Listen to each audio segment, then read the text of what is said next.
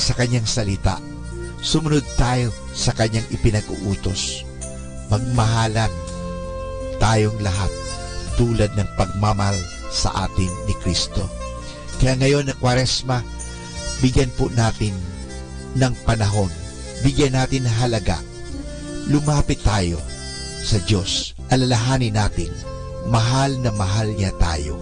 Kaya nga, kahit na siya naghirap, kahit na siya namatay, subalit siya'y nabuhay na magmuli dahil mahal tayo at kaya nga tayo ay kanyang iniligtas. Kaya mga kaibigan, simulan natin lagi na sumunod sa kagustuhan ng Diyos.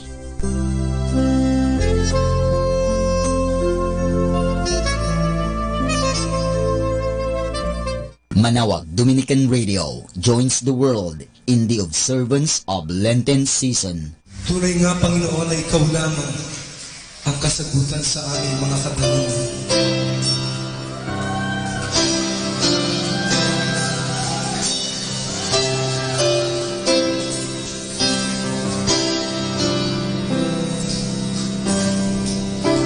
Ikaw lamang ang kasagutan sa aking mga katanungan.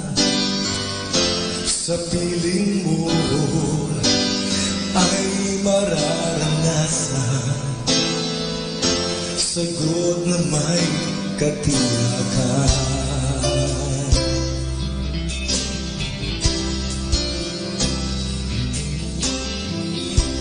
Ikaw lamang ang kasabatan sa aking pangangailangan. Sa piling mo ay matatamo lakas na lang mula sa iyo.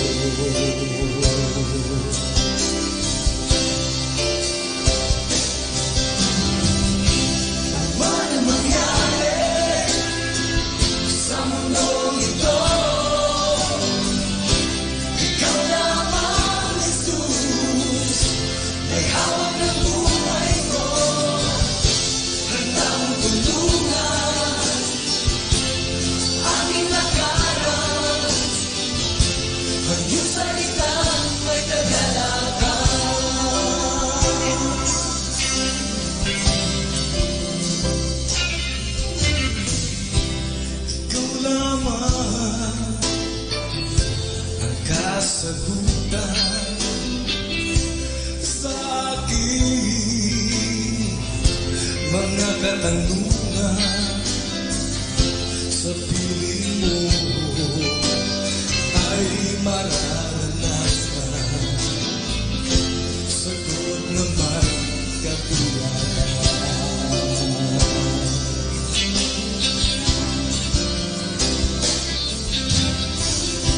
Ikaw lamang ang kasapatan sa aking pangangailangan. Sa piling mo ay matatamo lakas na mula sa iyo.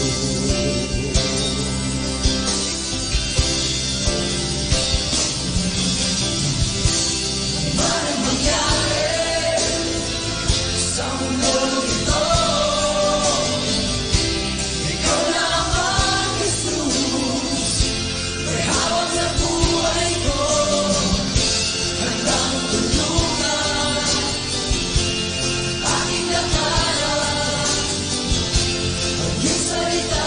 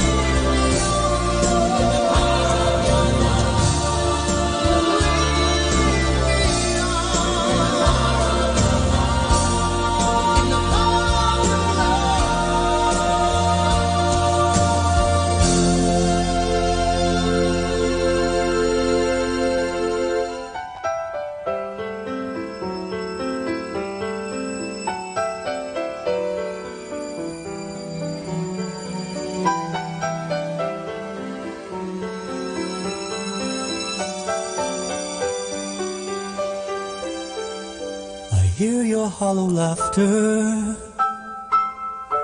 your sighs of secret pain, pretending and inventing just to hide your shame. Plastic smiles and faces, blinking back the tears, empty friends and places, all magnify your fears.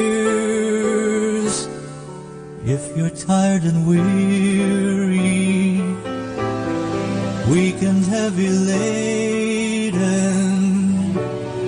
I can understand how it feels to be alone. I will take your burden if you let me love you. Wrap my arms around you, give your heart a home. It hurts to watch you struggle and try so hard to win, but trade your precious birthright for candy-coated sin. Wasting priceless moments, restless and confused, building up defenses for fear that you'll be used. If you're tired and weary, weak and heavy laden, I can understand it feels to be alone. I will take your burden if you let me love you. Wrap my arms around you, give your heart a home.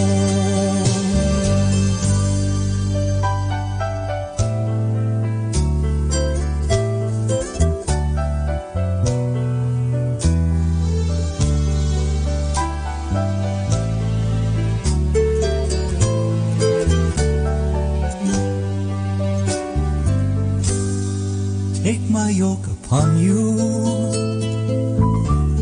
and walk here by my side. Let me heal your heartaches, dry the tears you've cried. Never will I leave you, never turn away. Keep you through the darkness, lead you through the day. If you're tired and weary,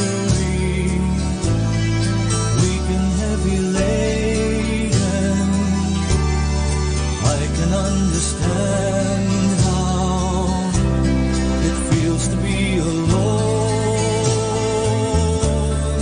I will take your burden if you let me love you. Wrap my arms around you, give your heart a home. Wrap my arms around you, give your heart a home.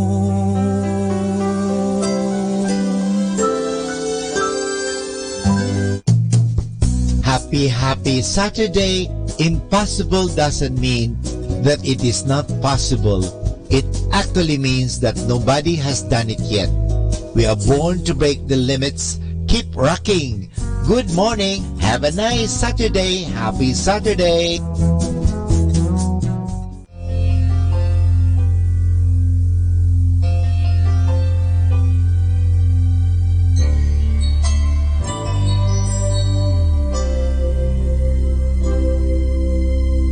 Just what is it in me? Sometimes I just don't know what keeps me in your love. Why you never let me go. And though you're in me now, I fall and hurt you still. My Lord, please show me how to know just how to feel. You have forgiven me too many times it seems. I feel I'm not what you might call a worthy Christian after all. And though I love you so, temptation finds its way to me. Teach me to trust in you with all of my heart, to lean not on my own understanding. I just forget you won't give me what I can bear. Take me out of the dark, my Lord. I don't wanna be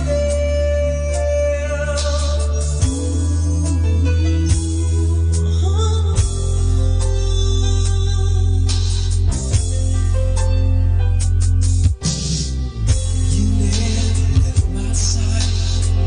You gave your hand to me to hold.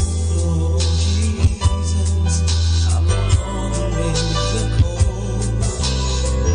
And yeah, I give you there when I feel satisfied. I try to thank you every day, not only when I feel that way. I never knew a man who'd give his life for sinners like me. And yet because he loves us so, he's promised us eternity. And we can have that promise and breeze if we have faith and just believe. Teach us to trust in you with all to lean not on our own understanding, as we just forget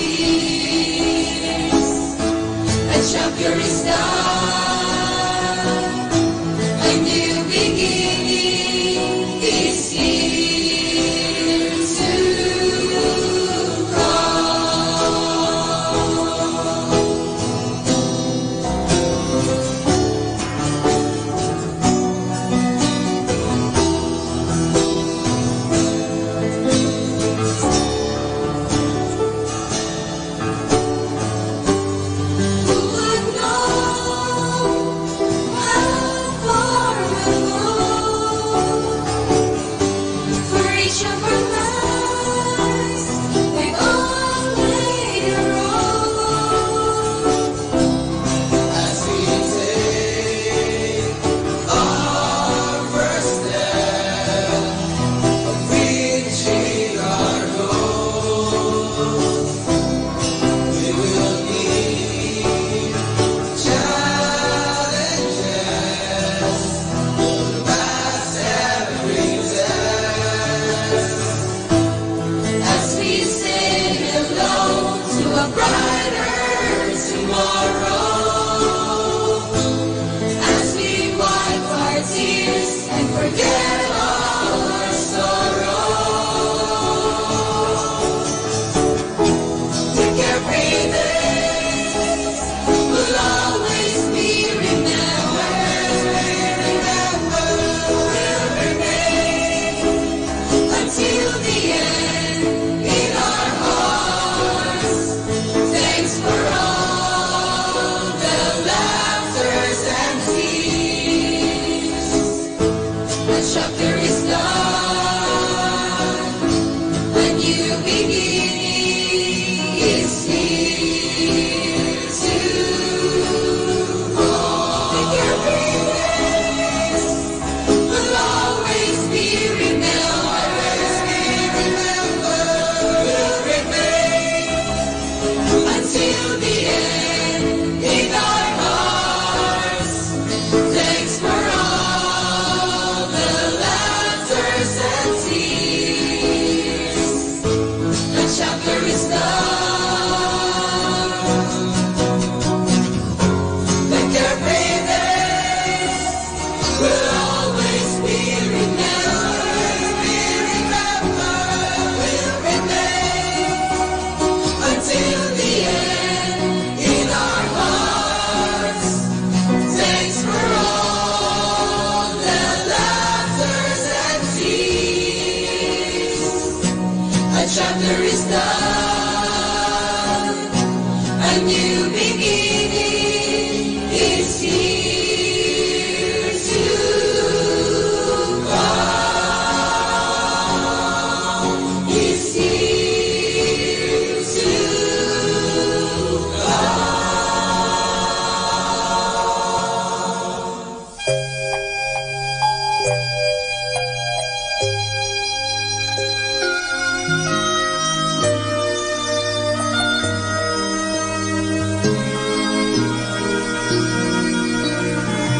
From heaven you came, helpless babe. Entered our world, your glory veiled. Not to be served, but to serve. And give your life that we might live. This is our God, the servant King. He calls us now to follow Him, to bring our lives as a daily offering of worship to the servant King. There in the garden of tears, my heavy load He chose to bear. His heart with sorrow was torn. Yet not my will, but yours, He said. This is our God, the servant King. He calls us now to follow Him, to bring our lives as a daily offering of worship to the servant King. Come see His hands and His feet,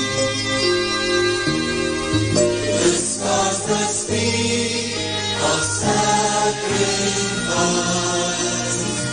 hands that flung stars into space, to cruel ends surrender. This is our God, the servant King. He calls us now to follow Him, to bring our lives as a daily offering of worship to the servant King. So let us learn how to serve, and in our lives enthrone Him, each other's needs to prefer. For it is Christ we're serving. This is our God, the servant King. He calls us now to follow Him, to bring our lives as a daily offering of worship to the servant King.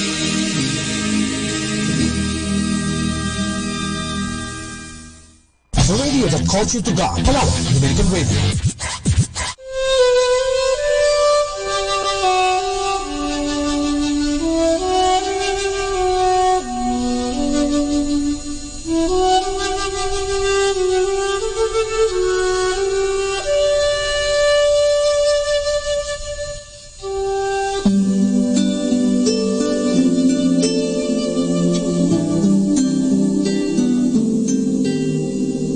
Wag mong naisip, lisanin kita.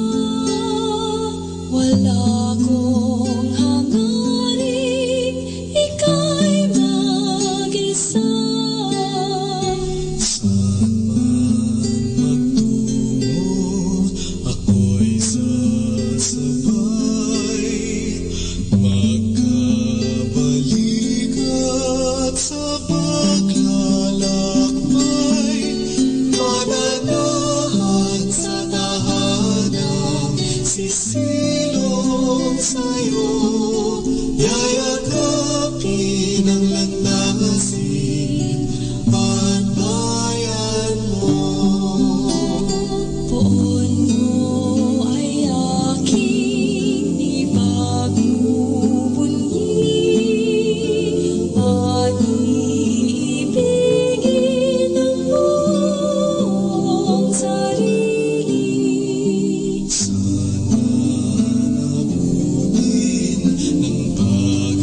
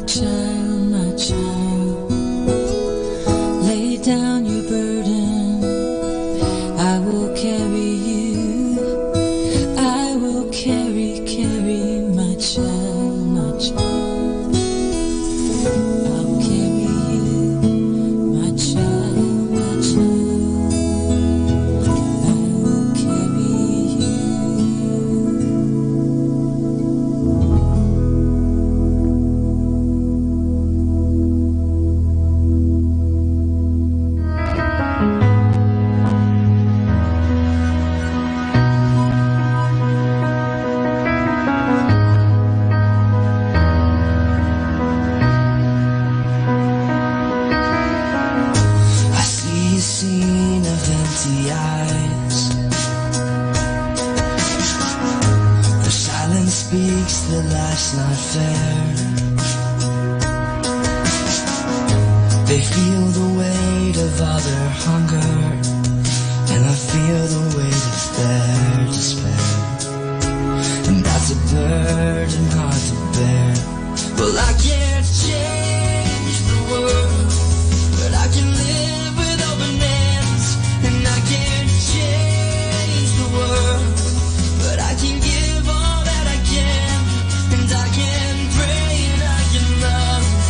And when all is said and done, I can't change the world, but I can change the world for one.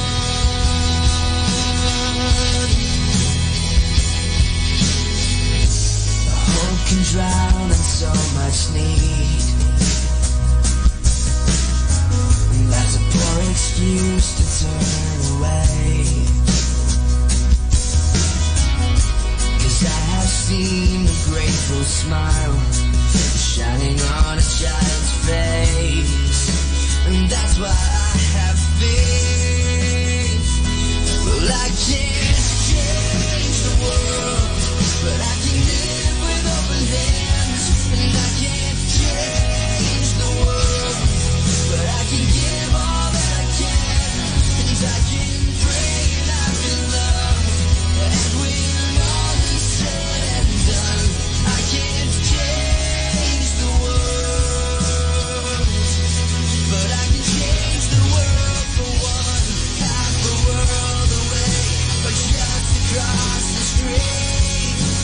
May my eyes be open to anyone in need.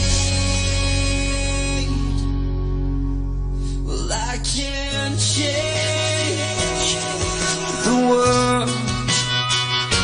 No, I can't change the world. No, no, but I can pray and I can love. And when all is said and done, I can't change the world, but I can change the world for one.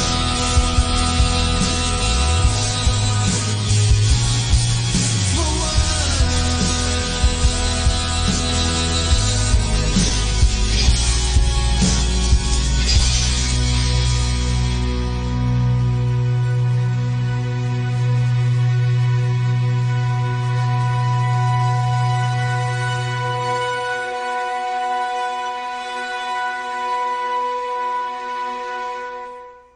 The radio that calls you to God. Palawak Dominican Radio.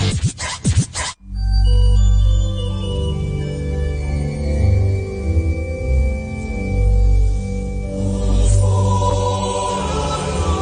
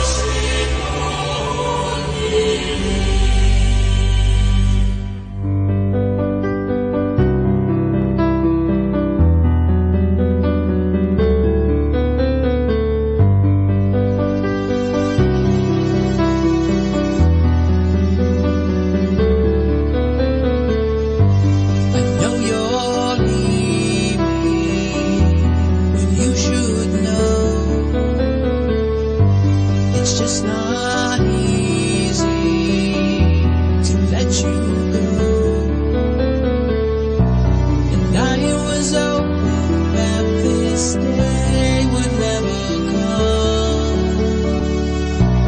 It seems like all our love and time had just begun. Won't you one more time hold me one more time, kiss me one more time before you go. Tell me one more time I love you one more time, I miss you one more time, I need to know before you go.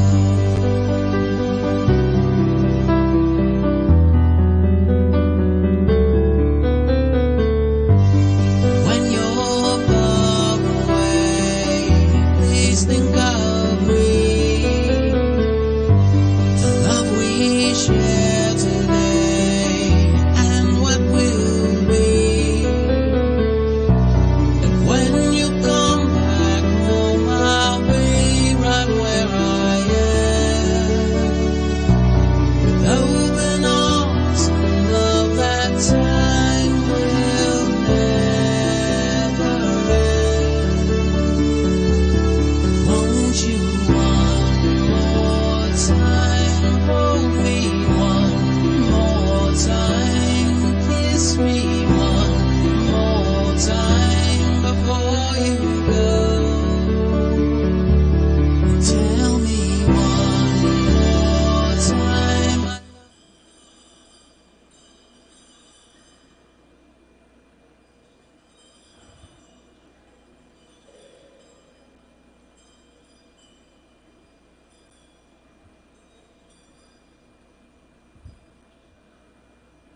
The waves of death rose about me. The pains of the netherworld surrounded me. In my anguish I called to the Lord, and from his holy temple he heard my voice. In the name of the Father, the Lord be with you. And with your spirit. Brothers and sisters, let us acknowledge our sins and so prepare ourselves to celebrate the sacred mysteries. You were sent to heal the contrite of heart. Lord, have mercy. Lord, have mercy. You came to call sinners. Christ, have mercy. Christ, have mercy. You are seated at the right hand of the Father to intercede for us. Lord, have mercy. Lord, have mercy. May Almighty God have mercy on us, forgive us our sins, and bring us to everlasting life. Amen. Let us pray. May the working of your mercy, O Lord, we pray, direct our hearts aright, for without your grace we cannot find favor in your sight. Through our Lord Jesus Christ, your Son, who lives and reigns with you in the unity of the Holy Spirit, one God forever and ever. Amen. Please be seated. A reading from the book of the prophet Jeremiah. I knew their plot because the Lord informed me. At that time, you, O Lord, showed me their doings. Yet I, like a trusting lamb led to slaughter, had not realized that they were hatching plots against me. Let us destroy the tree in his vigor. Let us cut him off from the land of the living, so that his name will be spoken no more. But you, O Lord of hosts, O just judge, searcher of mind and heart, let me witness the vengeance you take on them. For to you I have entrusted my cause. The word of the Lord. Thanks be to God. O Lord my God, in you I take refuge. O Lord my God, in you I take refuge. O Lord my God, in you I take refuge. Save me from all my pursuers and rescue me, lest I become like the lion's prey, to be torn to pieces, with no one to rescue me. O Lord my God, in you I take refuge. Do me justice, O Lord, because I am just, and because of the innocence that is mine. Let the malice of the wicked come to an end, but sustain the just. O searcher of heart and soul, O just God. O Lord my God, in you I take refuge. A shield before me is God, who saves the uprights of heart. A just judge is God, a God who punishes day by day. O Lord my God, in you I take refuge. Please stand. Blessed are they who have kept the word with a generous heart and yield a harvest through perseverance.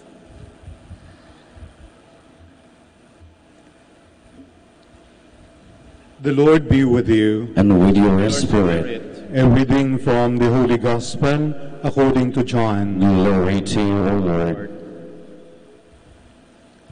Some in the crowd who heard these words of Jesus said, "This is true, the prophet." Others said, "This is the Christ." But others said, "The Christ will not come from Galilee, will he? Does not Scripture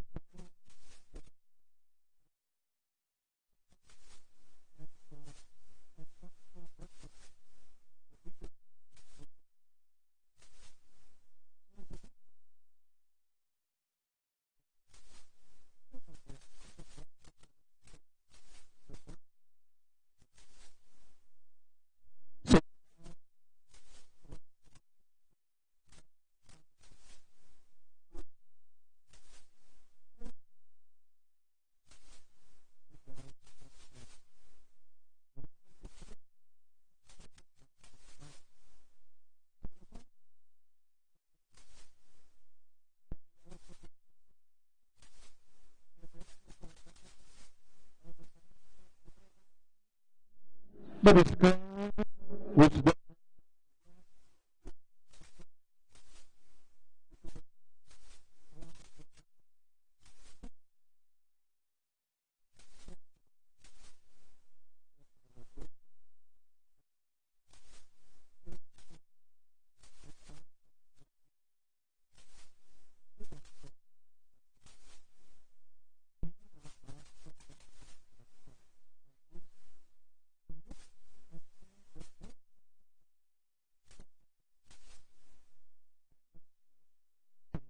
house? Sisters and brothers, the Gospel of the Lord. Praise to you, Lord Jesus Christ. Please be seated.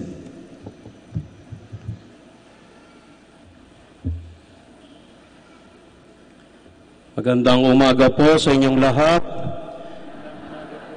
Welcome to the Minor Basilica of Our Lady.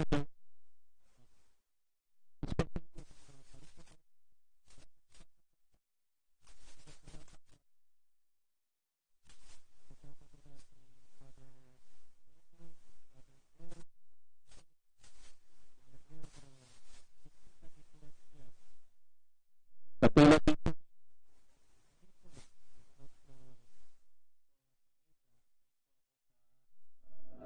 sa May Santo Domingo Church, Quezon City. Ang ating po ebanghelyo sa araw na ito, ang mga tao ay a division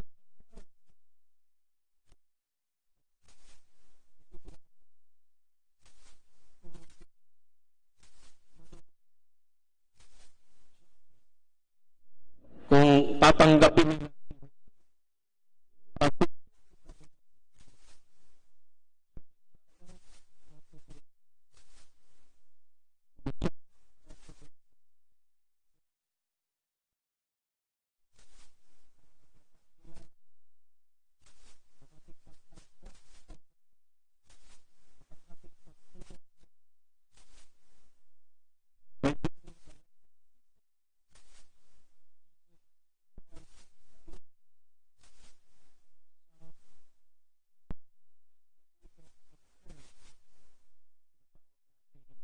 Lenten observances of prayer, fasting, and almsgiving. Bakit nga ba prayer?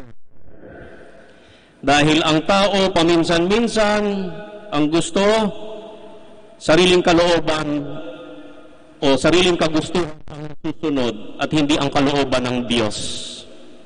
Sa panalangin, tayo ay lumalapit sa Diyos at sinasabi natin isinusunod.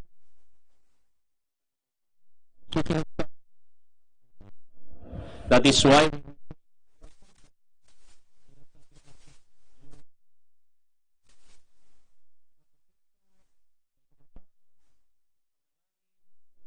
may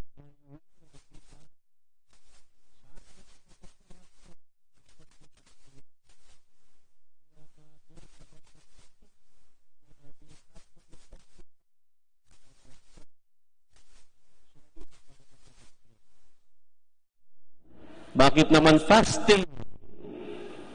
Dahil paminsan-minsan may mga tao na hindi maisuko, hindi ma-give up ang kanilang mga hilig. Kaya nga sa fasting, we give up eating and drinking. Yung mga hilig na hilig natin. May mga taong napakahilig kumain ng buffet. Eat all you can. Magbabayad ng kung magkakano. Gustong mabawi yung kanilang binayad.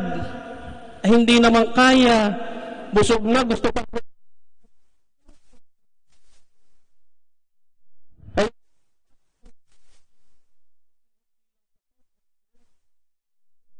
We give up yung mga hilig na hilig natin. May mga tao hilig na hilig pag-usapan ng buhay.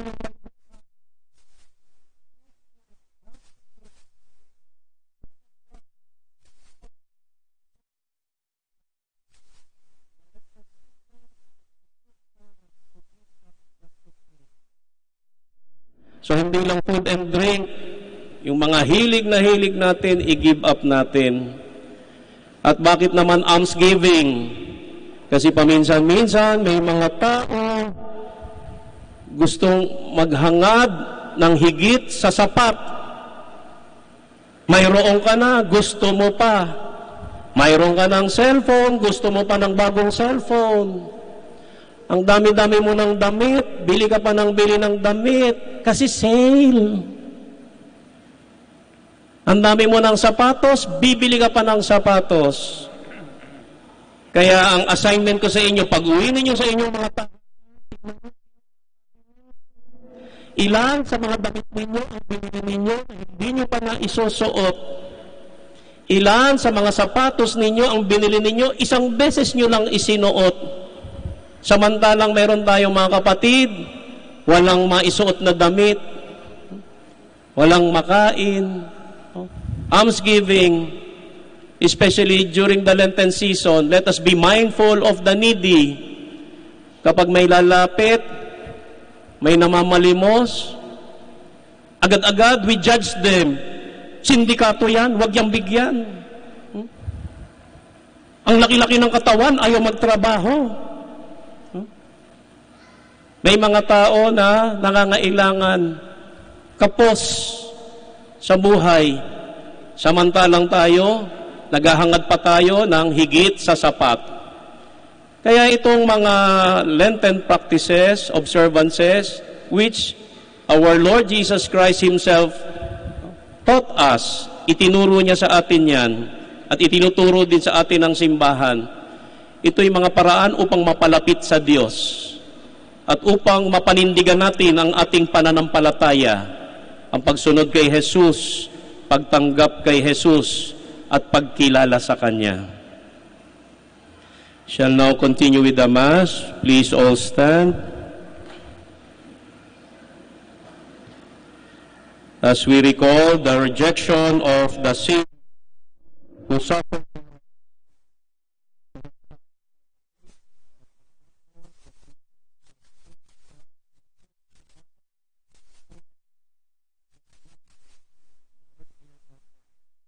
Lord, hear our prayer. that those in authority may be guided by the spirit of faith. Let us pray to the Lord. Lord, hear our prayer. That courage may be given to those who spread the gospel message everywhere. Let us pray to the Lord. Lord, hear our prayer. That rich nations may be generous to poor nations. Let us pray to the Lord. Lord, hear our prayer. That the sick, the prisoners, the elderly, and the handicapped may be strengthened by God's consoling words. Let us pray to the Lord. Lord, hear our prayer. That the faithful departed may enjoy the promised everlasting peace. Let us pray to the Lord. Lord, hear our prayer. Father of all, you sent your only Son to draw us closer to you. Guide us in our mission to spread our faith throughout the world. We ask this through Christ our Lord. Amen. Please be seated.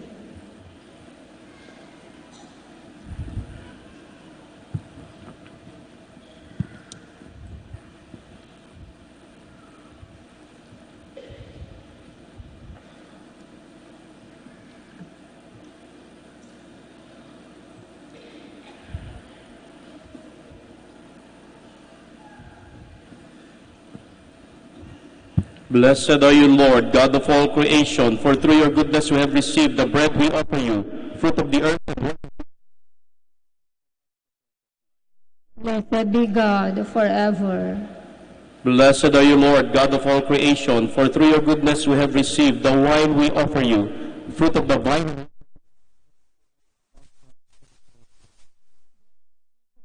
Forever.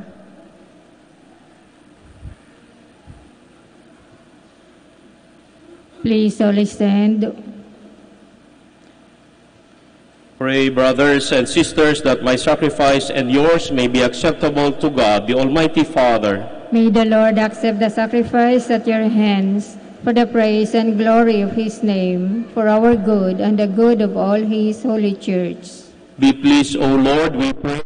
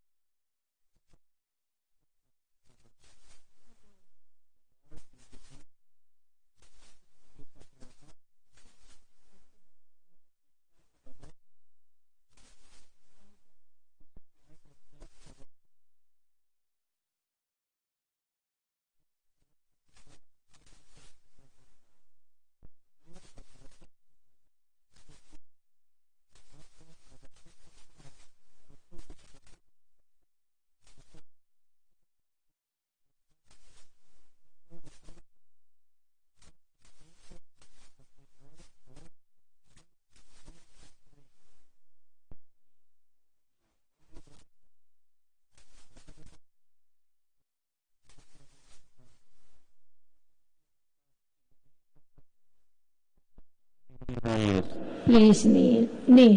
You are indeed holy, O Lord, the fount of all holiness. Make holy.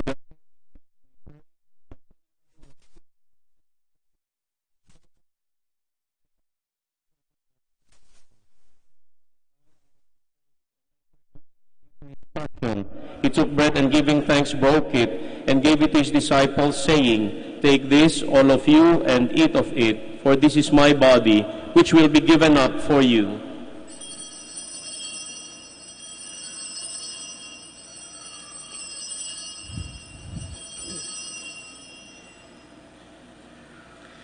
In a similar way, when supper was ended, he took the chalice.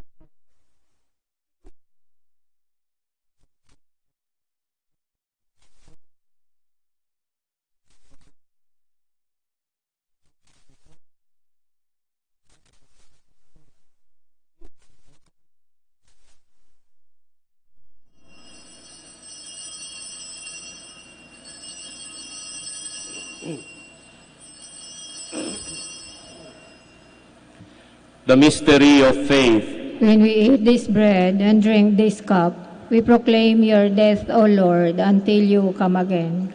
Therefore, as we celebrate the memorial of his death and resurrection, we offer you, Lord,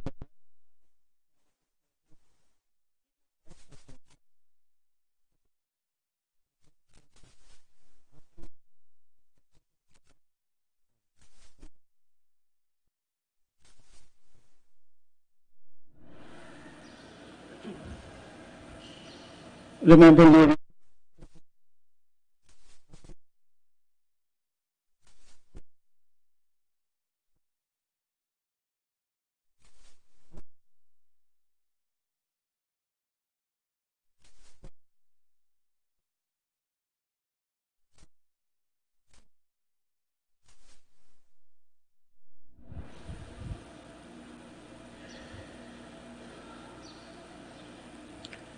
welcome them.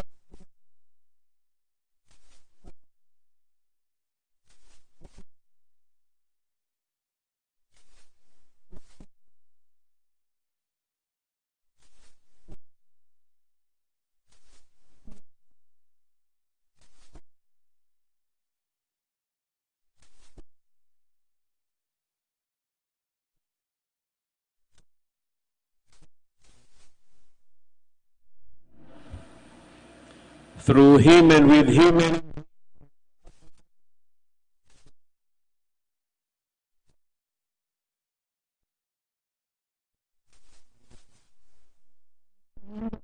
at the Savior's command and formed by divine teaching, we dare to say, Our Father,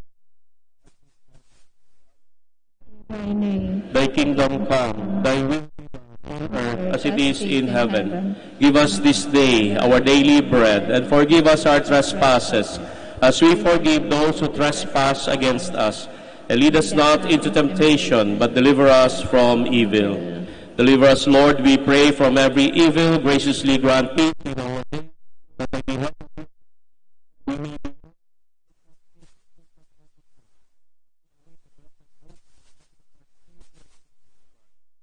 kingdom, the power, and the glory are yours, now and forever. Lord Jesus Christ, who said to your apostles, Peace I leave you, my peace I give you. Look not on our sins, but on the faith of your church, and graciously grant her peace and unity, in accordance with your will, who live and reign forever.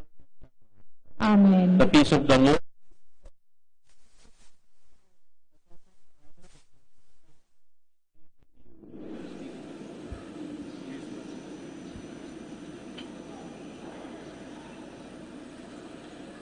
Lamb of God, you take away the sins of the world, have mercy on us.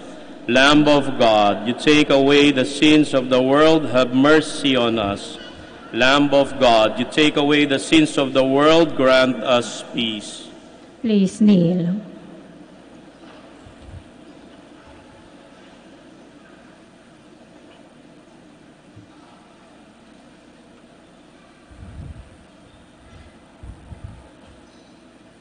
Behold the Lamb of God, behold him who takes away the sins of the world.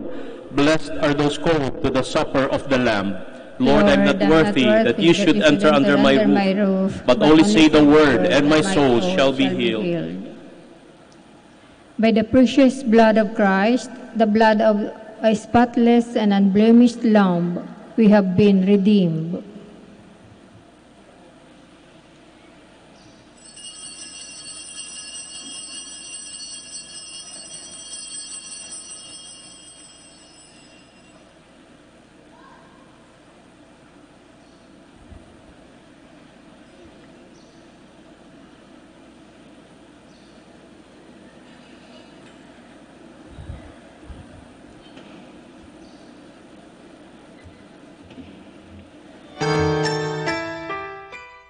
You are listening to the live Mass on air at the Minor Basilica of Our Lady of the Rosary of Manaoag. And the celebrant for this live Mass on air is Reverend Father Jose Martin Sibog, OP.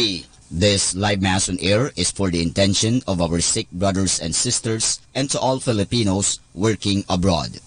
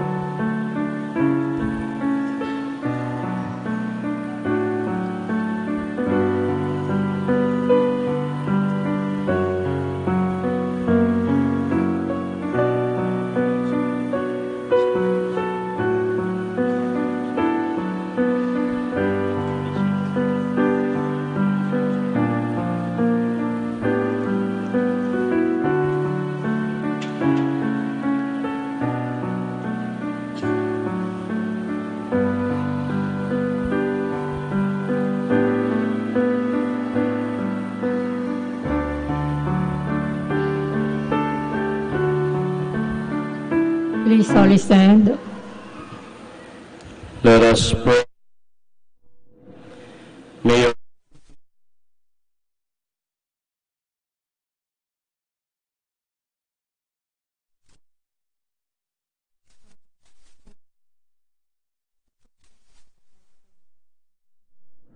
Saint Michael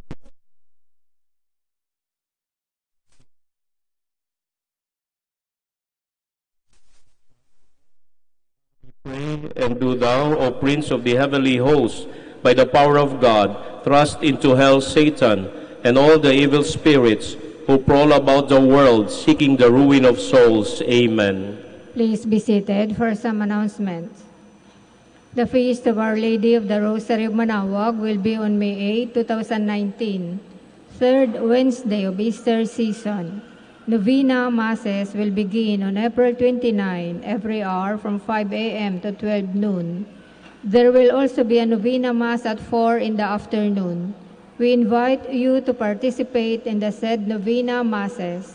If you wish to sponsor one or several Masses of the said Novena, you may approach the personnel at the religious store, at the ground floor, or at the museum.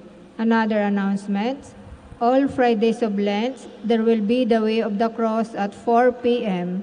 to be followed by the Mass. Thank you. Please all stand. Maraming salamat po sa pakikiisa ninyo sa ating banal na Santa Misa.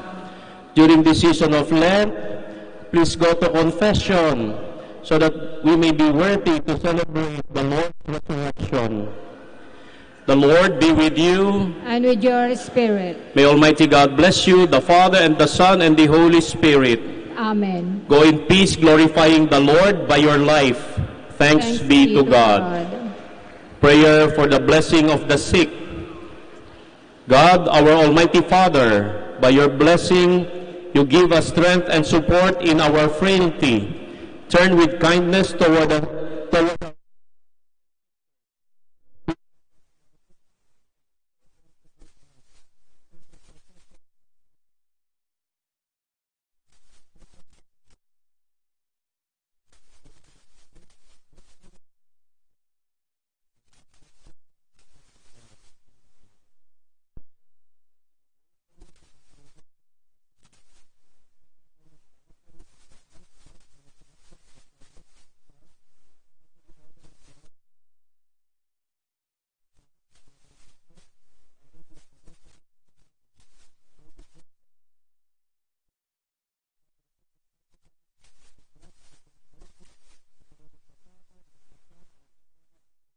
Amen. Let us sing the Immaculate Mother. Immaculate Mother, we come at thy call, and lo, at thy altar, before thee we fall. Ave,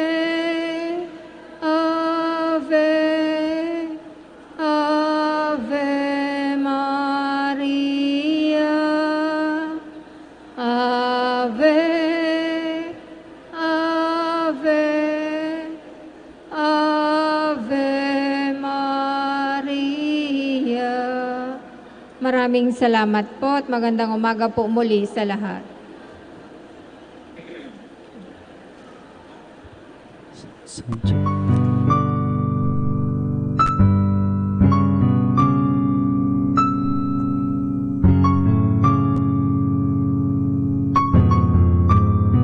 Prayer for our OFW. Lord Jesus, we put ourselves at the foot of your holy cross with Mama Mary of Manaoag, as we acknowledge that we are nothing without you, and by your death you have redeemed the world. We believe in faith that nothing is impossible with you. We lift up to you our OFW listeners all over the world, whom we offer our prayers and every Holy Mass from the Minor Basilica of Our Lady of Manaoag. Lord, words cannot describe and express what they are sacrificing in order to have a better chance in life. Lord, redeem them of all their pains, trials, and persecutions as they are working in a foreign land for people that are complete strangers to them. Shield them with your most precious blood that flows from your sacred heart. Protect them from any harm and abuses that they may face as they continue their journey in life. We beg for your mercy and divine love, for they are far away from their families, loved ones, and friends. They miss our home that is causing heartaches and loneliness, that they are at a loss on what to do. Grant them the power and strength from the Holy Spirit to succeed and to be blessed in this chapter and mission in their lives. Guide, inspire, and lead them to believe in faith that you will never forsake nor abandon them in their hours of need. Be with them always, especially for those OFW who are staying in places where they are not allowed to worship and pray for you. Make their bodies, minds, and spirit be your temple. Mama Mary of Manawag, you are always sensitive to their needs. You know what is in their minds, heart, and their condition in life. We love you. As we ask you to cover them, their families, loved ones, and friends with your mantle of love and protection. We ask all of this in the name of Jesus through the intercession of Our Lady of Manawag. Amen.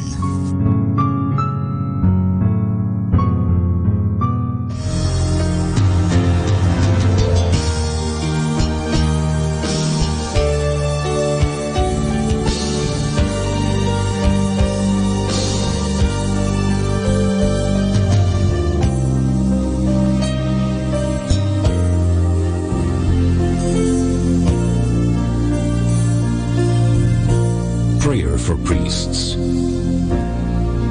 O Almighty Eternal God, look upon the face of your Son, and for love of him who is the eternal High Priest, have pity on your priests. Remember, O most compassionate God, that they are but weak and frail human beings. Stir up in them the grace of their vocation, which is in them by the imposition of the bishop's hands. Keep them close to you, lest the enemy prevail against them, so that they may never do anything in the slightest degree unworthy of their sublime vocation. O Jesus, I pray for your faithful and fervent priests, for your unfaithful and tepid priests, for your priests laboring at home or abroad in distant mission fields, for your tempted priests, for the lonely and desolate priests, for your young priests, for your dying priests, for the souls of your priests in purgatory.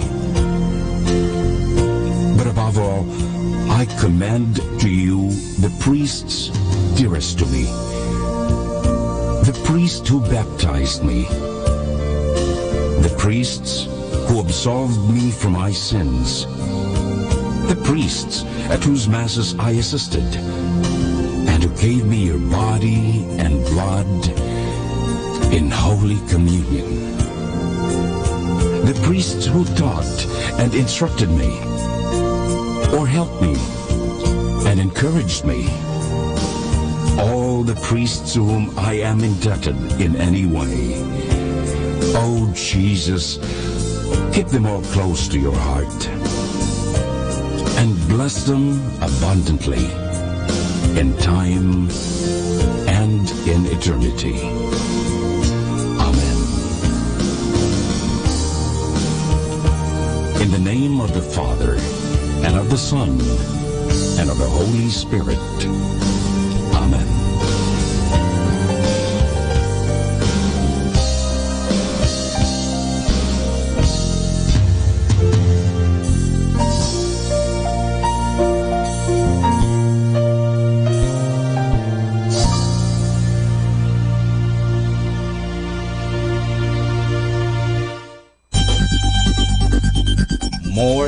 ever we need Catholic radio station like Manawag Dominican Radio FM.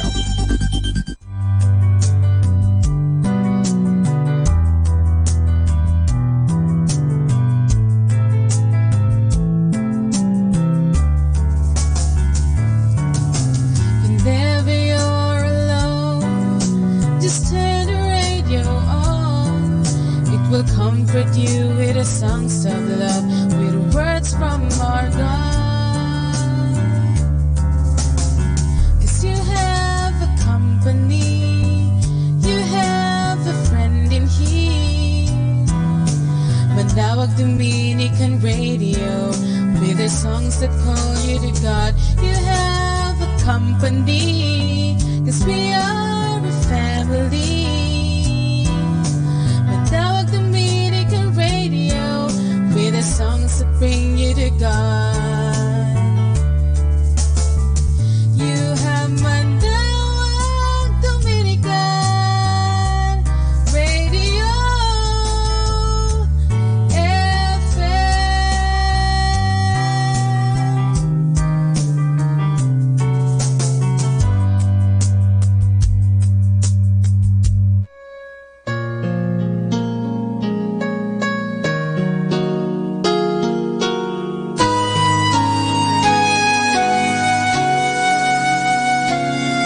Give thanks with a grateful heart.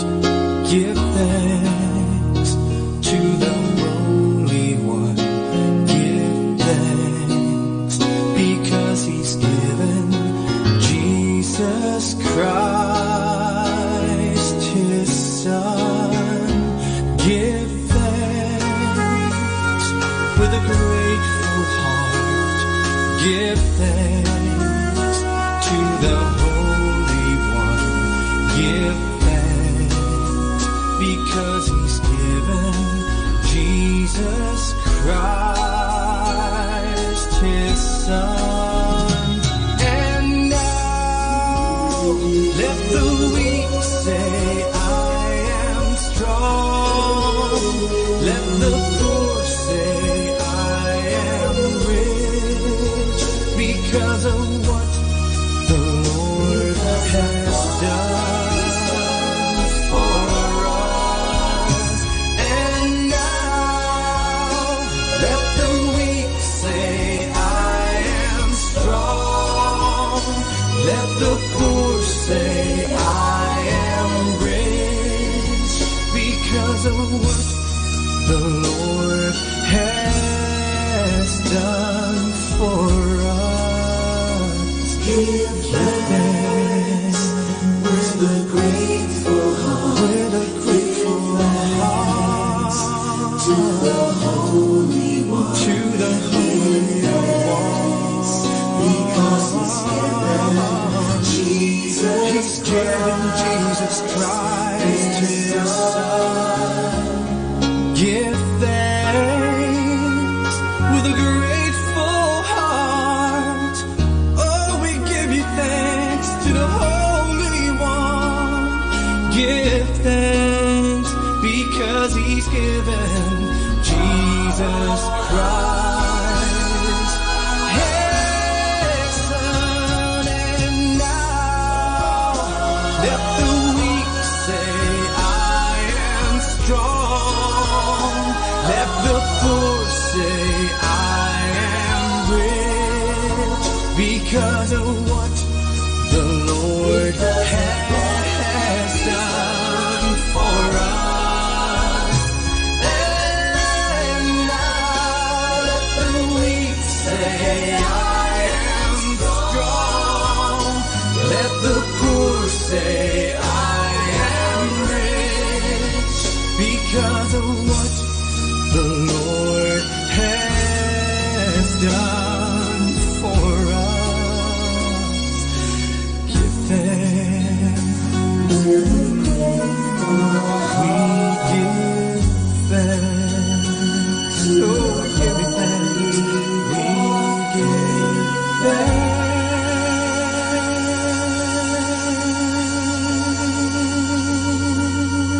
Tunay nga, Panginoon, ay ikaw lamang ang kasagutan sa aming mga katanungan.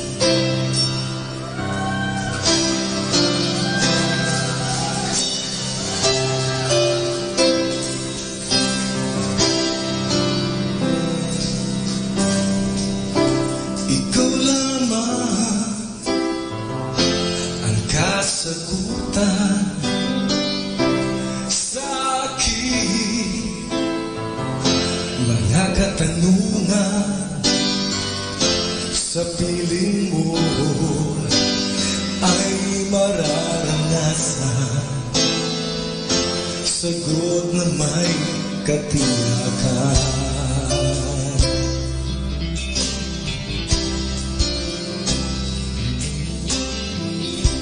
Ikaw lamang ang kasabatan sa aking pangangailangan. Sa piling mo ay matatamo lakas na lang mula sa iyo.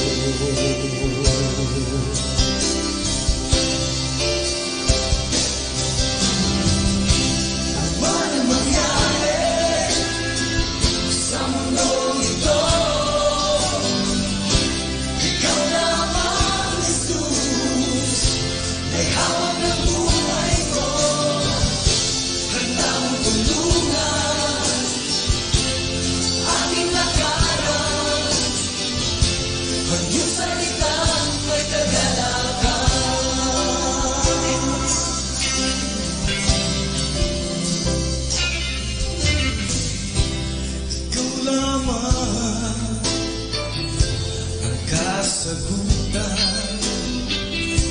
sa aking mga katanungan. Sa piling mo ay mararanasan sagot na may katiyakan.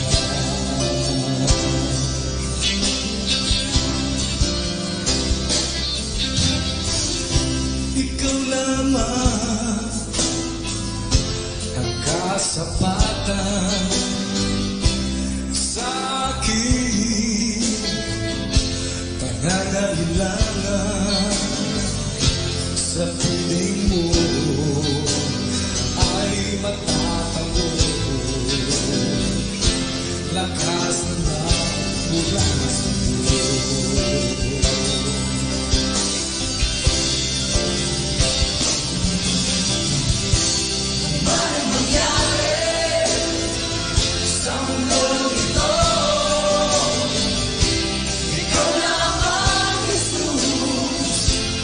Hawak sa buhay ko, handang tulungan.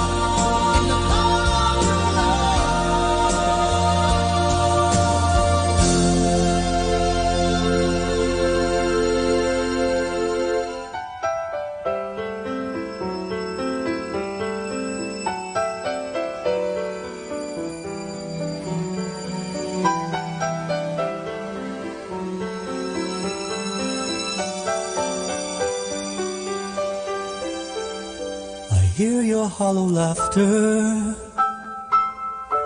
your sighs of secret pain, pretending and inventing just to hide your shame. Plastic smiles and faces, blinking back the tears, empty friends and places, all magnify your fears. If you're tired and weary, weak and heavy laden, I can understand how it feels to be alone. I will take your burden if you let me love you, wrap my arms around you, give your heart a home. It hurts to watch you struggle and try so hard to win, but trade your precious birthright for candy-coated sin, wasting priceless moments, restless and confused, building up defenses for fear that you'll be used. If you're tired and weary, weak and heavy laden, I can understand how it feels to be alone. I will take your burden love you, wrap my arms around you, give your heart a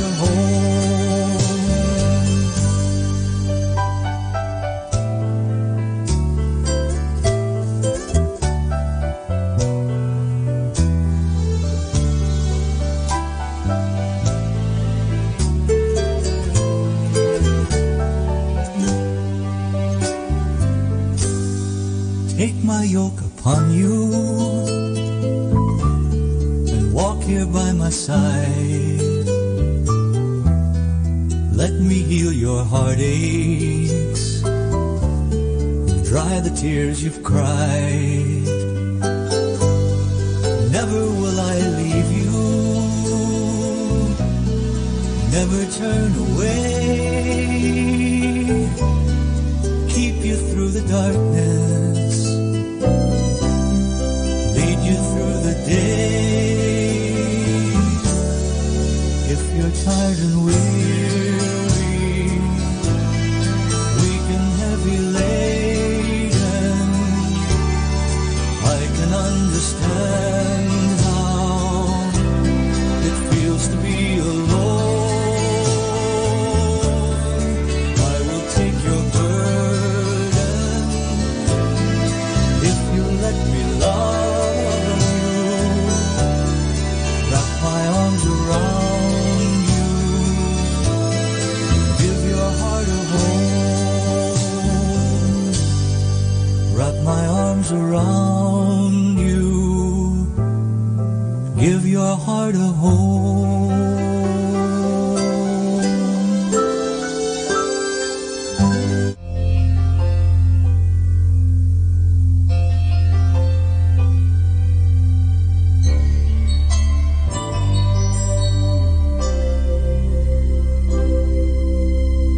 Just what is it in me? Sometimes I just don't know what keeps me in your love, why you never let me go. And though you're in me now, I fall and hurt you still. My Lord, please show me how to know just how you feel. You have forgiven me too many times it seems, I feel I'm not what you might call a worthy Christian after all. And though I love you so, temptation finds its way to me.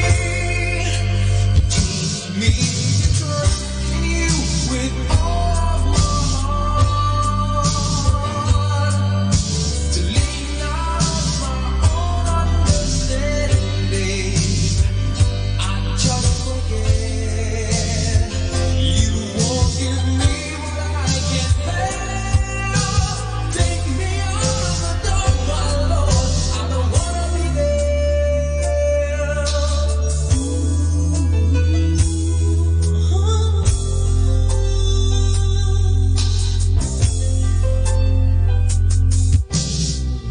You never left my side.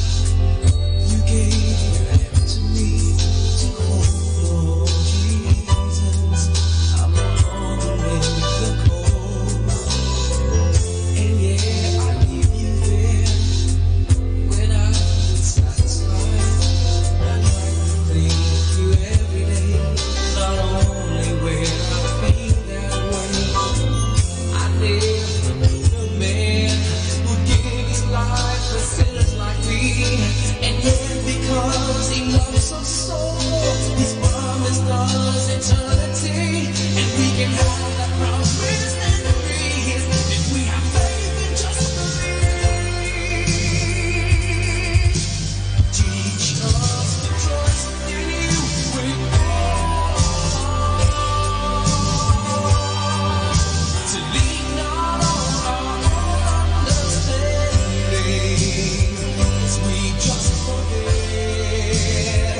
you won't give up when we can bear. Take us out of the dark, my Lord, 'cause we don't want to be alone. Take us out of the dark, my Lord, we don't want to be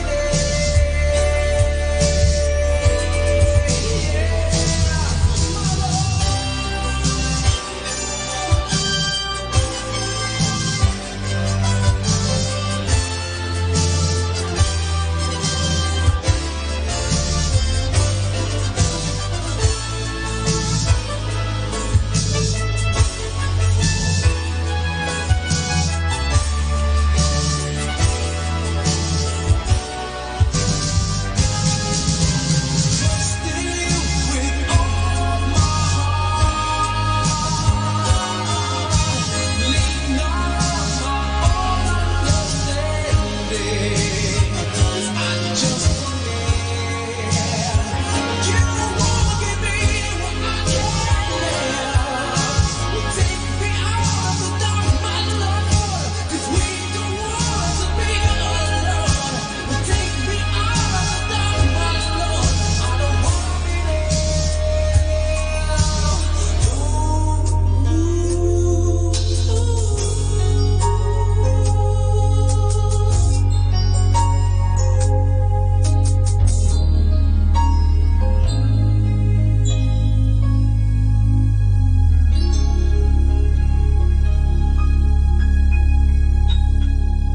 Our time now is 7 o'clock in the morning. Let us now have our time check prayer.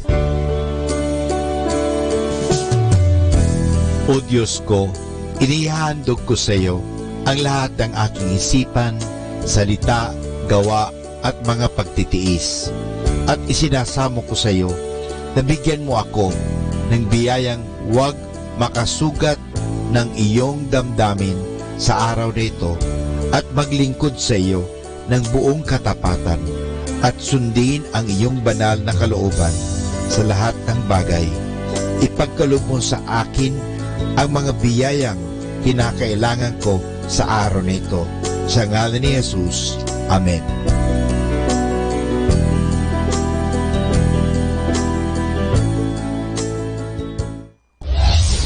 This is Manawag Dominican Broadcasting Incorporated, a religious, non-commercial radio station.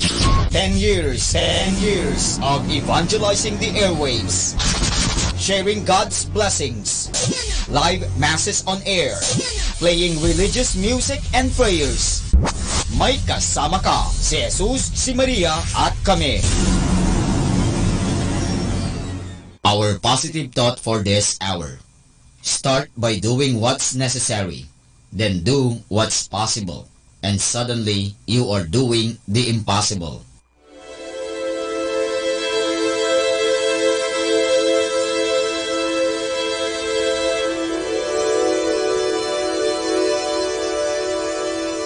Isang mapagpalang pagbati po sa inyong lahat mula sa aming mga Dominicanong nobisyo dito sa Minor Basilica of Our Lady of the Rosary of Manaoag. Kayo po ay nakikinig sa binhi ng buhay. Nais po naming ibahagi sa inyo ang bunga ng aming mga pagninilay sa Ebanghelyo ngayong ika-31 ng Marso, ang ika-4 na linggo sa panahon ng Kwaresma.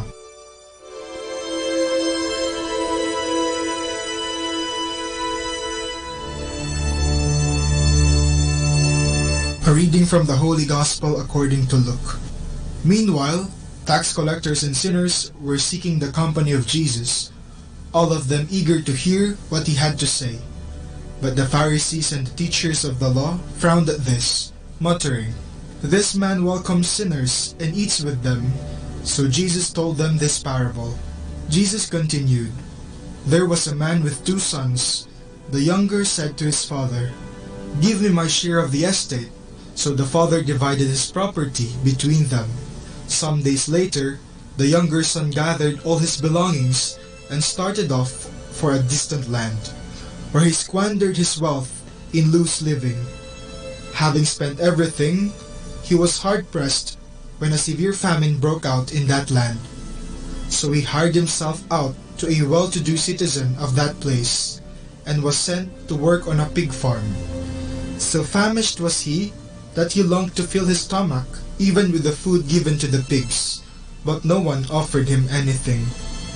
Finally, coming to his senses, he said, 'How many of my father's hired workers have food to spare, and here I am starving to death?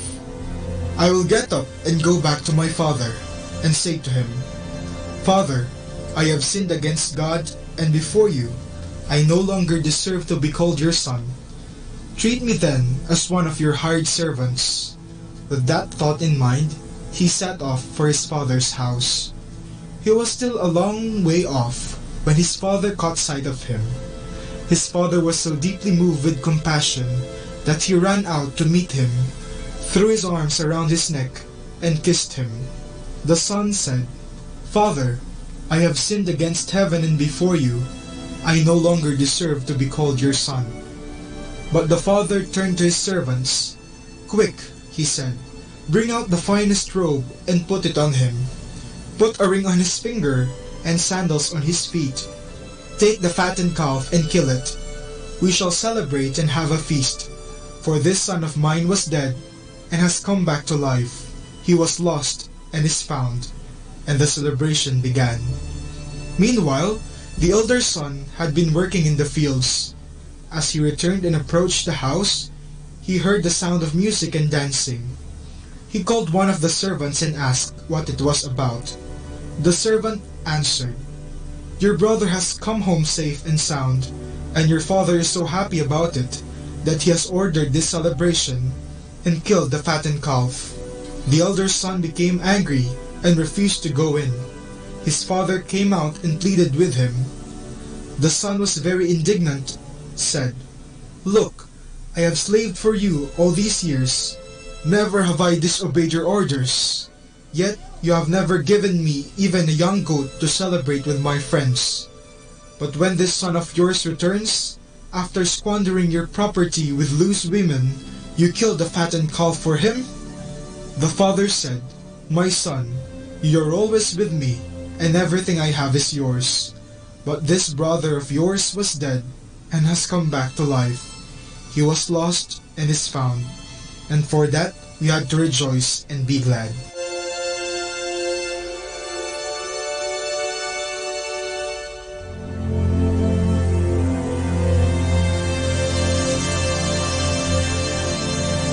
Sa Ebanghelyo ngayong ika-4 na linggo ng Kwaresma, isang talinhaga ang ipinahayag ni Jesus kung saan mayroong 3 pangunahing tauhan, ang ama at ang kanyang 2 anak. Sa simula ng kwento, hiningi kaagad lahat ng nakababatang anak ang kanyang mana mula sa kanyang ama kahit taliwas ito sa kultura ng mga Hudyo. Pagkakuha ng kanyang mana, siya'y nagpakalayo-layo at nilustay niya ang lahat ng ibinigay sa kanya ng kanyang ama hanggang sa siya ay naghirap. Dahil dito, napilitan siyang magtrabaho. Pero isang araw, naisip niya na mas mainam pang magtrabaho na lamang sa kanyang ama. Kaya siya'y agad na bumalik sa kanila. Sa kanyang pagbabalik, agad siyang sinalubong ng kanyang ama ng isang mahigpit na yakap. Agad ding inutusan ng kanyang ama ang mga alipin na siya'y bihisan at maghanda ng isang piging upang ipagdiwang ang kanyang pagbabalik. Ito naman ang naging dahilan ng pagkainggit ng kanyang nakakatandang kapatid. Ang dalawang anak ay sumasalamin sa ating mga tao. Ang nakababatang anak ay nasilaw sa mana, tulad natin na nasilaw din sa kayamanan. Tayo ay nagpakasasa sa mga bagay na naging dahilan ng ating pagkawalay sa Diyos dahil sa ating pagiging makabundot makasarili. Ang nakakatandang anak naman ay nainggit sa nakababata dahil kahit na siya ay nagtrabaho para sa kanyang ama, hindi nito nasuklian ang lahat ng kanyang pagod. Hindi niya kasi naisip na ang lahat ng kanyang tinatamasa ay dahil sa kanyang ama at ang lahat ng mayroon ng kanyang ama ay kanya rin. Ang ama naman ay sumisimbolo sa ating maawaing Diyos na laging naghihintay sa ating pagbabalik loob sa Kanya.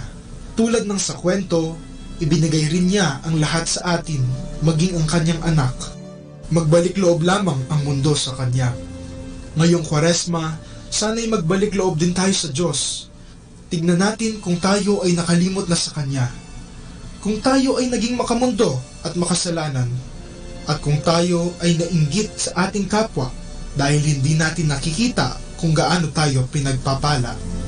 Tayo na at kumawala sa kadena ng kasalanan upang makamtan natin ang pangako ng Panginoon na buhay na walang hanggan.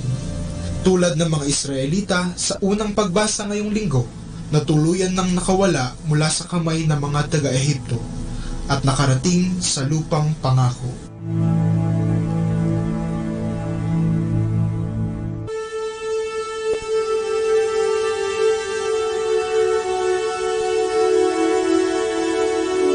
Mula po dito sa Minor Basilica of Our Lady of the Rosary of Manaoag, kami po ay taus-pusong nagpapasalamat sa inyong pakikinig. Naway patuloy po nating isabuhay ang salita ng Diyos, patnubayan at pagpalain nawa tayo ng Panginoong may kapal hanggang sa susunod na linggo dito sa Binhi ng Buhay.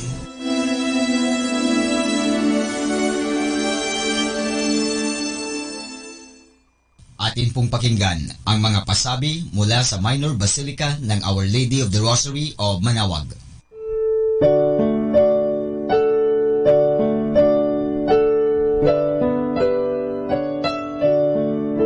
The Feast of Our Lady of the Rosary of Manaoag will be on May 8, 2019, third Wednesday of Easter season. Novena Masses will begin on April 29 every hour from 5 a.m. till 12 noon and 4:30 p.m. We invite you to participate in the said Novena Masses.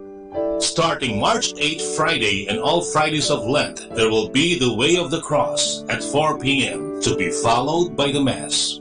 This will be aired live at Manaoag Dominican Radio 102.7 FM. You can also tune in or log on to our website at www.radyomanawag.com or www.eradioportal.com. You can also watch live at our Facebook page, Manaoag Radio, or on YouTube at Manaoag Dominican Radio FM. Thank you.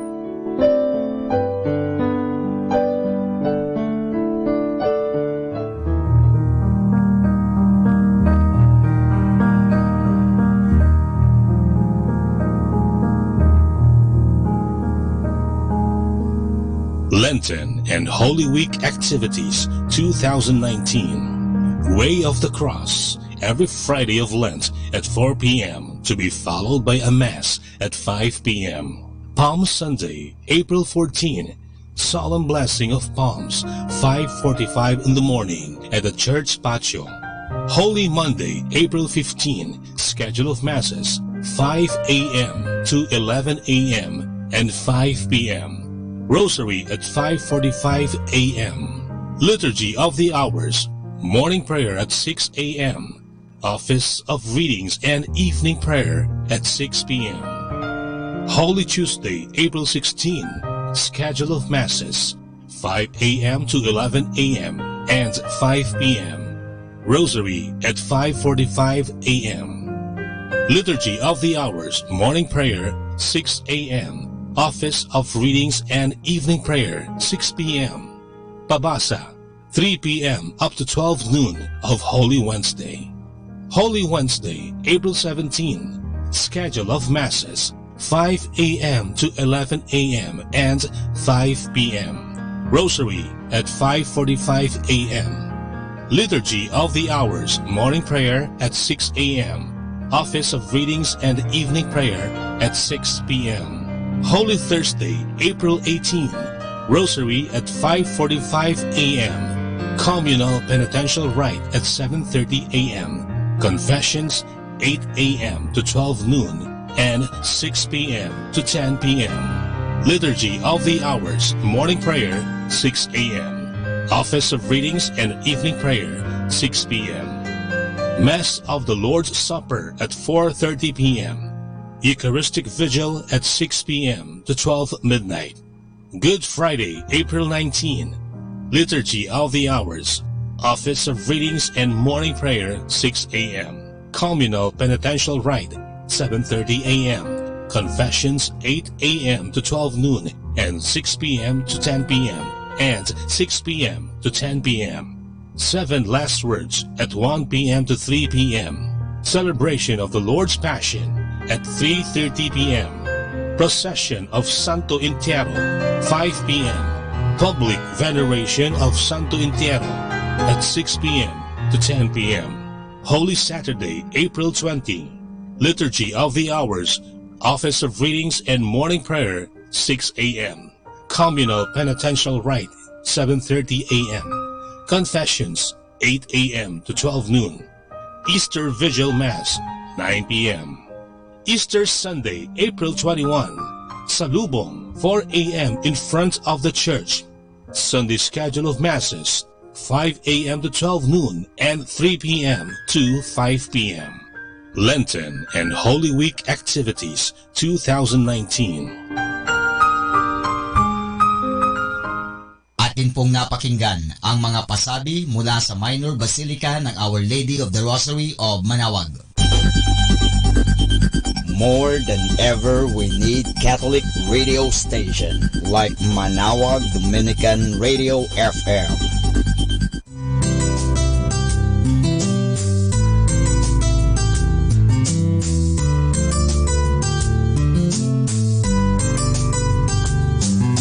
Whenever you're alone, just turn your radio on. It will comfort you with the songs of love, with words from our God. 'Cause you have a company, you have a friend in here. Now Dominican Radio, with the songs that call you to God. You have a company, 'cause we are a family. Now Dominican Radio, with the songs that bring you to God. You have Manaoag Dominican Radio FM.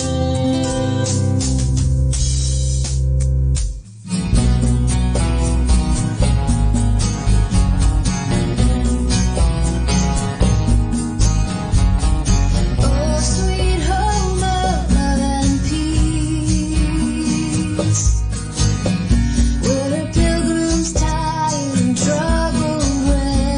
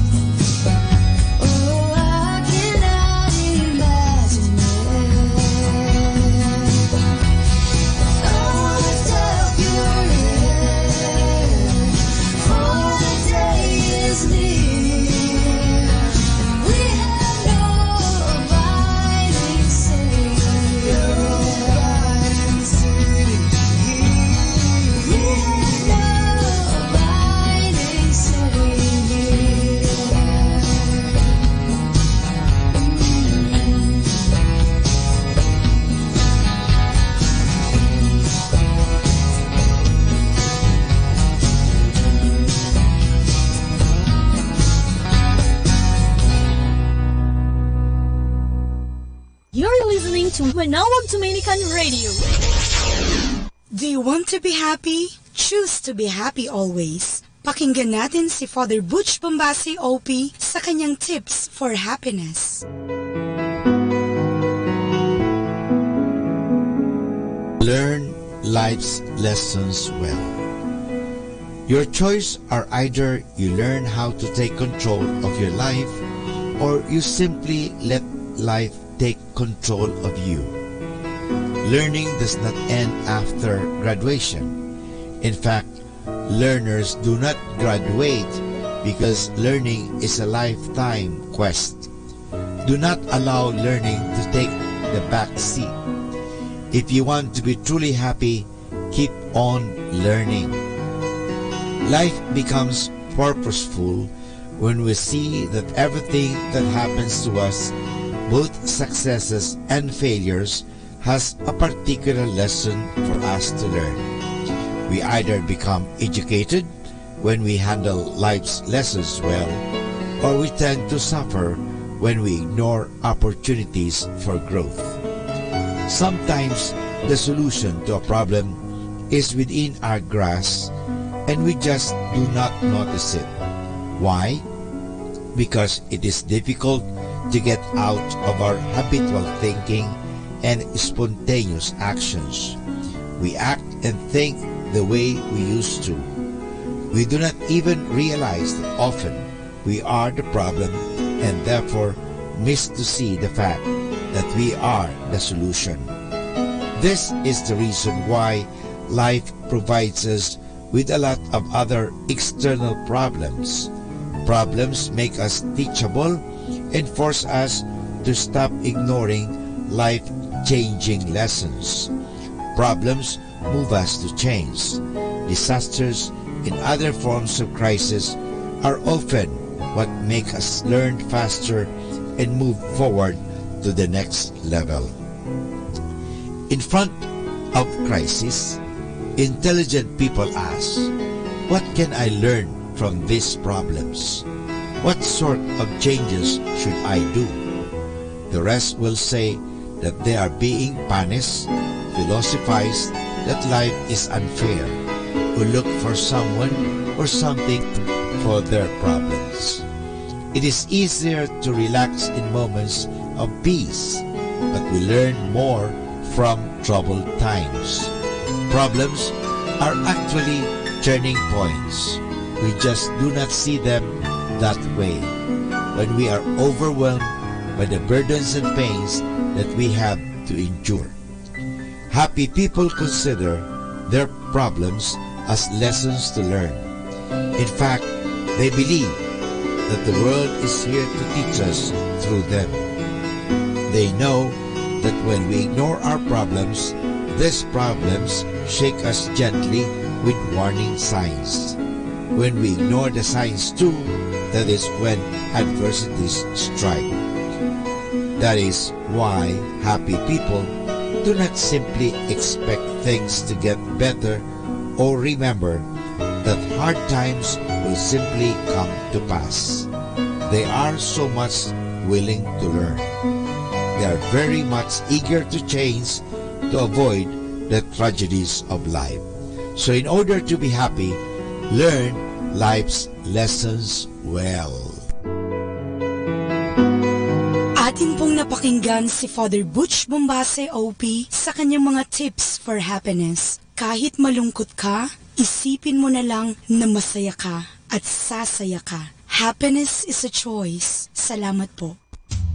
Ito po si Father Butch Bombase OP na bumabati sa inyo ng isang magandang umaga, magandang buhay, at tayo palagi po ay pagpapalain. Kaya palagi kayong makinig sa Manawag Dominican Radio. Good morning!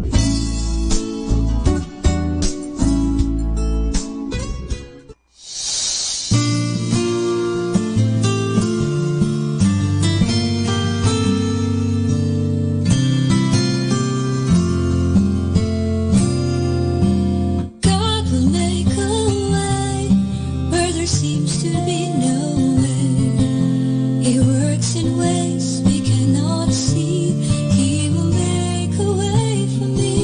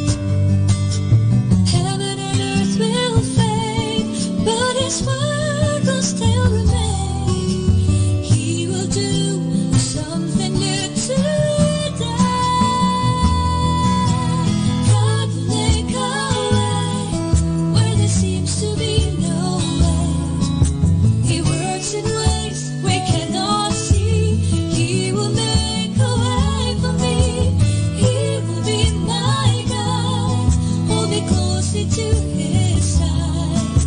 With love and strength for each new day, he will make a way.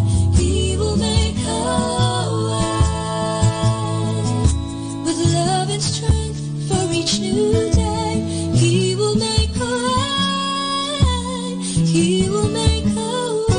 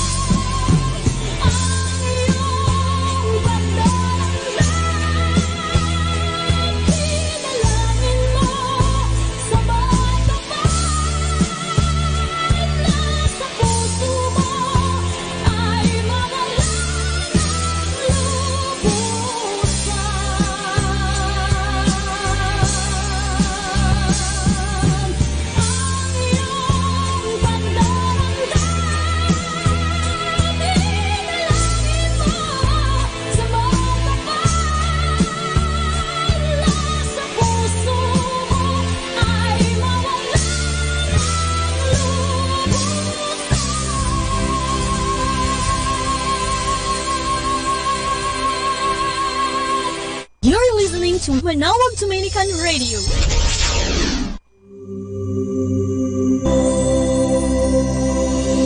Let's come now to the Catechism of Catholic Doctrine.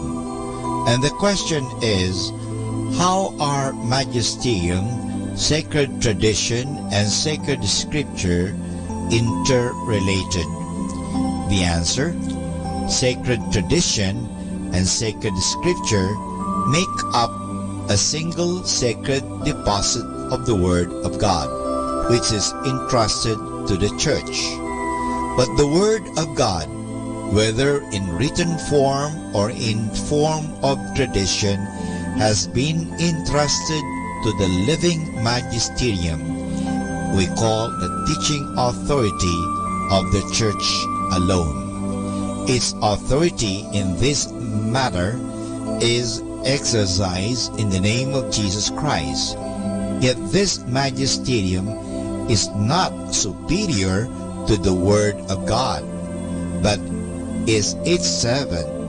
It teaches only what has been handed on to it. The question is, how are magisterium, sacred tradition, and sacred scripture interrelated? Mga kasama, saglit lang. I have something for you. Your life's works. How can I tell what my true abilities are? Today, there are some good ways to find out where your abilities lie and what type of work would be probably most suitable for you. Here are ways to discover your talents. Number 1. Take a look at your interests. What kind of work do you like? This indicates what you should do. Some people are naturals, meaning what they are doing work they enjoy very much and in which they have real ability. Number 2, examine your talents. Even if they are not so well developed yet, God gave you these talents to use and they are His suggestions for your life's work. Do you have a good voice? This could take you anywhere. Do you relate with people? Are you musically bright? Number 3, read materials on various occupations. There are good books and articles that discuss various professions and vocations. Number 4, talk with people in various professions. Some of the best sources of vocational information are men and women you know. Number 5, take aptitude tests. They are designed to indicate your native interests and abilities. They are used by many companies to determine abilities of applicants. Schools generally have them. Number 6, consult your parents. They love you and are vitally interested in what will make you successful and happy. Of course, some parents want their children to be like them, or else they try to live out their unfulfilled ambitions to their children. Their children become the sources of accomplishment of their own hopes and dreams. Whatever the problem, a calm discussion is always helpful. Talk with them about it. Number 7, how are your grades? They tell a fairly accurate say about your ability. High grades in math. You have a good chance to be an engineer, a statistician, a math teacher, any profession that requires mathematically ability. Good grades in English. How about a teacher, journalist, lawyer? As you consider your success or failure in certain courses, you can benefit from what teachers think about your ability and achievement. Also, see your guidance counselor. Many of them are walking encyclopedias of vocational knowledge and aptitude. Number 8, explore the field. You can take part-time jobs for this. They'll do more than you may probably provide job experience. Look around and try various jobs on for size. You'll know it if the job's not for you. Number 9, consider your health. Your future may be partially determined by your health. Take a look at your strengths and weaknesses and get into the work that will suit your health. Number 10, pray for your guidance. This is the only way forward. Keep on listening to Manawag Dominican Radio.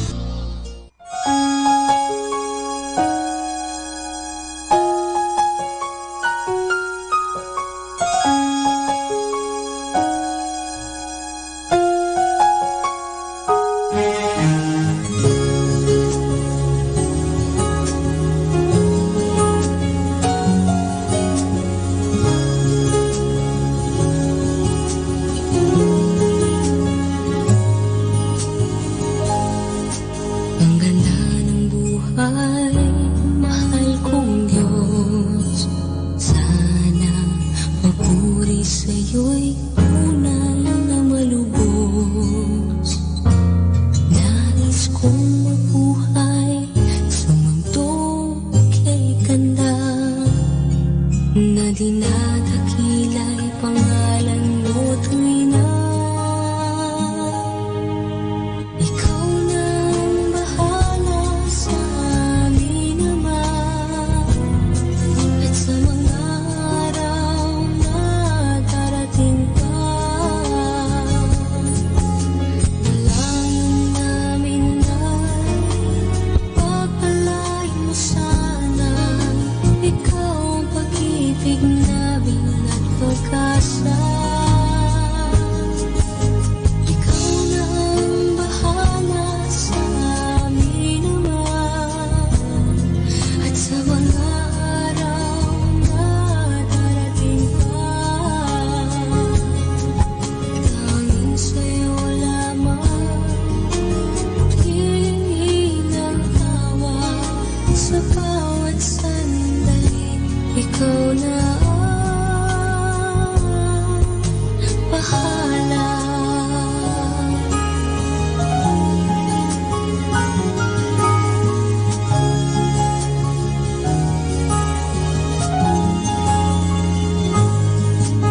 Makulay ang buhay, mahal kong Diyos. Sana pagmamahal mo sa mundo'y bumuhos. Salamat sa pag-ibig na nasa puso ko. Salamat sa buhay na galing sa'yo. Ikaw na ang bahala sa amin naman, at sa mga araw na darating pa. Dalangin namin ay pagpalain mo sana, ikaw ang pag-ibig namin at pag-asa. Ikaw na ang bahala sa amin naman, at sa mga araw na darating pa. Tanging sa'yo lamang hihingi ng awa sa bawat sandali. Ikaw na ang bahala. Ikaw na ang bahala sa amin naman, at sa mga araw na darating pa. Dalangin namin ay pagpalain mo sana, ikaw ang pag-ibig namin at pag-asa. Ikaw na ang bahala sa amin naman, at sa mga araw na darating pa. Tanging sa'yo lamang hihingi ng awa sa bawat sandali. Ikaw na ang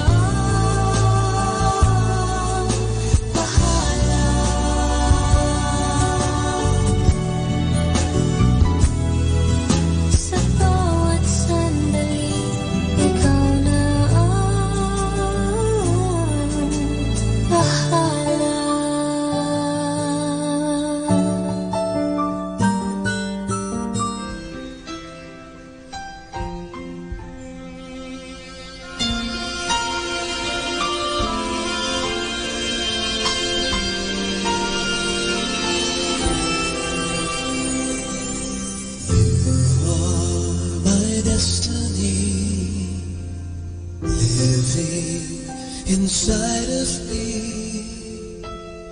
Now that you set me free, I hunger for you.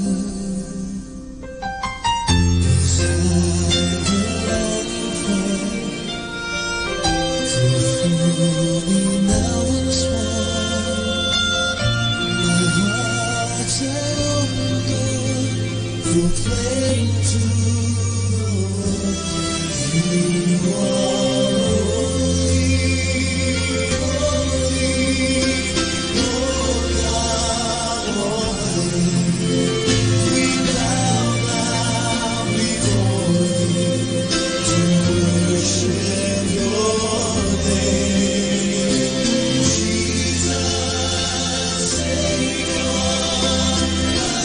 my heart is yours, Lord. So pour out your mercy, come and fill this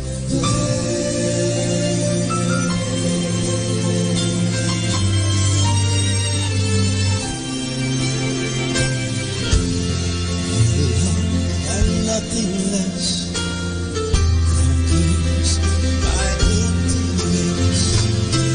Unending faithfulness, I lift up my hands and cry, holy, holy, Lord God Almighty. We bow down before you to worship your name. Jesus, Savior, my heart is yours, Lord. So pour out your mercy, come and fill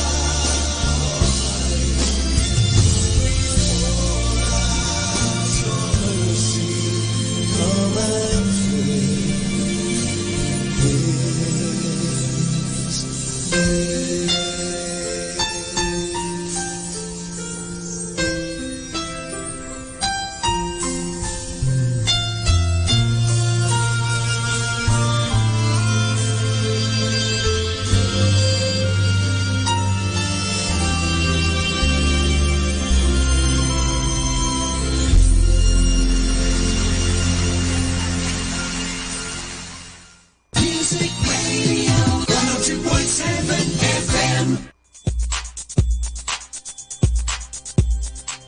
Sa mahabang panahon ng pagninilay sa Santo Rosario, napamahal na ito sa maraming santo at mga Katoliko dahil ito ay payak at madaling tandaan para sa karaniwang Kristiyano. Kapag dinarasal natin ang Santo Rosario, tayo ay nakikiisa kay Maria sa kanyang pasasalamat sa pagliligtas na dulot ni Jesus. Ngunit gaano pa man iniuugnay ang Santo Rosario kay Maria, hindi pa rin maikakaila na ang Rosario ay pagpapahayag ng salita ng Diyos, si Kristo Jesus. Sa papaanong paraan? Sa pamamagitan ng mga misteryo ng Santo Rosario, nakikita natin kung paano nakipamuhay sa atin ang Diyos. Nangaral, naghirap, namatay, at muling nabuhay, nang sa gayon ay mabuhay rin tayo sa Kanya. Ang pagkakasunod-sunod ng mga misteryo mula sa tuwa hanggang sa luwalhati ay nagtuturo kung paano dapat ang pagkakapalagay ng loob ng nagdarasal nito. Ang paulit-ulit na pagdarasal ng Aba Ginoong Maria ay nagbibigay ng kapanatagan sa kalooban na nagdarasal at higit na pagninilay sa mga misteryong kanyang inaalaala. Sa ganitong paraan, natutuon ang ating pansin sa mga misteryo ng buhay, pagkamatay, at pagkabuhay na maguli ni Kristong Panginoon natin. Sa bawat pagbati natin kay Maria, ginagabayan niya tayo sa kanyang anak na si Jesus. At higit nating naisa sa puso ang bawat dasal na ating sinasambit. Bahagi ng rosaryo ang mga dasal na Ama Namin at Luwalhati. Ang Ama Namin, ang modelo ng lahat ng mga dasal. Mahalaga sapagkat si Jesus mismo ang nagturo nito. Ang Luwalhati naman ay nagpapaalala sa atin na ang lahat ng bagay ay dapat mauwi sa pagpupuri sa Diyos na iisa at tatlo. Kapag ang Kristiyano ay taimtim na nagdarasal ng rosaryo, inaalaala niya hindi lang ang buhay at gawa ni Jesus, kundi pati na ang mga turo ni Kristo, ang pananampalataya ng isang Katoliko at ang gantimpalang ating inaasam-asam. Kapag may dala tayong rosaryo, halimbawa ay dinadasal natin ito sa biyahe, papasok sa eskwela, o sa trabaho, o simpleng nagtatabi nito sa ating bulsa at bag, para na rin tayong may kasama sa bawat paglalakbay natin na ang daang itinuturo ay tungo sa Diyos. Gaya ng magulang na nagbibili ng mga dapat at hindi dapat gawin, tila ipinaalala sa atin ni Maria na sa pamamagitan ng rosaryo na umiwas sa masama at piliin ang mabuti, gaya ng kanyang anak na ang buhay, pagpapakasakit, pagkamatay at muling pagkabuhay ay siyang isinasaysay ng rosaryo. Sa katunayan, sinabi ni Papa Pablo Ika-6 na ang Santo Rosario ay isa sa pinakamainam na dasal para sa pamilyang Kristiyano, pangalawa lamang sa Liturgy of the Hours. Tunay ngang punong-puno ng grasya ang Santo Rosario, at tulad din ni Maria, tayo ay naaakbay nito sa Panginoong ating Diyos.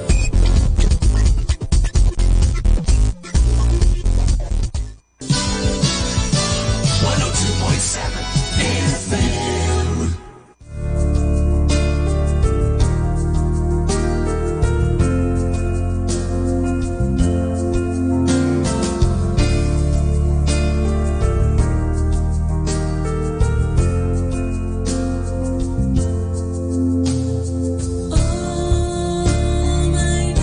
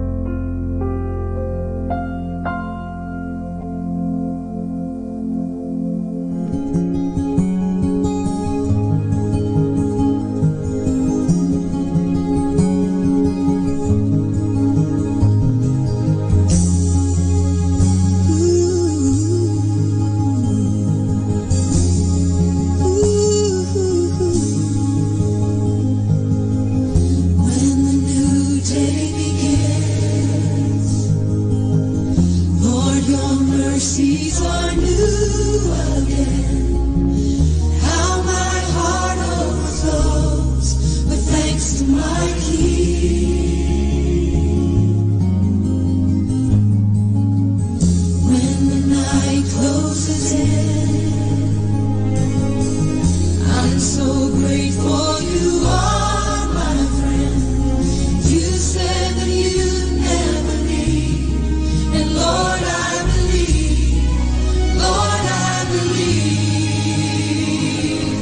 All your promises are true. I will lift up my eyes to you, for you're all that I need, and by faith I can see the wonderful things you will do. All your promises are true. I will lift up my eyes to you. When my heart starts to fail, Lord, your strength will prevail. And all you said you will do, the promises are true. When the new day begins, oh Lord, your mercies are new again. How my heart overflows with thanks to my King. Oh, I thank you, Lord. When the night closes in, I'm so grateful. You are my friend. You said that you'd never leave, and Lord, I believe. Lord, I believe.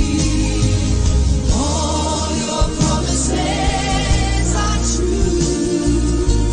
I will lift up my eyes to you, for you're all that I need, and by faith I can see the wonderful things you will do. All your promises are true, and I will lift up my eyes to you. When my heart starts to fail, Lord, your strength will prevail. All you said you will do. Your promises are true. They are comfort and healing, strength for the journey, hope for the hopeless, gladness for morning, life and salvation, power and victory. Lord, I believe. Lord, I believe. They are comfort and strength for the journey, hope for the hopeless, gladness for morning, life and salvation, power and victory. Oh Lord, I believe. Lord, I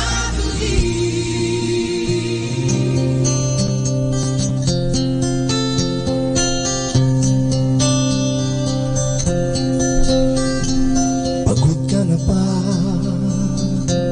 sa buhay mo?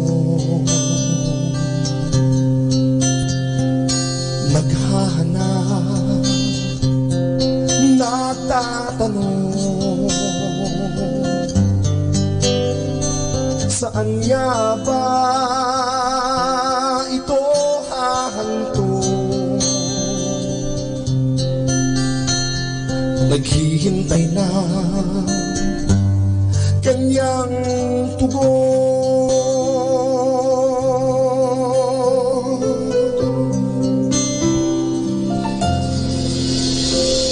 Dinggin mo na nga ang tawag niya. Kanyang salita ay pag-asa. Sa isang buhay na lubos at ganap, damhin mo na nga kanyang yakap.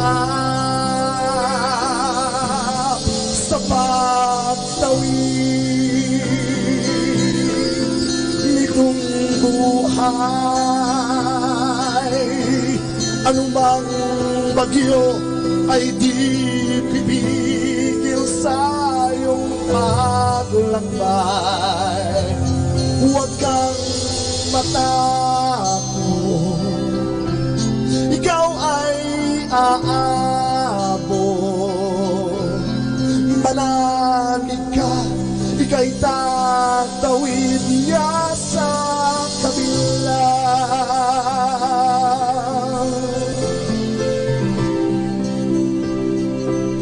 Our time now is 8 o'clock in the morning. Let us now have our time check prayer. Panalangin bago mag-aral. Panginoong Yesus, Ikaw ang bukal ng liwanag at karunungan. Tanglawan mo ang iyong liwanag, ang aking isipan, upang maunawaan ko ang aking mga aralin. Bigyan mo ako ng talas ng isip upang maisaulo ko ang mga dapat kong tandaan. Pagkalooban mo ako ng tiyaga at sipag upang patuloy akong magsikap sa aking pag-aaral. Pag-alapin mo ang aking pagnanais na makamit ang karunungang kinakailangan ko sa buhay na ito. Ang lahat nito hiningi namin sa ngalan ni Kristo. Amen.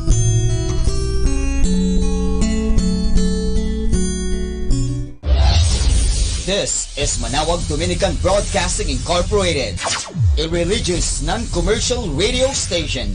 10 years of evangelizing the airwaves, sharing God's blessings, live masses on air, playing religious music and prayers. May kasama ka, si Jesus, si Maria, at kami. Our positive thought for this hour. We tend to forget that happiness doesn't come as a result of getting something we don't have, but rather of recognizing and appreciating what we do have. More than ever, we need Catholic radio station like Manawag Dominican Radio FM. Atin pong pakinggan sina Kuya Bobot at Ate Lea Ocampo sa programang Ang Kristiyanong Pamilya at iba pa, dito po lamang sa Manawag Dominican Radio.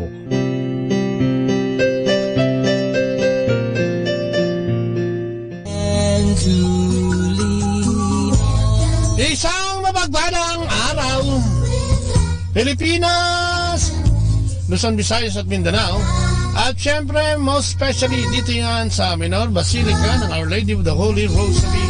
Magandang araw. Ayan, good morning, Noning. Good morning, Noning. At good morning na naman po. Sa lahat ng mga nakikinig, sa lahat ng mga nakalagon sa Facebook, sa lahat ng ating mga kapatid sa ibang bansa. Ayan, magandang umaga, magandang gabi man dyan.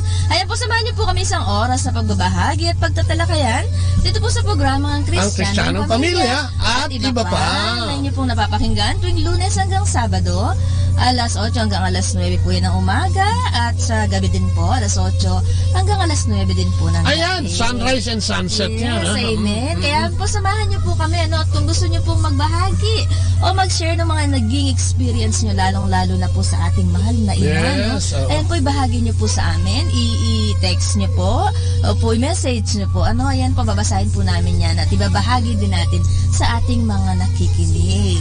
At syempre, good morning din sa Dominican community, yung ating mga brothers and fathers na nagkukondak ng ating misa, na naghahanda yan, madaling araw pa lang para sila ay makapagmisa at mabigyan ng misa yung mga pilgrims na dumarating dito, alas 5, alas 4 ng umaga. Andi dito na yung mga yan at nag-aantay na ng misa habang sila ay paikot-ikot dito sa ating basilika. Magandang umaga, no? At ang maganda nga na napapanood din nung live ang ating mas sa ibang bansa. Maglagon lang po sila sa www.radyomanawag.com. Ayan, for prayer and counseling, pwede rin nyo kami tawagan sa 0939-929-4709. Kaya po sa 09175228-779. Ayan, at syempre, good morning morning kay Brother Jerry at Sister Alice, ano? Abisami, so. Kay Ivan, Kay Ivan, kay EJ, Viola, at kay Botlea, no? Good morning din. At cheers si Botlea dito sa ating... Siyempre, sasagutin ko sila para makita niyo. Amen. So, ayan, kay Jo, at saka kay Eldin, ano yan, good morning. At siyempre, kay Tintin, at saka kay, ano ba yung pangalan nito? Yun na nga, Eljan de Leon. Viola. Lennon pala. Eljan Lennon. So, magandang umaga rin sa atin, siyempre sa lahat ng ating kumikilos dito, no, para sa facilities ng ating program. Si DJ Cool, ano, ang station manager natin, si Ace. Ace, natin kasama dyan. Tsaka ang misis niyang nasa Hong Kong, si Joy. Good morning sa iyo, Joy. Si Joy to the world, ayan. At siyempre, at siyempre, kanino ba nga ito? Yun, si Joel, ano ha? Magandang umaga din siya. Yan, magandang umaga. At siyempre, sa kabuuan, ano? Magandang umaga sa community ng Couples for Christ Foundation for Family and Life. At siyempre, gusto natin bigyan diin dyan yung mga gumagawa dyan sa movement ng Live Christ, Share Christ.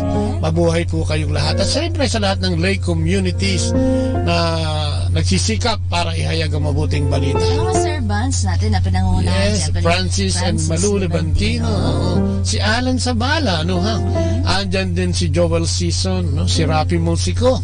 At si Butch, si Ding Punay, si Jun Coral, at siyempre most especially kay Brother Jun and Lina Igiko. Yes, good morning po sa inyo. Ating mga masasipag na servants. Yes. At siyempre, Manny Canlas. Si Manny Canlas. Oo. At siyempre, ang ating servant general, si Brother Frank at Jerry Padilla. Si Habi, no? Good morning sa iyo po ang buong pamilya. Habi, kay Edralyn, Santi. Oo, ayan. Si Manong Lito, siyempre. Lito and Ellen de Guzman. Siyempre, si Amadeo at si... Amadeo, talaga binuho. Si Brother Deo at si Sister Ed. Sa kanilang pamilya. Hindi na nagbabantay sa kanya. Yan, good morning. Sabi nga nila, ano pa ba ang sasaya pag ikaw'y nagising sa umaga? Kahit ba ano ba yung mga nakaraan mo kahapon? Ngayong umagang ito, pwede na naman linisin yan. Basta tumawag ka lang na sa ating Panginoon, simulan mo ito sa pagpapuri at pagpapasalamat sa mga biyayang dumating sa iyo. No? At saka panibagong umaga na naman po, panibagong araw, panibagong pag-asa, panibagong buhay. Kaya pinapasalamatan nga natin yung ating pagkagising. Diba lagi nating sinasabi, yung paggising mo pa lang, yung bago ka tumayo sa iyong higaan, ay magpasalamat ka na dahil buhay ka pa at kasama mo yung mga mahal mo sa buhay. At saka may mga issues kahapon, yung may mga issues ng karaan. Try to move on, little by little, kung hindi pwedeng puwersahin na agad-agad, unti-unti, kausapin natin ang ating sarili at ating Panginoon na tayo bigyan niya ng karunungan mula sa Banal na Espiritu para ma-overcome natin itong mga sanhi ng ating pagkalumo, pagkalungkot, at pagkagalit, tanggalin natin yan at simulan nating mamuhay with the Lord. At sa mga mag-asawa naman, di ba, na nagkakaroon ng, di ba, kahapon meron kayong hindi pagkakaunawaan. Kung minsan kasi may mga pagtatalo na hindi pwedeng ayusin ng agad-agad. Yung ngayon na, kasi medyo mainit pa yung ulo nyo. Amen. Ngayon panibagong araw, baka kumalma ka na, di ba? Amen. Maganda na yung pakiramdam mo. So, pwede na kayong mag-usap. Ayan, magdasal ka. Tapos magkape ka muna. Tsa-tsa ka muna. Di ba? Magbasa ka muna ng Bible. Amen. Bago pumasok sa opisina, O yung mga nasa opisina na, o pabayay sa opisina, especially dito sa Pangasinan, yung mga nasa tricycle na, yung mga nasa jeep na, o yung mga nasa kanilang sariling sasakyan, Amen. At simulan natin, siyempre, ang ating programa sa pamamagitan ng pagtawag sa ating Panginoon at sama-sama tayong manalangin sa ngalan ng Ama, ng Anak at ng Espiritu Santo. Amen na po, Panginoon. Muli po, salamat na naman. Everyday magpapasalamat kami sa iyo. Every time na ginigising mo kami. Salamat sa mga biyayang binigay mo sa amin kahapon na kahit kung minsan ay hindi namin masyadong gusto. Maraming salamat, Panginoon, sa pagtatawid mo sa amin sa maghapon at sa pagbabantay mo sa amin sa pagtulog sa buong magdamag. Salamat at kapiling na namin ang aming mga mahal sa buhay na naman. At salamat sa lahat dahil higit sa lahat dahil binigyan mo na naman kami ng pagkakataon para makinig at magsalita para sa iyong mabuting balita. Samahan mo kami, especially sa iyong programa ng Kristiyanong Pamilya, Stepping Out, Panginoon, upang maging kalugod-lugod sa iyo ang aming pag-uusap, talakayan, at mga sharing ng ating mga nasa Facebook. At higit dito, Panginoon, hinihingi din namin ng tawad ang mga kasalanang nagagawa namin sa araw-araw. at humihiling na sana'y linisin mo kami, tugasan sa lahat ng mga nagdaang kasalanan namin at gawin kaming matuwid sa iyong harapan. Ang lahat ng ito'y dalangin namin sa matamis na pangalan ng iyong anak na si Jesucristo, kasama ng banal na Espiritu at sa pananalangin ng iyong ina at aming ina, ang mahal na Inang Maria. Maraming salamat sa ngalan ng Ama, ng Anak, ng Espiritu Santo. Amen. At ang ating magbasa ngayon hatod dyan yun, Nilaya. Ang mabuting balita ayon kay San Marcos. Muling pinalapit ni Jesus ang mga tao at sinabi sa kanila, "Makinig kayong lahat at unawain ang aking sasabihin. Walang pagkain na pumapasok sa bibig ang nagpaparumi sa tao, kundi ang lumalabas dito." Iniwan ni Jesus ang mga tao at nang makapasok na siya sa bahay, siya tinanong ng kanyang mga alagad tungkol sa talinhaga. "Hanggang ngayon ba ay hindi pa rin ninyo ako maunawaan?" tanong ni Jesus. "Hindi ba ninyo alam na hindi ang anumang mula sa labas ng tao ang nakapagpaparumi sa kanya, sapagkat hindi naman iyon pumapasok sa kanyang puso, kundi sa tiyan at pagkatapos ay idudumi?" Sa ganitong paraan ay ipinahayag ni Jesus na ang lahat ng pagkain ay maaaring kainin. At sinabi rin niya, ang lumalabas sa tao ang nagpaparumi sa kanya sa paningin ng Diyos, sapagkat sa loob ng puso ng tao nagmumula ang masasamang isipang naguudyok sa kanya upang makiapid, magnakaw, pumatay, mangalunya, mag-imbot, gumawa ng kasamaan tulad ng pandaraya, kahalayan, pagkainggit, paninirang puri, pagmamayabang, at kahangalan. Ang lahat ng ito ay nanggaling sa puso at ang mga ito ay siyang nagpaparumi sa kanya. Ang mabuting balita ng ating Panginoon. Pinupuri ka namin, Panginoong Jesucristo. Ayan, sabi nga natin, kung nagbabasa ka ng, ayan ang pagbasa ngayong araw na ito. Kung tayo nagbabasa ng aklat, banal na aklat, ang Biblia, ay makikita natin ito araw-araw. Ngayon ang hamon naman sa atin ay kung paano natin iaayos yung ating emosyon, Ang sinasabi nga ng Panginoon, walang pumapasok, o hindi yung pumapasok sa katawan, katulad ng mga pagkain, ang siyang nagpaparami, di ba? Kasi may mga pagkain minsan sasama ang tiyan mo, Pero hindi pa rin yun ang sinasabi na nagpapasama sa atin. Sapagkat ito'y mga toxic na ito, ilalabas mo yan, At yan ay mawawala, Ang sinasabi ng Panginoon na nagpapasama ng ating sa atin ay yung mga naslaman ng ating mga puso, katulad daw yung panggalunya, pakikiapid, di ba? Panlalamang, di ba? Paggawa ng hindi mabuti, yan ang nagpapasama, Kasi yan ay nanggagaling, sabi niya, sa puso. At deep within, yan yung sinasabi mo, di ba? Kung minsan nag-iisip ka ng makakaisip ka ng masama, galing din yan sa puso Kaya lang kung aware ka, yan ay galing sa puso sapagkat yan ay inilalagay din ng masamang spirito sa iyong pagkatao at sa iyong puso at isipan. Kaya meron tayong pagkagalit kung minsan. At yan ay hindi natin maiwasan dahil parang sinasabi na naman nga, ito may excuse na karaniwan lang o pangkaraniwan sa tao nagagalit. Kaya sabi naman ng iba, okay naman daw magalit, huwag ka na lang magalit, dahil magalit ka doon sa kasalanan, huwag doon sa taong nakagawa ng kasalanan sapagkat yan ay mahal din at anak ng Diyos. At yan ang ating pag-usapan nga ngayon. Ano ba yung mga bagay na nagbibigay sa atin ng galit sa ating puso? At paano ba natin ito i-manage? Yung anger management. At paano ang gagawin natin para mawala ito sa ating mga puso? At paano natin mapaglalabanan? Yes. And good morning din kay Brother Bong at Sarah Manguni, nanonood din sila. So yun ang pag-usapan natin. Kasi di ba, by experience sa ating lahat, di ba, nasubukan mo na bang nagmamaneho ka ng tinutino mo, bigla ka na lang kakatin sa harapan mo, Ayan yan, Oo, nasubukan mo na bang nagmamaneho ka, bigla mong nasundan yung student driver at hindi ka makalusot dahil yung skinny na napakasikip at parang ka nakipagprosesyon, parang ganyan, parang ka nakikipaglibing sa bagal. At nagkataon na nagmamadali ka. Oo, ito yung mga nakakapagod. Nasubukan mo na bang yung anak mo ginigising mo dahil Lunes na Lunes? At ayaw bumangon at iinat-inat, 3 beses mo na pinuntahan sa kwarto o ginigising kung saan man siya nando doon, ayaw tumayo. O na-experience mo na ba yung asawa mo yung mga 2 linggo nang umuwi ng madaling araw? Naku! Mga bagay na yung pinagmumulan, di ba? Ng kaisipan, ng pagkagalit, ano? At kung minsan nawawala yung temper mo dito, no? Nawawala yung katinuan na mahal mo siya, no? Parang natatabo na yung pagmamahal mo din. Yung kung ano yung ayaw mo, yun ang ginagawa, ano, Nakita ko si Connie ko na naranasan mo na ba na paglasing yung mga kapitbahay mo ng babato? Ayan, di ba, mapipikon ka dyan, no? O kaya yung kapatid mo na gusto niya parang sa kanya lahat, no? Na gusto niya siya lagi ang siga sa loob ng bahay, no? O kaya yung naranasan mo na ba yung asawa mo bunganga ng bunganga?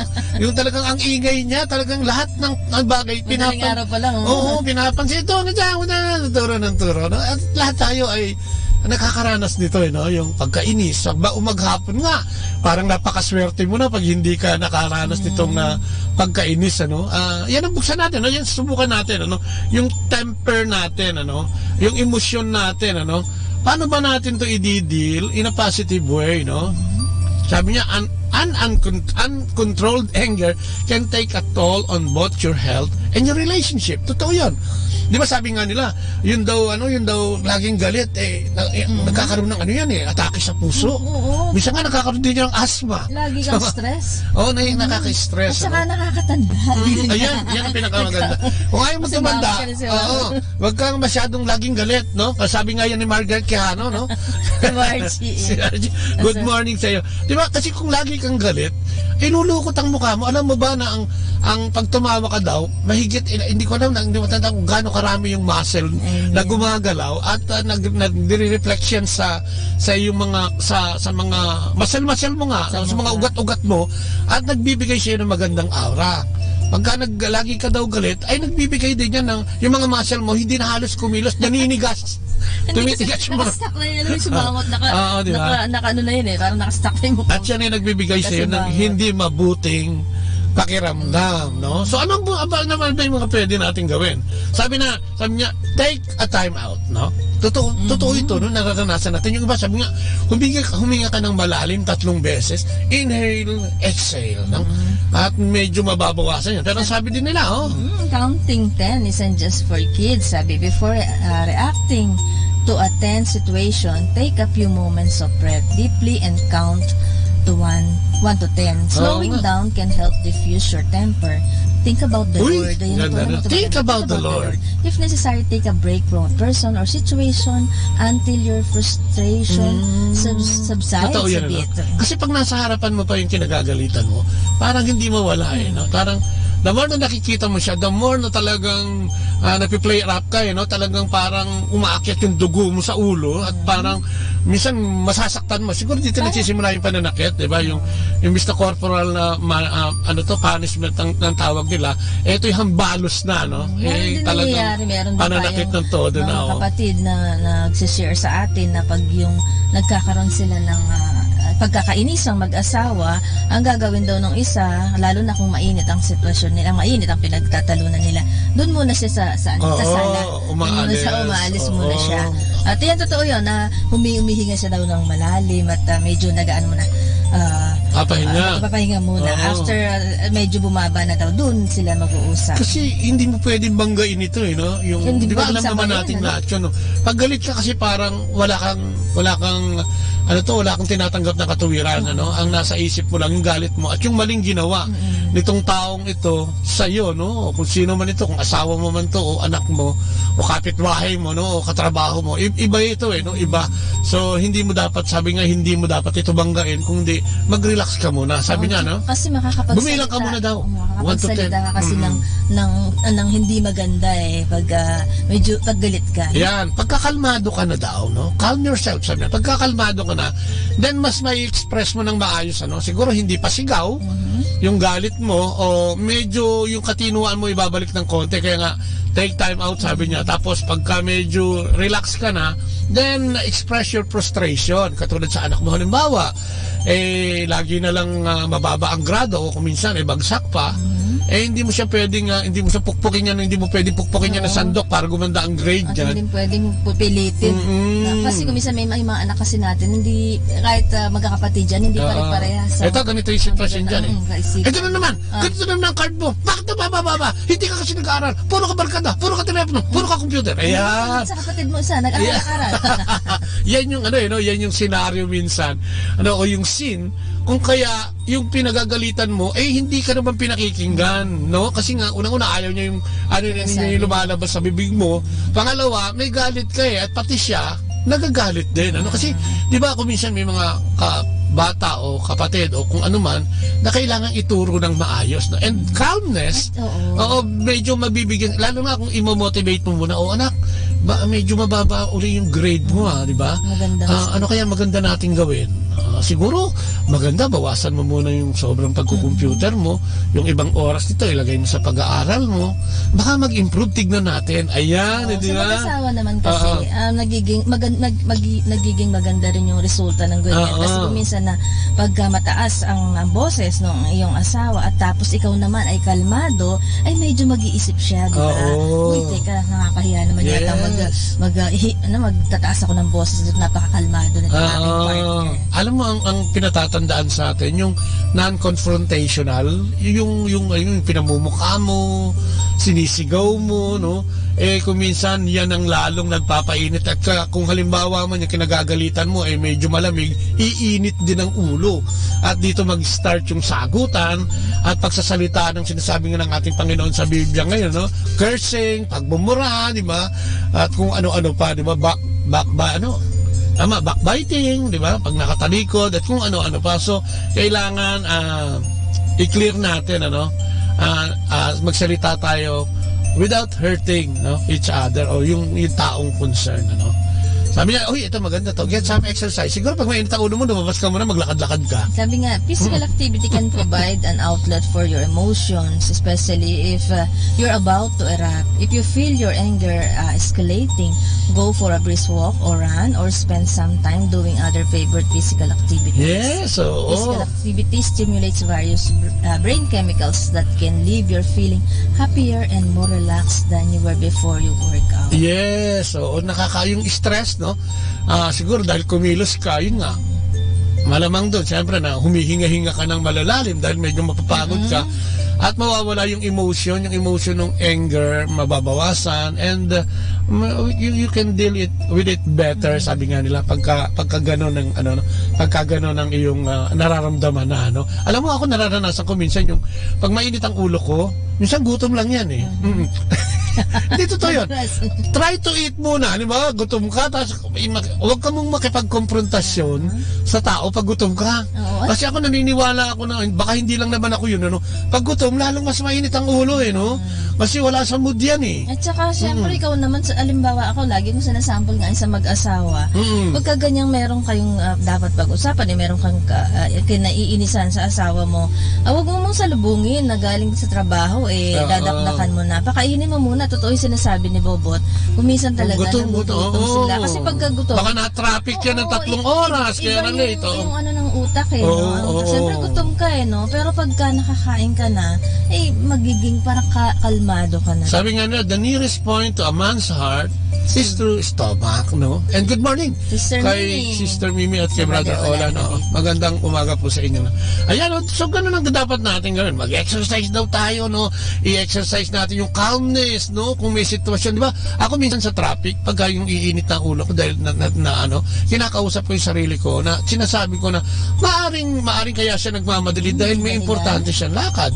Maaring buhay at kamatayan yun, Kaya kung minsan ganun siya magmaneho. At kung ano pa, kasi kung iisipin mo yung pansarili mo, nasasabihin mo, napakawalang yan itong driver na to, etc. Talagang ginagatungan mo lang yung sarili mo, sa punto na yun.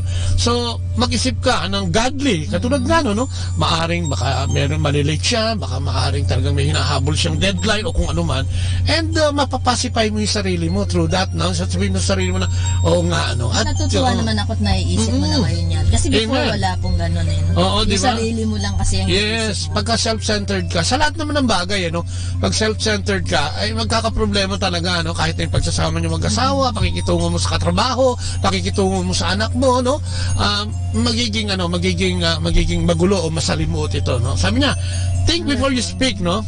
In the heat of the moment, it's easy to say something you'll later regret. Take a few moments to collect your thoughts before saying anything and allow others involved in the situation to do the same. So siguro man, quiet moment muna, no? Mag-isip muna lahat, ano? Siguro, katulad nga sinasabi natin, no? May mga problema na talagang pagtatalunan at magkakaroon ng pagkakagalit. Sabi nga nung isang pare, ilagay ito sa lamesa, itong sitwasyon na ito, ilagay sa mesa, oo, at tapos tignan yung lahat, no? Tignan yung lahat kayo na nasa labas ng problema. O kung involved man sa problema nyo, huwag ka dun pumasok doon sa mismong problema, kung ilabas mo yung sarili mo at pag-aralan, ano? Kasi minsan nakapaloob ka doon eh. Kaya parang ang sinasabi mo minsan yung katuwiran mo, yung tama ka, mali sila. So, nagkakaroon ng konfrontasyon at nauuwi sa away. So, ang sinasabi, take it easy, no? Think before you speak. Kasi marami tayong mga sinasabi ko minsan. Katulad halimbawa, yung empleyado, no? O yung katulong, o yung anak, di ba? Minsan, pag nakapagsalita ka na, hindi mo na yun basta mabawi. At kung minsan, lalo na nga, kung medyo mataas ang pride mo, hindi ka naman hihingi ng sorry eh.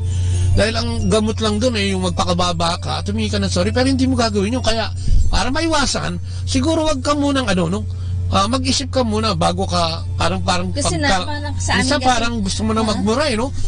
Medyo mag-isip ka muna. Oo, diba sa atin nangyari yan dati before na talagang, sabi nga namin, katulad ng example namin kagabi si Bobot kasi may blade sa dila yan. Oo nga. Kaya kung pag nagsalita kasi talagang, pala na paggalig siya, talagang lalabas yung hindi magagandang salita. Alam mo, para akong ninja.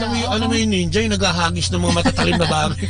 Parang ang salita. Pero malaking pagbabago po dahil nga siguro, dahil nasa matagal na. Kami. Oo naman. At siyempre alam namin at saka nilagay namin sa center namin si God, di ba? Ay talagang malaki po yung nabago. Kasi ang hirap nun eh.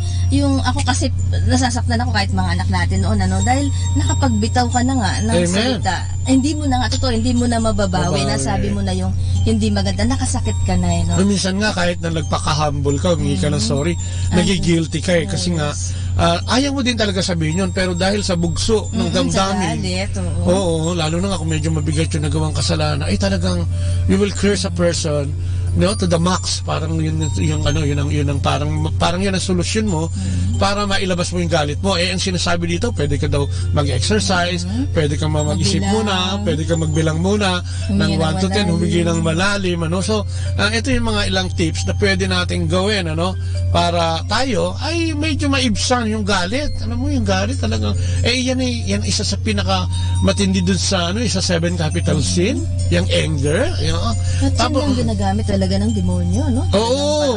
Testingin. Hindi ka lang testingin, talagang para ikaw ay isubasob sa kasalanan. Mag-isip na hindi maganda. Di ba habang tayo nakikinig ngayon, di ba?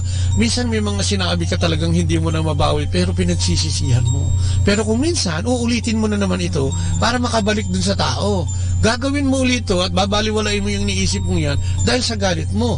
Pero kung mapapractice mo na yung galit ay isinasantabi, no, at pinag-iisipan, ay magandang bagay. Tapos ang pinakamaganda pang isa is to identify possible solution. No? Instead of focusing on what made you mad, work on resolving the issue at hand. Does your child's messy? At sabi nga to, pag nakita mo yung kwarto ng anak mo marumi, sarado mo na lang daw. Lalo na kung yung anak mo medyo may edad na. Oo nga.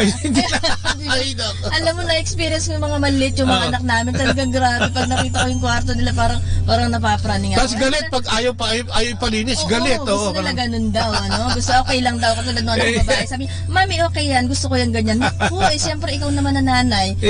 Ayaw mo yung makita marumi, mga dads, Ayan, no? oo. Good morning. Tapos, si Beng siguro. Yan, Beng, di ba? Yung example ko tuloy. Oo nga, di ba? Tapos, alam mo yun, yung parang inis ka na dahil ang kalat-kalat ng kwarto niya, di ba? Ayaw nilang palinis. Ang sinasabi dito, para hindi ka na mainis, sarado mo na lang daw yung kwarto niya. Tapos, sabi naman, if you're yung daw asawa mo, pagka nalilate sa dinner every night, schedule mo daw yung baguhin yung parang ibaguhin niyo ang sinasabi lang dyan, baguhin yung oras para magtagmo, para magtagpo kayo. Kaya daw siguro pwede naman minsan-minsan, siguro kung minsan tayong mga babae, sanayin mo na, nagugutom na tayo, siguro pwedeng paminsan-minsan kumain. Pag-usapan ko na mauuna na lang muna ako sa ngayon, darling, kasi nga alam ko na medyo may overtime ka, nauna na akong kumain. Unawa ang ibig sabihin. Napapag-usapan naman. Ay, good morning kay Net Tubasyan, kay Sister Mirna,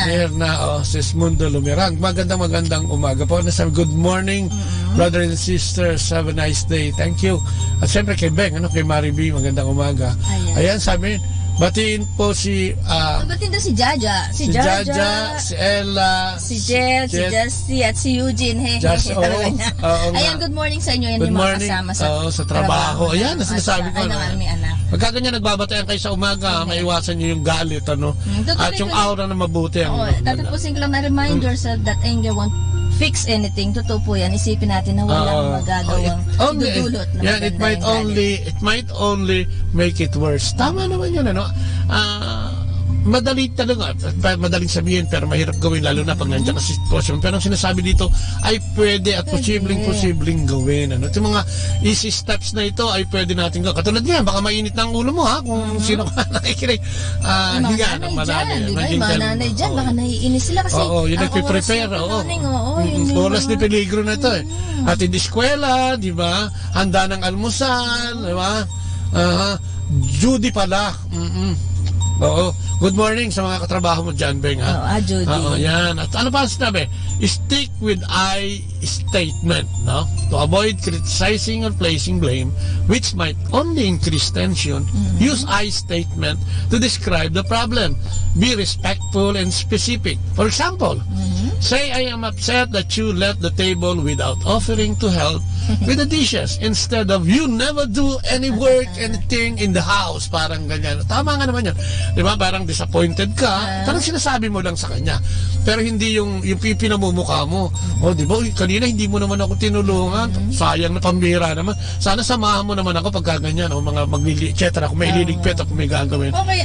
Wag mo nang ipaligoy-ligoy. Kung minsan kasi tayo, kami mga babae kasi noon ganun medyo ipapaligoy-ligoy pa namin. Isa lang naman ang gusto naming puntuhan. Tulungan mo naman ako. Parang ganun. Oo nga. Paikot-ikot pa. Nagkagalit na kayo dahil kung ano-ano pa yung mga patutsyada mo. Oo, yan. Good morning, Rawi, Zacarias at kay Fina, Rina, sorry. Oo. Tao lang, nagkakamali din. Huwag kayong magalit, okay? Amen. Si Rawi at si Rina. Yung magandang umaga na rin kina Ala, tsaka kay Chi.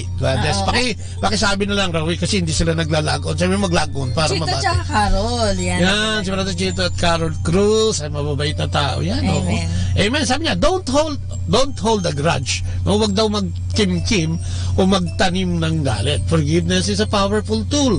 If you allow anger and other negative feelings to crowd out positive feelings, you might find yourself swallowed up by your own bitterness or sense of injustice. Totoo yan, Forgiveness. Kailangan yun, yun ang pinaka-main, ng anger, Yan ang opposite ng anger is forgiveness, Mahirap din gawin yan, but sabi nga natin, ikaw lang naman ang makakagawa niya, But if you can forgive someone who angered you, you might both learn from the situation. It's unrealistic to expect everyone to behave exactly as you want. Di ba? Kung minsan yun, as you want all times. Huwag mong hanapin yung sarili mo sa iba. Huwag mo saklawan yung kanyang damdamin at kaisipan, di ba? Kaya sabi nga dito, kailangan, di ba? Maging forgive. At sabi nga nila, di ba? May nagsasabi nga ng pare, forgive and forget. Huwag ka maging historian. Kasi pagka naging historian ka, yan yung hindi ka makamove on. Historian talaga? Talagang mahilig sa history, di ba? Kinakalkal lagi yung kanya mga problema at pagkakamaling nagawa sa kanya. Samantalang siya naman, hindi niya makita yung pagkakamaling nagagawa niya din. Totoo yung sinasabi mo. Dapat pag ganyan, hindi tignan mo din, ano? Yung sarili mo, di ba? Kung minsan yung mga partner natin o anak natin, di ba, may mga ginagawa silang hindi tayo natutuwa. Oo. At lagi nating kinaiinisan. Tignan din natin, baka naman baka ikaw yung problema eh. Mo na yung sarili mo din. Amen. Siyempre, good morning din kay Tess Espiritu. Yan, nasa America, Sister Tess. Sister Sally de los Reyes. At saka si Brother Teddy. Brother Teddy Sarama. Yan. Maganda sa tindahan niya. Pag pupunta ka, mapapasoft drinks ka pa. Amen. Amen. At saka si Brother John at saka si Sister Lina Egito. Ay, good morning, Brother John. Amen. At yan naman yan ang taong niya. Sabi ko nga, hindi masyadong matangkad yan, pero napakatangkad ng puso niya. Wala kang masabi. Kanyang puso. Ako nga minsan, tsaka yan yata ang magandang example na parang hindi nagagalit. Medyo kaya niyang lalo na nga pagsiserve sa community, no? Grabe yan. Ito mga binabanggit natin ito, no? Sila Teddy and Sally, ano? Ay mga matitindi rin yan, ano? Good morning, Brother Bot and Sister Leia from Tess Espiritu. Ayan, si Sister Tess nasa US din yan. Kasama din natin yan sa, Amen. Sa couples before, ano? So yun, no? Sinasabi, huwag magtanim ng galit. Huwag kimkimin, ano? Kasi pag sumabog nga yan, kaya nga maganda dyan yung communication. Pag may komunikasyon kayo, kung sino man yung kausap mo, may maganda kayong komunikasyon, hindi ka magtatanim kasi masasabi mo sa kanya, no? Yung gustong sabihin, ano? At hindi ka magkakaroon ng problema o kayo mo ng problema pag nag-uusap kayo. Nagsisimula lang naman talaga ang problema pagka yung hindi na kayo makapag-usap at di ba yung parang nainis ka na sa ginagawa niya, pinabayaan mo na lang. Pagdating ng panahon na talagang napikon ka, baka hambalusin mo na lang, hindi ka na makapagsalita. Kaya yung iba naman kasi, alam mo yun, nagtatanim, nagtatabi. Alam mo yun, nagbibilang ng galit. Alam mo, ginawa mo ngayon to, di yan, nakatabi yan. Dinagdagan mo pa. Kumbaga, parang nakatabi silang lahat. Parang meron daw siyang panangga pag nag-away sila. Kakalkalin niya ngayon. Lalagay sa cabinet, ano? Para pagka huhugutin niya lahat yan, ipapamukha sa'yo. Napakalaking gulo nun. Siyempre, sabi ni Beng, nakikinig ang mga OJTs niya. Ay, good morning sa inyo. Sana makapasa kayo. Ano ha? Amen. Amen. Huwag magagalit pag hindi nakapasa. Baka mamaya hindi na trabaho. Ganyan. Amen. At ano ba? Use humor to release tension. Totoo yan. Ako ganyan ako no? Ako minsan pag gagawin mo na lang katatawanan yung sitwasyon para lahat matawa. At pagka natawa, nagkaroon ng ngiti sa labi, gumagaan yun no? Gumagaan yun. Halimbawa, may problema kayo sa isang sitwasyon, di ba? Talaga namang parang ang solusyon ay pag-usapan. Kung magagalit ka, di humor mo na lang. Medyo sabihin mo, kasi masyado tayong masipag pero totoo nun, tamad naman tayo. Okay, masyado tayong seryoso. Yan muna natin ng konti. Saka yung mga sarkasam, mga patutsyada ito kasi yung iba naman dyan, hindi naman nagtatrabaho talaga yung iba naman dyan, puro kwento na, wala namang ginagawa, etc. Yung mga sarcasm na gano'n, talaga nakakapundi din naman, ano? Pero sabi ng mga text sa atin, kasi kung galit ka daw, hindi mo na daw makuhang magbiro, hindi. Yun nga, kaya nga kailangan may awareness ka, ano? Doon sa sitwasyon. Kasi, hindi naman, sabi kanina, hindi naman makakatulog yung galit mo at panunumbat, makakapaglala, no? Lalala lang lalo. Makapaglalala. Yan. Practice relaxation skills, sabi niya. When your temper players, put relaxation skills to work. Practice deep breathing, exercise, imagine a relaxing scene or repeat a calming word of praise such as take it away. Okay. Di ba, galit ka sa asawa mo, di ba lang mainta-mainta ulo. Bakit hindi mo isipin nung nililigawan mo pa lang siya? Nung nililigawan mo siya, kahit pilipit, okay. No? Kahit ano yung gustong kunin, o gusto at magustuhan, okay. No? Pero ngayon, nakuha mo ang lahat. Balikan mo yung mga sweet moments nyo daw. Okay, namamasyal kayo sa tabing dagat. Kung may dagat man sa tabi nyo. Okay, basta yung moment, ayun, sinasabi nila, yung sweet moments. Kasi at least, di ba, maiisip mo, itong asawa ko, mabait naman pala talaga. No? Itong sitwasyon ito, medyo, hindi lang niya alam siguro, mahina siya sa ganito. So, din positibo, no? Walang pag-aalinlangan, na nag-share sa atin, di ba, yung naging guest natin. Sabi nga, parang yung puro... Amen. Sabi niya, parang dati daw, muntik na silang maghiwalay mag-asawa dahil sa dami ng mga sinasabi o ginagawa na hindi maganda ng asawa niya. Parang naman hindi magandang ugali. Tapos, ayun nga, may nakapag-advise daw sa kanya. Tignan mo, compare mo yung mga mabubuting ginawa ng asawa mo kaysa sa hindi maganda. Isipin mo yung mga sweet moments nyo, tsaka yung ngayon. Sigurado ako, sabi daw nung nagsabi sa kanya na mas marami yung magagandang na ginawa sa'yo at diba, nung asawa mo kaysa mga negatibo. Tapos sabi niya, sinisip daw niya, compare ko sa mga hindi maganda, hindi masayang nangyari. Mas marami yung mga masasaya. So, sabi niya parang yun nga, nagbago daw yung isip nila. At ang maganda pa din doon, nag-usap sila. Nag-usapan daw nila kung ano yung nagiging problema. Hindi daw ganun kadali naman. Pero, ang mahalaga daw, yung pag-uusap nila ay naging maayos. At saka alam mo, yung ating physical na kanya, sabi niya, kung ano yung kinakain natin, nakikita, kung malakas ka kumain, tumataba ka. Kung magaling ka mag-fasting at ng pagkain, maganda yung katawan mo. Pero yung ugali daw ay nakikita sa pamamagitan ng pagagalit natin. O yung inuugali natin. Kasi ito nga yung kung nakikita yung physical na kanyoan sa pamamagitan ng kung ano yung pinapasok mo sa katawan mo, nakikita din naman yung kanyoan panlabas doon sa ginagawa mo at mga iniisip mo, di ba? So yun, practice. Nagre-reflect sa sarili mo. Nakikita yun Nakikita katulad ng mga taong to na si Mother Manny Ramos. Ay, grabe yan. Nakikita mo yung kabutihan. Magandang umaga po. Gwapo, bro. Ang gwapo daw niya. Alam mo, itong mamang ito. Puging-pugi kasi sa akin yan. Kasi gwapo, sabi niya. So, magandang umaga din sa'yo. Gwapo ka rin. Amen. Saka nakakatuwa yan. Ang sisipag niya. Ang sisipag ng mag-asawang yan. Bilib kami. Saka sa prinsipyo, bilib ako dyan. At least, ito yung mga taong, yan yung sinasabi ko, minsan nagagalit pero nagdi-discern, nag-iisip, nagdadasal para dun sa magiging desisyon. Ang magandang example dyan si Buboy at saka yan si Nora din. Makikita mo na lalo-lalo na alam mo yan, may mga pastol din yan at may mga inaalagaang mga kawan yan. So nag-iisip sila bago sila gumawa ng aksyon kung di ba baka mamaya hindi lang sila mapahamak pati yung kawan. Kaya sa pagdadasal siguro ay nagagawa nila ito at pwede natin gawin yung example na yan ni Manny at ni Buboy, ni Nora at ni Myla dahil ito yung mga taong kahit yung ordinaryong sitwasyon siguro mas maganda talaga tumawag kasi Diyos. Lagi naman sinasabi natin yan tayo isang pamilya, ang programa natin ay Kristiyanong Pamilya. Sana maiayos natin to dahil yung labas ng ating pamilya ay pamilya pa rin natin yan, lalo na nga yung kapatiran natin sa ating mga komunidad, kung meron man sa simbahan at kung saan-saan pang organisasyon at ang sabi niya, practice relaxation, know when to seek help. Nako, ito importante.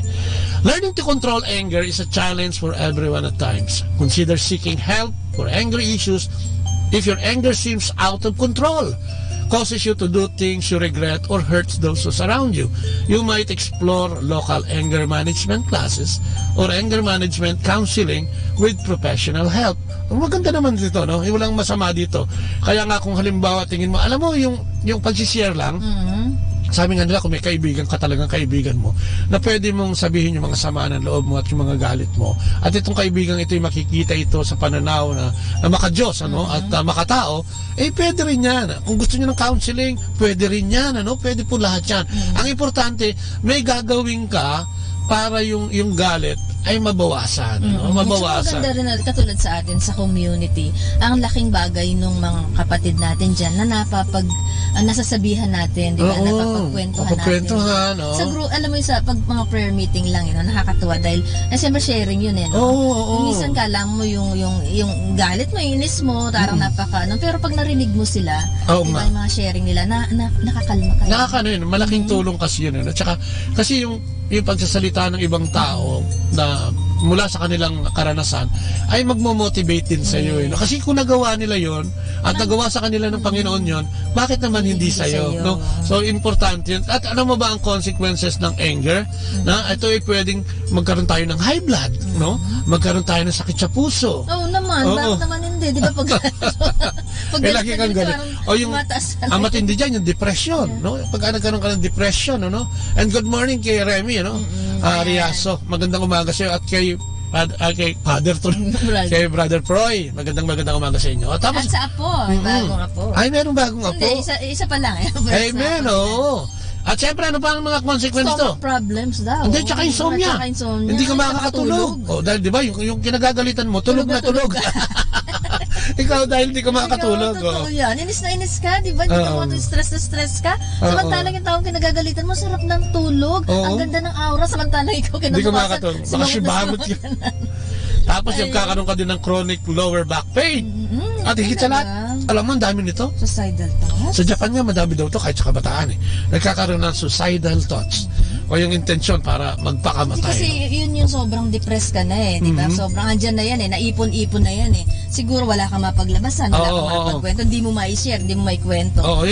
Siguro yung tumaas na talaga yung nag-ipon-ipon na, diba, naisip nila. Kaya nga wag kang magtago nito eh, no? Kailangan sinasabi. Kasi itong pinakamahirap, no, yung consequence nito, hindi lang sa yung relasyon, kundi sa mismong physical na katawan mo, no? Hindi ka makakatulog, magkakaroon ka na baka magkaroon ka na sakit sa puso, no? Magkaroon ka ng mataas na blood pressure, etc. At sa mga babae, syempre, yung beauty natin, mga Maren. Amen. Mga sisters. So, ito lagi tayong galit. Pag-usapan naman natin kung paano natin mapapatawad yung nagkasala sa atin. Di ba? Yun ang maganda eh. Ano ba yung mga steps na pwede natin gawin? Sabi niya, if you want this person in your life, you will forgive them. No? Kung sino man ito. Halimbawa, yun nga, matindi yung galit mo, no? Sa kapatid mo, sa bayaw mo, sa magulang mo, kung kanino, no? Kung gusto natin siyang manatili sa buhay natin. Totoo yan, kasi ang susunod nito, pag hiwa-hiwalay na, no? Maghihiwalay kayo mag-asawa, hihiwalay ka sa pamilya mo, di ba? At hindi maganda yung magiging resulta. Kaya kung sabi nga niya, kung talagang mahal natin itong mga taong ito, no? Patawarin natin. Yun ang medyo nakakabingay solusyon, pero yun ang pinakamaganda, no? Na solusyon na pwede natin gawin. Sabi niya, if you believe this person truly understand how they hurt you and they are truly sorry. Di ba?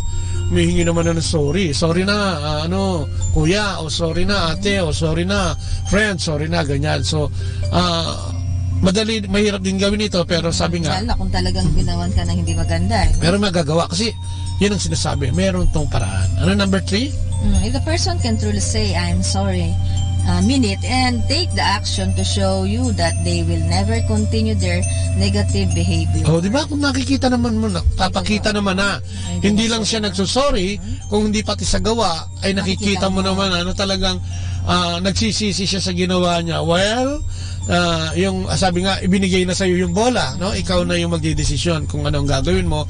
And the best thing that you can do sa situation na yan is, siyempre, di ba, bigyan mo na another chance. Kasi everybody is entitled to another chance. No? Ikaw nga, o tayo nga, tayo nga lahat nagkasala, pero ang Panginoon lagi nagsasabing, yayakapin ko kayo kung magbabalik loob kayo sa akin. Tayo pa ng mga tao, no? Sabi niya, if you can understand their past pain and believe they are acting out toward their past, not totoo yun, no? Minsan, yun nga, yung things in the past, no? Yung hindi makapag-move on. O kaya, alam mo, matindi dito, ako na-experience ko ito yung pagka yung nasaling uli, yung pinakamasakit na nangyari sa'yo sa buong buhay mo. May mga, di ba, may mga pangyayari sa buhay natin talaga na hindi tayo makamove on. Tapos, naging okay na tayo. Tapos, nagpe-player up yan uli pagka yung may sitwasyon na gano'n na naman. Ano ba yung nilalait-lait ka dati, tapos ganyan-ganyan, di ba, umayos na ang buhay mo. Tapos nakarinig ka naman ng may nanglalait o nilalait itong taong ito, nagpi-player up ka dyan, bakit? Yan ba, di ba? Minsan napipikon ka rin, no? Kaya kung talagang kung may galit o may yung nakaraan niya ay sanhi nitong kanyang pagiging magagalitin, siguro yun nga, no? Kung mahal mo, patawarin mo, no? Tapos kung talaga naman gumagawa na ng paraan para makapagbalik loob sa inyong friendship, halimbawa, relasyon, di ba? Parang sinasabi, intindihin mo siya, di ba? Baka may pinanggagalingan, di ba? Pinaguhugutan. Tsaka ito maganda ito sinasabi, if you can understand that while their behavior may have been wrong, you may have had something to do with the problems also. No, you may have done hurtful things too. O yun. Ito yung mga, di ba? Ito yung mga nagtatago din, no? Baka hindi mo alam na yung sinasabi mo ay talagang sumama na ang loob niya, no? Hindi mo naman alam. At yun nga, no? Baka parte ka, no? Nung pagiging magagalitin ng tao siguro tignan mo din, ano? Kaya ngayon sinasabi natin kanina, di ba? Baka parte ka ng pagkagalit o problema. Kahit ano, hindi forgiveness, no? Kahit anong problema, kung minsan, kaya nagkakagulo dahil parte ka din, no? Sulsul ka din. O ikaw din yung isang nagsusunog o nakisawsaw ka. Sa tignan mo din, ano? Bago ka magsalita, check muna tayo. Amen? Sabi din daw, sit down with this person, explain exactly how you feel, and let them explain exactly how they feel. Let each one of you speak without interruption. Pag-usap kayo, no? Sabihin mo kung ano yung ginagalit mo, kung ano yung kinainis mo. Ganon din sila, pakinggan mo rin siya kung ano yung kinagalit niya. At kung alam mo, ito, kumbaga, magsalita ka at pagsalitain mo rin siya. Ayan, kasi kung minsan yan ang problema. Pag-usapan nyo, hindi yung ikaw lang ang nagsasalita. Sige, mag-usap tayo, sasabihin ko sa'yo kung ano yung sama ng loob ko, puro ikaw, walang mangyayari. Galit pa rin yun. Pabayaan mo rin siya na magsalita kung ano yung naging sitwasyon, bakit ka nagalit o bakit siya nagalit. So yan, mag-usapan nyo na tapos, walang sabi, no interruption. Yan ang sinasabi, no? Wag laging ikaw lang ang galit, ano? Hindi tama yung ikaw lang lagi ang galit. Oo, at hindi rin tama yung ikaw lang yung magsasalita. Parang ikaw lang yung tama, ano? Tapos ang ano dito, ang laging yung ayaw magpasingit, no? Yun bago nagsasalita pa lang, meron ng counter. Amen. Nagsasalita pa lang, meron ng sasabihin. And sabi nga kanina, it will make the situation worse than before, o mas malalim lalo yung nagiging kung gusto niyo maayos, di ba, yung inyong relasyon, o gusto niyo maayos. Pero sino man ba kasi wala naman mag-usap kayo. Wala naman gusto mong makipaggagalit, no? Kaya lang alam mo naman, di ba, sabi nga ni Brother Frank Padilla, ang demonyo kasi laging nandiyan Ang demonyo ay laging nakikisawsaw yan para bigyan ka ng kaisipan na masama, no? Bigyan ka ng kaisipan na talagang magiging negatibo, no? Kokontra ka, etc. Kaya nga dapat yung sinasabi natin dito, yung mag-isip ka muna, magkalmado ka, tignan na sitwasyon before doing anything that will worsen the situation. Sabi ito, maganda rito, make an attempt every day to acknowledge what you like about this person. Ano? Totoo yun. Huwag naman yung puro sita ka na lang, ay, mali yung kakahapon, ginawa mo mali. O yung kakahapon, may ginagawa naman tama, siguro, uy, ang gandang ginawa mo ngayon. Ano, binub ako, amen. Parang diba? sa mag-asawa, diba? Kung minsan, parang lagi mo, hindi masarap ang luto mo, hindi ganyan. Diba? Kung ano-anong sinasabi mo.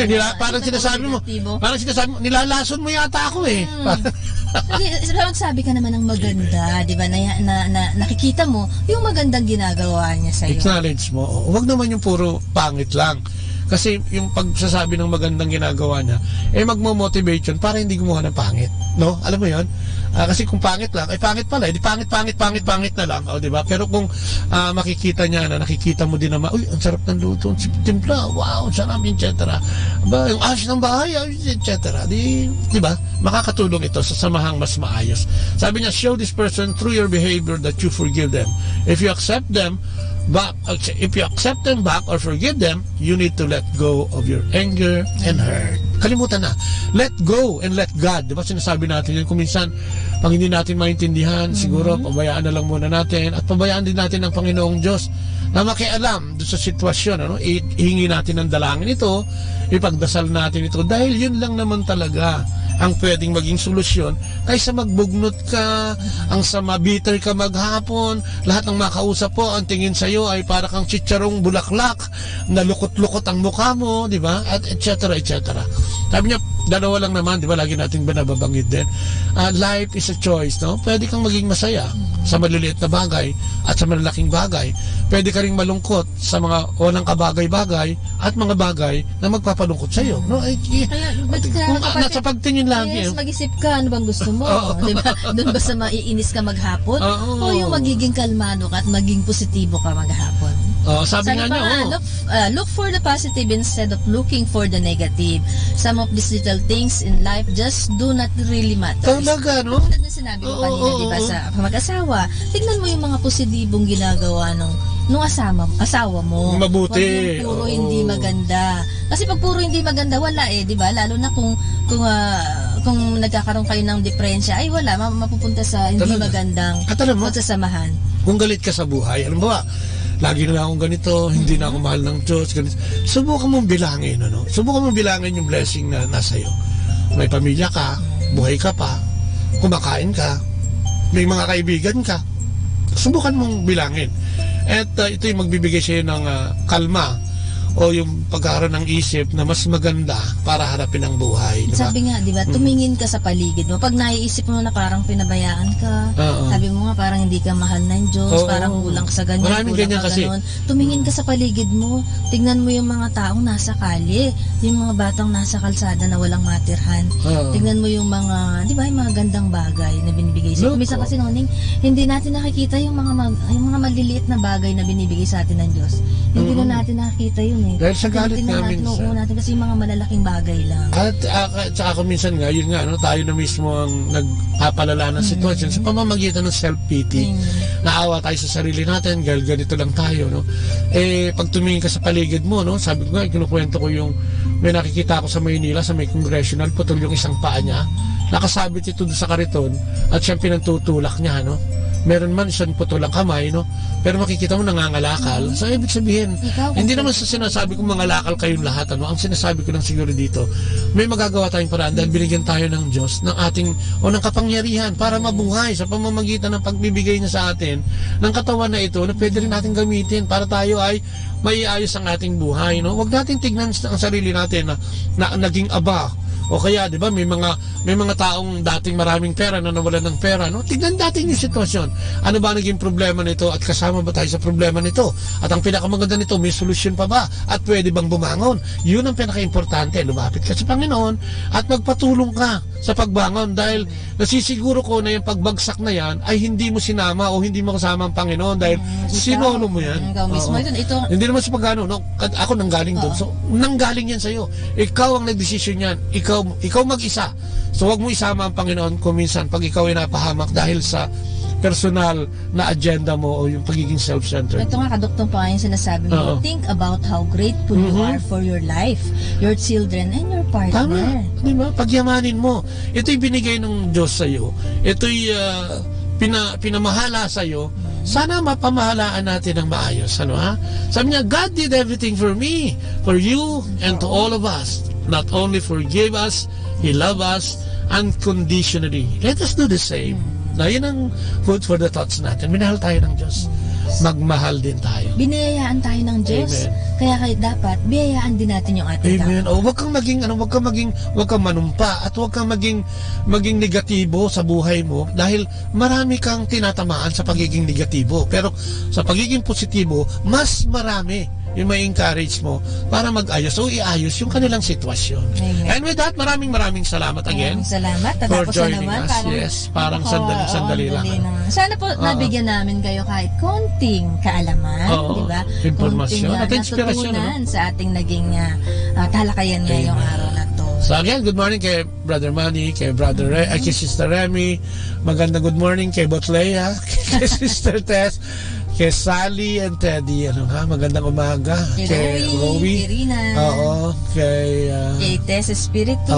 Maraming salamat. Kay Beng, yung mga ka-opisina niya. Ayan, maraming salamat. At sa lahat po ng mga nakinig, maraming salamat. Yes, amen na amen tayo dyan. Ayan, panatiliin nyo po makinig dito po sa ating Manawag Dominican Radio 102.5 FM. May kasama ka. Lahat po ng programa dito, syempre. At kami, lalong-lalo na po ang Kristiyanong Pamilya. Oo nga, ay inyong subaybayan. Samahan kami araw-araw, no? 8 to 9 in the morning, nawala yung ating live feed, ano? So, napindot. So, ayan, magandang umaga. Salamat ulit. At tapusin natin itong ating programa, no, sa pamamagitan ng sama-samang pananalangin muli. Sa ngalan ng Ama, ng Anak at ng Espiritu Santo. Amen. Ako, Panginoon, muli po, maraming salamat sa mensahe mo ngayong araw na ito. Tunay nga po na hindi ang pumapasok sa aming mga katawan ang siya nagpaparami sa amin, kung hindi, no, ang aming mga sinasabi na nanggagaling sa aming puso at kaisipan.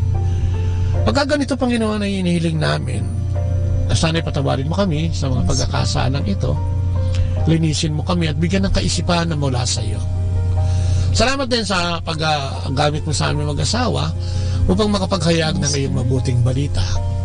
Salamat, Panginoon, sa pagbibigay mo sa amin ng programa ng Kristiyanong Pamilya at stepping out na siya nagiging medium kung saan ay sa munting paraan ng iyong mga lingkod ay nakapaglilingkod kami sa iyo, Panginoon. Salamat sa gift of life. sa gift of family, sa gift of community, sa mga taong nakapaligid sa amin na tumutuligsa at hindi nasisiyahan sa aming ginagawa, ay nagpapasalamat na rin kami sapagkat dito'y lalo naming natututunan kung paano lalong kumapit sa iyo. Ang aming mga kapatid na may sakit at may karamdaman, nasaan man sila, si Manang Peli, ang community ng CFCFFL na maraming nagkakaroon din ng karamdaman, ay tinataas namin ang buong-buo ang aming komunidad. Especially ang aming Servant General na limping ngayon, Panginoon, dahil sa kanyang nararamdaman, Lord God, si Frank Padilla, at lahat ng mga kapatid namin, si Brother Deo at Sister Eds, si Eileen Serrano, si Eileen Hernandez, si Manang Peli, at sa lahat ng mga nagpapadasal at tumadalangin na sa pamamagitan ng iyong banal na espiritu ng kagalingan ay magkakaroon ng kagalingan ng mga sakit na ito. Physical man ito, material man ito, at spiritual, Panginoon, ay dinadalangin namin na padaluyin mo ang iyong kabanal-banalang spiritu upang siyang gumabay sa amin. Ang aming gobyerno bilang kabungan ay tinataas namin sa iyo. Ang kanilang mga ginagawa para sa bayang Pilipinas ay dinadalangin namin na sana'y galing sa iyo, at dumadalangin din kaming bigyan sila ng karunungan mula sa iyo sa pagpapatakbo ng aming bayan. Tinataas din namin sa iyo, Panginoon, ang aming simbahan. Mula sa Santo Papa, sa mga pare, sa mga misyonaryo, sa lahat ng misyonaryo, lalo tigit ang mga laiko na misyonaryo, ay tinataas namin sa iyo na sana ay ibigay sa kanila ang mga pangangailangan, especially financial na pangangailangan nila when they're going out for mission, Panginoon. Sana hindi sila mahirapang mag-solicit din ng kanilang pangangailangan whenever na magmi-mission sila, Panginoon. Tinataas namin ang aming simbahan sa iyo sapagkat alam namin ito'y tinutuligsa at maraming hindi natutuwa. Kung kaya sa pamamagitan ng iyong kamay ay basbasan mo ito at bigyan ng kagalakan ng bawat isa sa paghahayag ng mabuting balita. Ang lahat ng ito ay dinadalangin namin sa matamis na pangalan ng iyong anak na si Jesucristo, ng banal na Espiritu Santo at ang pananalangin ng mahal na Inang Maria. Kami umaasa dahil kami laging magpupuri at pupurihin ang iyong kadakilaan habang kami ay nabubuhay. Maraming salamat, and glory be to the Father, to the Son, and to the Holy Spirit. As it was in the beginning, is now, and never shall be, world without end. Amen. Hallelujah! Amen. The Father, the Son, the Holy Spirit. Amen. At syempre, no, humabol si EJ. At si Vanny. Ay, good morning, EJ and Vanny. Ay, si Ruel, Paulo.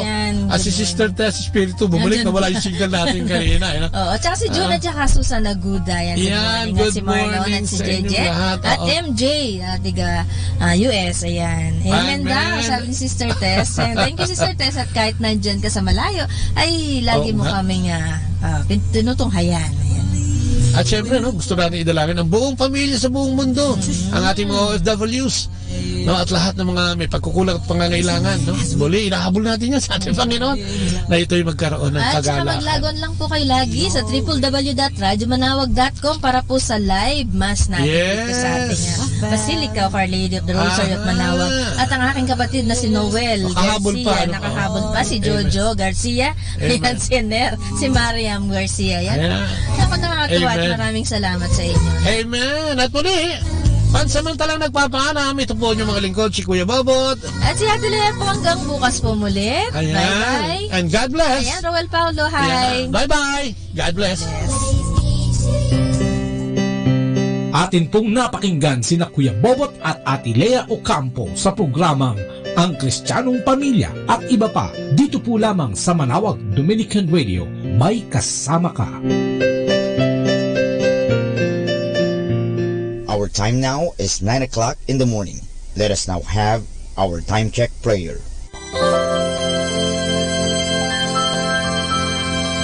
Panalangin para sa aming bansang Pilipinas.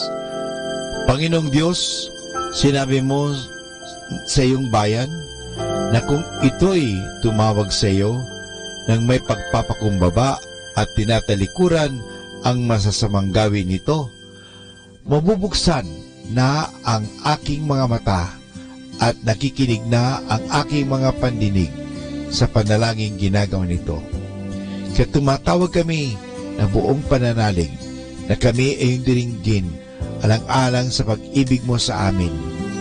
Patawarin mo kami sa aming mga pagkukulang at sa kawalan naming pakialam sa pangyayari ng aming paligid, naganap na kahirapan, krimen, katiwalian, kawalan ng pagpapahalaga sa buhay at dangal ng tao at sa kalikasan. Tulungan mo kaming talikuran ang mga pagiging makasarili at turuan mo kami na ang hangarin ay ang kapakanan ng bawat mamamayan. Paghilumin mo nawa ang mga sugat ng masasakit na pangyayari ng mga nagdaang panahon. Pag-isahin mo ang aming mga diwa at puso upang sama-sama naming tahakin ang landas patungo sa maunlad at masaganang bukas. At higit sa lahat, maghari nawa sa aming bansang Pilipinas ang iyong pag-ibig na siyang susi sa paggamit namin ng kapayapaan aming minimithi. Amen.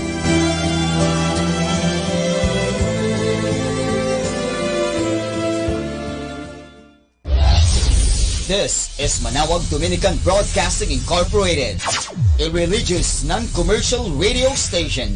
10 years of evangelizing the airwaves, sharing God's blessings, live masses on air, playing religious music and prayers. May kasama ka, si Jesus, si Maria, at kami. Our positive thought for this hour. All mistakes are lessons to be learned and challenges to be overcome, and they come in the form of objects, events, and people.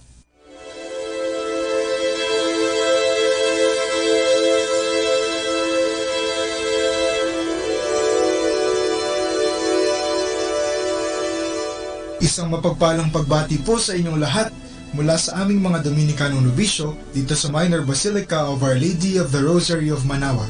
Kayo po ay nakikinig sa binhi ng buhay. Nais po naming ibahagi sa inyo ang bunga ng aming mga pagninilay sa Ebanghelyo ngayong ika-31 ng Marso, ang ika-4 na linggo sa panahon ng Kwaresma.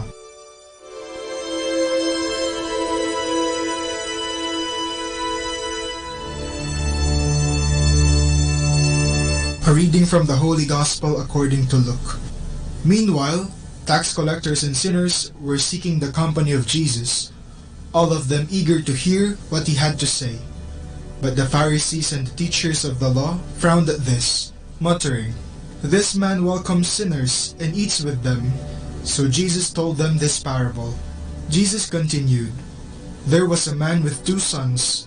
The younger said to his father, 'Give me my share of the estate.'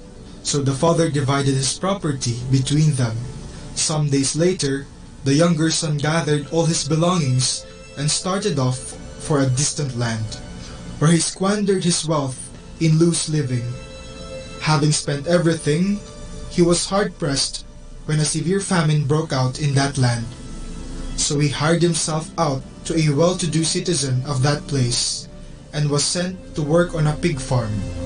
So famished was he that he longed to fill his stomach even with the food given to the pigs, but no one offered him anything. Finally, coming to his senses, he said, 'How many of my father's hired workers have food to spare, and here I am starving to death? I will get up and go back to my father, and say to him, Father, I have sinned against God and before you. I no longer deserve to be called your son. Treat me then as one of your hired servants.' With that thought in mind, he set off for his father's house. He was still a long way off when his father caught sight of him. His father was so deeply moved with compassion that he ran out to meet him, threw his arms around his neck, and kissed him. The son said, 'Father, I have sinned against heaven and before you. I no longer deserve to be called your son.' But the father turned to his servants. 'Quick,' he said, 'bring out the finest robe and put it on him. Put a ring on his finger and sandals on his feet. Take the fattened calf and kill it. we shall celebrate and have a feast. For this son of mine was dead, and has come back to life. He was lost, and is found. And the celebration began. Meanwhile, the elder son had been working in the fields. As he returned and approached the house, he heard the sound of music and dancing. He called one of the servants and asked what it was about. The servant answered, "Your brother has come home safe and sound, and your father is so happy about it that he has ordered this celebration and killed the fattened calf." The elder son became angry and refused to go in. His father came out and pleaded with him. The son was very indignant, said, "Look, I have slaved for you all these years. Never have I disobeyed your orders. Yet you have never given me even a young goat to celebrate with my friends. But when this son of yours returns, after squandering your property with loose women, you kill the fattened calf for him?" The father said, "My son, you are always with me, and everything I have is yours. But this brother of yours was dead, and has come back to life. He was lost, and is found. And for that we had to rejoice and be glad."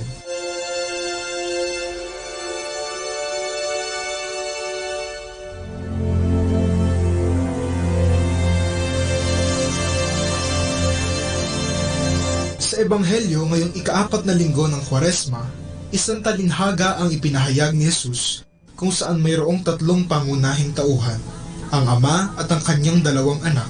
Sa simula ng kwento, hiningi kaagad lahat ng nakababatang anak ang kanyang mana mula sa kanyang ama kahit taliwas ito sa kultura ng mga Hudyo. Pagkakuha ng kanyang mana, siya'y nagpakalayo-layo at nilustay niya ang lahat ng ibinigay sa kanya ng kanyang ama hanggang sa siya ay naghirap. Dahil dito, napilitan siyang magtrabaho. Pero isang araw, naisip niya na mas mainam pang magtrabaho na lamang sa kanyang ama. Kaya siya'y agad na bumalik sa kanila. Sa kanyang pagbabalik, agad siyang sinalubong ng kanyang ama ng isang mahigpit na yakap. Agad ding inutusan ng kanyang ama ang mga alipin na siya'y bihisan at maghanda ng isang piging upang ipagdiwang ang kanyang pagbabalik. Ito naman ang naging dahilan ng pagkainggit ng kanyang nakakatandang kapatid. Ang 2 anak ay sumasalamin sa ating mga tao. Ang nakababatang anak ay nasilaw sa mana, tulad natin na nasilaw din sa kayamanan. Tayo ay nagpakasasa sa mga bagay na naging dahilan ng ating pagkawalay sa Diyos dahil sa ating pagiging makabundot makasarili. Ang nakakatandang anak naman ay nainggit sa nakababata dahil kahit na siya ay nagtrabaho para sa kanyang ama, hindi nito nasuklian ang lahat ng kanyang pagod. Hindi niya kasi naisip na ang lahat ng kanyang tinatamasa ay dahil sa kanyang ama at ang lahat ng mayroon ng kanyang ama ay kanya rin. Ang ama naman ay sumisimbolo sa ating maawaing Diyos na laging naghihintay sa ating pagbabalik loob sa kanya. Tulad ng sa kwento, ibinigay rin niya ang lahat sa atin, maging ang kanyang anak. Magbalik loob lamang ang mundo sa kanya. Ngayong Kwaresma, sana'y magbalik loob din tayo sa Diyos. Tignan natin kung tayo ay nakalimot na sa kanya. Kung tayo ay naging makamundo at makasalanan, at kung tayo ay nainggit sa ating kapwa dahil hindi natin nakikita kung gaano tayo pinagpapala. Tayo na at kumawala sa kadena ng kasalanan upang makamtan natin ang pangako ng Panginoon na buhay na walang hanggan. Tulad ng mga Israelita sa unang pagbasa ngayong linggo na tuluyan nang nakawala mula sa kamay ng mga taga-Ehipto at nakarating sa lupang pangako.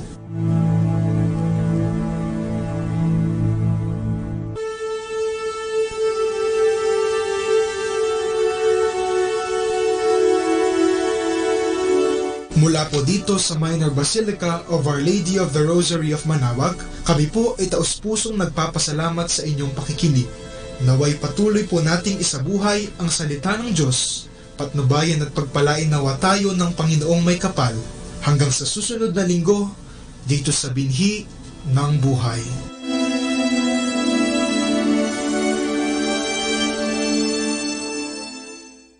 Atin pong pakinggan ang mga pasabi mula sa Minor Basilica ng Our Lady of the Rosary of Manaoag.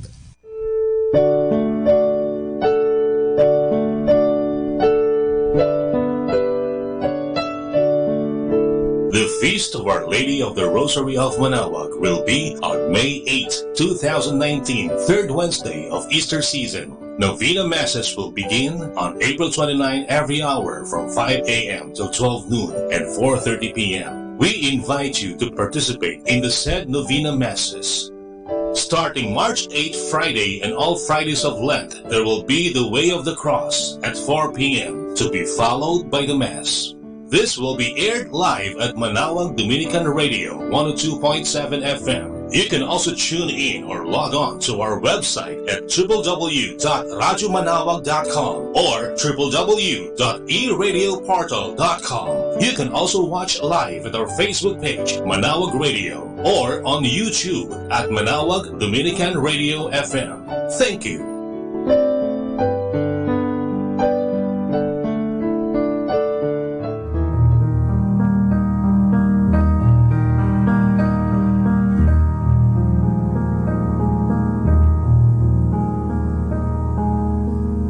Lenten and Holy Week Activities 2019. Way of the Cross, every Friday of Lent at 4 p.m. to be followed by a Mass at 5 p.m. Palm Sunday, April 14, Solemn Blessing of Palms, 5:45 in the morning at the church patio.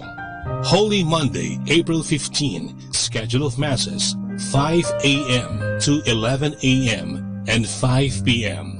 Rosary at 5:45 a.m. Liturgy of the Hours, morning prayer at 6 a.m. Office of Readings and evening prayer at 6 p.m. Holy Tuesday, April 16, schedule of Masses, 5 a.m. to 11 a.m. and 5 p.m. Rosary at 5:45 a.m. Liturgy of the Hours, morning prayer, 6 a.m. Office of Readings and Evening Prayer, 6 p.m. Pabasa, 3 p.m. up to 12 noon of Holy Wednesday.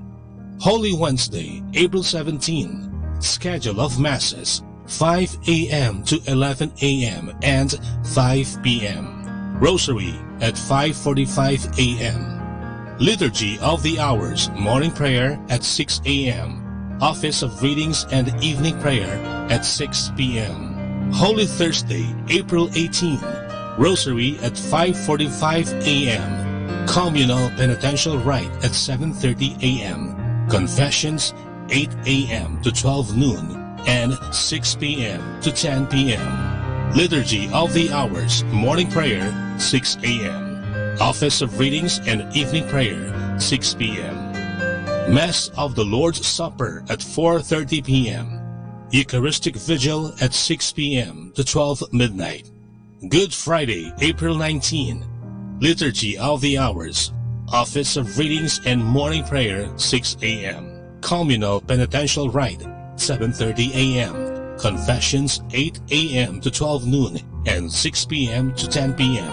and 6 p.m. to 10 p.m. Seven Last Words at 1 p.m. to 3 p.m. Celebration of the Lord's Passion at 3:30 p.m. Procession of Santo Entierro, 5 p.m. Public Veneration of Santo Entierro at 6 p.m. to 10 p.m. Holy Saturday, April 20. Liturgy of the Hours, Office of Readings and Morning Prayer, 6 a.m. Communal Penitential Rite, 7:30 a.m. Confessions, 8 a.m. to 12 noon. Easter Vigil Mass, 9 p.m. Easter Sunday, April 21, Salubong, 4 a.m. in front of the church. Sunday schedule of Masses, 5 a.m. to 12 noon and 3 p.m. to 5 p.m. Lenten and Holy Week Activities 2019. Atin pong napakinggan ang mga pasabi mula sa Minor Basilica ng Our Lady of the Rosary of Manaoag.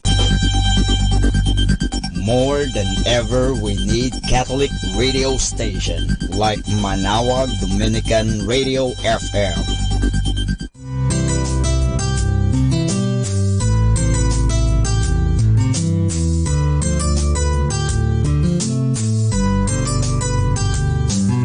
Whenever you're alone, just turn your radio on. It will comfort you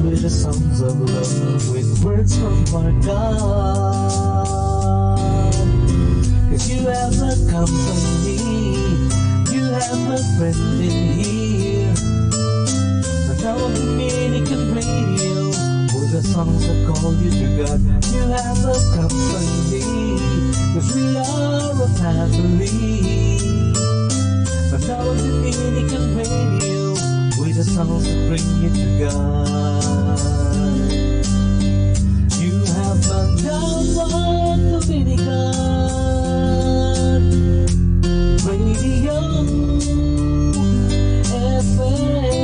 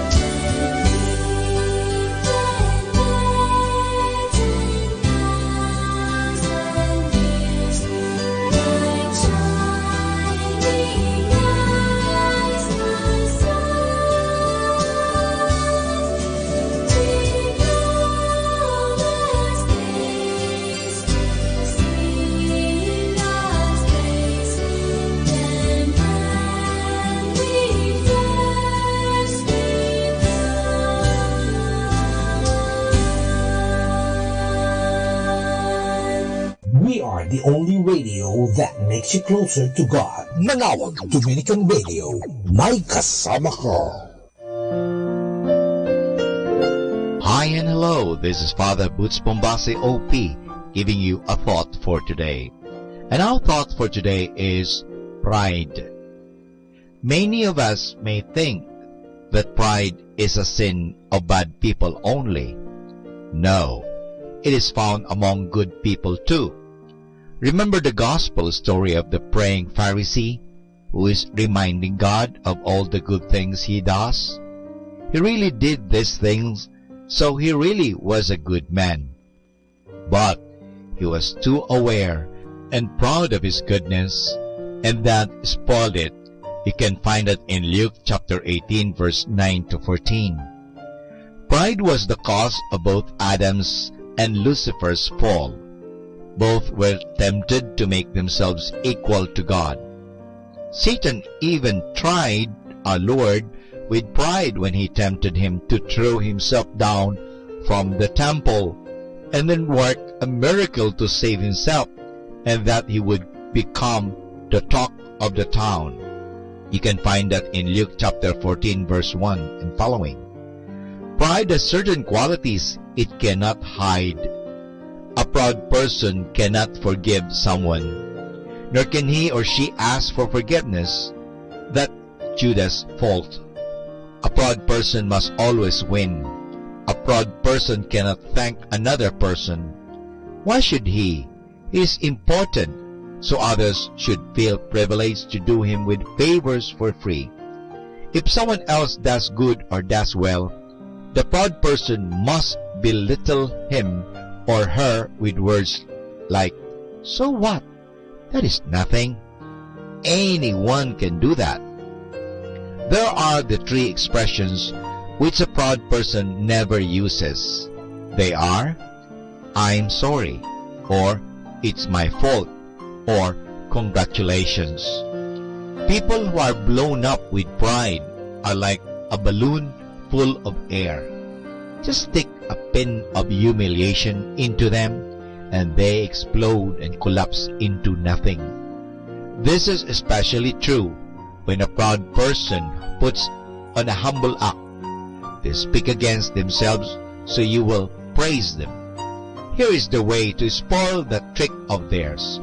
When a proud person says for all to hear, "I'm just a good for nothing," then you should agree with him and say out loud, "That's right." And what happens? Pride starts very early in life. We are proud by nature.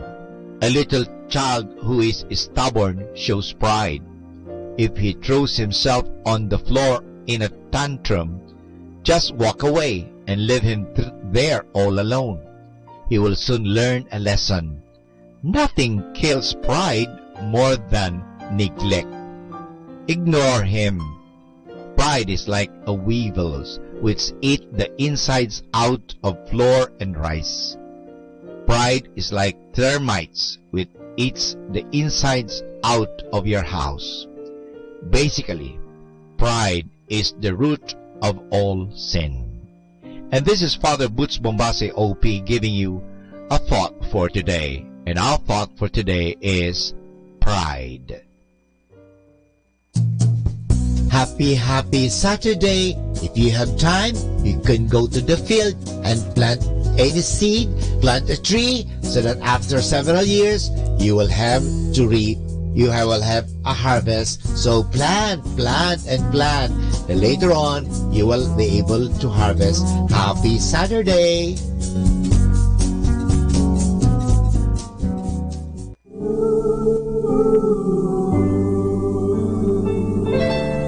Aming Diyos, kalibutin mo mula pa noon hanggang ngayon at sa habang panahon. Sa bawat salita, ikatapakan mo ay naroon. Aming Diyos, wala namang ibang Panginoon. Ang pag-ibig mo ay tunay at walang kapantay. Kapangyarihan mo'y walang katulad. Pupurihin ka ng lahat ng may buhay. Aming Diyos, kalibutin mo mula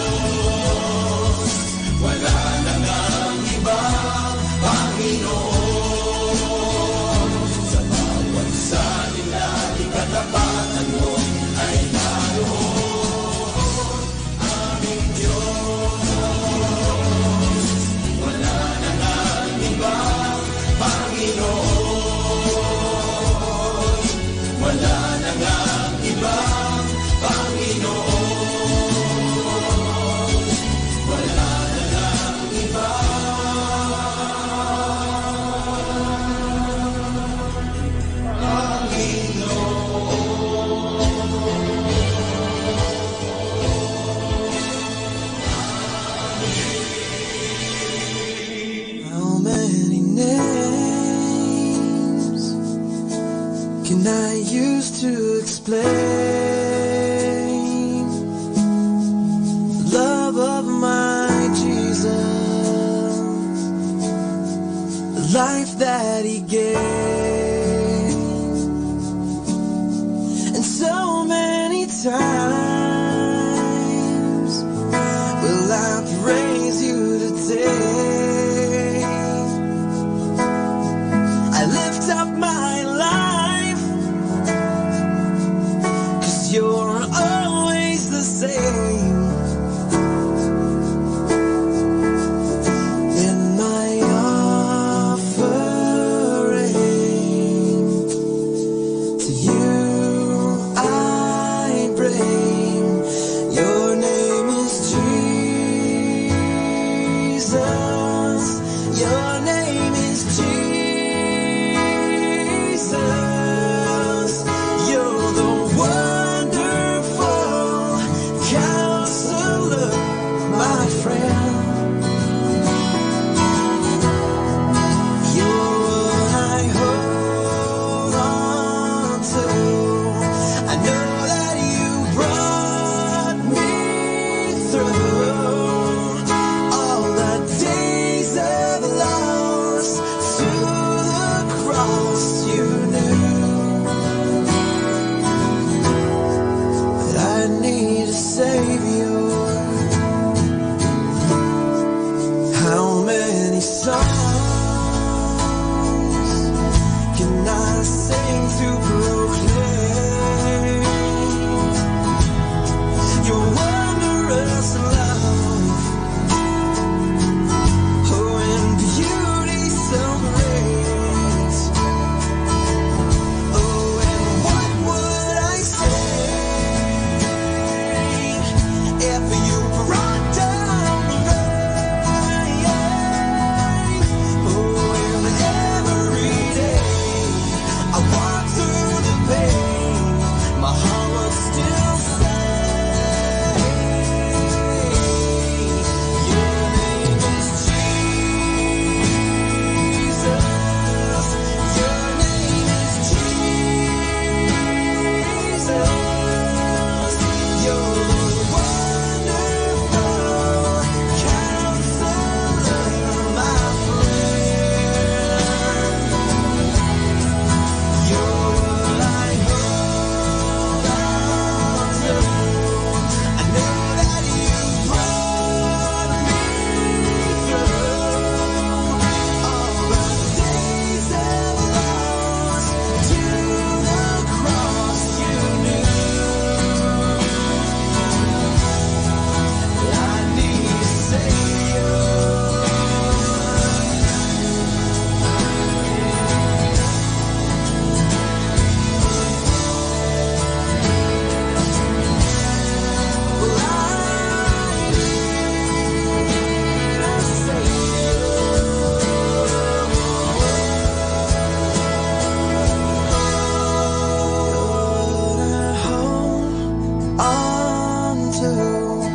I know that you brought me through all the days of loss.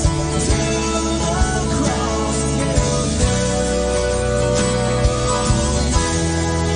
I need a Savior. I need a Savior. I need you, Savior.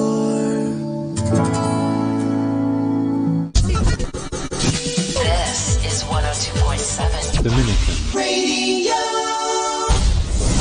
Pakinggan po natin si kasamang JT sa Tagumpay sa Tag-Unos kasama ang Diyos.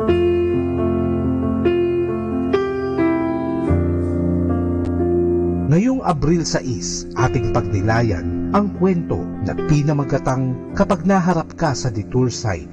Nagmamaneho ka papunta sa bahay ng iyong kaibigan nang maharap ka sa isang malaking detour sign. Kumikislap-kislap ang yellow sign na bagong pinta. May tatlo na pwede mong gawin. Una, magrebelde. Ayaw mong kilalanin ang mabigat na paunawa at magpapasya kang magpatuloy pa rin. Paandarin ang makina at babanggain mo ang detour sign. Ngunit kung may panganib doon na di mo na nalalaman, isang kalokohan at kapangahasan ang iyong ginawa.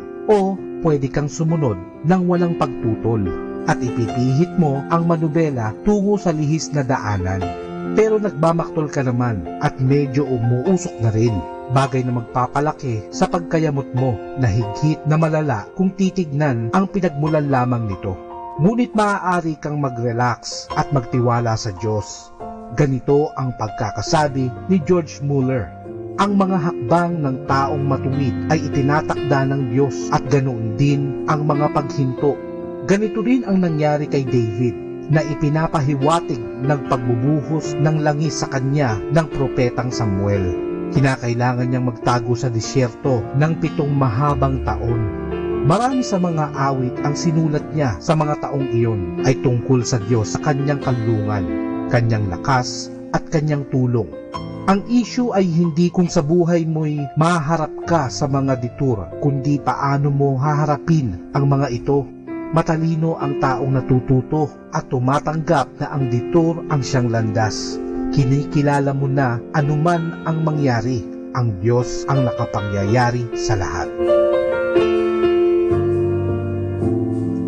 Lord, help me to live each day so that at the end of it, there is nothing I cannot share with you, nothing for which I cannot give thanks. Ito po ang inyong lingkod na si Kasamang JT para sa pang-araw-araw nating gabay sa buhay.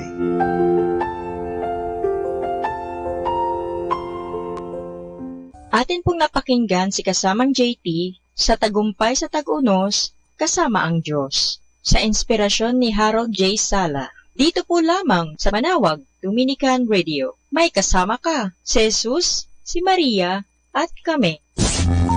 102.7 FM. Yeah.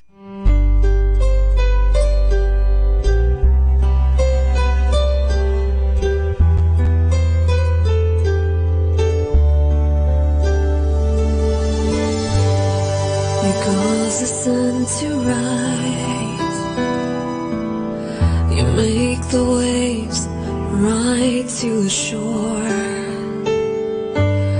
We marvel at your ways. With every breath we praise you, Lord. From the dust in your own image, you formed in us that we might live. You are the maker of beautiful things, divine creator of heaven and earth, every creature in all of the universe sings of your goodness and your mercy, giver of life.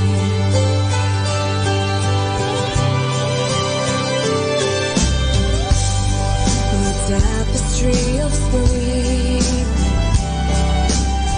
the changing sky, the wing of a bird, your truth in black and white. We celebrate the light of your word. When our eyes are blind, you touched us. When we were defiled, you came to save us. You are the maker of beautiful things, the divine creator of heaven and earth, every creature in all of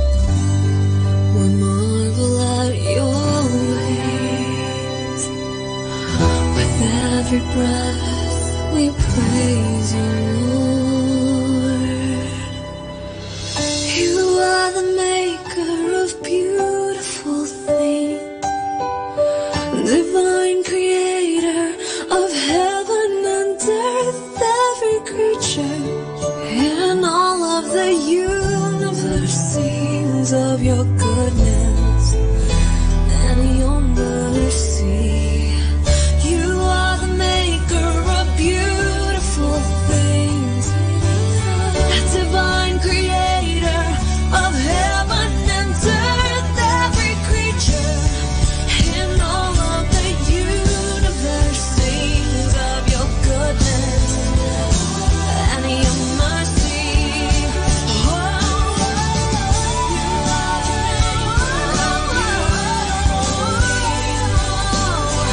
Divine creator of heaven and earth, every creature in all of the universe sings of your goodness and your mercy. Giver of life, giver of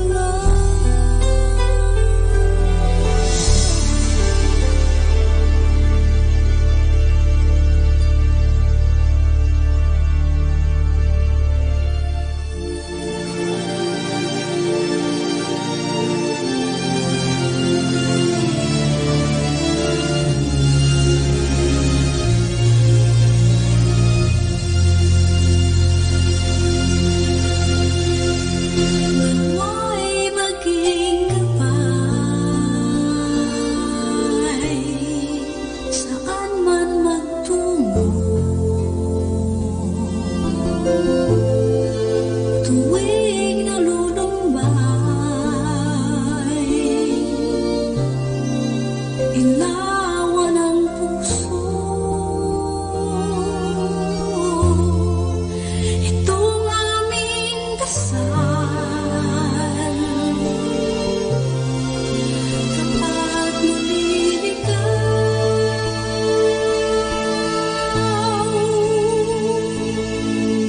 kami akayin mo sa landas na wasto, kung saan patungo sa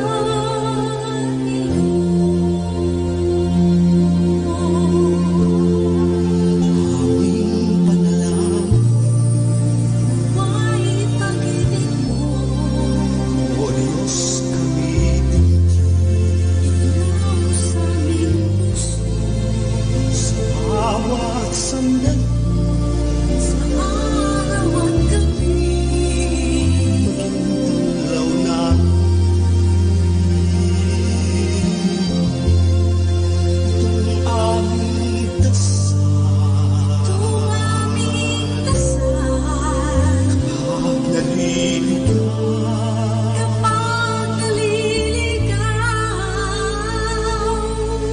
habang nasa mundo, kami akayin mo kung saan patungo sa iyo.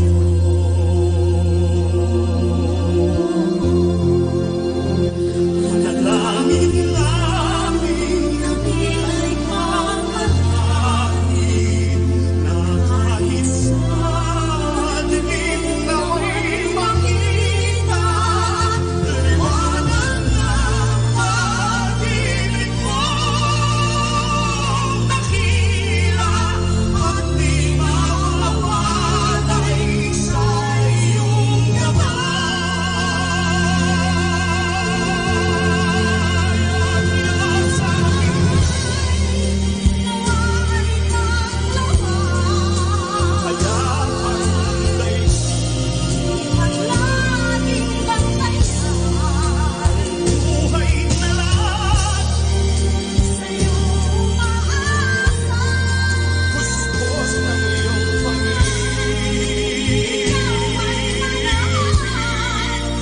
aming panalangin, aming panalangin, tulad ng isang pasling, tulad ng isang paslit. kami akayin mo sa landas na wasto, kung saan patungo sa iyo. Kami akayin mo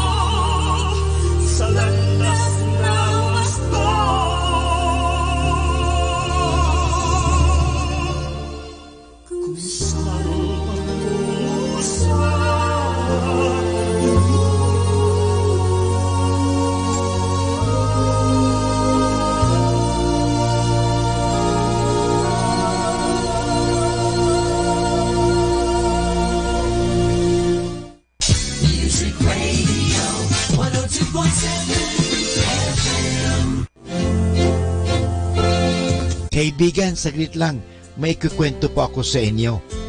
Ang damit ng unang komunyon. Isang araw ay may dumating na babae sa loob ng simbahan. Pinunta niya ang pari na noon ay nagdadasal at nakikiusap siya. Padre, ako po ay naguguluhan ng labis. Maaari po bang mangumpisal ako sa inyo?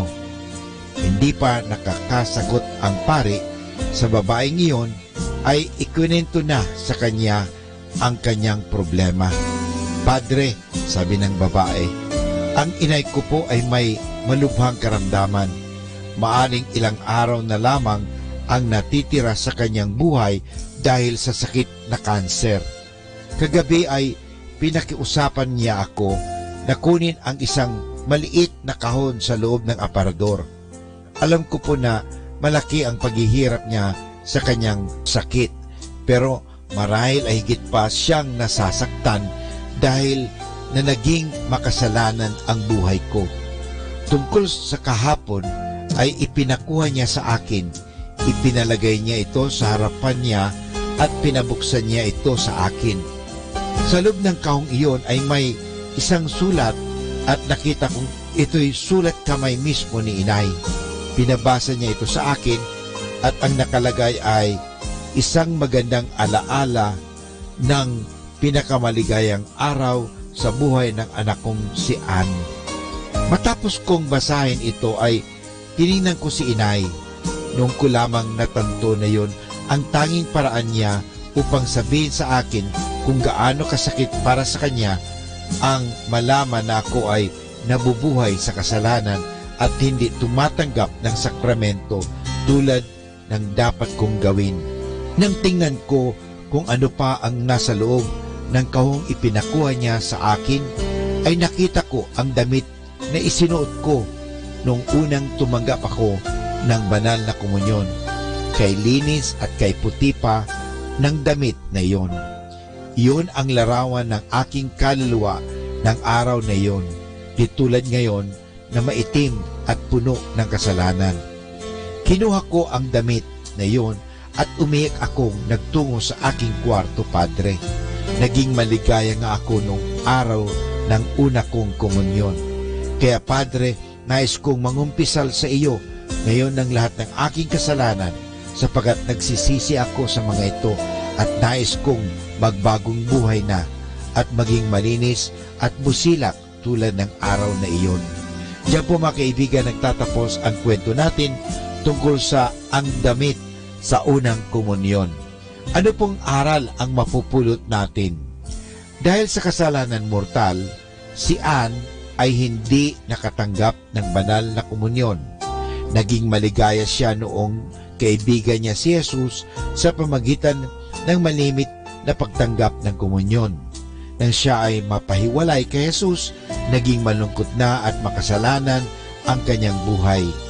Nang maalala niya ang kanyang kalagayan noong una, siya ay tumanggap ng komunyon, ninais siyang maging malinis at busilak muli. Tayo ba ay ganon din? Kaya mga kaibigan, may mga reminders po tayo sa buhay at ang mga reminders, ang mga alaalang yan ay magandang paalala sa atin, lalong-lalo na ang Panginoong Jesus paalala sa atin ng pagmamahal ng Diyos. Maraming salamat po.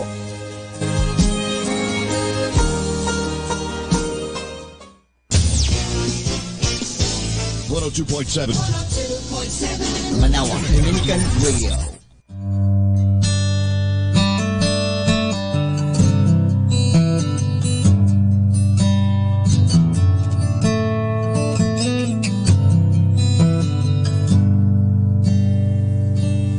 Art thou weary? Art thou languid? Art thou sore distressed? Come to me, saith one and coming, be at rest.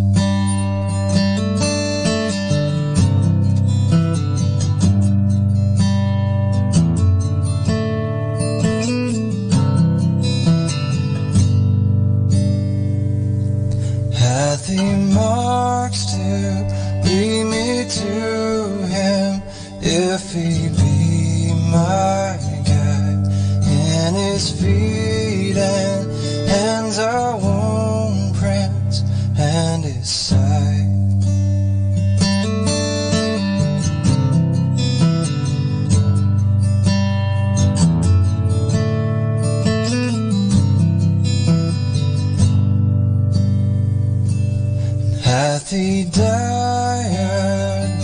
as monarch that his brow adorns, yea, a crown in very surety, but of thorns.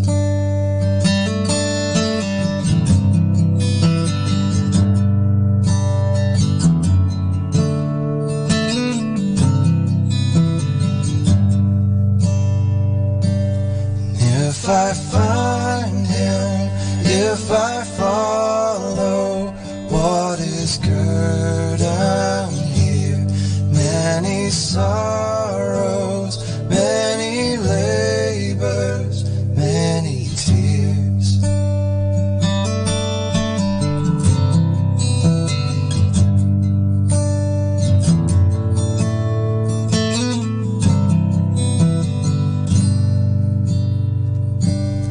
If I still hold closely to him, what hath he at last? Sorrow vanquished, labor ended, Jordan passed.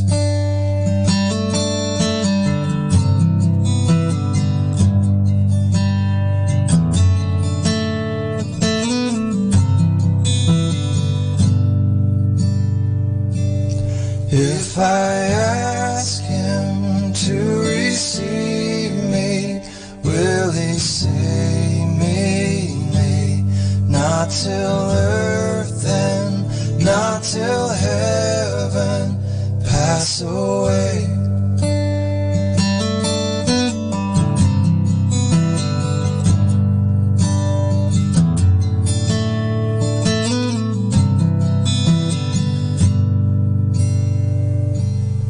Finding, following, keeping, struggling, is he sure to bless? Saints, apostles, prophets, martyrs, answer yes.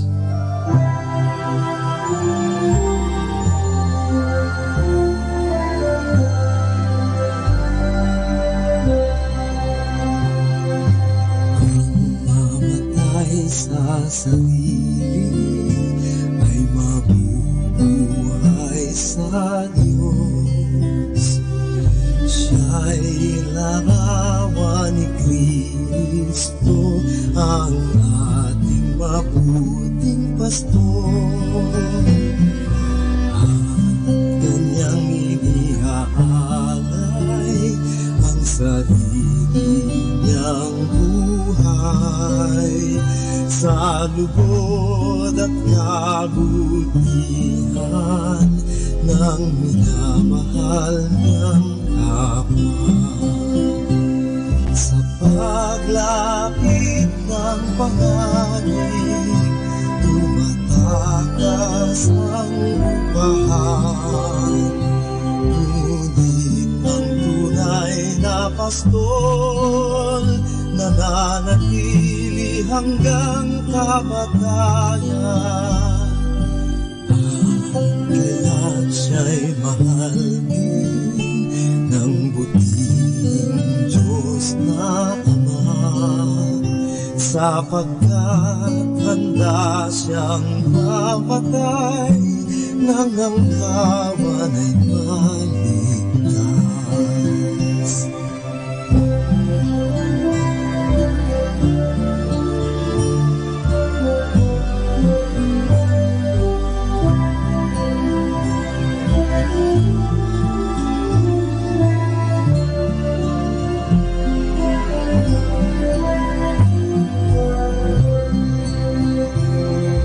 Paglapit ng panganib, tumatakas ang upahan. Ngunit ang tunay na pastol, nananatili hanggang kamatayan. Kaya't siya'y mahal din ng buting Diyos na Ama, sapagkat handa siya siyang namatay nang ang kawan ay maligtas.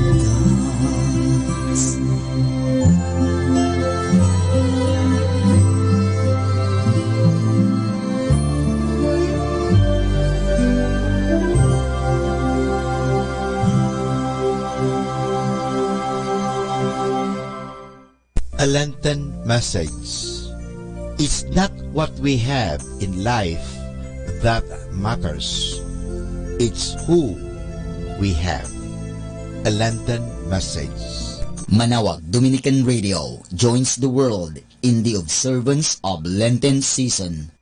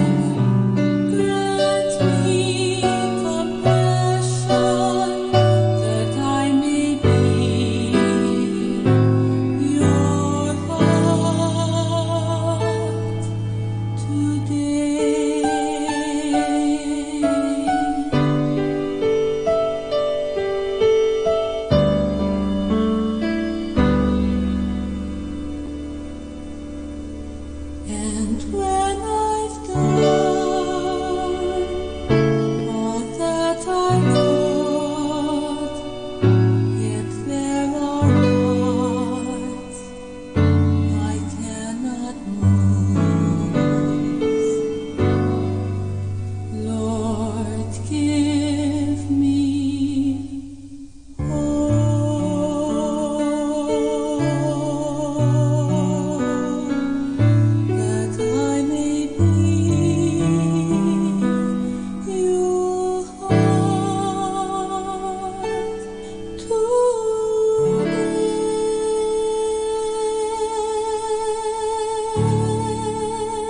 Our time now is 10 o'clock in the morning.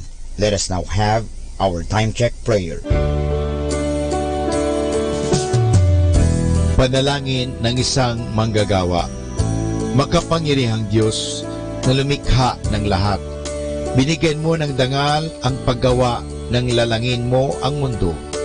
Nakahanda akong magpatulo ng pawis, magtiis ng init sa araw at pagod, sapagkat sa pamagitan ng aking gawain na itataguyod ko ng marangal ang aking pamilya. Kailangan ko ang tulong mo upang manatili akong malusog at malakas, at sa gayoy may pagpatuloy ko ang aking pagsisikap. Marapatin mo nawa ang pag-aalay ko sa iyo ng mga gawa ng aking mga kamay bilang tanda ng aking pasasalamat at pagpupuri sa iyong kadakilaan. Ipagkaloob mo ang tagumpay sa aking mga gawain. Hinihiling ko ito sa ngalan ng iyong anak na si Jesucristo na aming Panginoon. Amen.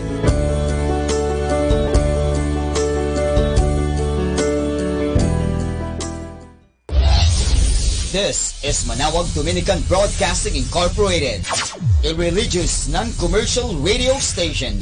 10 years of evangelizing the airwaves, sharing God's blessings, live masses on air, playing religious music and prayers. May kasama ka, si Jesus, si Maria, at kami. Our positive thought for this hour. Everything is either an opportunity to learn and grow or an obstacle that keeps you stuck. You get to choose. Ako po si Bill Sanchez ng Kerygma. Binabati ko po ang lahat ng nakikinig. May kasama ka, si Jesus, si Maria, at kami. Mga kasama, ating pong pakinggan ang talk ni Bo Sanchez na recorded sa feast na ginanap sa PICC. Who is ready to receive the kindness of God today? Everybody say, God is kind. I want you to greet someone beside you with a handshake or a big hug. Tell that person, receive God's kindness today. Welcome to the feast. Welcome to the happiest place on earth. How many of you have come for the first time? Can I see a raise of hands? Thank you so much for coming. Greet them, shake their hands, welcome them. For those of you who've come for the first time, we have a welcome gift for you. Go to the lobby. We'll give that gift to you later on. But thank you so much for being here. This is your spiritual home now. Brothers and sisters, many of us have come here from all sorts of different situations. Some of you have come with your needs, with your problems. Some of you have come here with your struggles in your heart. Am I right? Some of you have come here, you're thinking of your trials, you're thinking of your struggles. I've got a word for you. I believe that when every person is born, God gives them two boxes. A gold box and a black box. And then His instruction is this. Every time you receive a blessing, put it in a gold box. Every time you have sorrows, put it in the black box. Every time there's a blessing, put it in a gold box. If you have a trial, if you have a sorrow, put it in the black box. Here's what you'll find out. At the end of your life, your gold box will be full and heavy. Your black box will be light. Ask me why. That's not true, Brother Bo. So many struggles, so many. No. It'll be light. Because when you open it, the bottom is not there. It goes straight to God. Every sorrow that you put goes straight to God. You're going to ask God, at the end of your life, Lord, walang laman. God says, it's all here. It's all in my heart. Every sorrow that you have, I gave you a gold box so that you can count your blessings. Count your blessings. And I gave you a black box so that you can let go of your sorrows. Let go. Tell someone beside you, let go. Tell someone beside you, let God. You've got sorrows, let go and let God. You know, why keep your sorrows? You know, your sorrows are there, they're painful and they're difficult. Don't keep them, let go. Amen? Are you ready? Are you ready to let go? Say this with me. Lord, I let go. I surrender. You are my God, and I trust you in Jesus' name. Amen. Are you happy being here? Hallelujah. We're going to sing a song. We're going to sing our theme song for the month. Are you ready? My big message for you today is this. The kingdom will be known through your kindness. Everybody say that. The kingdom will be known through your kindness. Tell someone beside you, the kingdom will be known through your kindness. In the name of the Father, and of the Son, and of the Holy Spirit, today I receive all of God's love for me. Today I open myself to the unbounded, limitless, overflowing abundance of God's universe. Today I open myself to God's healing and miracles. Today I open myself to God's Word. And today I proclaim that I'm God's beloved, I'm God's servant, I'm God's powerful champion. And because I am blessing the world in Jesus' name. Thy word is a lamp unto my feet and a light unto my path. I'm sure you've heard this story before, you've read it before, the parable of the Good Samaritan. But I want you to open your ears, listen to it in a fresh way. I want you to receive the power of God. Gospel of Luke chapter 10 verse 30, Jesus answered, there was once a man who was going down from Jerusalem to Jericho when robbers attacked him, stripped him, beat him up, and leaving him half dead. Can everybody say that? Half dead. It so happened that a priest was going down that road. Say priest. But when he saw the man, he walked on by on the other side. Everybody say walked on. In the same way, a Levite also came there. Say Levite.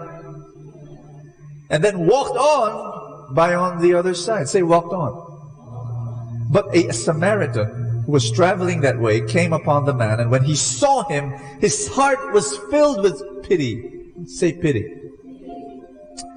He went over to him, poured oil and wine on his wounds, and bandaged them. Everybody say bandaged them. Then he put the man on his own animal and took him to an inn where he took care of him. Everybody say that. He took care of him. The next day, he took out 2 silver coins and gave them to the innkeeper. Take care of him, he told the innkeeper, and when I come back this way, I will pay you whatever else you spend on him. Put your hand over your chest. Everybody say, Father, I want you to teach me how to be like the Samaritan, how to care. Fill my heart with compassion. I want to bring others closer to you. Through your kindness, I ask you, give me that kindness so that I can give it to others. Brothers and sisters, listen to me for a while. God gave an exam to these 3 men. How many passed? Tell me. 1. 2 men failed. Am I right? The funny thing was the 2 men, a priest and a Levite, they had sterling credentials, and everyone expected that they would pass, and that they would pass with flying colors. No, they failed. The man that passed was actually someone that everyone thought he would fail, because he was not religious according to the priest and according to the Levite. He was a Samaritan, he was a half-Jew, he was a half-breed Jew, and everyone looked down on him, and yet he passed the exam. The exam was not oral, the exam was not written, the exam was actual. The exam took the form of a half-dead man lying down in his pool of blood in the middle of a dusty road. 2 men failed, 1 man passed. because he was kind, because he was a servant, because he was a representative of God. How many of you would like to bring people closer to God? Your friend, your child, your parent. You want to bring them closer to God? Be kind. Through your kindness, the kingdom of God will be known. Father, I pray, come, teach us, speak to us. Do a miracle in our lives. We want to be your representative in this world. That when people see us, they will see you. In Jesus' name. Amen. Amen. Thy word is a lamp unto my feet and a light unto my path. Give the Lord a big hand and love Him. Worthy, worthy art thou. Worthy, worthy art thou. Glorify your name. Amen. I'd like you to do something for me. Can you give a big hug to someone beside you? Tell that person, God loves you and I love you too.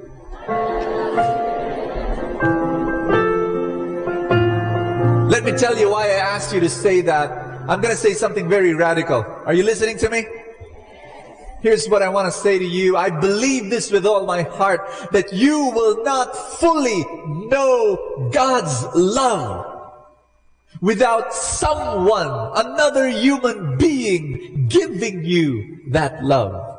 Do you understand that? It has to be to fully experience God's love. Someone else, another human being, to know the perfect love of God. Someone imperfect must give you love, even if it is imperfect. You understand that? Can you tell someone beside you, kailangan kita? I need you. It's true. We need one another to be God's love to us. And we're going to learn about that today. Amen. Let's be seated, everybody. Amen. Amen. Tell someone beside you, God will speak to you today. Welcome to our series, J1N1. And if you notice, all our ushers and greeters, they are in medical profession attire. And we want to impress upon you that we believe that Jesus needs to be contagious. And we are starting a spiritual pandemic. From this building, from this room, we want you later on to go out with the Jesus bug. And we want you to infect others with a greater love for God.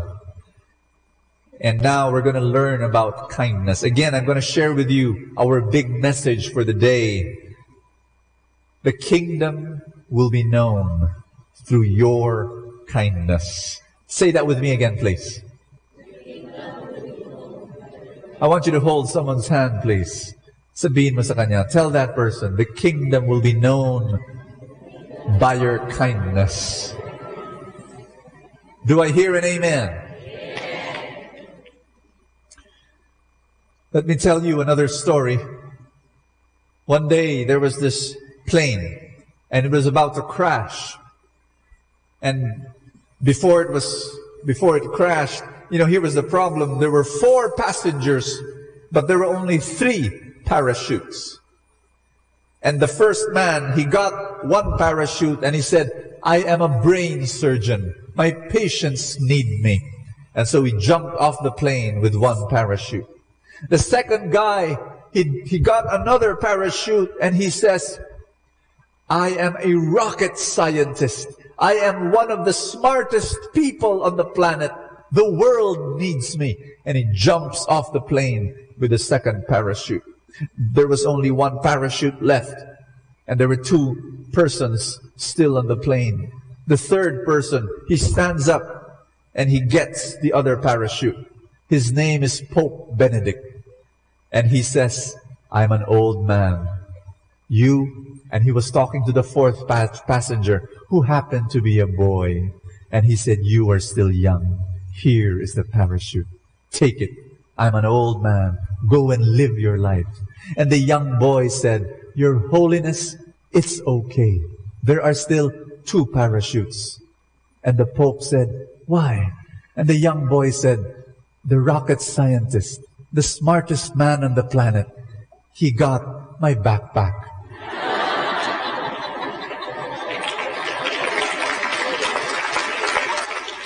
I believe this, that if you are a kind person, how many of you want to be kind? You will not only reflect the love of God, you will not only be a representative of God on earth, you will win. I really believe that. At the end of the day, God will reward you and you will win. The unkind person, the rocket scientist, did not win in the end because he was not kind. Again, tell someone beside you, be kind. Do you want to represent God in this world? Do you want to be an ambassador? Do you want to bring people closer to Jesus? Ask me how. Be kind. That's it. Be kind. Be the Samaritan that sees the wounded person in the dusty road. The priest and the Levite, they walked by. They did not become kind. There are 3 ways, and I was reflecting on the story of the Good Samaritan. There are 3 ways of being a servant, of being kind. Ask me how. Number 1, be accepting. Say that. Number 2, be available. Say that. Number 3, be affectionate. Say that. Let me go to be accepting. I really believe this, that one of the reasons, in fact, probably the major reason why the priest and the Levite not help that. Do you know why that they did not help that wounded man? Do you want to know why? One major reason. Ask me why. Because they did not want to be ritually defiled. You see, during that time, they lived in a world that was consisting of the clean and the unclean.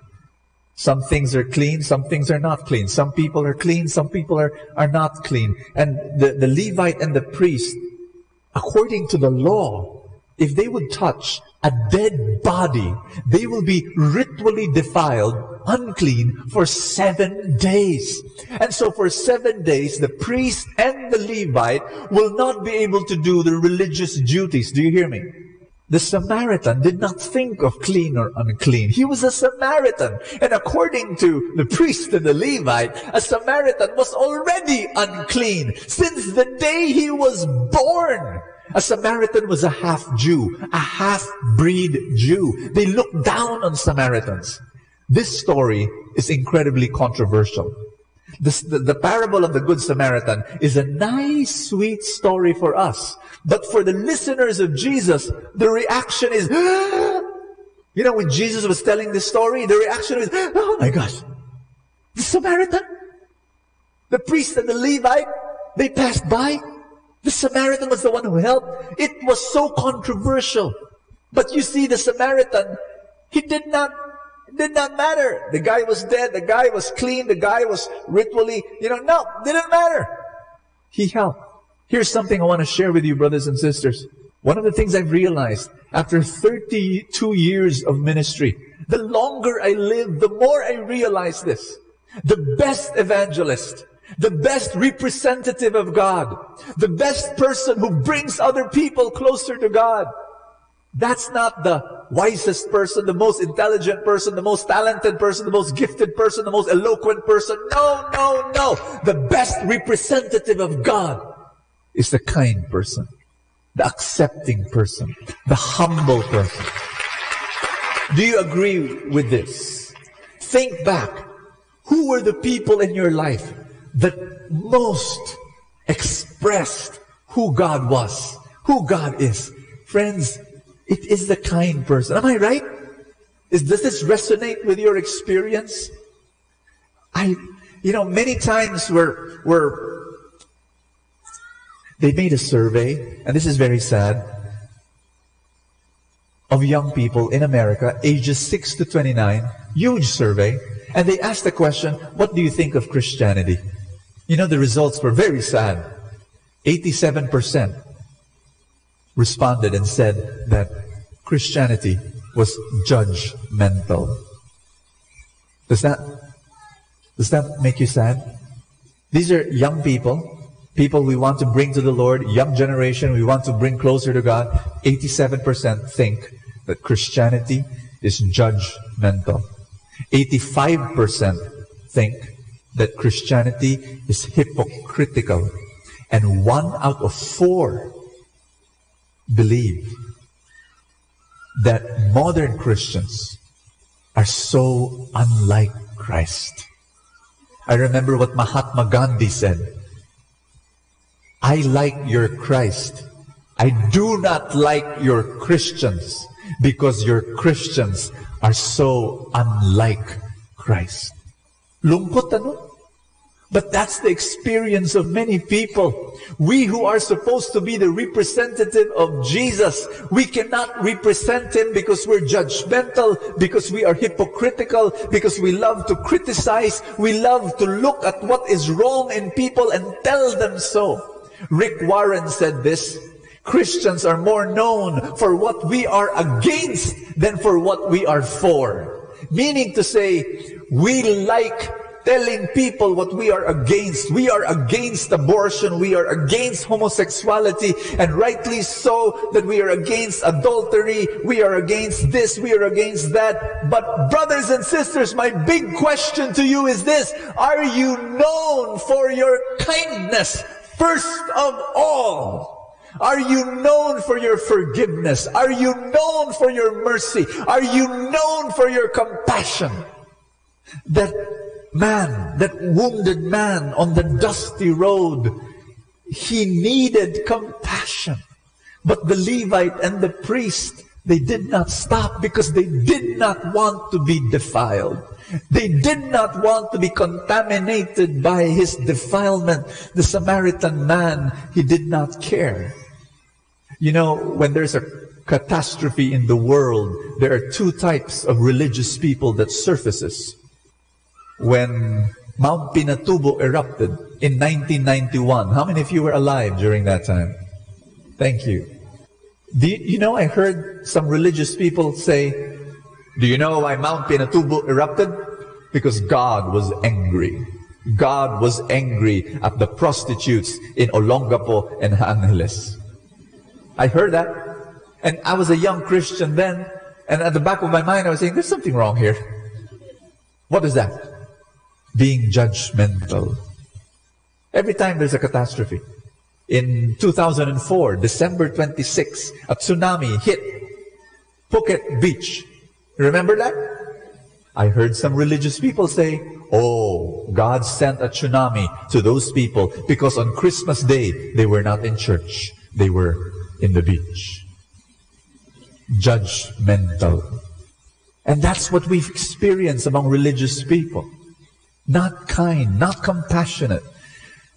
March 11, 2011, earthquake and tsunami in Japan. You know what some religious people are saying now? You know what? God sent the tsunami because Japan is a godless nation and 90% of them are atheists. Cruel, judgmental attitude. Friends, the reason why Christians can say those words is because they worship a cruel God. And you become like the God that you worship. Today, I want you to experience a kind God. A God who is so kind.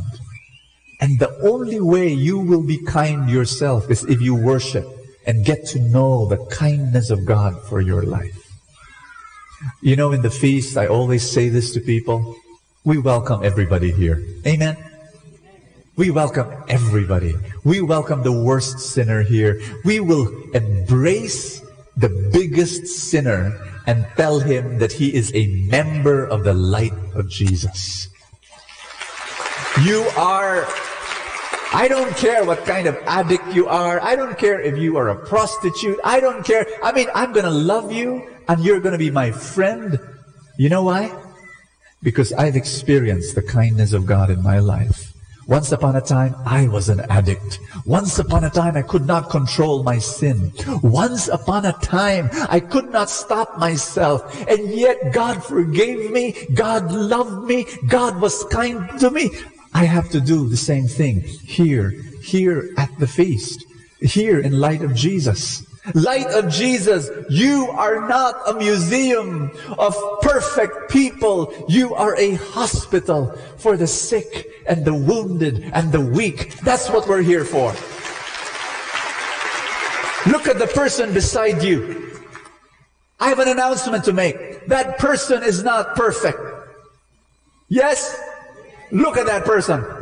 He's not perfect. She's not perfect. But guess what? So are you. You're not perfect, and you're wounded, and you're weak.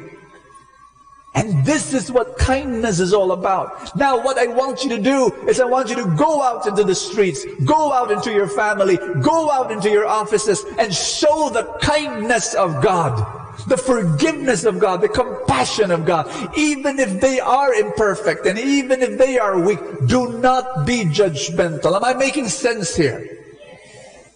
Let me tell you a tragic story of judgmental, arrogant, religious people. There was this young man, not so young, writing a difficult letter to his parents. Why difficult? Because 12 years ago, he announced to his parents that he was choosing the homosexual life. Now, his father and his mother were Christians, and they were aghast, they were appalled, they were repulsed by their son choosing to become a homosexual, and they told him in no uncertain terms, if that is your choice, leave the house, leave our life. We do not know you. 12 years later, the son left them, the son lived his own life and did not communicate with them for 12 years. 12 years later, he has AIDS. And he's a dying man. And he writes this difficult letter to his parents. Dear Dad and Mom, I'm dying. Can we talk before I die? He wanted to reconcile. And he was fearful and excited at the same time when a few days later, the mailman arrives with a letter, an envelope from his parents. With trembling fingers and fear in his heart, he opened it. And he opened it and he saw small, torn pieces of paper. They were his birth certificate. They were his birth certificate. Torn, crumpled. And then there was a little note from his parents. You are not our son. We do not have a son who is an abomination to God. The day you chose to live outside the will of God, we have lost our son. He wept. He cried. A few weeks later, this young man died. Where were the religious people?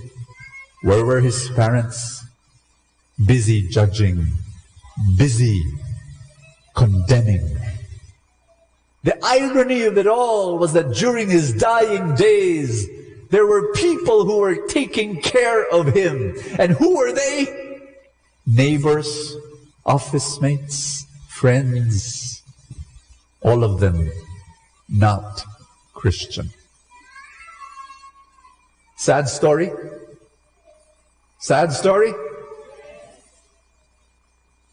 Young people in the survey said 87% of Christians, according to them, are judgmental. That is their experience. And I don't blame them. We think we're so high and mighty. We think we're so holy. We think we're so close to God. We can no longer deal or talk to or befriend those that are not like us. It cannot be. I want to believe this, and this is my prayer.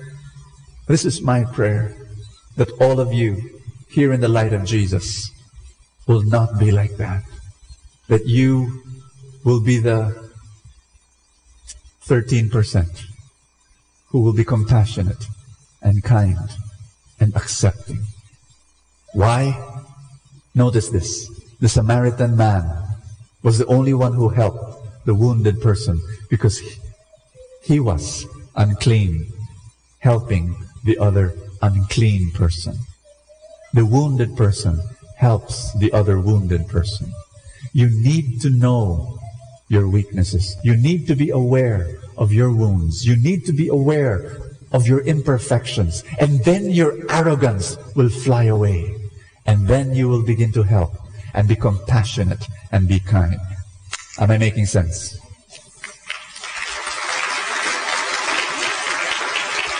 When you deal with your secretary, when you deal with your helpers, when you deal with your janitor, when you deal with the security guard, when you deal with the tricycle driver or the jeepney driver, they should know that you are a follower of Jesus. Not because you know a lot of stuff, not because you have a cross around your neck, not because you bring a Bible in your hand. These people need to know you're a follower of Jesus because you are kind. Because there is something in you that is compassionate. You are gentle and you are good and you are patient and you are tender. When you are driving your car, I remember a friend of mine, he was very new in the light of Jesus, and one of his weaknesses is that when somebody cuts in front of him, he gets so angry and gets so mad. But he was already attending Light of Jesus, and one time a big bus just cut in front of him, and he became so mad. He was such a new member of Light of Jesus, and he had still his old faults, and he had a gun underneath his seat. And he went in front of the bus, and he cut in front of the bus and pressed on the brake, and the bus had to stop. And he went down of the car, he got his gun, put it in his pocket. He had no plans of shooting, of course, but he wanted to tell the driver, I'm the boss here, and he went in front of the driver, and he was about to pull the gun when one of the passengers in the bus said, "Brother!" waving at him. And when he heard that, he went back to his car. And he realized something. He was a representative of God. You cannot do that. You are supposed to be gentle and kind and compassionate. In every single moment, people look at you and people will say, who is the God that you worship? Is he a kind, compassionate God? I shared to you about this sad story of this man who was rejected by his parents. Let me turn the table and give you a wonderful story. There was this young woman who was a lost soul. She was far away from God. She did not even know whether to believe in God or not. She was hanging out with the wrong crowd. She had a boyfriend who was not really a good guy, and she became pregnant. And the man left her, abandoned her, ran away. And so she was there, heavy with child. Deep in her heart, she longed for this God that she did not know. And she heard that there was this prayer group nearby. And so, did not know why, but she went. She went, even if she did not believe in God. The way you and I believe, she just went there. But she was wondering. She had doubts. Will they accept me? I'm here, this woman who is pregnant, doesn't have a husband. Anyway, she went. And there was an usher. There was a greeter in front. And the greeter said, "Welcome." And the greeter said, "Where is your husband?" and the young woman, the pregnant woman said, "Oh boy, here it goes. I wonder what she will say." And she said, "I don't have a husband." And you know what the greeter did? Put her arms around her. the pregnant woman, she said, "We welcome you and your baby." Brought her back into the prayer group. This is the funny thing. When she walked into the prayer group, they were all old women. "Oh no, what did I get into?" she said. And she sat down. But you know, there were the sweetest old women you can find. When they began to, they heard of her story. You know what they did? They found out she had no husband, she had no boyfriend, she lived far away from her family. They began to take care of her. They had a baby shower.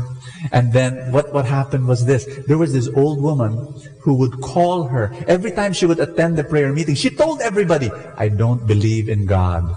And everybody said, "That's okay. That's okay. Just join us, you know." She said, "I have so many doubts about my faith." Everybody said, "That's okay. We love you."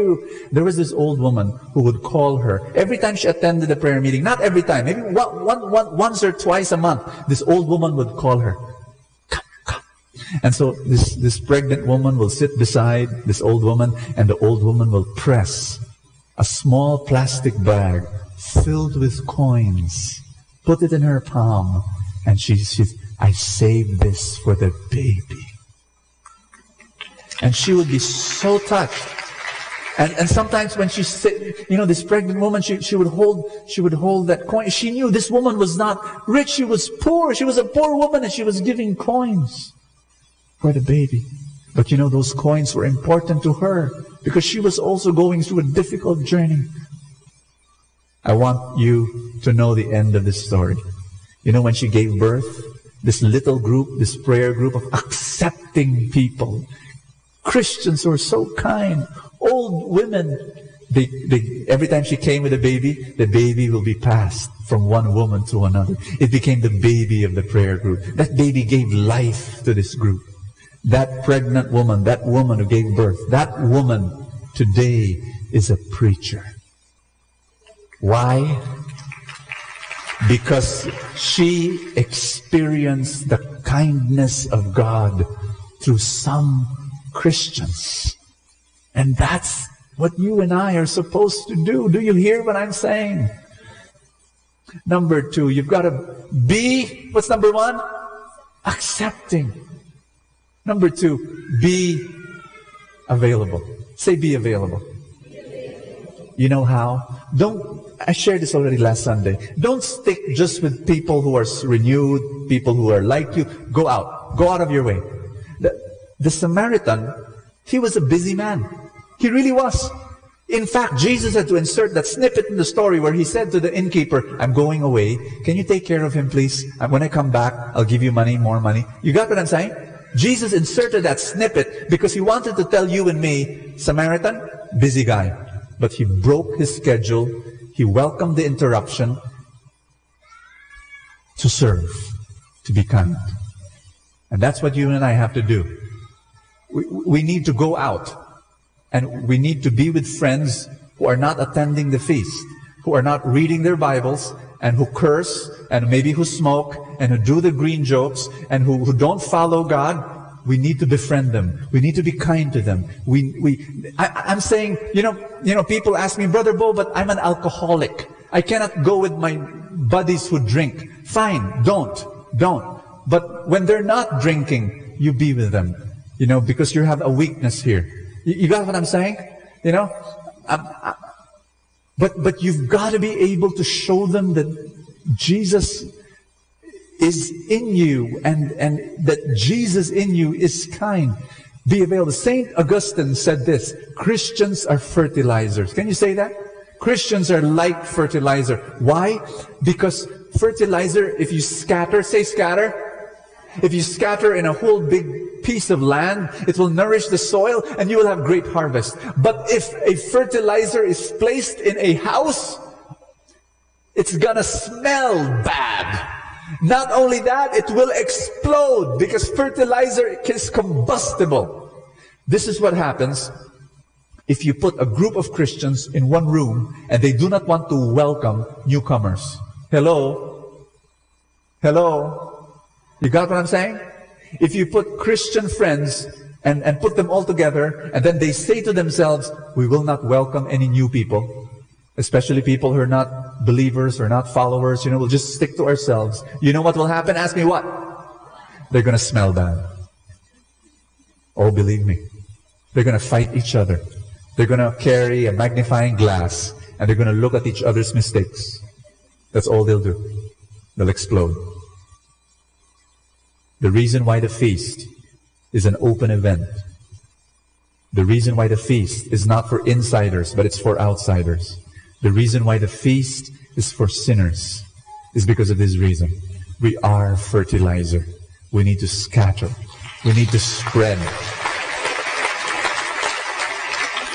And we need to be humble. And we need to respect people and love people and listen to people. Number 3, you've got to be affectionate. Say affectionate. It says here in the Bible, what we read, but the Samaritan, he went over to the wounded man, poured oil and wine on his wounds and bandaged them. Say bandage them. Do you think the Samaritan carried a first aid kit in his bag? You think? You think? What did he do? How did he bandage? He got his own cloak. He got his own cloak, and when he saw the wounded man, he got it. And what he did was he tore his own cloak. Why? So that he could bandage that wounded man. Friends, are you ready to be kind? Then you've got to be ready to be going through some pain. Kindness is painful. Kindness is costly. You will lose your time. You will lose your convenience. You will lose your comfort. You will lose your schedule, your itinerary, your agenda. Are you listening to me? If you make a decision to be kind, you will lose yourself. But it's all worth it. Ask me why. Because the kingdom will be known by your kindness. God will be known by your goodness. The Lord will be known by your love. People will know Jesus through you. Tell someone beside you again, be kind. Can you stand up for a while? You know, there was this story I used to tell you. I don't know if you remember that story of this little boy. He wanted to buy a puppy and he saw a sign in the fence, puppies for sale. The owner comes out, looks at the little boy, and the little boy says, I want to buy a puppy. Digs into his pocket and he brings out 2 coins. 2 coins. And he said, is this enough? And the owner of the dogs, I don't think so. And the little boy said, is this enough so I can at least look at the puppies and play with the puppies for a while? And the owner said, oh, okay. He whistles. And when he whistles from the doghouse, 4 of the cutest puppies come out, running, fur balls, running. And the little boy pressed his face on the fence, looking at those beautiful, beautiful dogs, little puppies. And then he saw from the doghouse, there was some movement. And a 5th puppy came out, but it did not run. It could not. Something was wrong with its back legs, and it wobbled. And the little boy, his eyes grew large, and he said, I want that one, the slow one. And the owner said, I don't think you would like that. You see, there's something wrong with his hind legs, and you won't be able to run with it. It can't run with you. And the little boy said, no, I want that one. And then he took 1 step backward, and he pulled up his blue jeans, and he exposed a steel brace. And he said, I also can't run well, and that dog needs someone who understands. Someone who understands. There are many wounded people in the world. Maybe that's your daughter. Maybe that's your son, your husband, your wife, your parent, your office mate, your uncle, your cousin, your friend. They're wounded. They're handicapped. They cannot run. They need someone who can understand them. And that's you. All you have to do is lift up your pant leg and let them know that you also are wounded. You also are weak. You also have a handicap. Are you listening to me? The world, unfortunately, does not need more religious people who are arrogant. The world needs kind people who can bring people to Jesus.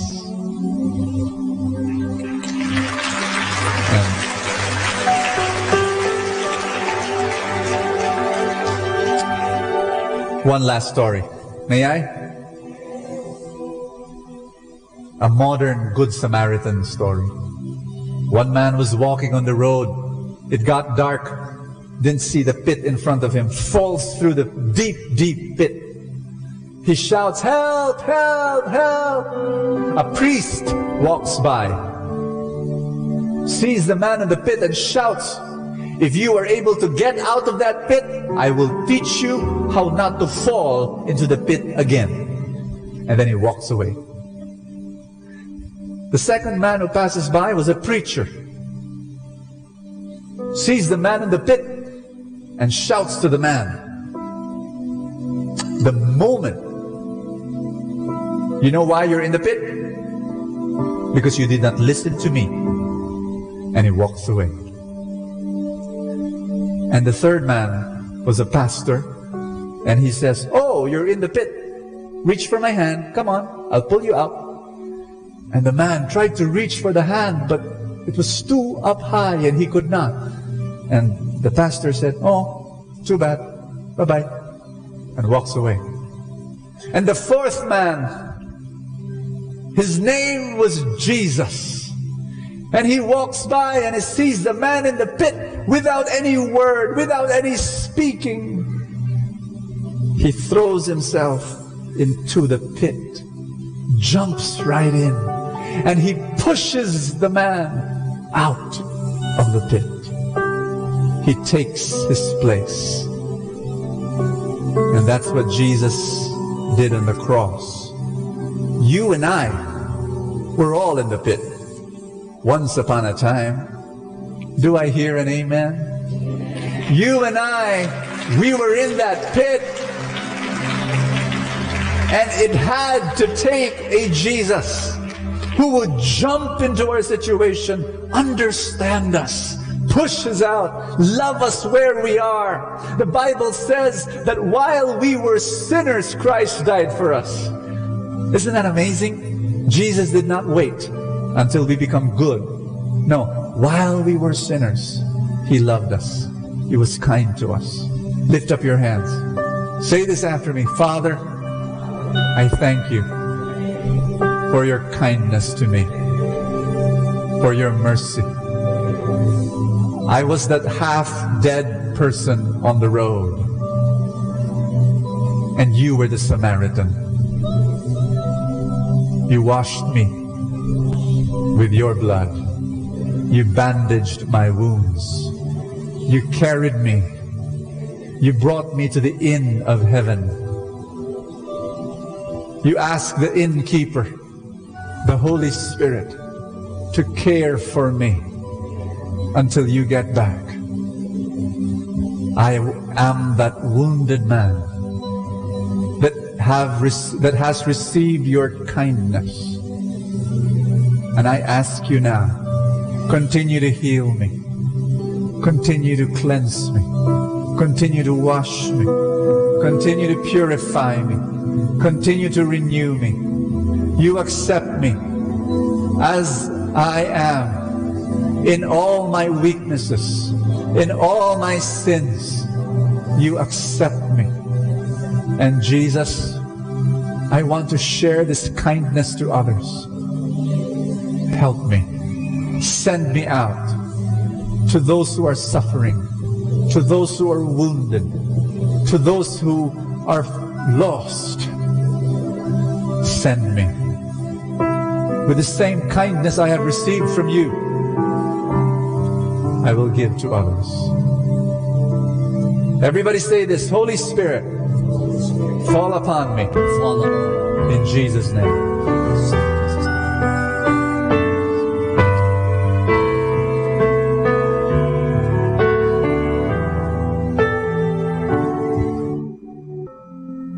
The Son of Man came to serve and not to be served.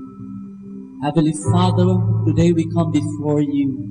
Into your hands, we lift and surrender our lives to you. Amen. Be it done to us according to your plans, Yes. our present and our future. Yes. Father, we want to serve you, but we don't know how.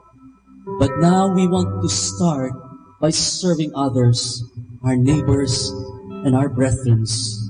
For we know what you have said, that what we do to the least of your brethren is what we do unto you. Father, that if we totally depend on you, we can endure everything. That he who abandons himself to God, he will never be abandoned by God.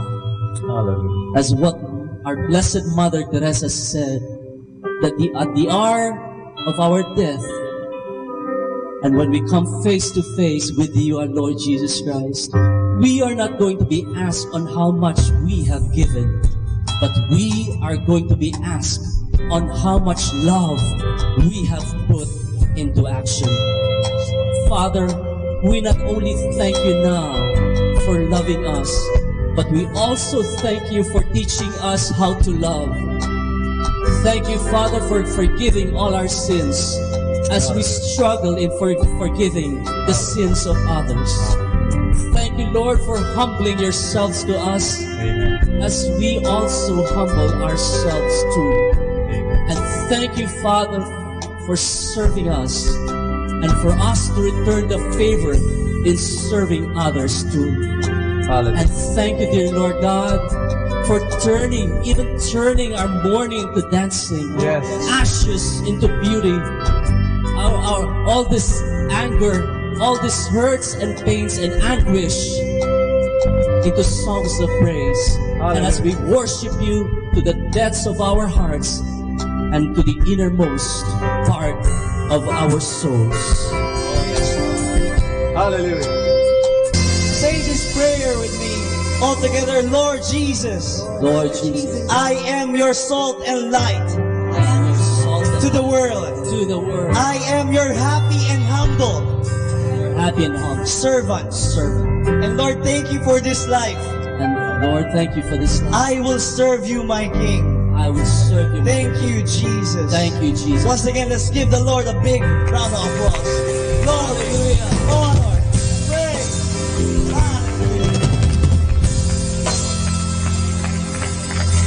Hallelujah. Hallelujah. One last passage. In Colossians chapter 3, it says, you are the people of God. He loved you, and it chose you for His own. How many of you are the people of God? Raise your hand. Everybody say, I'm part of the people of God. And it says here, so then, meaning to say, if you really are the people of God, clothe yourself with compassion, kindness, humility, gentleness, and patience. That's your dress. That's your shirt. That's what you're going to wear every day. I'm going to say it again. Clothe yourself with what? Compassion, kindness, humility, gentleness, and patience. Put your hand over your chest. Say, I'm kind. I'm compassionate. I'm humble. I'm gentle. I'm patient. Maski hindi halata paminsan-minsan, we believe that deep within you, you are kind, you are compassionate. We just need to bring it out. Do I hear an amen? Amen. Once again, I want you to give a big hug to someone beside you and tell that person, God loves you. I love you too. Amen. Hallelujah.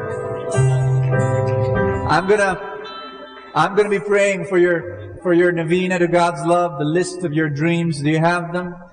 If you don't have them, it's okay. I'll just pray for your dreams. Father in heaven, I pray for every person here and all their dreams. I ask you to fulfill them according to your power and your resources. I pray that you make our dreams come true in Jesus' name. Amen. Amen. Amen. Give the Lord a big hand today. He has blessed us. He has blessed us. Amen.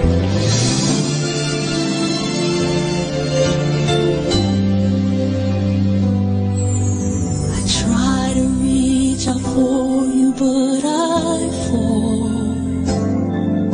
Sometimes you seem so close and yet so far. Oh, I need another chance. I need to know your mercy. Just give me the strength to change within. I know I'm not all that I can be. Seems to get the best of me, but as long as you are here, I know that I will make it every step along the way. Please hear my prayer. A heart like yours is my desire. A heart like yours is what I'm searching for, full of compassion, nothing wrong within. Please hear me, Lord, give me a heart like yours.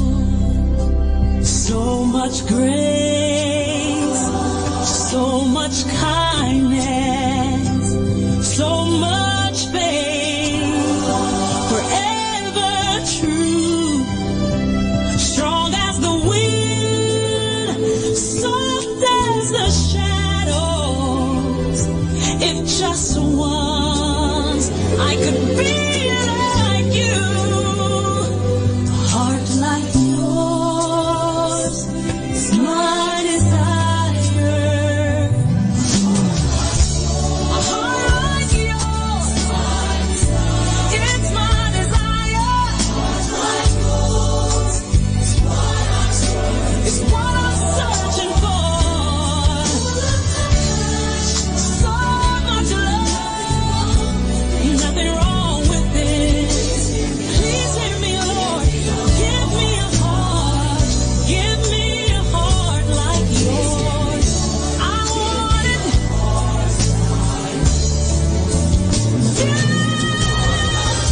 A heart like yours. It's my desire. A heart like yours is what I'm searching for. Full of compassion. No, nothing's wrong with it. Please hear me, Lord. Give me a heart like yours. Give me a heart like yours.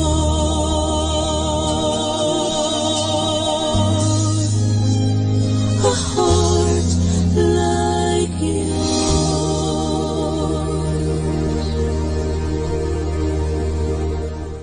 Atin pong napakinggan ang talk ni Bo Sanchez na recorded sa feast na ginanap sa PICC.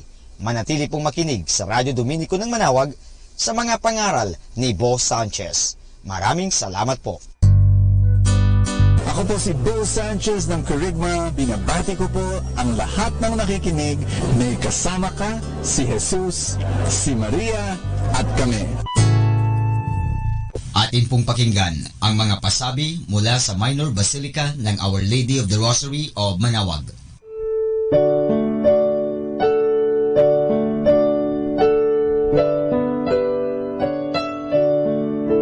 The Feast of Our Lady of the Rosary of Manawag will be on May 8, 2019, third Wednesday of Easter season. Novena Masses will begin on April 29 every hour from 5 a.m. till 12 noon and 4:30 p.m. We invite you to participate in the said Novena Masses.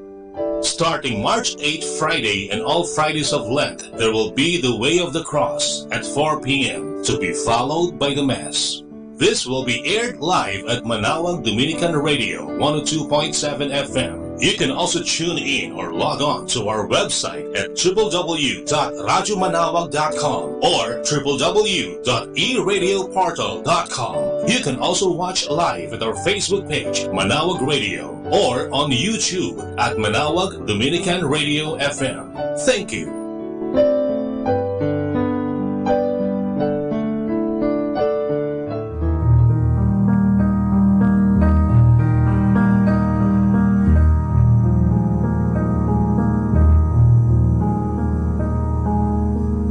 Lenten and Holy Week Activities 2019. Way of the Cross, every Friday of Lent at 4 p.m. to be followed by a Mass at 5 p.m. Palm Sunday, April 14, Solemn Blessing of Palms, 5:45 in the morning at the church patio. Holy Monday, April 15, schedule of Masses, 5 a.m. to 11 a.m. and 5 p.m. Rosary at 5:45 a.m. Liturgy of the Hours, morning prayer at 6 a.m. Office of Readings and evening prayer at 6 p.m. Holy Tuesday, April 16, schedule of Masses, 5 a.m. to 11 a.m. and 5 p.m. Rosary at 5:45 a.m. Liturgy of the Hours, morning prayer, 6 a.m. Office of Readings and evening prayer, 6 p.m. Pabasa, 3 p.m. up to 12 noon of Holy Wednesday. Holy Wednesday, April 17, schedule of Masses, 5 a.m. to 11 a.m. and 5 p.m. Rosary at 5:45 a.m. Liturgy of the Hours, morning prayer at 6 a.m. Office of Readings and evening prayer at 6 p.m. Holy Thursday, April 18, Rosary at 5:45 a.m. Communal Penitential Rite at 7:30 a.m. Confessions 8 a.m. to 12 noon and 6 p.m. to 10 p.m. Liturgy of the Hours, morning prayer 6 a.m. Office of Readings and evening prayer 6 p.m. Mass of the Lord's Supper at 4:30 p.m. Eucharistic Vigil at 6 p.m. to 12 midnight. Good Friday, April 19. Liturgy of the Hours.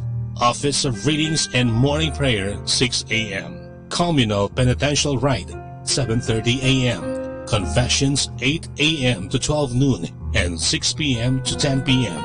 and 6 p.m. to 10 p.m. 7 Last Words at 1 p.m. to 3 p.m. Celebration of the Lord's Passion at 3:30 p.m. Procession of Santo Entierro, 5 p.m. Public Veneration of Santo Entierro at 6 p.m. to 10 p.m. Holy Saturday, April 20. Liturgy of the Hours, Office of Readings and Morning Prayer, 6 a.m. Communal Penitential Rite, 7:30 a.m. Confessions, 8 a.m. to 12 noon. Easter Vigil Mass, 9 p.m. Easter Sunday, April 21, Salubong, 4 a.m. in front of the church. Sunday schedule of Masses, 5 a.m. to 12 noon and 3 p.m. to 5 p.m. Lenten and Holy Week Activities 2019. Atin pong napakinggan ang mga pasabi mula sa Minor Basilica ng Our Lady of the Rosary of Manawag. More than ever, we need Catholic radio station like Manawag Dominican Radio FM.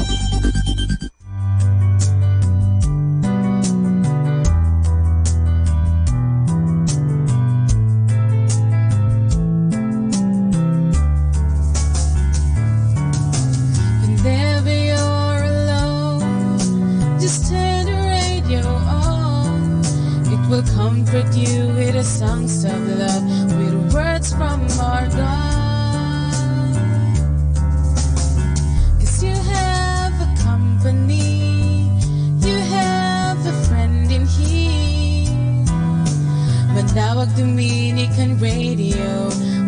songs that call you to God. You have a company, 'cause we are a family. Manawag Dominican Radio, with the songs that bring you to God.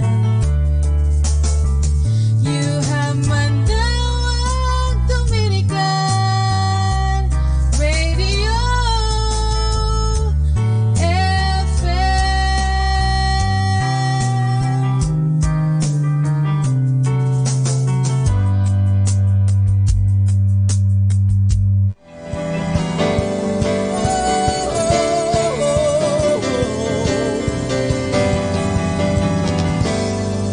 Is it enough to gather in this place? Is it enough to lift your hands in praise? Is it enough to offer just a part of me? No, you want it all, my spirit, mind, and heart. I give you worship, my great and awesome King. I give you worship. This is my offering. In your presence I receive, and here you say to me, oh, be free, be free. I hear you say, be free, be free, oh, be free. Is it enough to gather in this place? Is it enough to lift your hands and praise? Is it enough to offer just a part of me? No, you want it all, my spirit, mind, and heart. I give you worship, my great and awesome King. Yeah, I give you worship. This is my offering. In your presence, I receive, and hear you say to me, I hear you say, be free, be free, be free. I hear you say, be free, be free, be free. Oh, grace has found me. Your love surrounds me. Majesty, arise. Your grace has found me. Grace has found and your love surrounds. Majesty, arise. Say your grace has found me. Grace has found me. Your love surrounds me. Majesty,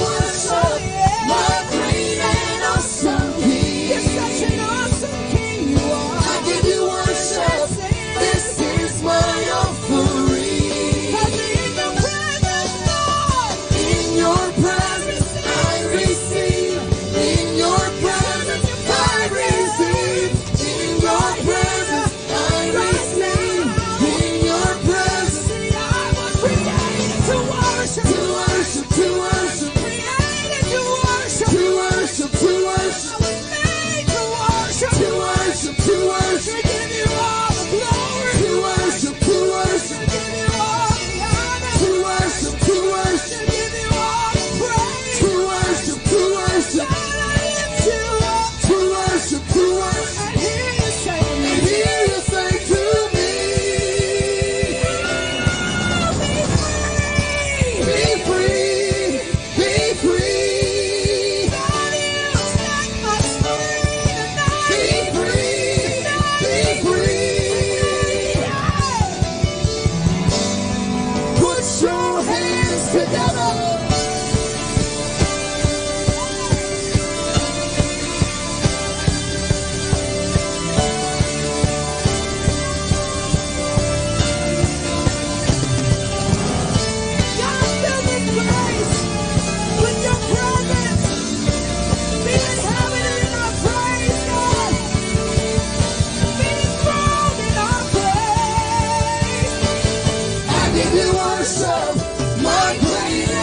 awesome King. I give you worship. This is my offering. In your presence, I receive. In your presence, I receive. In your presence, I receive. In your presence, in your presence, I receive. In your presence, I receive. In your presence, I receive. In your presence, I was created to worship, to worship, to worship, created to worship, to worship, to worship. I was made to worship, to worship, to worship, to give you all the glory, to worship, to worship, to give you all the honor, to worship, to worship, to give you all the praise, to worship, to worship. God, you're King of Kings, Lord, to worship, to worship. God, hear you say to me, I hear you say, be free, be free. Who the Son sets free is free indeed. Be free, be free. Hallelujah, hallelujah, hallelujah, hallelujah. Let us now listen to the second live Mass on air at the Minor Basilica of Our Lady of the Rosary of Manawag.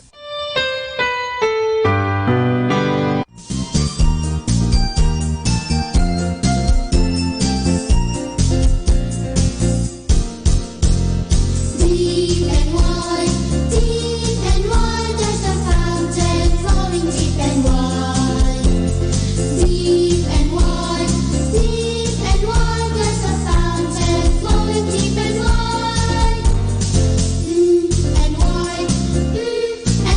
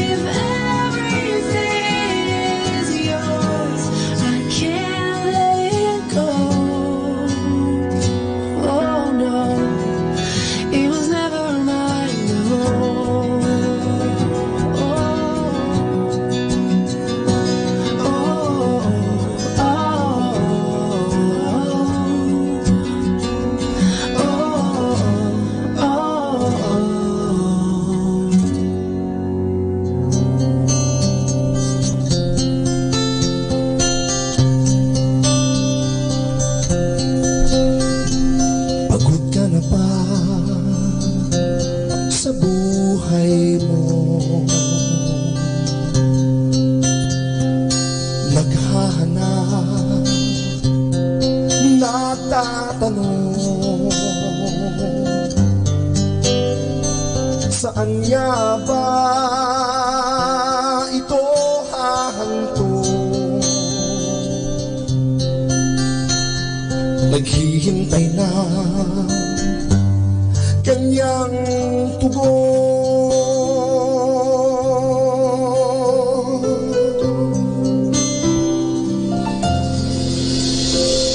Dinggin mo na nga ang tawag niya. Kanyang salita ay pag-asa. Sa isang buhay na lubos at ganap, damhin mo na nga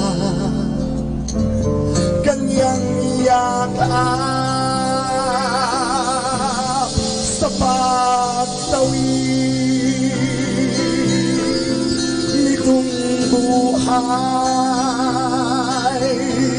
anumang bagyo ay di pipigil sa iyong paglakbay.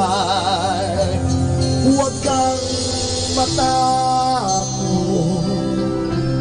ikaw ay aabot. Manalig ka, ika'y tatawid niya sa kabila.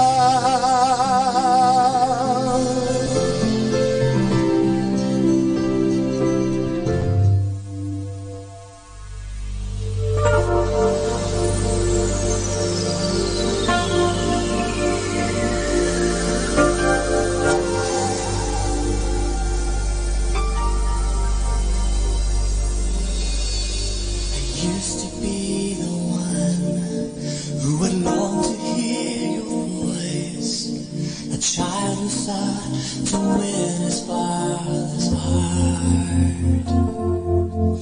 But as I carried on, life got a hold on me. Now here I am, a son so far from home. Tell me, when did I lose my first love? Where did the fire and passion go? Burning me your holy fire. Give me back my lost desire and restore me the love I felt for you.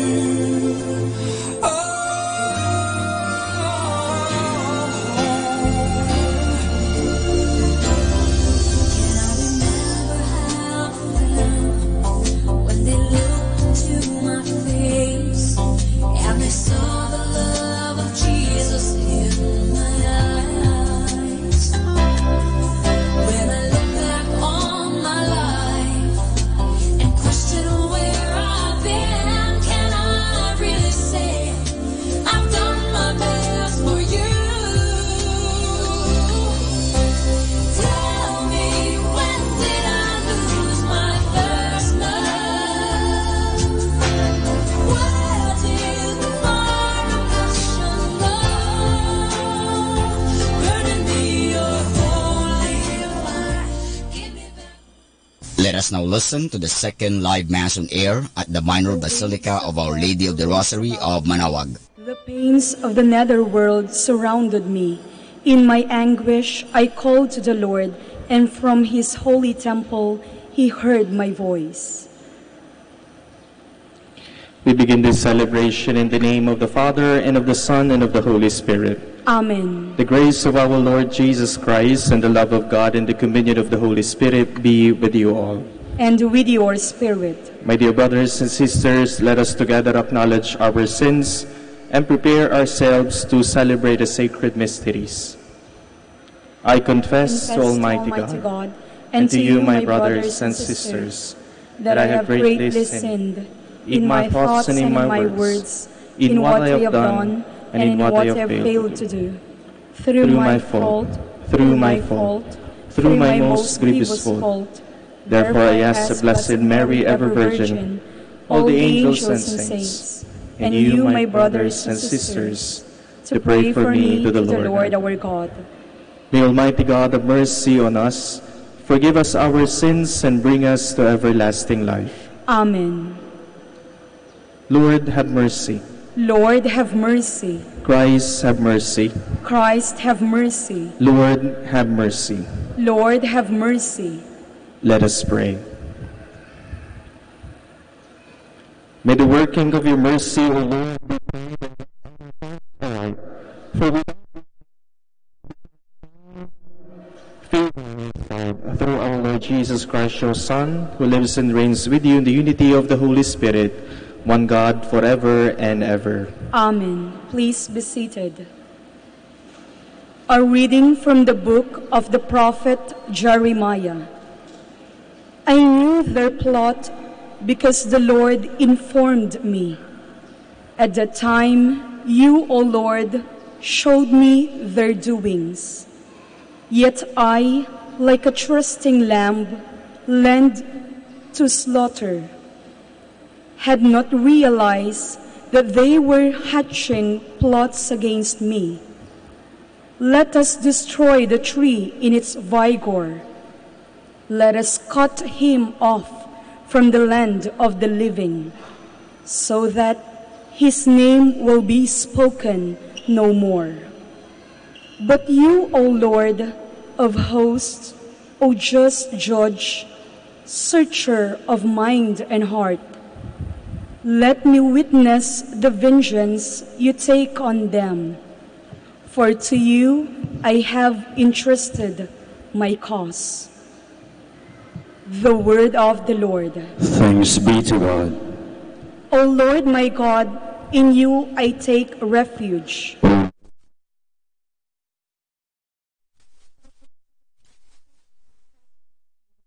Save me from all my pursuers and rescue me, lest I become like the lion's prey, to be torn to pieces, with no one to rescue me.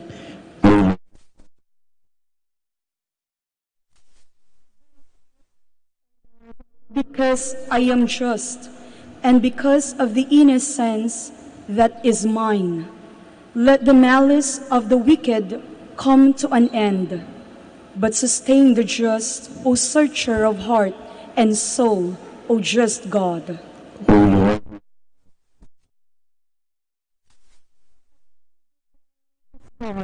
Who saves the upright of heart.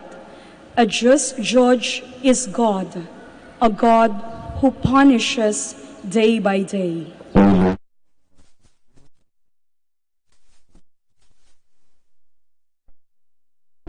Kept the word with a generous heart and yield a harvest through perseverance.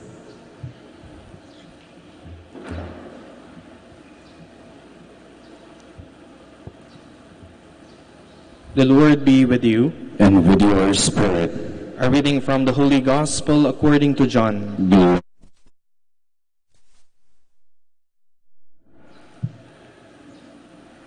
Some in the crowd who heard these words of Jesus said, "This is truly the prophet." Others said, "This is the Christ." But others said, "The Christ will not come from Galilee, will he?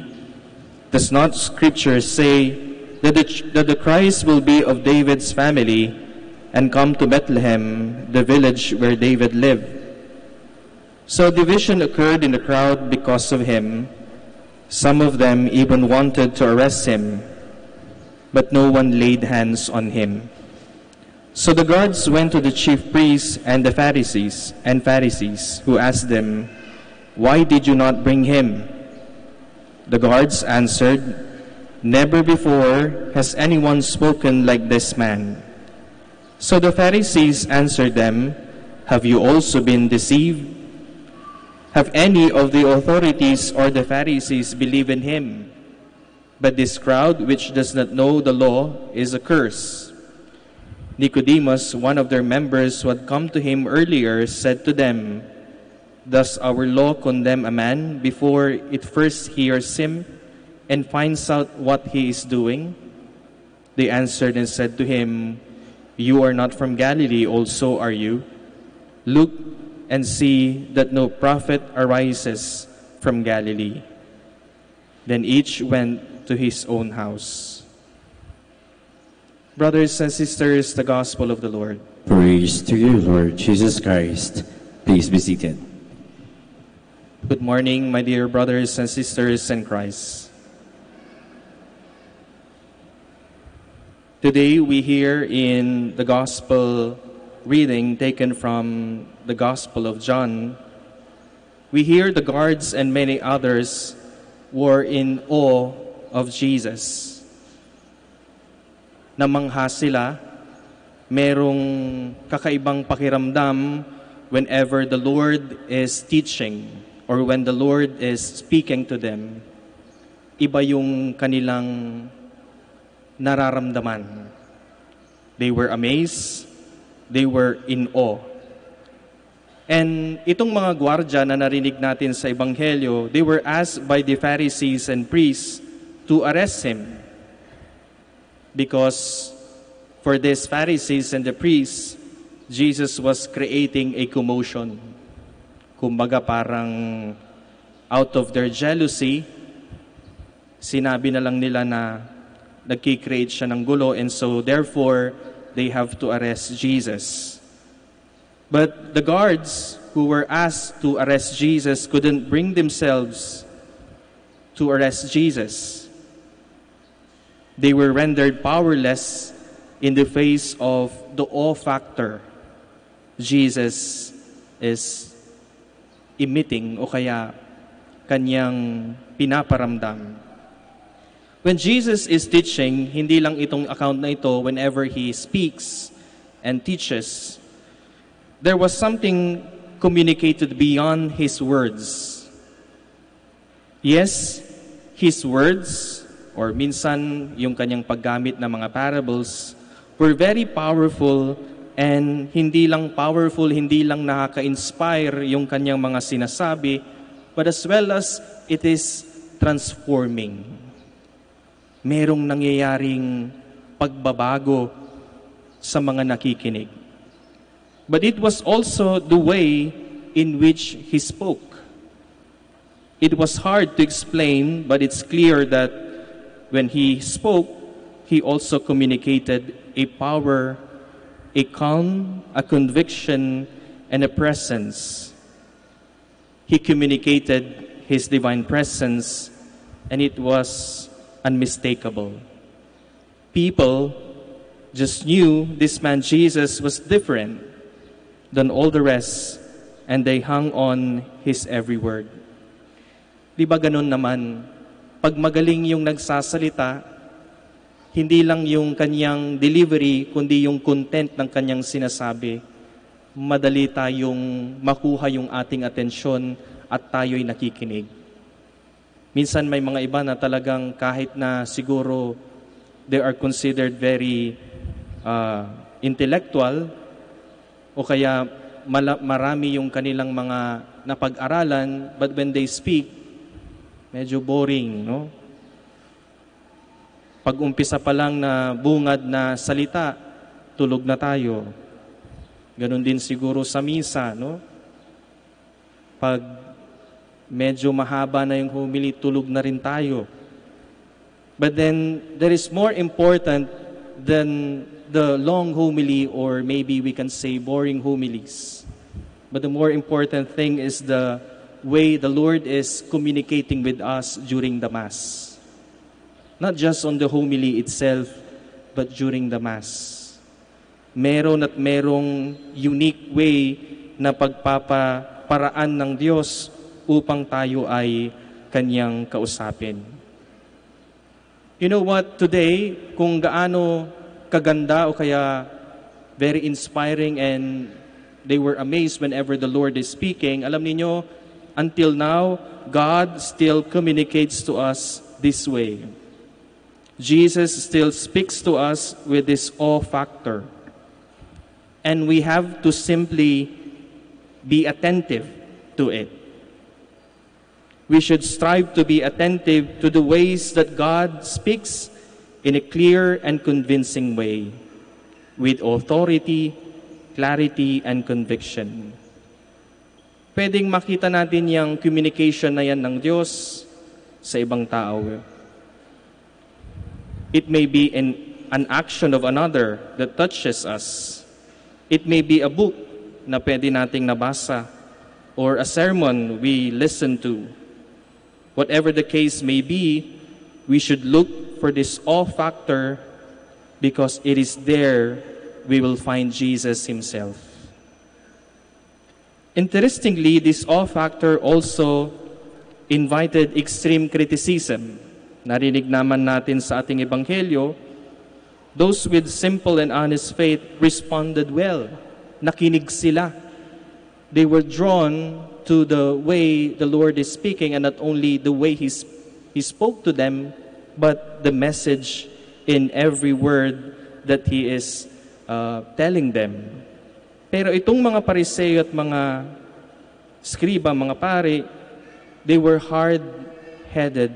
Hindi lang kanilang katigasan ng ulo, kundi out of their jealousy, they even criticized the guards whom they commanded na i-arrest ang ating Panginoon. Why?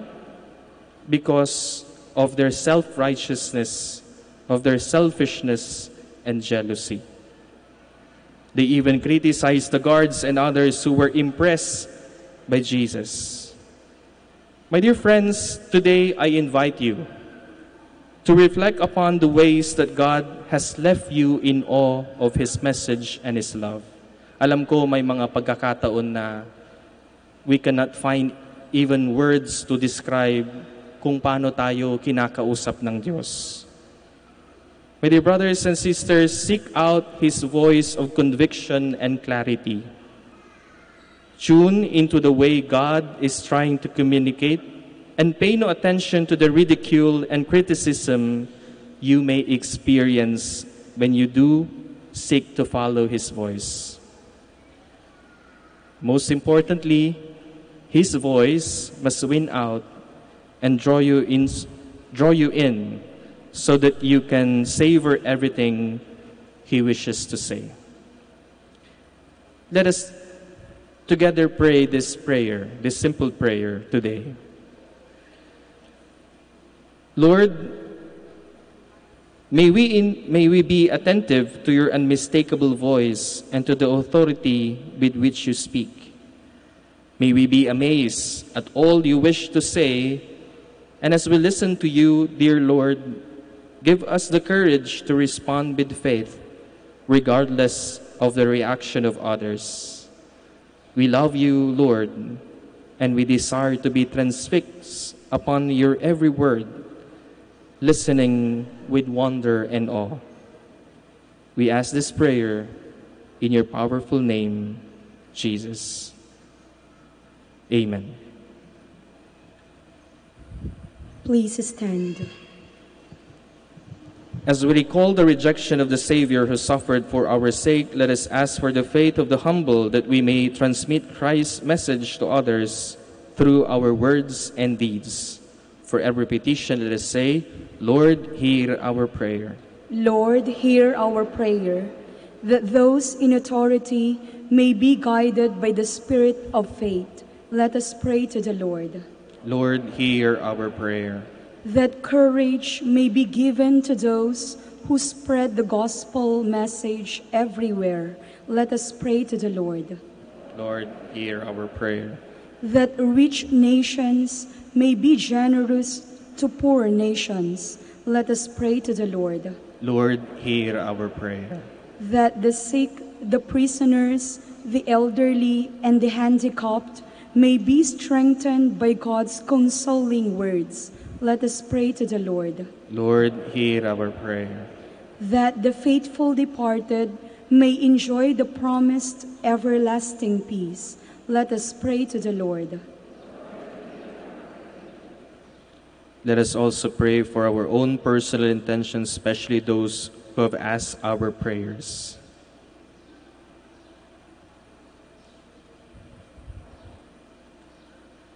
Let us pray to the Lord. Lord, hear our prayer. Father of all, you sent your only Son to draw us closer to you. Guide us in our mission to spread our faith throughout the world. We ask this through Christ our Lord. Amen. Please be seated.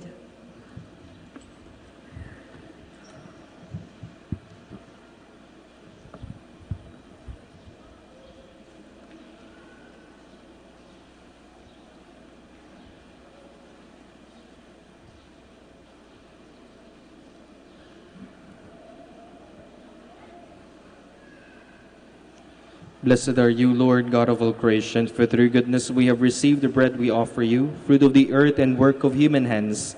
It will become for us the bread of life. Blessed be God forever.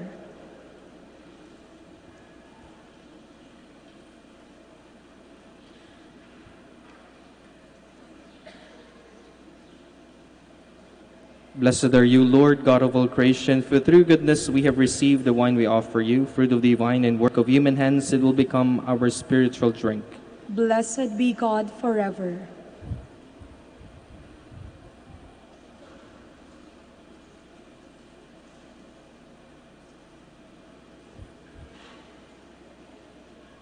Please stand.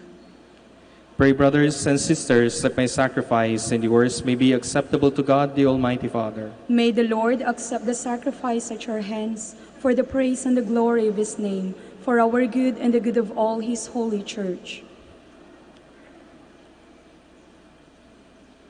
Be pleased, O Lord, we pray, with these oblations you receive from our hands, and even when our wills are defiant, constrain them mercifully to turn to you, through Christ our Lord. Amen. The Lord be with you. And with your spirit. Lift up your hearts. We lift them up to the Lord. Let us give thanks to the Lord our God. It is right and just. It is truly right and just, our duty and our salvation, always and everywhere to give you thanks, Lord, Holy Father, Almighty and eternal God. For you will that our self-denial shall give you thanks, humble our sinful pride, contribute to the feeding of the poor, and so help us imitate you in your kindness. And so we glorify you with countless angels, as with one voice of praise we acclaim. Holy, holy, holy Lord, God of hosts, heaven and earth are full of your glory. Hosanna in the highest. Blessed is he who comes in the name of the Lord. Hosanna in the highest. Please kneel. You are indeed holy, O Lord, the fount of all holiness. Make holy, therefore, these gifts, we pray, by sending down your Spirit upon them like the dewfall, so that they may become for us the body and blood of our Lord Jesus Christ. At that time he was betrayed and entered willingly into his passion. He took bread and, giving thanks, broke it, gave it to his disciples, saying, "Take this, all of you, and eat of it, for this is my body, which will be given up for you."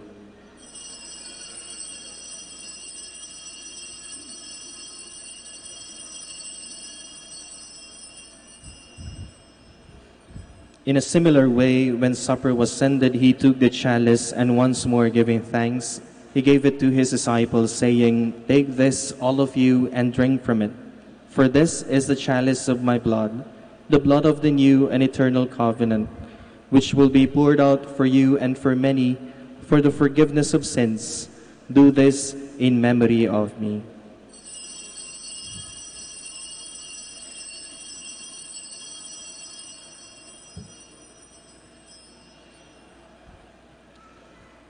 The mystery of faith. When we eat this bread and drink this cup, we proclaim your death, O Lord, until you come again. Therefore, as we celebrate the memorial of his death and resurrection, we offer you, Lord, the bread of life and the chalice of salvation, giving thanks that you have held us worthy to be in your presence and minister to you. Humbly we pray that, partaking of the body and blood of Christ, we may be gathered into one by the Holy Spirit. Lord, remember your church spread throughout the world, and bring her to the fullness of charity, together with Francis, our Pope, and Socrates, our Archbishop, and all the clergy. Remember also our brothers and sisters who have fallen asleep in the hope of the resurrection, and all who have died in your mercy. Welcome them into the light of your face. Have mercy on us all, we pray, that with the Blessed Virgin Mary, Mother of God, with Saint Joseph, with the blessed apostles and all the saints who have pleased you throughout the ages, we may merit to be co-heirs to eternal life and may praise and glorify you through your Son, Jesus Christ. Through him and with him and in him, O God, Almighty Father, in the unity of the Holy Spirit, all glory and honor is yours forever and ever. Amen. Please stand. Let us now call on God our Father. Our Father, who art in heaven, hallowed be thy name. Thy kingdom come, thy will be done on earth as it is in heaven.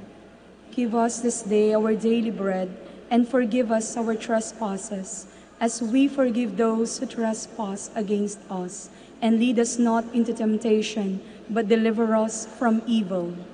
Deliver us, Lord, we pray, from every evil. Graciously grant peace in our days, that by the help of your mercy, we may be always free from sin and safe from all distress, as we await the blessed hope and the coming of our Savior, Jesus Christ. For the kingdom, the power, and the glory are yours, now and forever. Lord Jesus Christ said to your apostles, Peace I leave you, my peace I give you. Look not on our sins, but on the faith of your church, and graciously grant her peace and unity in accordance with your will, who live and reign forever and ever. Amen. The peace of the Lord be with you always. And with your spirit. With great love, let us offer each other the sign of peace.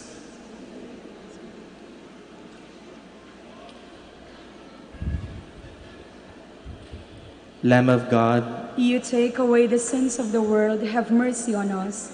Lamb of God, you take away the sins of the world, have mercy on us. Lamb of God, you take away the sins of the world, grant us peace. Please kneel.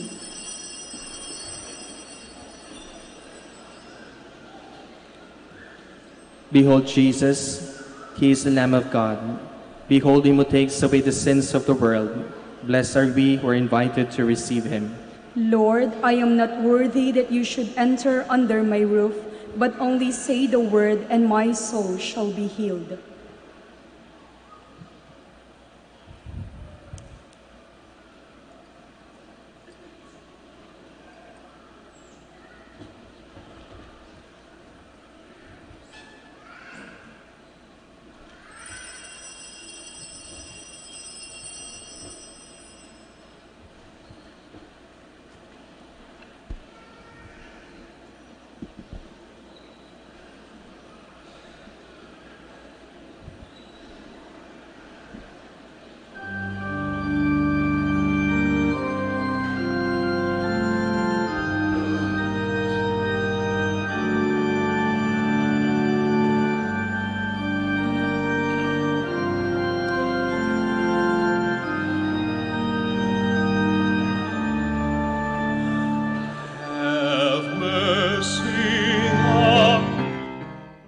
You are listening to the live Mass on air at the Minor Basilica of Our Lady of the Rosary of Manawag. And the celebrant for this live Mass on air is Reverend Father Roland Anthony Gavina. Let us pray for the intention of our sick brothers and sisters and to all Filipinos working abroad.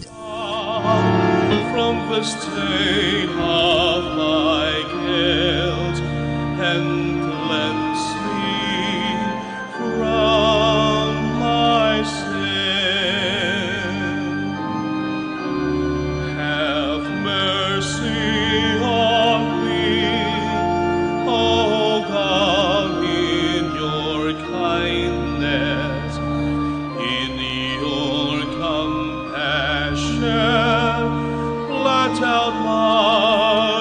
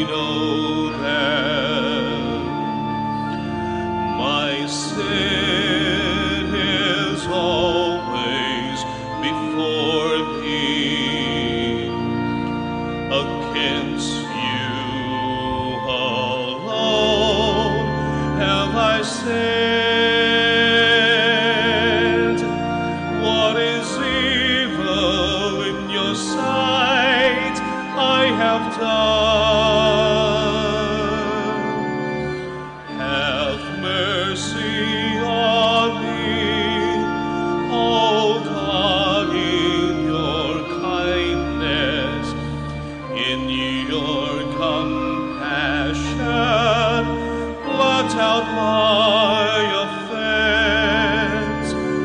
Wash me, O God, from the stain of my guilt, and cleanse me from my sin.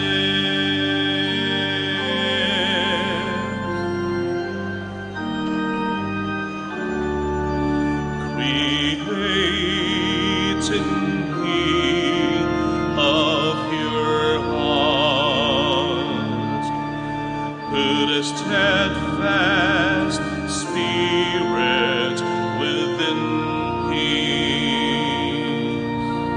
Do not cast me away from your presence, nor deprive me of your spirit. Have mercy on me, O God, in your kindness, in your compassion. Blot out my offense. Wash me, O God, from the stain of my guilt, and cleanse me from my sin.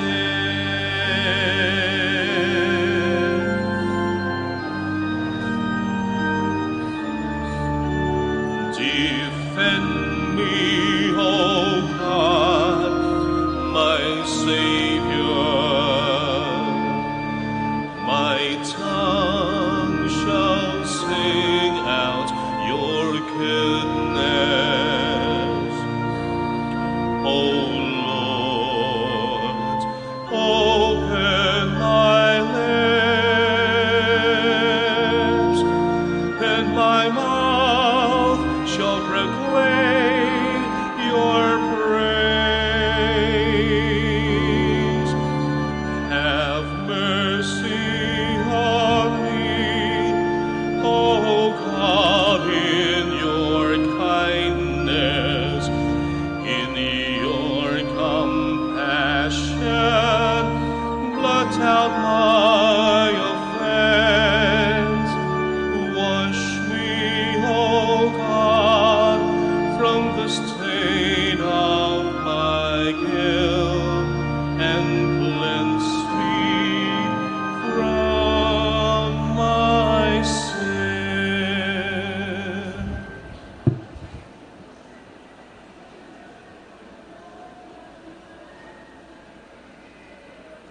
Please stand.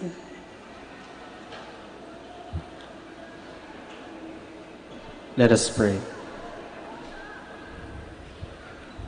Look upon your people, O Lord, and as they draw near to the coming festivities, bestow upon them the abundance of heavenly grace, that helped by the consolations of this world, they may be impelled more readily towards higher goods that cannot be seen, through Christ our Lord. Amen. Please kneel for the prayer to Saint Michael the Archangel. Saint Michael the Archangel, defend us in battle. Be our defense against the wickedness and snares of the devil.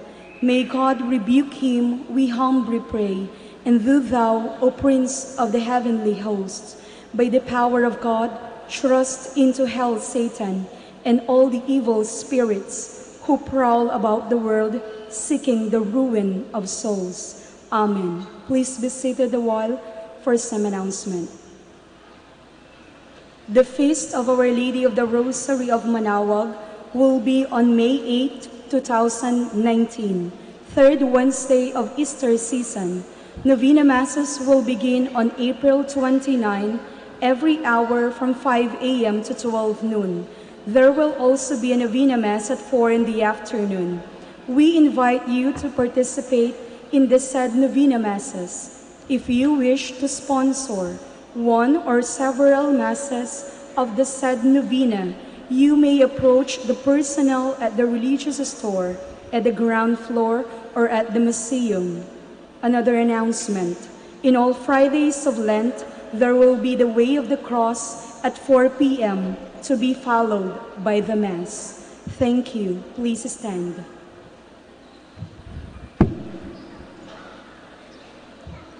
The Lord be with you. And with your spirit. And may Almighty God bless you, the Father, the Son, and the Holy Spirit. Amen. Go and announce the gospel of the Lord.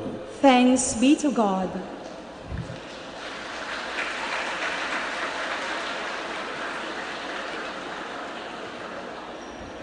Prayer for the blessing of the sick. God, our Almighty Father, blessed by your blessing, you give us strength and support in our frailty.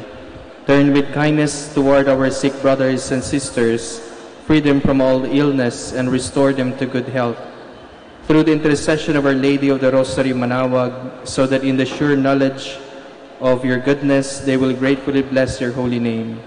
We ask this through Christ our Lord. Amen. Prayer for the blessing of rosaries and other religious articles. In memory of the mysteries of the life, death, and resurrection of our Lord Jesus Christ, and to the honor of the glory of the Blessed Virgin Mary, Mother of Christ, Mother of the Church, Our Lady of the Rosary of Manawag, may these rosaries, images, candles, oil, and other religious articles be blessed and made holy in the name of the Father, and of the Son, and of the Holy Spirit. Amen.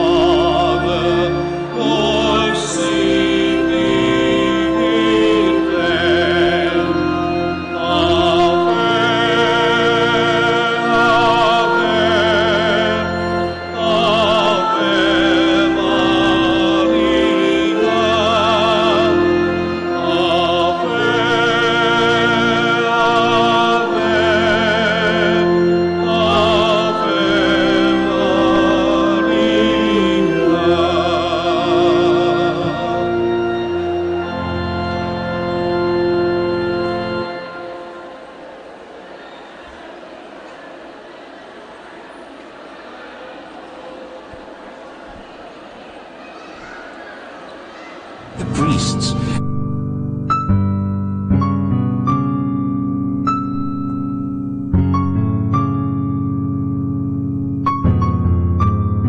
Prayer for our OFW.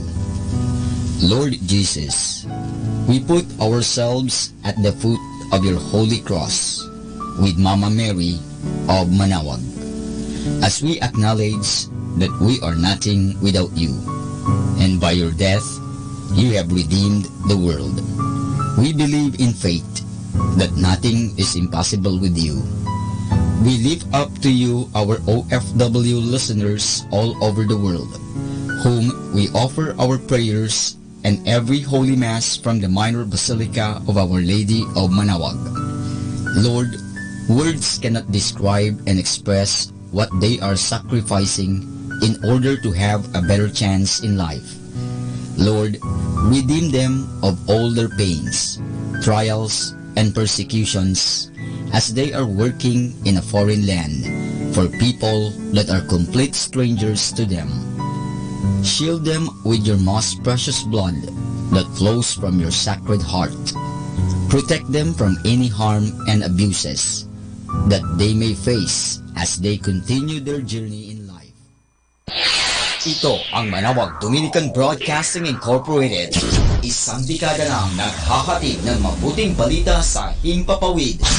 May kasama ka, si Jesus, si Maria at kami.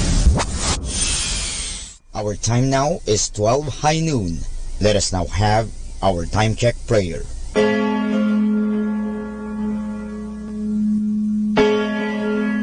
Ang anghel ng Panginoon ay nagbalita kay Santa Maria. At siya'y naglihi, nilalang ng Espiritu Santo. Aba, Ginoong Maria, napupuno ka ng grasya. Ang Panginoong Diyos ay sumasa iyo. Bukod kang pinagpala sa babaeng lahat, at pinagpala naman ang iyong anak na si Jesus. Santa Maria, Ina ng Diyos, ipanalangin mo kami makasalanan, ngayon at kung kami mamamatay. Amen. Narito ang alipin ng Panginoon. Maganap nawa sa akin ayon sa wika mo. Aba, Ginoong Maria, napupuno ka ng grasya. Ang Panginoong Diyos ay sumasa iyo. Bukod kang pinagpala sa babaeng lahat, at pinagpala naman ang iyong anak na si Jesus. Santa Maria, Ina ng Diyos, ipanalangin mo kami makasalanan, ngayon at kung kami mamamatay. Amen. At ang Berbo ay nagkatawang tao. At nakipamayan sa atin. Aba, Ginoong Maria, napupuno ka ng grasya. Ang Panginoong Diyos ay sumasa iyo. Bukod kang pinagpala sa babaeng lahat, at pinagpala naman ang iyong anak na si Jesus. Santa Maria, Ina ng Diyos, ipanalangin mo kami makasalanan, ngayon at kung kami mamamatay. Amen. Ipanalangin mo kami, Santang Ina ng Diyos, nang kami maging dapat makinabang sa mga pangako ni Kristo. Manalangin tayo. Panginoon naming Diyos, kasi nawa ang aming mga kaluluwa ng iyong mahal na grasya, at yayamang dahilan sa pamamagitan ng anghel, ay nakilala namin ang pagkakatawang tao ni Jesucristo ang anak mo, pakundangan sa mahal na sakit at pagkamatay niya sa krus. Pakinabangin kami ng kanyang pagkabuhay na muli sa kaluwalhatian sa langit, sa pamamagitan ni Jesucristo ring Panginoon namin, siya nawa. Luwalhati sa Ama, sa Anak, at sa Espiritu Santo. Kapara yung unang-una, ngayon, at magpasawalang hanggan. Amen.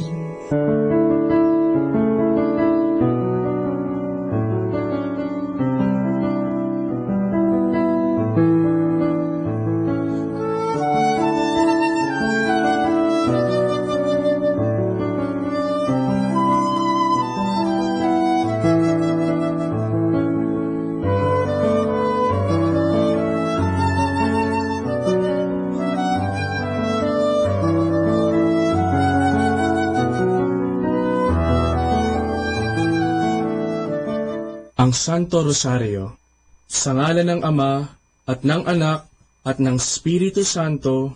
Amen.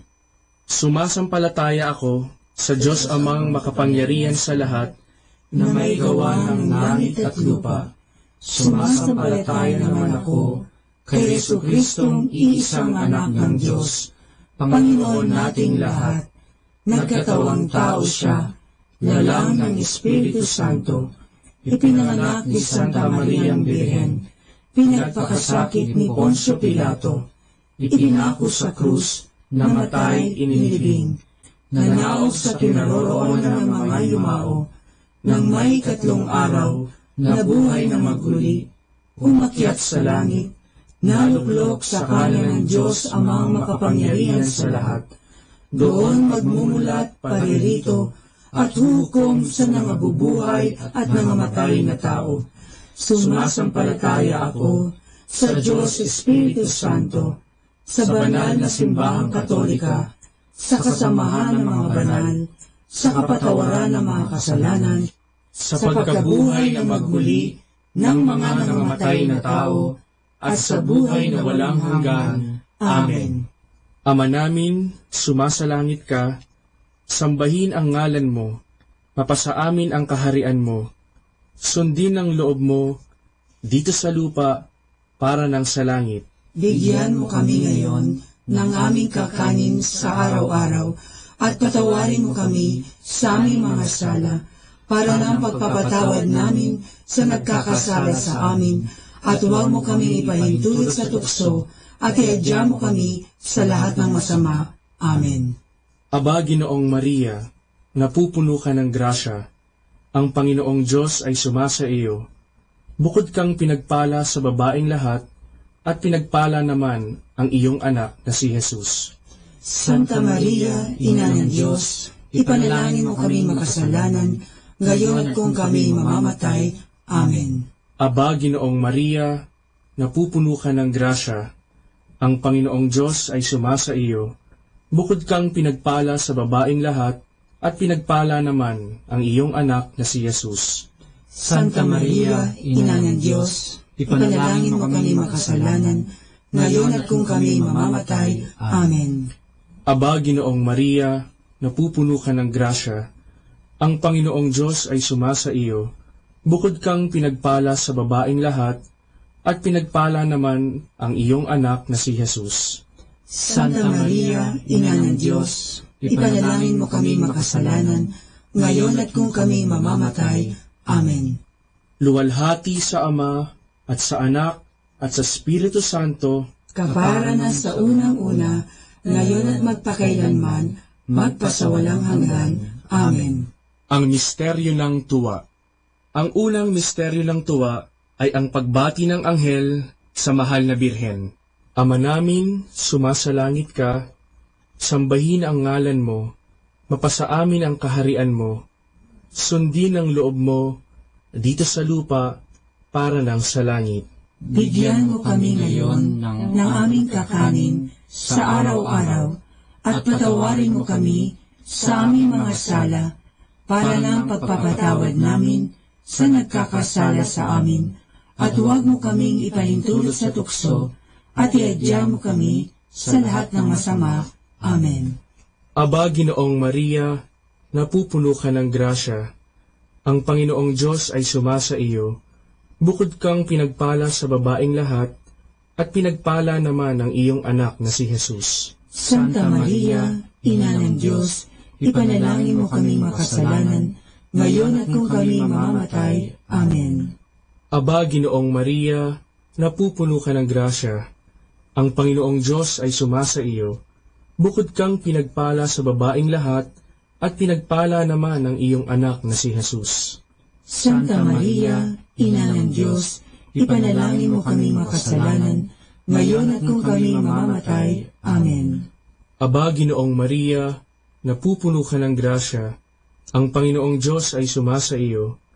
Bukod kang pinagpala sa babaeng lahat, at pinagpala naman ang iyong anak na si Jesus. Santa Maria, Ina ng Diyos, ipanalangin mo kami makasalanan, ngayon at kung kami mamamatay. Amen. Aba, Ginoong Maria, napupuno ka ng grasya, ang Panginoong Diyos ay sumasa iyo. Bukod kang pinagpala sa babaeng lahat, at pinagpala naman ang iyong anak na si Jesus. Santa Maria, Ina ng Diyos, ipanalangin mo kaming makasalanan, ngayon at kung kami mamamatay. Amen. Aba, Ginoong Maria, napupuno ka ng grasya, ang Panginoong Diyos ay sumasa iyo. Bukod kang pinagpala sa babaeng lahat, at pinagpala naman ang iyong anak na si Jesus. Santa Maria, Ina ng Diyos, ipanalangin mo kami makasalanan, ngayon at kung kami mamamatay. Amen. Aba, Ginoong Maria, napupuno ka ng grasya, ang Panginoong Diyos ay sumasa iyo.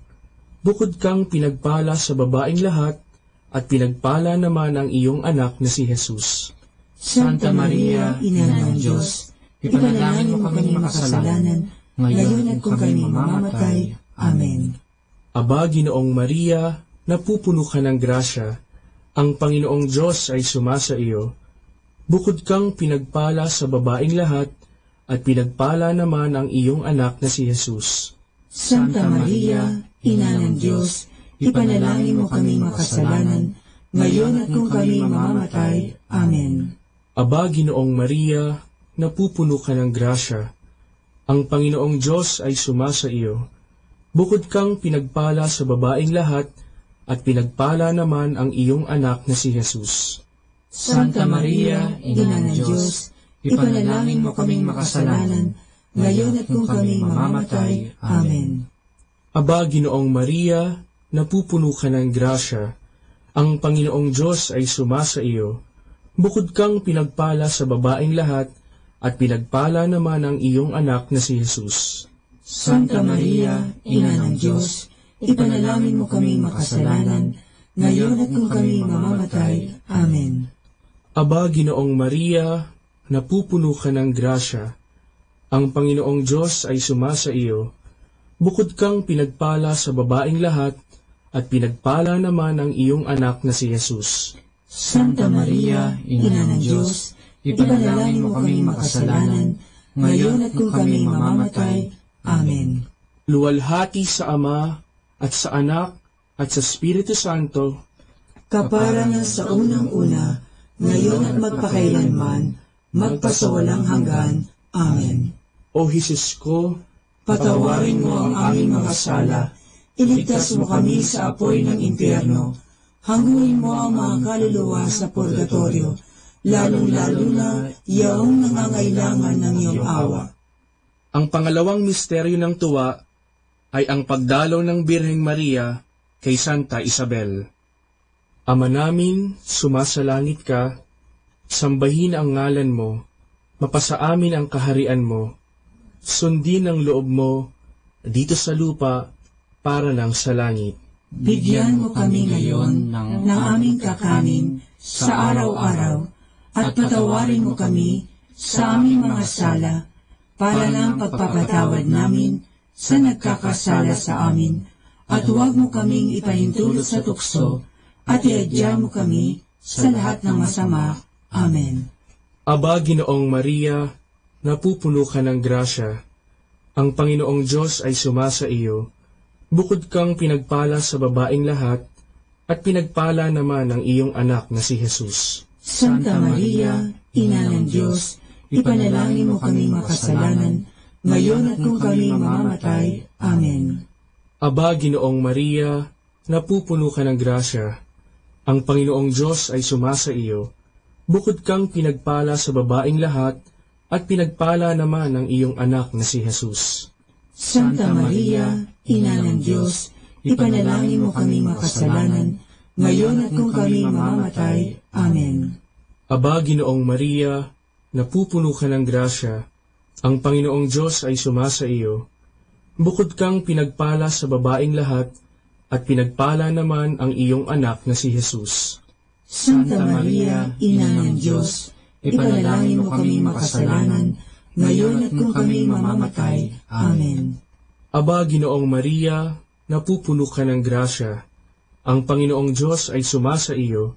Bukod kang pinagpala sa babaeng lahat, at pinagpala naman ang iyong anak na si Jesus.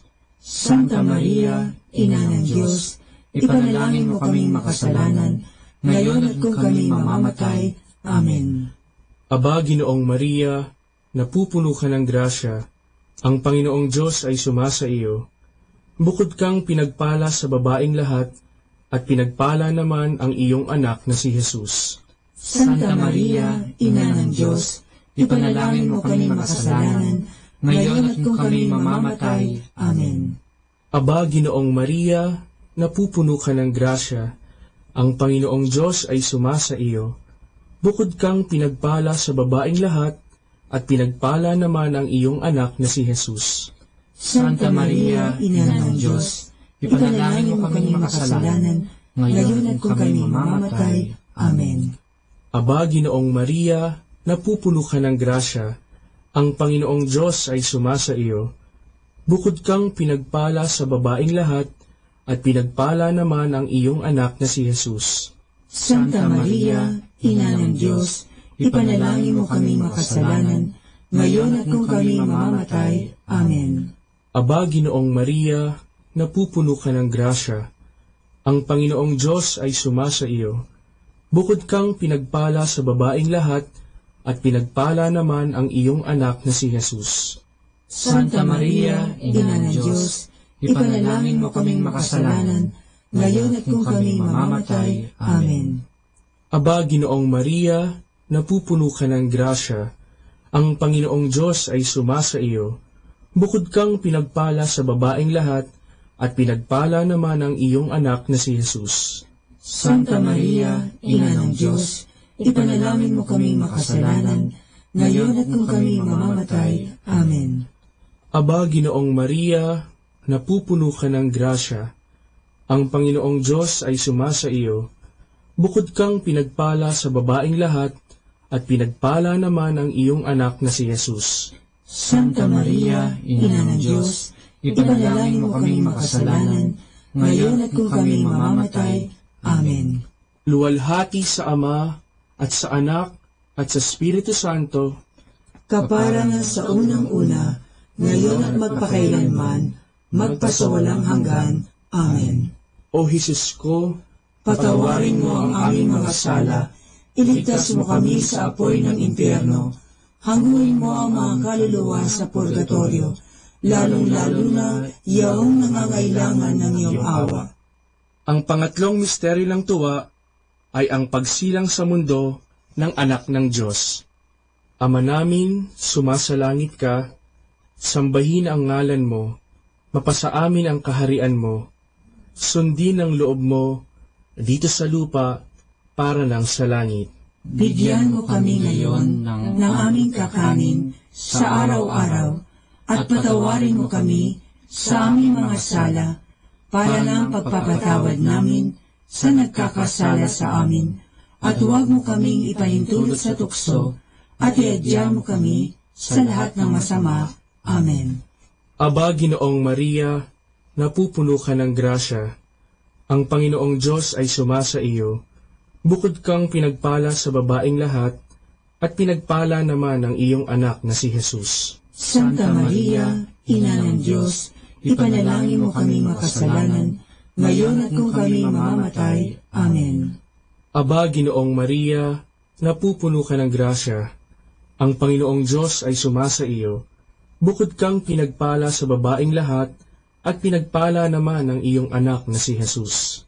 Santa Maria, Ina ng Diyos, ipanalangin mo kami makasalanan, ngayon at kung kami mamamatay. Amen.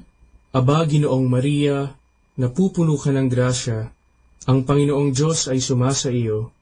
Bukod kang pinagpala sa babaeng lahat, at pinagpala naman ang iyong anak na si Jesus. Santa Maria, Ina ng Diyos, ipanalangin mo kami makasalanan, ngayon at kung kami mamamatay. Amen. Aba, Ginoong Maria, napupuno ka ng grasya, ang Panginoong Diyos ay sumasa iyo. Bukod kang pinagpala sa babaeng lahat, at pinagpala naman ang iyong anak na si Jesus. Santa Maria, Ina ng Diyos, ipanalangin mo kaming makasalanan, ngayon at kung kami mamamatay. Amen. Aba, Ginoong Maria, napupuno ka ng grasya, ang Panginoong Diyos ay sumasa iyo.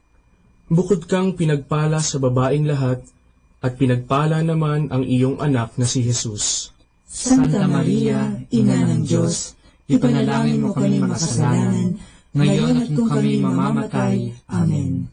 Aba, Ginoong Maria, napupuno ka ng grasya, ang Panginoong Diyos ay sumasa iyo.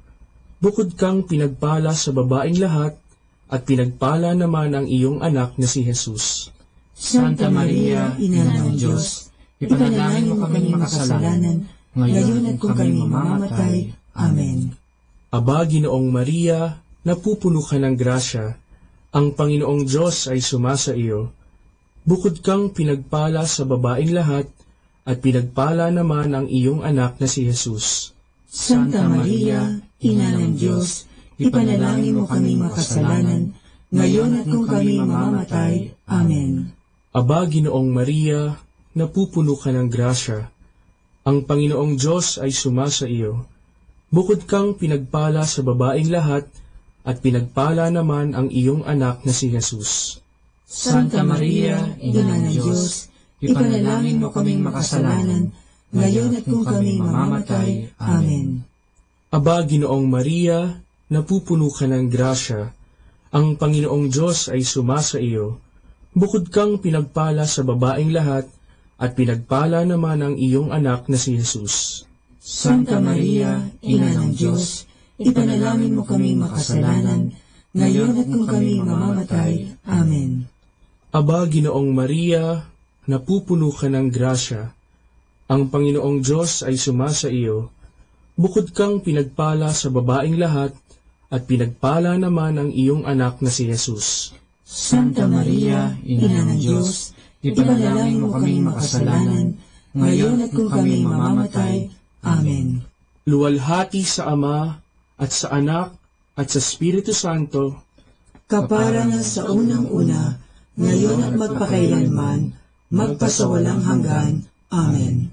O Jesus ko, patawarin mo ang aming mga sala, iligtas mo kami sa apoy ng impyerno, hanguin mo ang mga kaluluwa sa purgatorio, lalong-lalo na yaong nangangailangan ng iyong awa.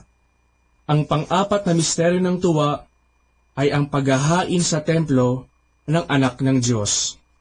Ama namin, sumasalangit ka, sambahin ang ngalan mo, mapasa amin ang kaharian mo, sundin ang loob mo dito sa lupa para ng sa langit.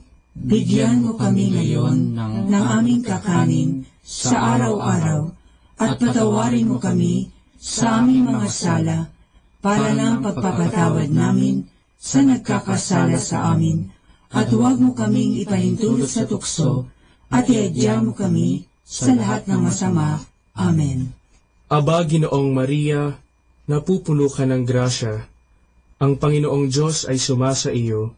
Bukod kang pinagpala sa babaeng lahat, at pinagpala naman ang iyong anak na si Jesus. Santa Maria, Ina ng Diyos, ipanalangin mo kami makasalanan, ngayon at kung kami mamamatay. Amen. Aba, Ginoong Maria, napupuno ka ng grasya, ang Panginoong Diyos ay sumasa iyo. Bukod kang pinagpala sa babaeng lahat, at pinagpala naman ang iyong anak na si Jesus. Santa Maria, Ina ng Diyos, ipanalangin mo kami makasalanan, ngayon at kung kami mamamatay. Amen. Aba, Ginoong Maria, napupuno ka ng grasya, ang Panginoong Diyos ay sumasa iyo. Bukod kang pinagpala sa babaeng lahat, at pinagpala naman ang iyong anak na si Jesus.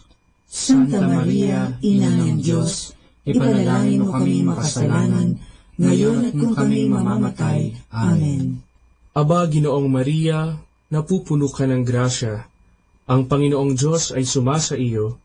Bukod kang pinagpala sa babaeng lahat, at pinagpala naman ang iyong anak na si Jesus.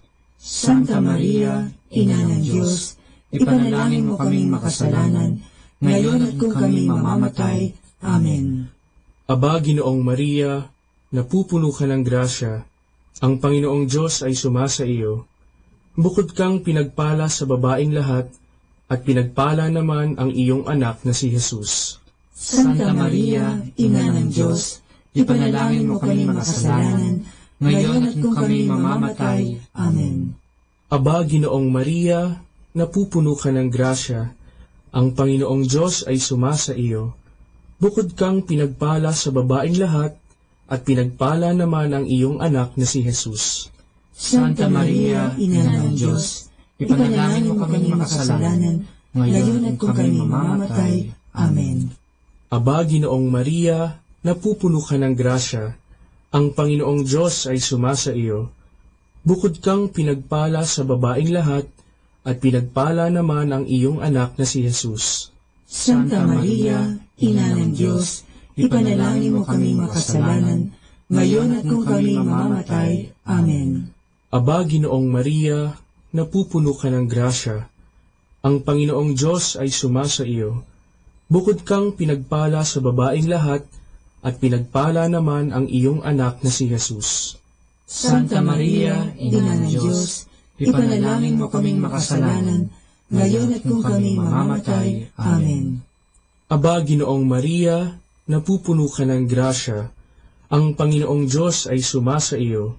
Bukod kang pinagpala sa babaeng lahat, at pinagpala naman ang iyong anak na si Jesus. Santa Maria, Ina ng Diyos, ipanalangin mo kaming makasalanan, ngayon at kung kami mamamatay. Amen. Aba, Ginoong Maria, napupuno ka ng grasya. Ang Panginoong Diyos ay sumasa iyo.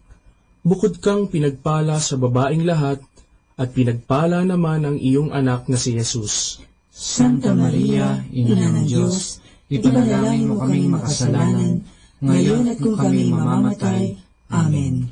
Luwalhati sa Ama, at sa Anak, at sa Espiritu Santo, kapara na sa unang-una, ngayon at magpakailanman, magpasawalang hanggan. Amen. O Jesus ko, patawarin mo ang aming mga sala, iligtas mo kami sa apoy ng impyerno, hanguin mo ang mga kaluluwa sa purgatorio, lalong-lalo na yaong nangangailangan ng iyong awa. Ang panglimang misteryo ng tuwa ay ang pagkakakita kay Jesus sa templo ng Jerusalem. Ama namin, sumasalangit ka, sambahin ang ngalan mo, mapasa amin ang kaharian mo, sundin ang loob mo dito sa lupa para ng sa langit. Bigyan mo kami ngayon ng aming kakanin sa araw-araw at patawarin mo kami sa aming mga sala para ng pagpapatawad namin sa nagkakasala sa amin, at huwag mo kaming ipahintulot sa tukso at iadya mo kami sa lahat ng masama. Amen. Aba, Ginoong Maria, napupuno ka ng grasya. Ang Panginoong Diyos ay sumasa iyo. Bukod kang pinagpala sa babaeng lahat, at pinagpala naman ang iyong anak na si Jesus. Santa Maria, Ina ng Diyos, ipanalangin mo kaming makasalanan, ngayon at kung kami mamamatay. Amen. Aba, Ginoong Maria, napupuno ka ng grasya. Ang Panginoong Diyos ay sumasa iyo. Bukod kang pinagpala sa babaeng lahat, at pinagpala naman ang iyong anak na si Jesus. Santa Maria, Ina ng Diyos, ipanalangin mo kami makasalanan, ngayon at kung kami mamamatay. Amen. Aba, Ginoong Maria, napupuno ka ng grasya. Ang Panginoong Diyos ay sumasa iyo. Bukod kang pinagpala sa babaeng lahat, at pinagpala naman ang iyong anak na si Jesus. Santa Maria, Ina ng Diyos, ipanalangin mo kami makasalanan, ngayon at kung kami mamamatay. Amen. Aba, Ginoong Maria, napupuno ka ng grasya. Ang Panginoong Diyos ay sumasa iyo. Bukod kang pinagpala sa babaeng lahat, at pinagpala naman ang iyong anak na si Jesus. Santa Maria, Ina ng Diyos, ipanalangin mo kaming makasalanan, ngayon at kung kami mamamatay. Amen. Aba, Ginoong Maria, napupuno ka ng grasya. Ang Panginoong Diyos ay sumasa iyo. Bukod kang pinagpala sa babaeng lahat, at pinagpala naman ang iyong anak na si Jesus. Santa Maria, Ina ng Diyos, ipanalangin mo kami makasalanan, ngayon at kung kami mamamatay. Amen. Aba, Ginoong Maria, napupuno ka ng grasya. Ang Panginoong Diyos ay sumasa iyo. Bukod kang pinagpala sa babaeng lahat, at pinagpala naman ang iyong anak na si Jesus. Santa Maria, Ina ng Diyos, ipanalangin mo kami makasalanan, ngayon at kung kami mamamatay. Amen. Aba, Ginoong Maria, napupuno ka ng grasya. Ang Panginoong Diyos ay sumasa iyo. Bukod kang pinagpala sa babaeng lahat, at pinagpala naman ang iyong anak na si Jesus. Santa Maria, Ina ng Diyos, ipanalangin mo kami makasalanan, ngayon at kung kami mamamatay. Amen. Aba, Ginoong Maria, napupuno ka ng grasya. Ang Panginoong Diyos ay sumasa iyo. Bukod kang pinagpala sa babaeng lahat, at pinagpala naman ang iyong anak na si Jesus. Santa Maria, Ina ng Diyos, ipanalangin mo kaming makasalanan, ngayon at kung kami mamamatay. Amen. Aba, Ginoong Maria, napupuno ka ng grasya. Ang Panginoong Diyos ay sumasa iyo. Bukod kang pinagpala sa babaeng lahat, at pinagpala naman ang iyong anak na si Jesus. Santa Maria, Ina ng Diyos, ipanalangin mo kaming makasalanan, ngayon at kung kami mamamatay. Amen. Aba, Ginoong Maria, napupuno ka ng grasya. Ang Panginoong Diyos ay sumasa iyo. Bukod kang pinagpala sa babaeng lahat, at pinagpala naman ang iyong anak na si Jesus.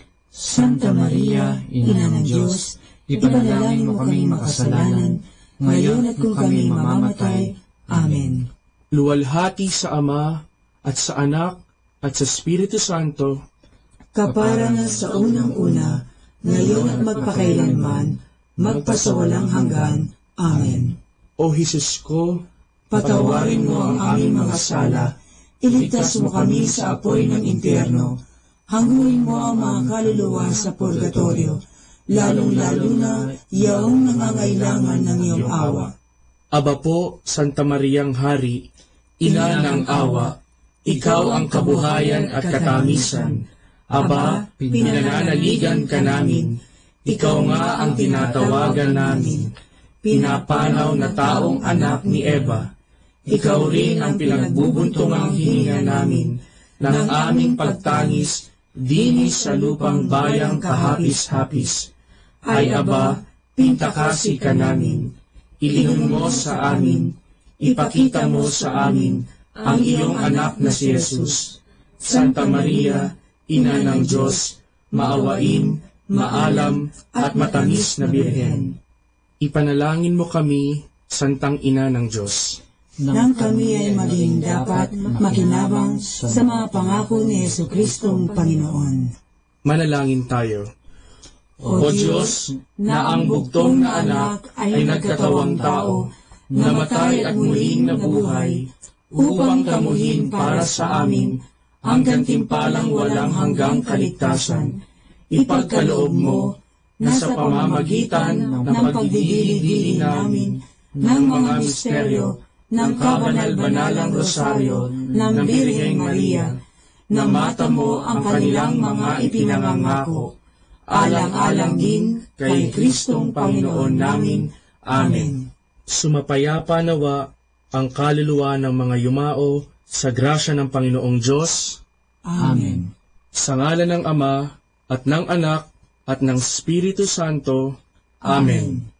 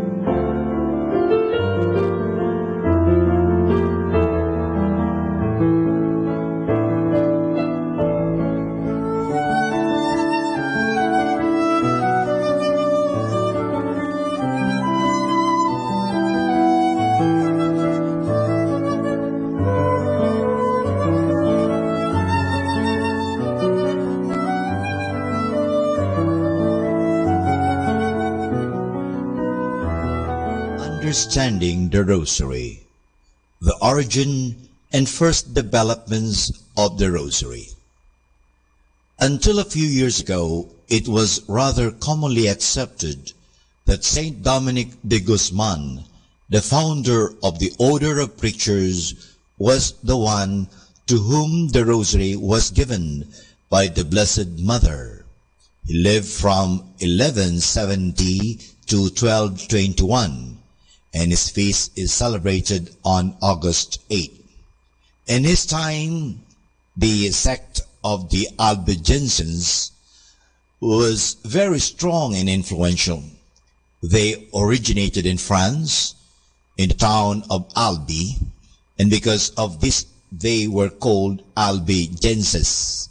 They rejected external things and structures in the church and lived and preached an austere lifestyle, especially in regard to material possessions. This lifestyle of the Albigenses was true alternative, the way of life in the church, which at that time was very rich and powerful. No wonder that this new religion attracted many people and was very successful. Saint Dominic and his brothers of the Dominican order made it one of their tasks to preach the true faith and to counteract the Albigenses. According to the story reported by the Dominican Alanos de Rope in his book De Dignitate Saltarii, Saint Dominic was very much discouraged seeing the many difficulties in converting the Albigenses. He withdrew into a forest near the city of Toulouse, where he prayed unceasingly for 3 days and 3 nights. The Blessed Mother appeared to him accompanied by 3 angels and said, "If you want to reach these hardened souls and bring them over to God, preach my Psalter." She handed him over the rosary and asked him to preach about this prayer and to instruct the faithful in its practice. After this vision, Dominic went to the Cathedral of Toulouse and preached the rosary prayer. So fervently and compellingly did he explain the importance and value of the Holy Rosary that almost all the people of Toulouse embraced it and renounced their false beliefs. In 1743, the Jesuit Father Auguste William Coy Peirce worked on the critical edition on the life of Saint Dominic. While doing his research work, he found that the above-mentioned story about the Blessed Mother giving the rosary to Saint Dominic is of much later date.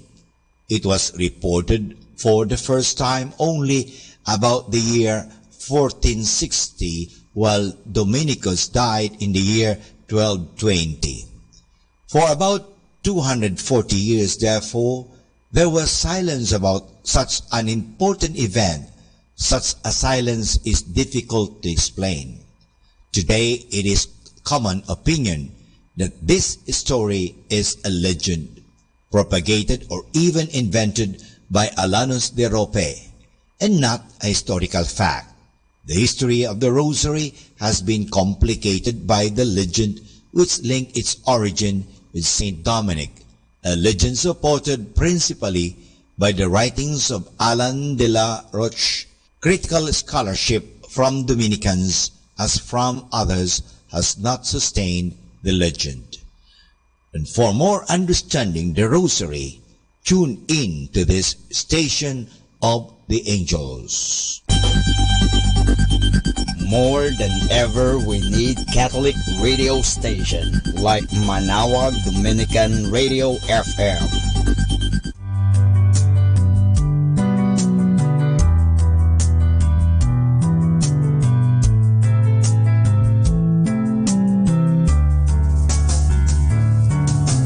Whenever you're alone, just turn the radio on. It will comfort you with the songs of love, with words from our God. 'Cause you have a company, you have a friend in here.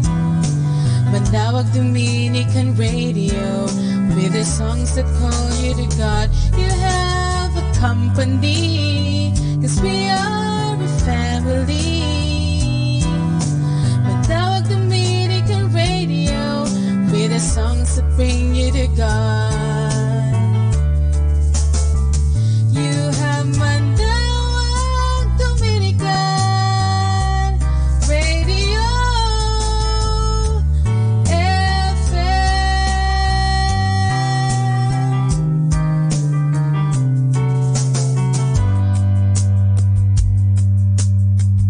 Dominican Radio, in cooperation with TheFranciscanRadio.org, brings you the Saint of the Day. This is Saint of the Day for April 6th from the Franciscans and St. Anthony Messenger Press. Today we celebrate St. Crescentia Hess. Determination and perseverance can take us to amazing heights. That certainly was true for St. Crescentia. Born into a poor Bavarian family in 1682, she showed an early interest in the church and spent many hours at her parish praying and deepening her faith. As she grew older, Crescentia wished to enter a Franciscan convent. The superiors there refused her admission because she had no dowry, and the convent was on weak financial footing. She was finally given permission, but only after pressure was applied by the town's Protestant mayor. Crescentia's life was made miserable. The sisters considered her a burden and assigned her menial tasks. But she maintained her sweet disposition and even discouraged some of the younger sisters from interceding on her behalf.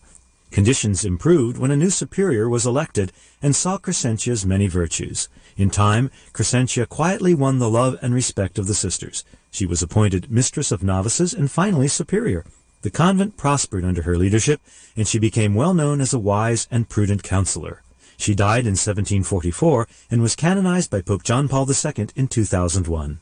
There's more about the saints along with inspiration and Catholic resources at our website, franciscanradio.org. From the Franciscans and St. Anthony Messenger Press, this is Saint of the Day. Good afternoon, everyone. Have a blessed day ahead. Here in Manawag Dominican Radio, may kasama ka. Manawag Dominican Radio. And now back to the music.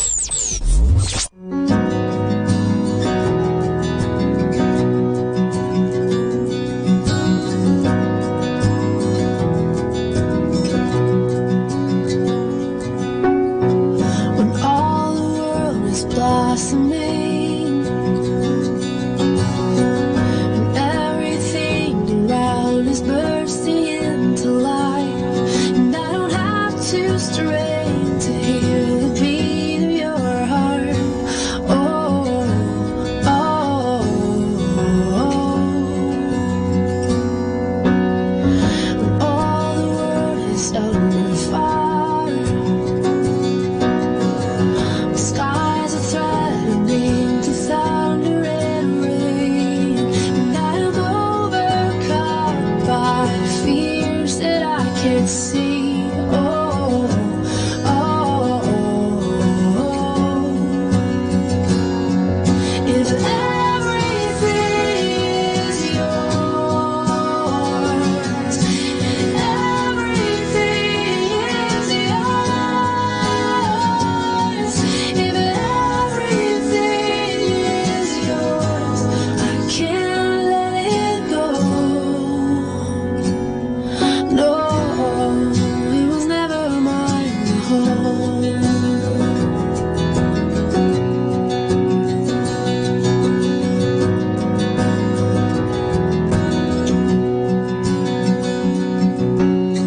Who could command the stars to sing, or hold the raging seas from breaking through doors, and tend the fragile roses with the very same hands?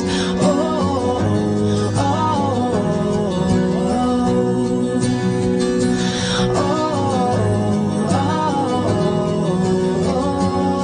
oh. If everything is yours,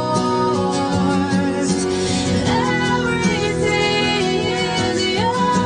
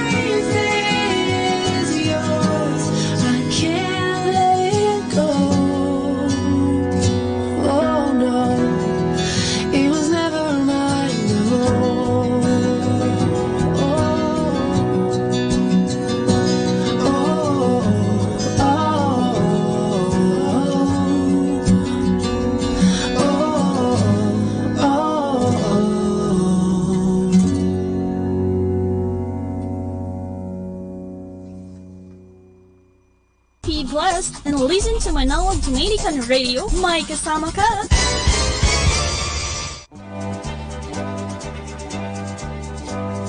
Okay, let's have some fun and laughter. I'd like to share with you a story about the entertaining parrot. A loving mother was worried about his son who was living a far-off city. She went to a pet store and told the proprietor that she would like to send a very special pet to her son to keep him company. The merchant replied, "Have just what you are looking for. The Mindoro parrot you see in that cage will entertain your son for hours at a time. This parrot is the only bird in the world that can sing the national anthem, recite the Mi Ultimo Adios, the Freedom Constitution, and the Lord's Prayer." Hearing this, the mother knew that she had just the right gift to send to her son. "How much is it?" she asked. 5,000 pesos. The proprietor said. The woman gulped. "That's almost all of my savings." She said to herself, "But I don't care. I just want to make my boy happy." So she made the purchase and shipped the bird to her son. A few days later, she called him a long distance. "Did you get the bird I sent you?" she asked. "Yes, mother." "How did you like it?" the excited mother asked. "It was delicious." Ay, kinain pala. Akala niya matutuwa ang kanyang anak dahil itong parrot na ito nga entertaining, lilibangin siya, yung pala kinain. Mahirap po yun. Alam mo, minsan nagkakaroon tayo ng hindi pagkakaunawaan, misunderstood. Pero siguro parang hindi misunderstood, sabihin talaga natin. Kahit yung mga good works natin, kahit yung mga good intentions natin, yung mga pagbigay natin sa mga tao, minsan nami-misunderstood ito. Halimbawa, isang tao talaga mapagbigay, matulungin, sasabihin kasi nagpapalakas lang yan. So, yan. Kaya nga minsan nami-misunderstood ang ating mga mabubuting gawain. So, alam mo, yung nanay mayroong magandang hangarin para sa kanyang anak. Nga lang, hindi naintindihan ng anak niya ang purpose o yung hangarin ng kanyang nanay. Kaya siguro may paliwanag din parang maiwasan ang mga misunderstanding. Kinakailangan yan ipaliwanag. Hindi nangyari dito sa halip na akala ng nanay na entertain yung anak niya ng parrot. Yung pala kinain. Akala ng anak niya binigyan siya ng parrot parang katayin at gawing ulam.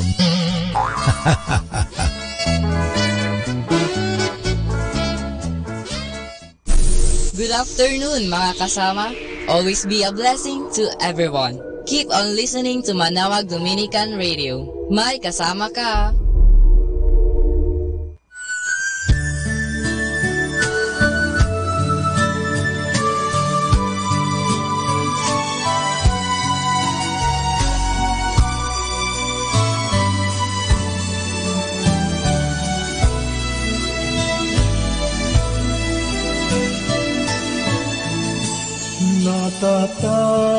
Natatanging araw, minsan isang taon, ngayon ay dinadalaw muli ng panahon.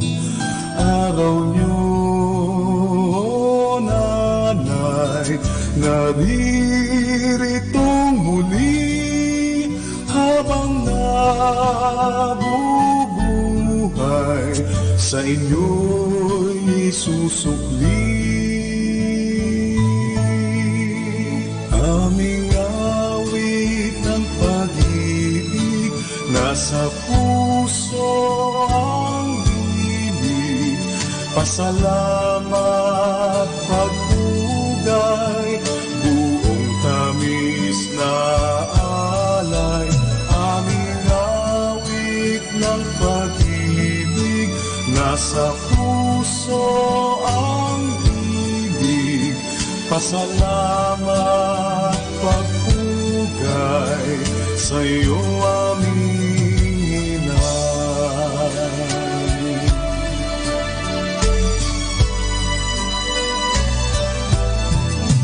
At hayaan niyo ngayon kayo'y idambana sa ating Panginoon. Idalangin tuwina, sana'y pagpalagin, biyaya ang lubos, araw-araw sa amin, kayo ang mukha ng Diyos. Aming awit ng pag-ibig, nasa puso ang ibig, pasalamat, pagpugay, buong tamis na alay. Aming awit ng pag-ibig, nasa puso ang ibig, pasalamat, pagpugay, sa'yo aming inay. Aming awit ng pag-ibig, nasa puso ang ibig, pasalamat, pagpugay, buong tamis na alay. Aming awit ng pag-ibig, nasa puso ang ibig, pasalamat, pagpugay, sa'yo aming inay.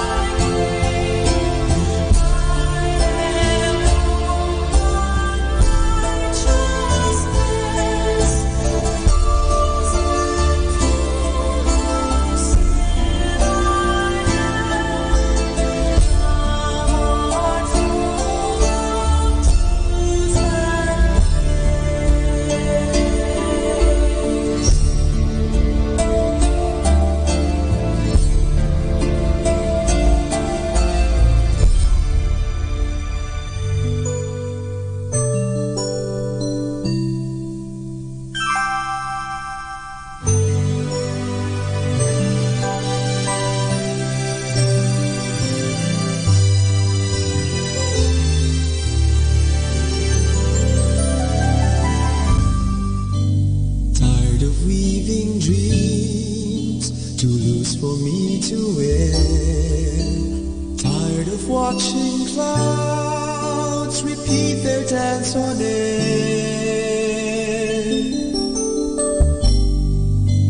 Tired of getting tired to doing what's required. Is life for me a routine in the greater scheme of things? Through with taking roads someone else designed, through with chasing stars that soon forget to shine, through with going through one more day. What's new? Does my life still mean a thing in the greater scheme of things? I think I'll follow the voice that calls within. Dance to the silent song it sings. I hope to find my place, so my life will fall in place. I know in time I'll find my place in the greater scheme of things.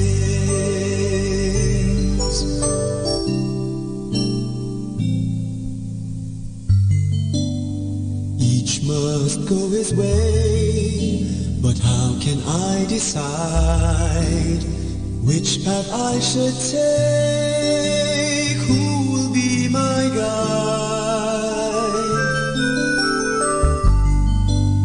I need some kind of star to lead me somewhere far, to find a higher dream in the greater scheme of things. The road before me bends. I don't know what I'll find. Will I meet a friend or ghost I've left behind? Should I even be surprised that you're with me in disguise? For it's your hand I have seen in the greater scheme of things. I think I'll follow the voice that calls within. Dance to the silent song it sings. I hope to find my place, so my life will fall in place. I know in time I'll find my place. For yours is the voice in my deepest dream. You are the heart, the very heart of the greatest scheme of things. So here I'll follow the voice that calls within. Dance to the silent song it sings. I hope to find my place, so my life will fall in place. I know in time I'll find my place.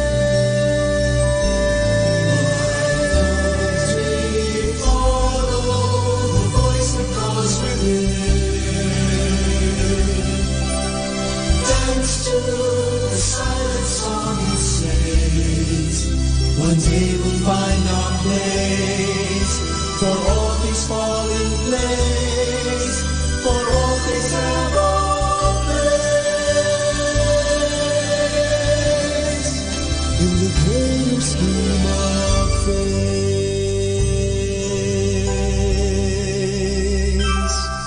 Our time now is 1 o'clock in the afternoon. Let us now have our time check prayer.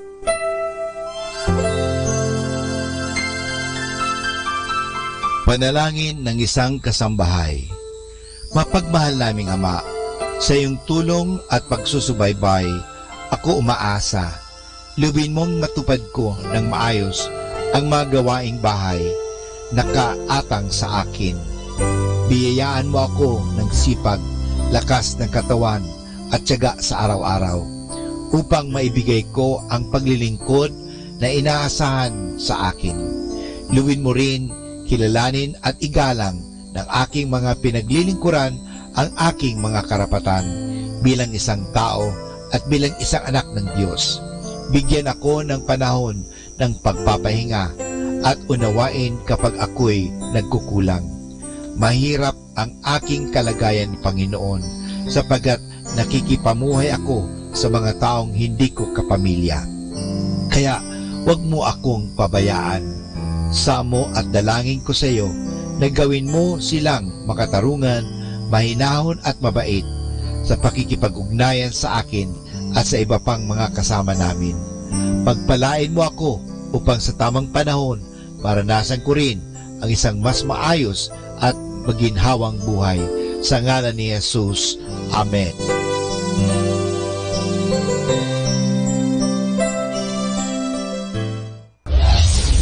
This is Manawag Dominican Broadcasting Incorporated, a religious, non-commercial radio station. 10 years of evangelizing the airwaves, sharing God's blessings, live masses on air, playing religious music and prayers. May kasama ka, si Jesus, si Maria, at kami. Our positive thought for this hour. If you would be loved, love and be lovable.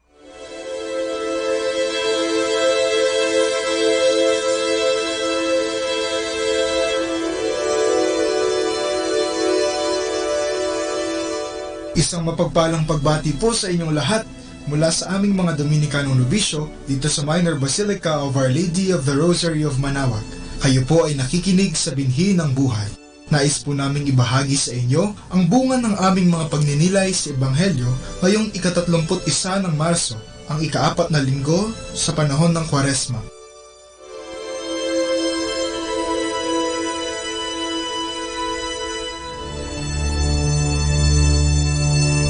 A reading from the Holy Gospel according to Luke. Meanwhile, tax collectors and sinners were seeking the company of Jesus, all of them eager to hear what he had to say. But the Pharisees and the teachers of the law frowned at this, muttering, "This man welcomes sinners and eats with them." So Jesus told them this parable. Jesus continued, "There was a man with 2 sons. The younger said to his father, 'Give me my share of the estate.' So the father divided his property between them. Some days later, the younger son gathered all his belongings and started off for a distant land, where he squandered his wealth in loose living. Having spent everything, he was hard-pressed when a severe famine broke out in that land. So he hired himself out to a well-to-do citizen of that place, and was sent to work on a pig farm. So famished was he that he longed to fill his stomach even with the food given to the pigs, but no one offered him anything. Finally, coming to his senses, he said, 'How many of my father's hired workers have food to spare, and here I am starving to death? I will get up and go back to my father, and say to him, Father, I have sinned against God and before you. I no longer deserve to be called your son. Treat me then as one of your hired servants.' With that thought in mind, he set off for his father's house. He was still a long way off when his father caught sight of him. His father was so deeply moved with compassion that he ran out to meet him, threw his arms around his neck, and kissed him. The son said, 'Father, I have sinned against heaven and before you. I no longer deserve to be called your son.' But the father turned to his servants. 'Quick,' he said, 'bring out the finest robe and put it on him. Put a ring on his finger and sandals on his feet. Take the fattened calf and kill it. We shall celebrate and have a feast. For this son of mine was dead and has come back to life. He was lost and is found.' And the celebration began. Meanwhile, the elder son had been working in the fields. As he returned and approached the house, he heard the sound of music and dancing. He called one of the servants and asked what it was about. The servant answered, 'Your brother has come home safe and sound, and your father is so happy about it that he has ordered this celebration and killed the fattened calf.' The elder son became angry and refused to go in. His father came out and pleaded with him. The son was very indignant, said, 'Look, I have slaved for you all these years. Never have I disobeyed your orders. Yet you have never given me even a young goat to celebrate with my friends. But when this son of yours returns, after squandering your property with loose women, you killed the fattened calf for him?" The father said, "My son, you are always with me, and everything I have is yours. But this brother of yours was dead, and has come back to life. He was lost, and is found. And for that we had to rejoice and be glad."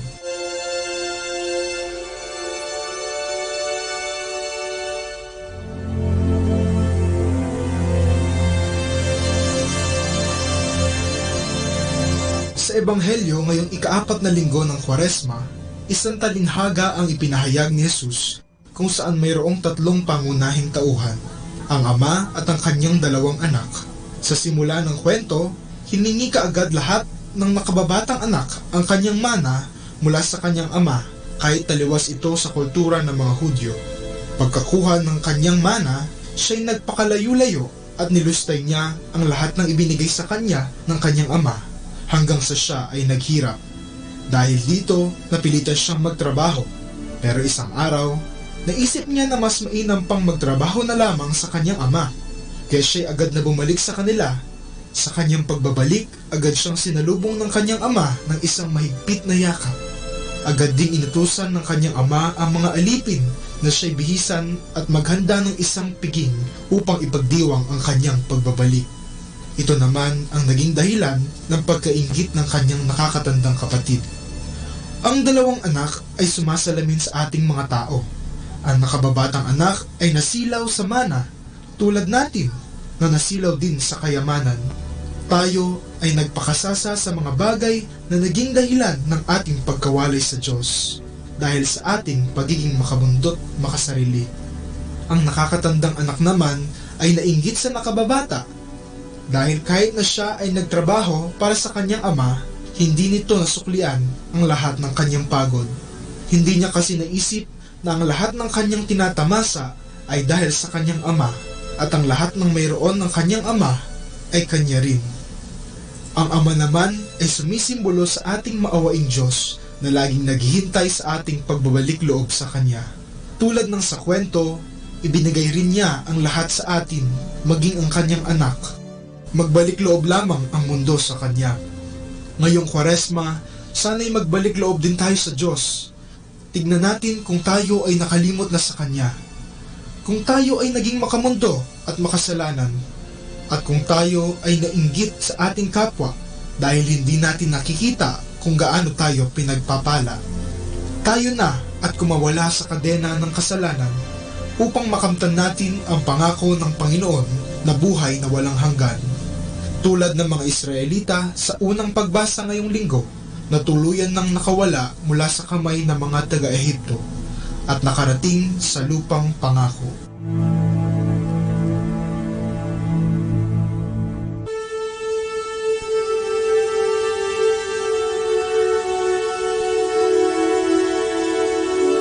Mula po dito sa Minor Basilica of Our Lady of the Rosary of Manaoag, kami po ay taus-pusong nagpapasalamat sa inyong pakikinig.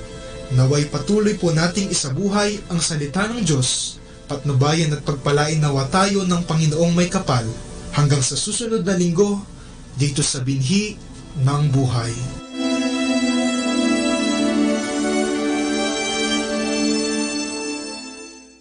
Atin pong pakinggan ang mga pasabi mula sa Minor Basilica ng Our Lady of the Rosary of Manaoag.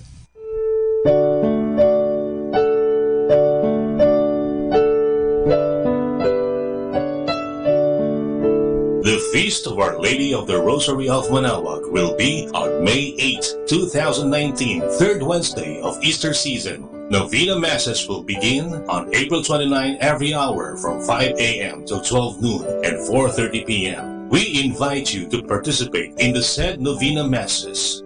Starting March 8 Friday and all Fridays of Lent, there will be the Way of the Cross at 4 p.m. to be followed by the Mass. This will be aired live at Manaoag Dominican Radio 102.7 FM You can also tune in or log on to our website at www.radyomanawag.com or www.eradioportal.com. You can also watch live at our Facebook page, Manawag Radio, or on YouTube at Manawag Dominican Radio FM. Thank you.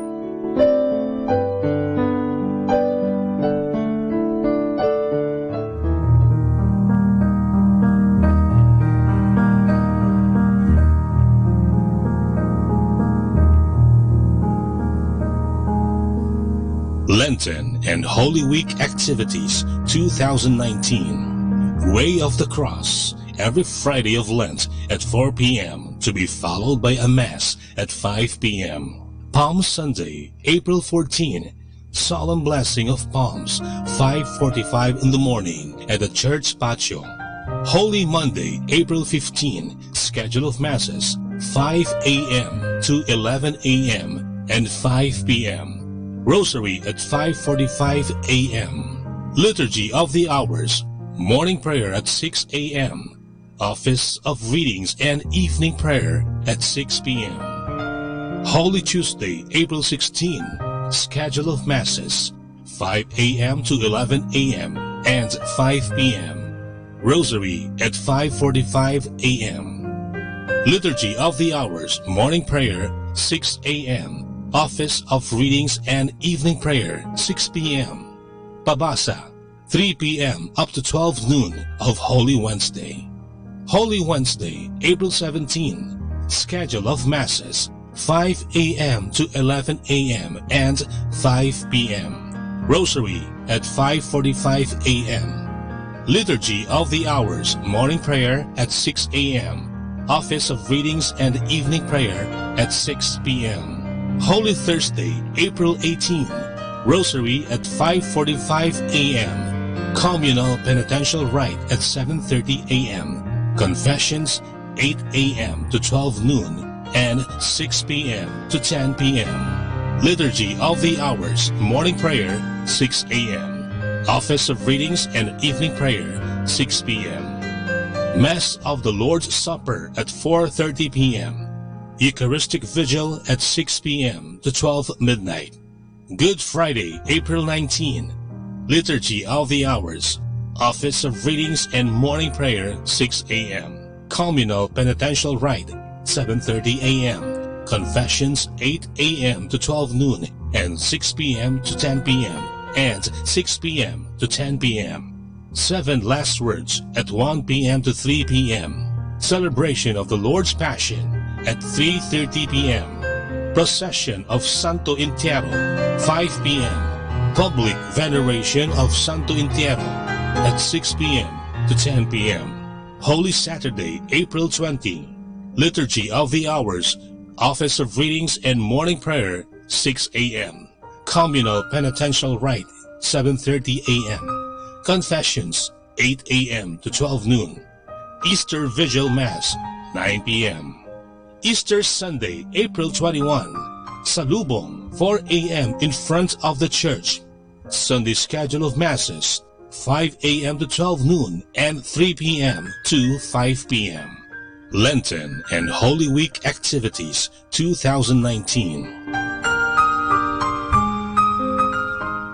Atin pong napakinggan ang mga pasabi mula sa Minor Basilica ng Our Lady of the Rosary of Manawag. More than ever, we need Catholic radio station like Manawag Dominican Radio FM.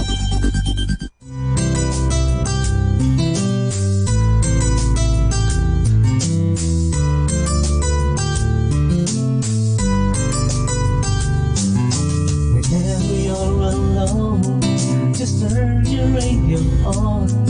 It will comfort you with the songs of love, with words from our God. 'Cause you have a company, you have a friend in here. Manawag Dominican Radio, with the songs that call you to God. You have a company, 'cause we are a family. Manawag Dominican Radio, with the songs that bring you to God. You have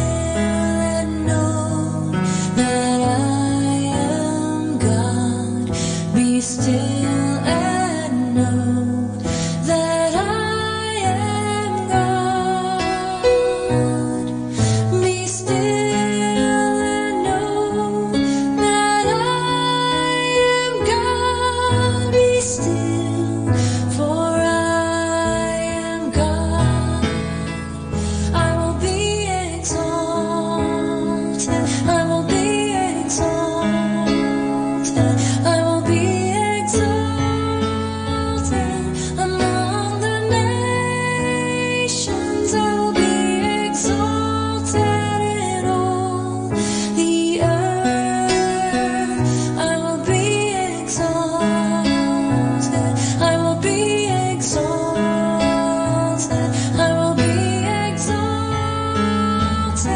among the nations. I will be exalted in all the earth.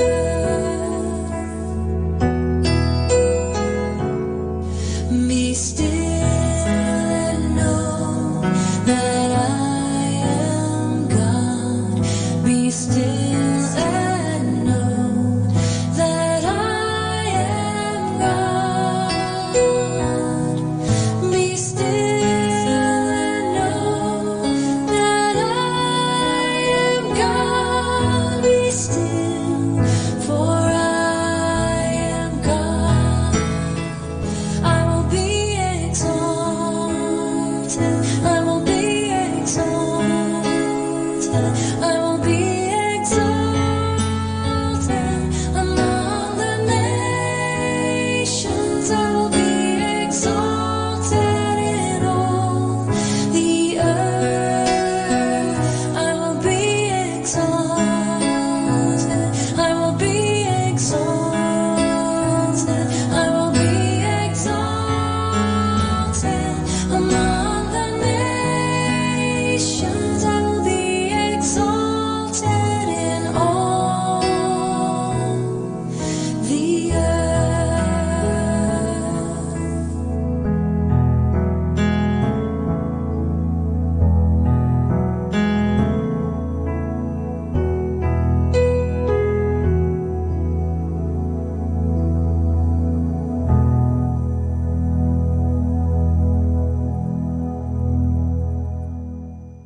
Kasama natin to. Atin pong pakinggan ang isang kwento sa Biblia ni Kasamang Cool. Ang unang Pasko ng pagkabuhay, hango sa libro ng Mateo, Kapitulo 28, versikulo 1 hanggang 15. Araw ng Biyernes nang mamatay si Jesus sa krus upang bayaran ang ating mga kasalanan. Inilagay ng mga kaibigan ni Jesus ang kanyang katawan sa isang bagong libingan. Nang gabing iyon at nang sumunod pang araw, malungkot na malungkot ang mga kaibigan ni Jesus. Ang akala nila'y hindi na nila makakasama pang muli si Jesus. Umagang-umaga ng araw ng linggo, may ilang mga babaeng nagpunta sa libingan.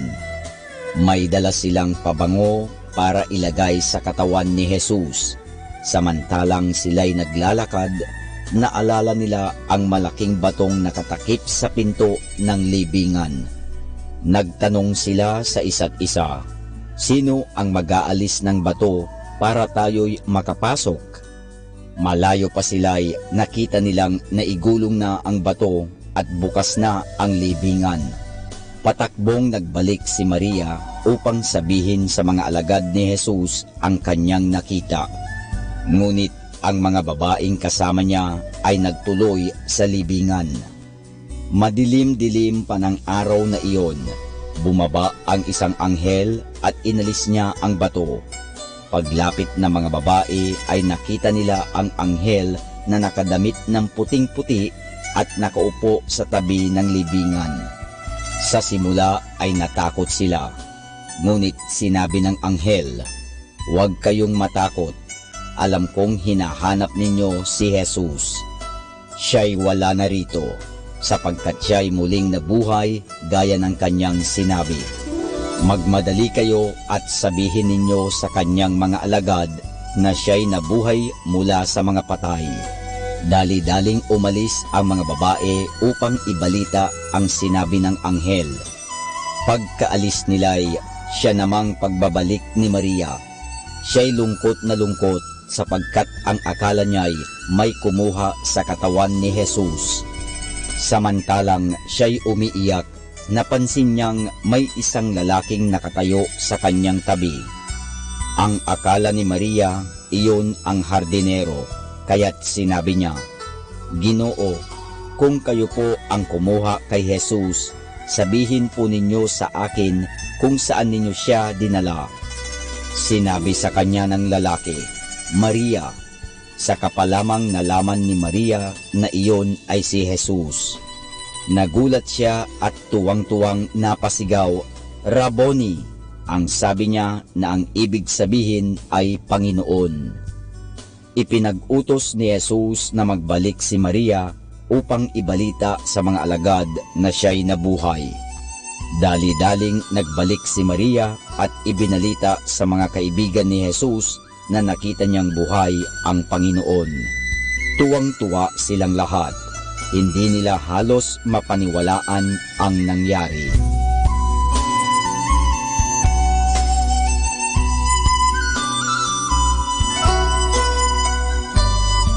At iyan po mga kasama ang isang namang kwento sa Biblia na pinamagatang Ang Unang Pasko ng Pagkabuhay, hango sa libro ng Mateo, Kapitulo 28, versikulo 1 hanggang 15. Abangan muli bukas ang isang namang kwento sa Biblia. Ito po muli si Kasamang Cool. 102.7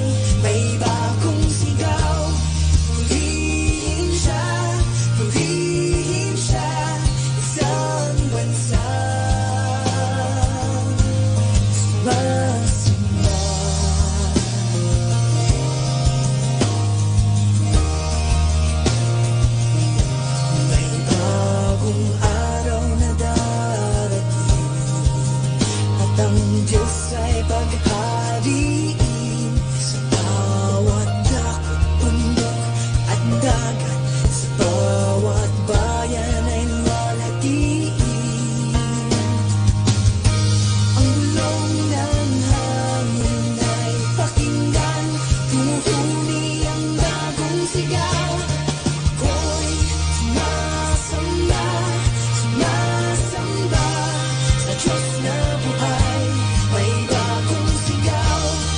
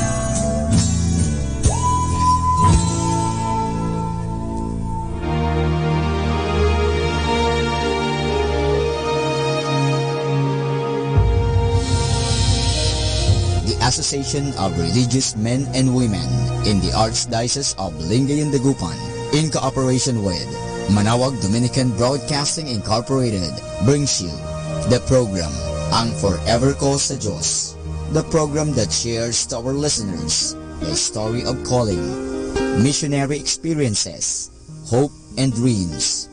Every Saturday and Sunday, Ang Forever Ko sa Diyos, Ang Forever Ko sa Diyos. O sinasadya mong di pansinin.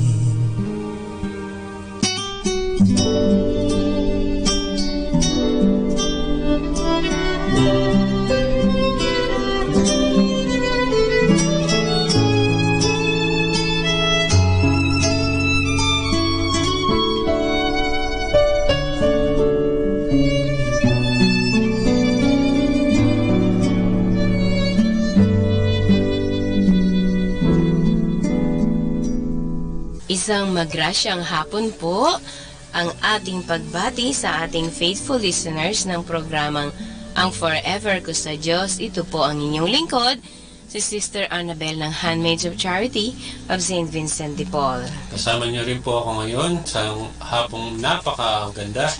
Si Brother Michael po, nakasama na rin po ako ni Sister Annabel ng mga ilang Sabado. Ayan. Programa niya. Ilang mga Sabado. Hello. Okay. Teacher. Ayan. Tayo po ngayon, milis ng panahon, ay nasa buwan na ng Abril. Abril is April, ano? Wow. Nakapag-graduation na yun siguro yung mga ibang yung iba. Bata ngayon. Oo, yung iba. Kasi medyo napaka-hectic yung mga schedule ng mga teachers and principal students itong huling ng March dahil niras nila. So, sa palagay ko halos itong buwan ng Abril nakatapos na sila lahat sa mga requirements nila, the examination.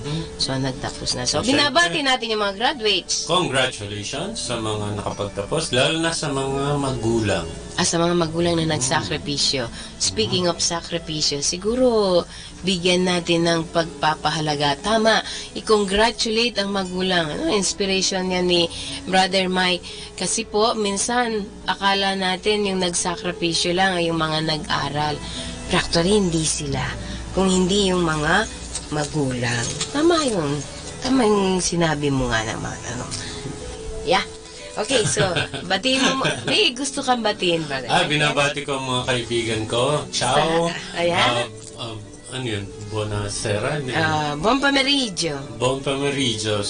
Si Tiziano, si Mario, at si Adam. Mga at saka si Father.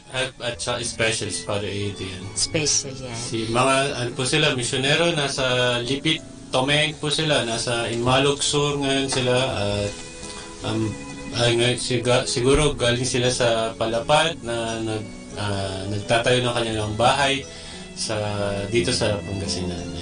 Sana magandang hapon po. Matapos na yung kanilang ginagawa. Naging kabahagi ka doon. Oo, at doon ako nasunog system.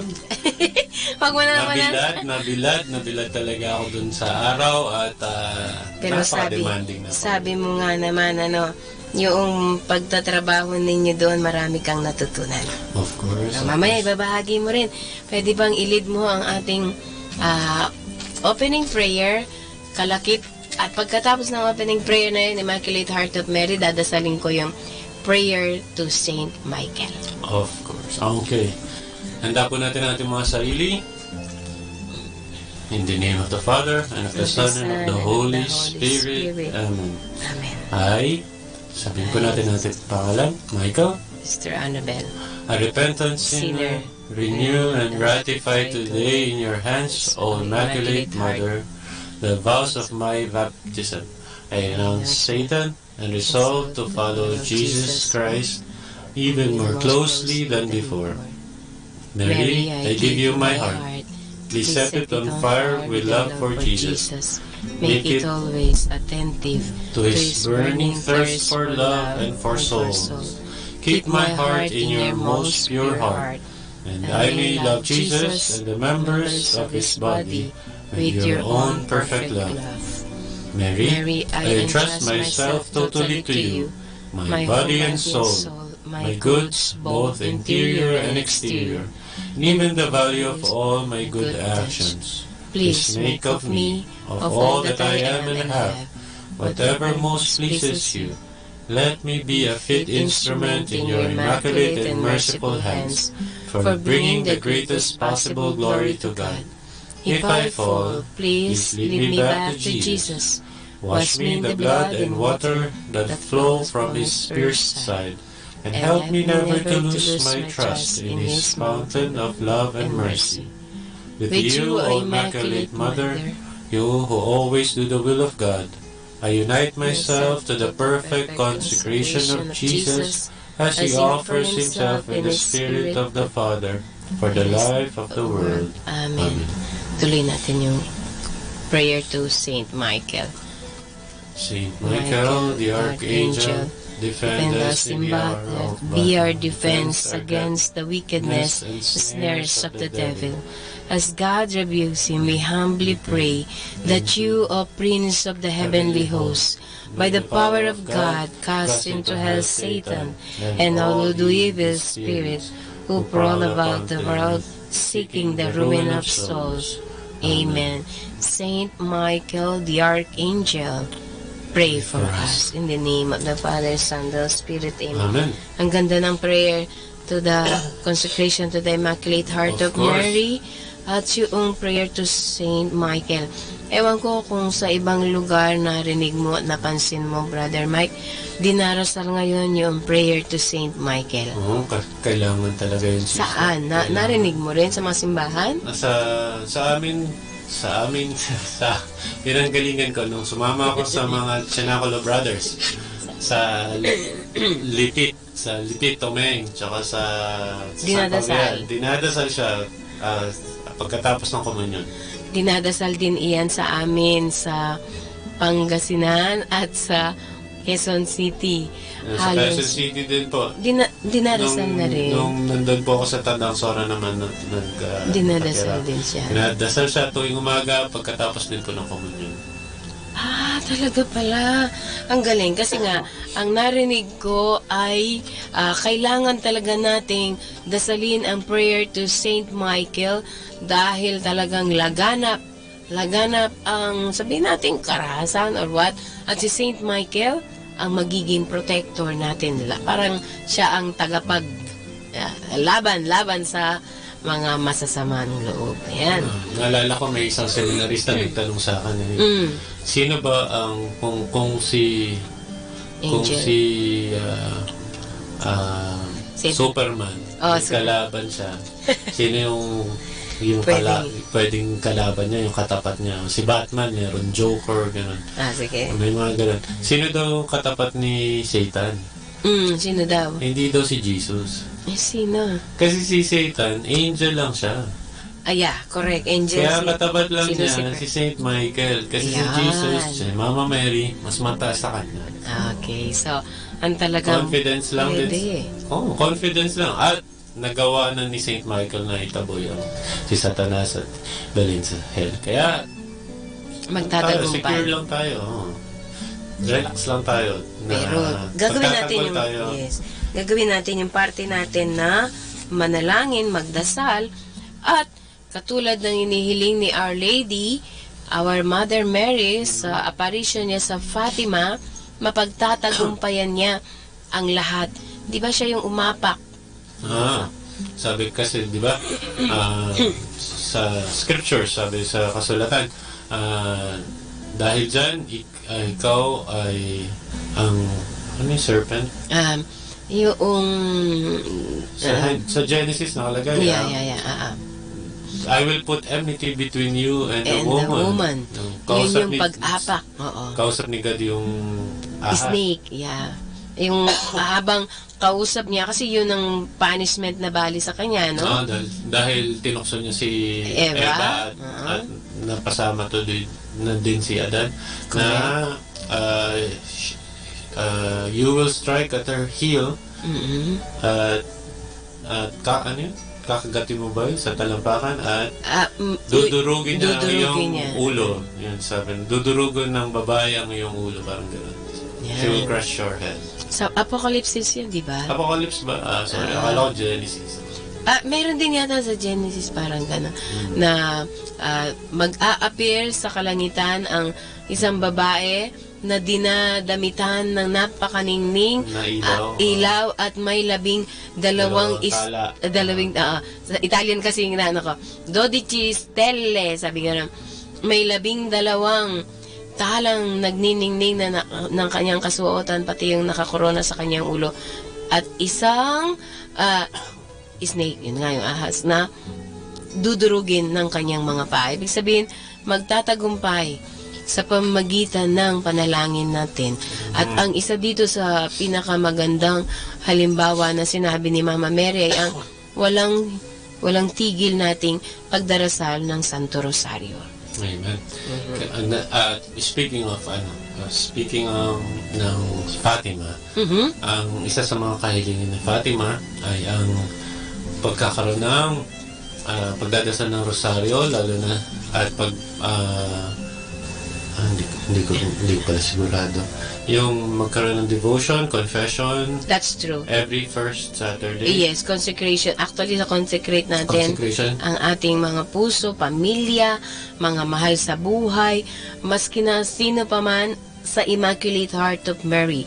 At mapagtatagumpayan kasama dito, titigil ang mga war, mga ano pa mang sigalot, epidemya na naganap noon.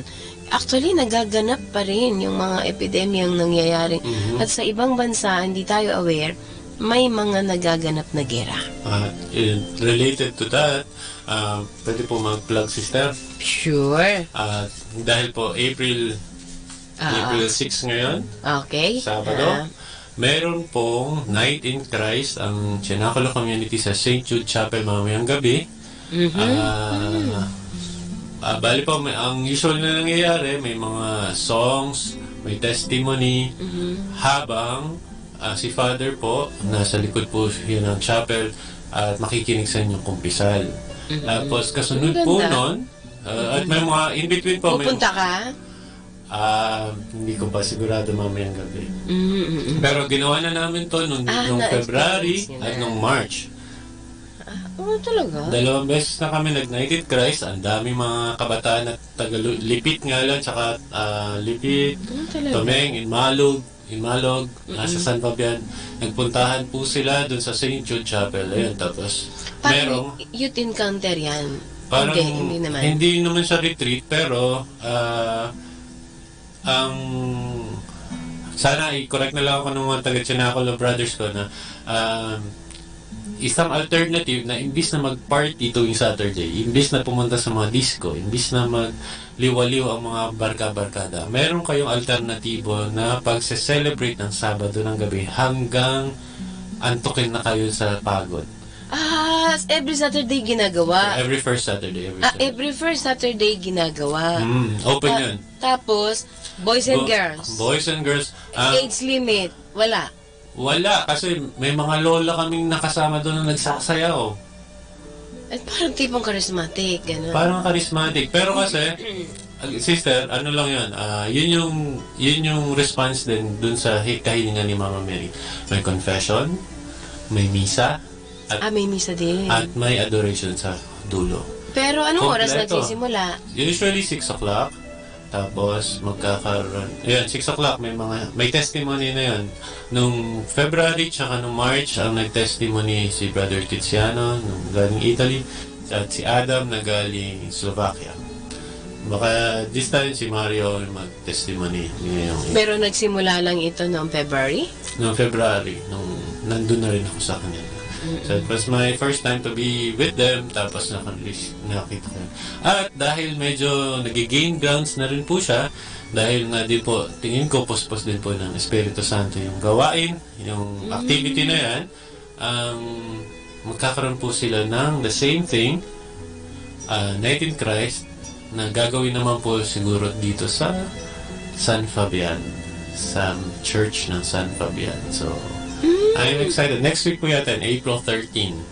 So, hindi ako official na hindi po ako official na nag-iimbita, Pero gusto Nabahagi mo. sinishare ko lang po ang nalalaman ko na may ganun silang activity sa San Fabian. Lalo na po sa mga youth tsaka sa mga katikista. Nare-recommend ko po talaga dalhin niyo po sila doon. Dahil hindi lang po dahil sa activity to ng simbahan, dahil po response to dun sa kahilingan ni Mama Mary. Sila yung nag-organize ng idea na ito. Ginagawa po nila to sa sa ibang bansa rin ginagawa. Sa communities nila sa ibang bansa. Kaya, ayun. Tapos ginawa lang din nila sa St. Jude Chapel sa bundok, sa Lipit. Tapos, yan. At nagkaroon ka ng opportunity na magkaroon ng idea kung ano yung nangyayari dito. At na-experience ko. Bali, isa lang ang paring nagpapakumpisal, ganon?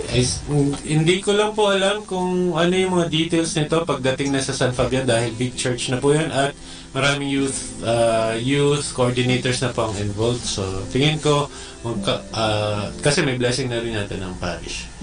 Kaya, hindi lang kasi sa Inmalog, maliit lang po na chapel yung sa St. Jude. Yes. At hindi naman po ganun napuno naman yun. Yung first namin, napuno talaga siya. Yung second, hindi gaano, pero nakita namin na very interested at maraming mga bago pa rin na pumunta. Ang nakakatuwa dahil yung sa second nandun yung mga taga San Fabian na. Yung nasa parokya mismo ng San Fabian. Sa San Fabian, may umakyat na 4, nakalimutan ko mga pangalala. Si Karen, si Karen lang naalala ko, pero 4 sila mga taga San Fabian. So, para sa mga kabataan, lalo na ngayong taon na to, ay pinagdiriwang po natin ang Year of the Youth. Yes, exactly, Year of the Youth. So, ito yung ating panawagan para sa mga kabataan. Sa halip na ilaan natin yung ating oras, panahon, sa TV at siguradong lugi tayo. Gastos lang sa kuryente, napagod ka sa walang kabuluhan. O kaya gigimik, ayun, no, lalabas, kakain, nagastos ka pa rin, pero pagkatapos you still empty inside. I mean, mayroon pa rin kakulangan. Hindi ka pa rin talaga mapupuno kapag, sabi nga ni San Agustin, ang puso natin ay mananatiling nananabik at nauuhaw sa isang hindi natin lubusang makita. Sapagkat magiging ganap lang ito at mabubuo at magiging lubos sa puso ng ating Panginoon. Amen. Englishin mo nga, Brother Mike. Sabi ni San Agustin, my heart is restless until it rests in you. Dasal niya yan kay Lord. Yan. So siguro ito pong panawagan at imbitasyon na naging experience ni Brother Mike nung siya naka-experience ka ng 2 beses, February and March. Opo. Sa Chanacal Community, sa Night in Christ, bali po, March 6 ngayon, April 6, sorry. April 6 ngayon, umurong ka. 6:30, nagkamali ako ng buwan. April 6 ngayon, sa 6:30, usually 6 o'clock kasi nag-gather na po sila noon ng 6 o'clock para maka-secure din po kayo ng basta Sabado, ano? Maganda yung araw Sabado, walang pasok. At usually, sa awa at grasya ng Diyos, marami naman pong, sapat naman po yung pagkain na may pagkain pa. Lahat ng youth na nandun. Parang gusto kong pumunta. At hindi basta-basta yung mga, hindi basta lang na pagkain. As in, mabubusog ka talaga. Gusto niyo po makikain? Samahan niyo ako. Punta tayo. Tapos sa April 13 po, sa San Fabian, ibig ko sabihin, April 6 meron. Tapos April 13. Kasi monthly talaga, first Saturday po talaga ginagawa nila yun sa St. Jude Chapel. Pero ngayon, ngayon po, dahil gusto rin po yata ng San Fabian ma-experience na doon mismo sa kanila. Dito sa talaga. At very accessible na. Hindi mo na kailangan umakyat doon sa taas ng bundok. Dahil mahirap din po umakyat doon nang wala sasakyan. Yung ibang nga din po na taga-ibang barangay doon hindi nakakapunta dahil una, alas 6 na ng gabi. Usually naglalast yun ng hindi niyo po mamamalayan alas 10 na. Tapos yung mga bata ayaw na umalis doon kasi sobrang saya din talaga. Pero, ayun, April 6 sa Lipit, Tumeng sa Imalugsor, sa St. Jude Chapel, April 13 po sa San Fabian. Ang galing. Ako, curious ako. May mga babae ba dyan? Maraming gagandang babae, sister. Baka pwede, Kakataon baka na para pwede. makarecruit tayo. Makarecruit ka din Yung dyan. pong mga dalaga na gustong mag-search in, na mag-attend para sa ating imbitasyon na sinasabi natin magkakaroon sila sa April 25 and 26 at gagawin po natin ito sa Tagaytay. So ito po yung pagkakataon para nang malaman nila. Kung curious lang kayo, ako ba'y tinatawag sa pagmamadre o pag-aasawa o matandang dalaga? So ito po yung pagkakataon na magkwentuhan tayo at magdasal, magnilay, mag-isip para kung kayo po ay para sa Handmaids of Charity of St. Vincent de Paul. I-text nyo lang po ako. At sa mga pogi, sa mga astig, sa mga mahilig magdasal, o kahit na isa lang kayo dun sa minention ko. Invite ko din po kayo na subukan nyo po na experience din ang Sinakalo community or kontakin nyo din si sister kasi pwede din po kayo matulungan ni sister na magmuni-muni o mag-isip o ma-experience na baka tinatawag din po kayo ng Panginoon. Sweldo po sa pagsisilbi ng Panginoon dito sa lupa ay hindi po ganun kalaki. Pero yung retirement po ay out of this world po. Ang retirement po, out of this world po. Ang sweldo po ay makukuha natin sa langit, house and lot at sa piling ng ating lumikha. Yes. Ang galing ng ating mga invitation. Gusto ko rin pong batihin tuloy, lumalabas yung aking pagkakapampangan. Batiin ang ating mga kasama mga katikista na idaos po na sa awa ng Diyos, sa grasya ng Diyos, ang ating mga pagdiriwang nung nakaraang Marso, ang kumpilan, mahigit na 200 yata ang mga nakumpilan. Wow! Yay! Salamat po sa lahat ng mga ito at sana po patuloy silang magsimba sapagkat ito yung pinaka magpapalakas sa kanila para lalong makilala nila ang banal na Espiritu Santo. At ito po yung panahon na kaya po siya kumpilo, confirmation.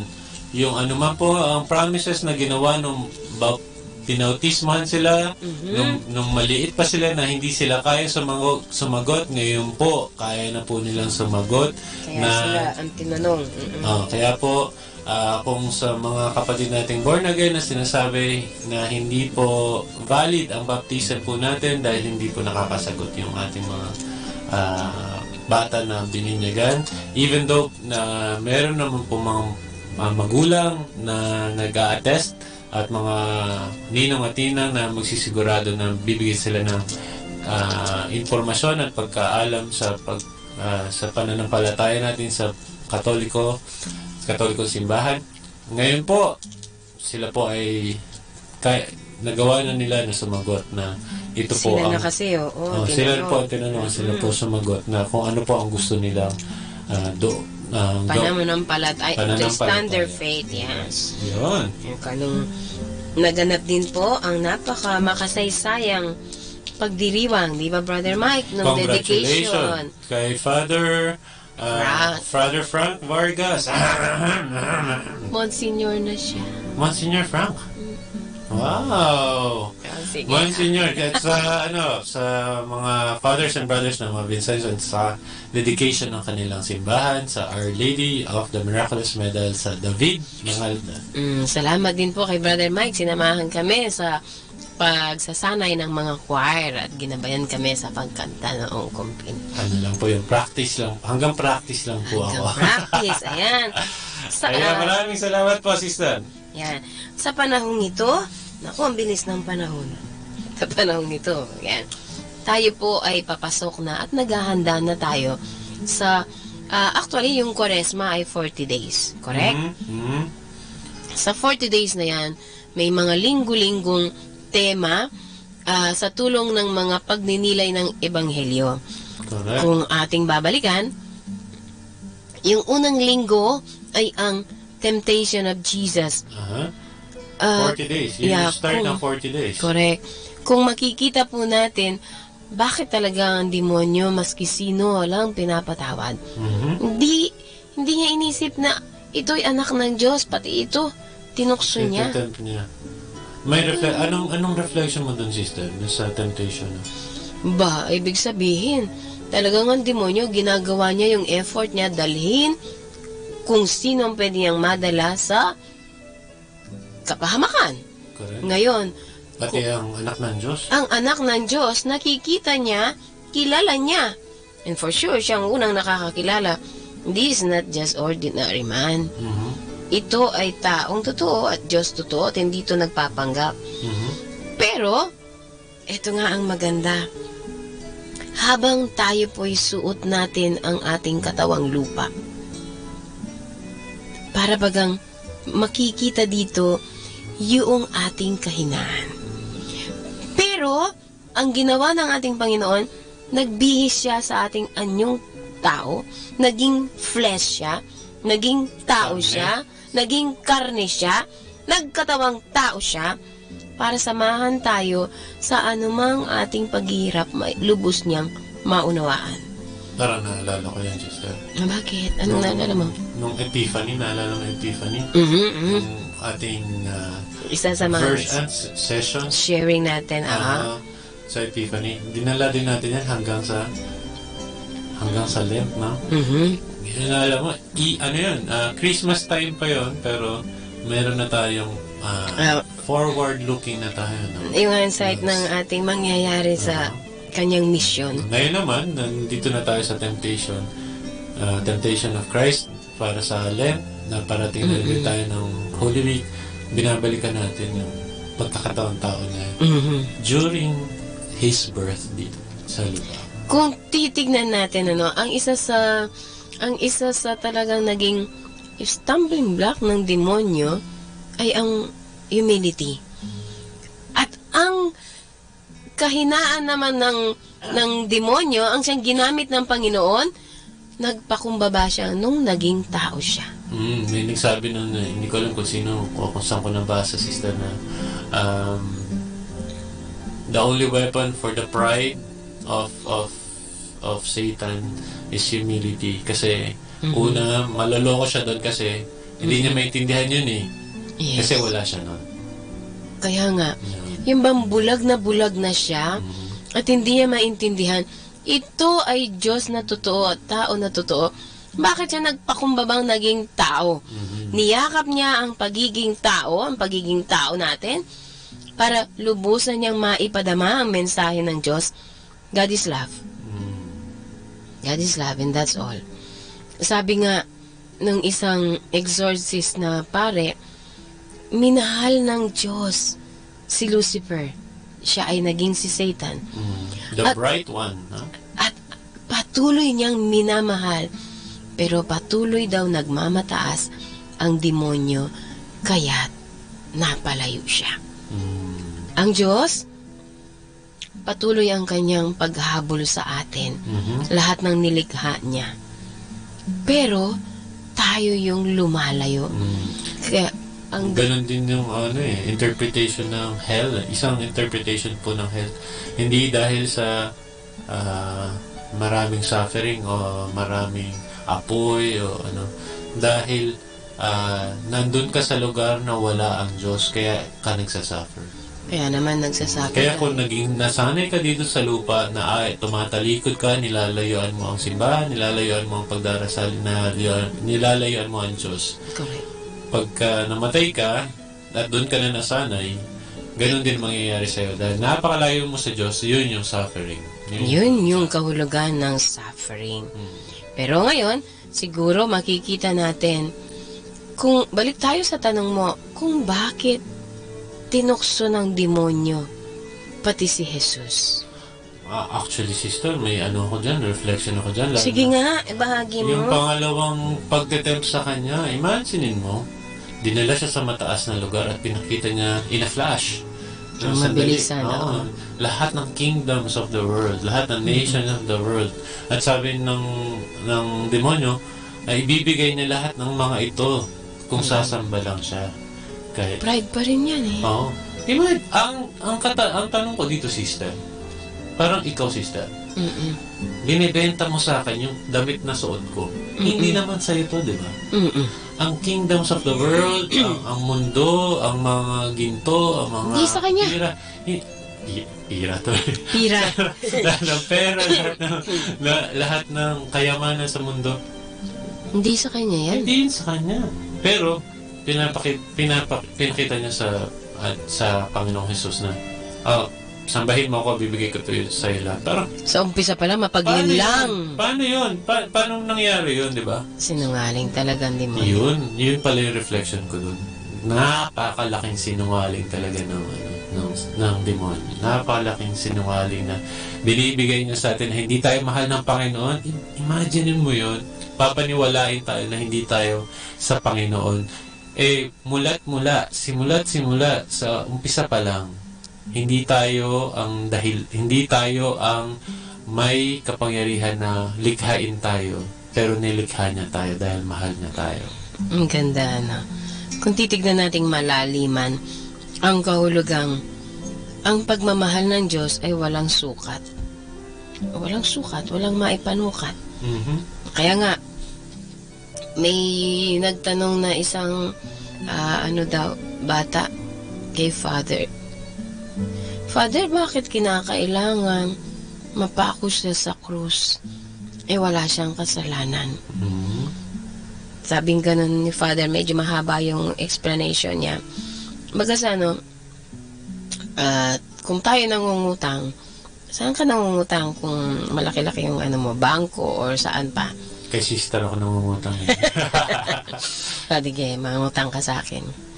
Pero, malaking utang na pwede mong mautang sa bangko, isang lamoy bahay at lupa mo. Siguro, wala nang lalaki pa doon. Basta property. Property. Ngayon, kung tutubusin mo iyon, ang tubos mo kasi may interest or what? Medyo, mas malaki. Mas malaki, no?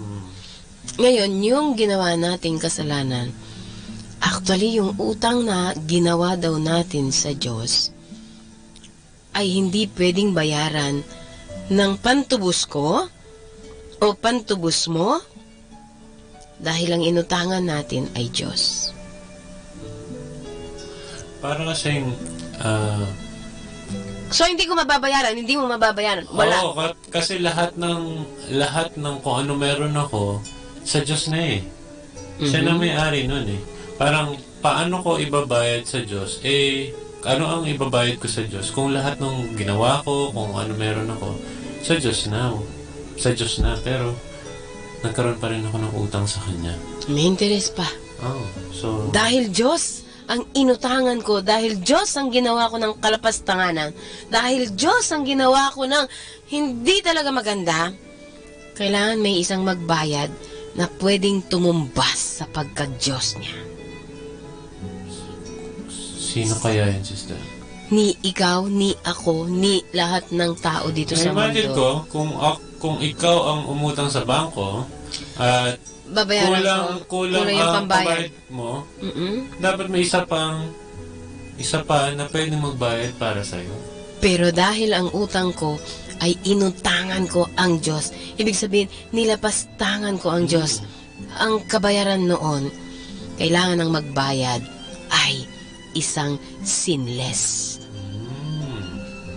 Katumbas ng ginawa kong paglapastangan. Hindi pwedeng tao din ang magbayad kasi hindi. Kung ako hindi. Naalala ko, di ba, sister, pag ang anak magkasakit, sasabihin ng nanay, ako na lang ang nagkasakit. Wag lang. Pero minsan may mga nanay na ako na lang, ikulong nyo. Wag lang ang anak ko. Wag lang ang anak ko, di ba? Parang gano'n. Ako na lang ang mag-suffer sa kung pwede lang gano'n. Kaya lang kasi, kahit na gano'n yung sitwasyon, may kasalanan din ng nanay natin. So, hindi rin pwede sila ang magbigay ng buhay nila para sa ibang anak nila o sa ibang tao. Parang katulad yan ng movie Kailangan ng tutubos, in-examine lahat ng mga, sabi, ito pa rin pambayad, ito. Walang isa mang qualify kasi lahat sila ay sinners. Ngayon, may utang din. Ang pwedeng magbayad ay yung walang stain. Naalala mo yung naka-wrap in swaddling clothes? Yung batang nakabalot sa Dumating daw yun siya. Dumating siya. Sino? Si Jesus, naka-wrap in swaddling clothes, suot niya. Sabi gano'n yung criteria. Ikaw ba yun, yung pinanganak doon at naka-wrap, nakabalot sa isang wrap, sa isang linen na puting-puti at balot na balot? Siya lang ang pwedeng tumubos. Kasi siya lang yung unblemished. Unblemished lang. Walang sugat, walang bahid.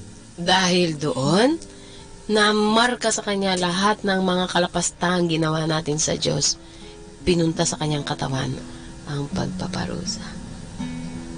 Ouch, no? Galing na. Grabe.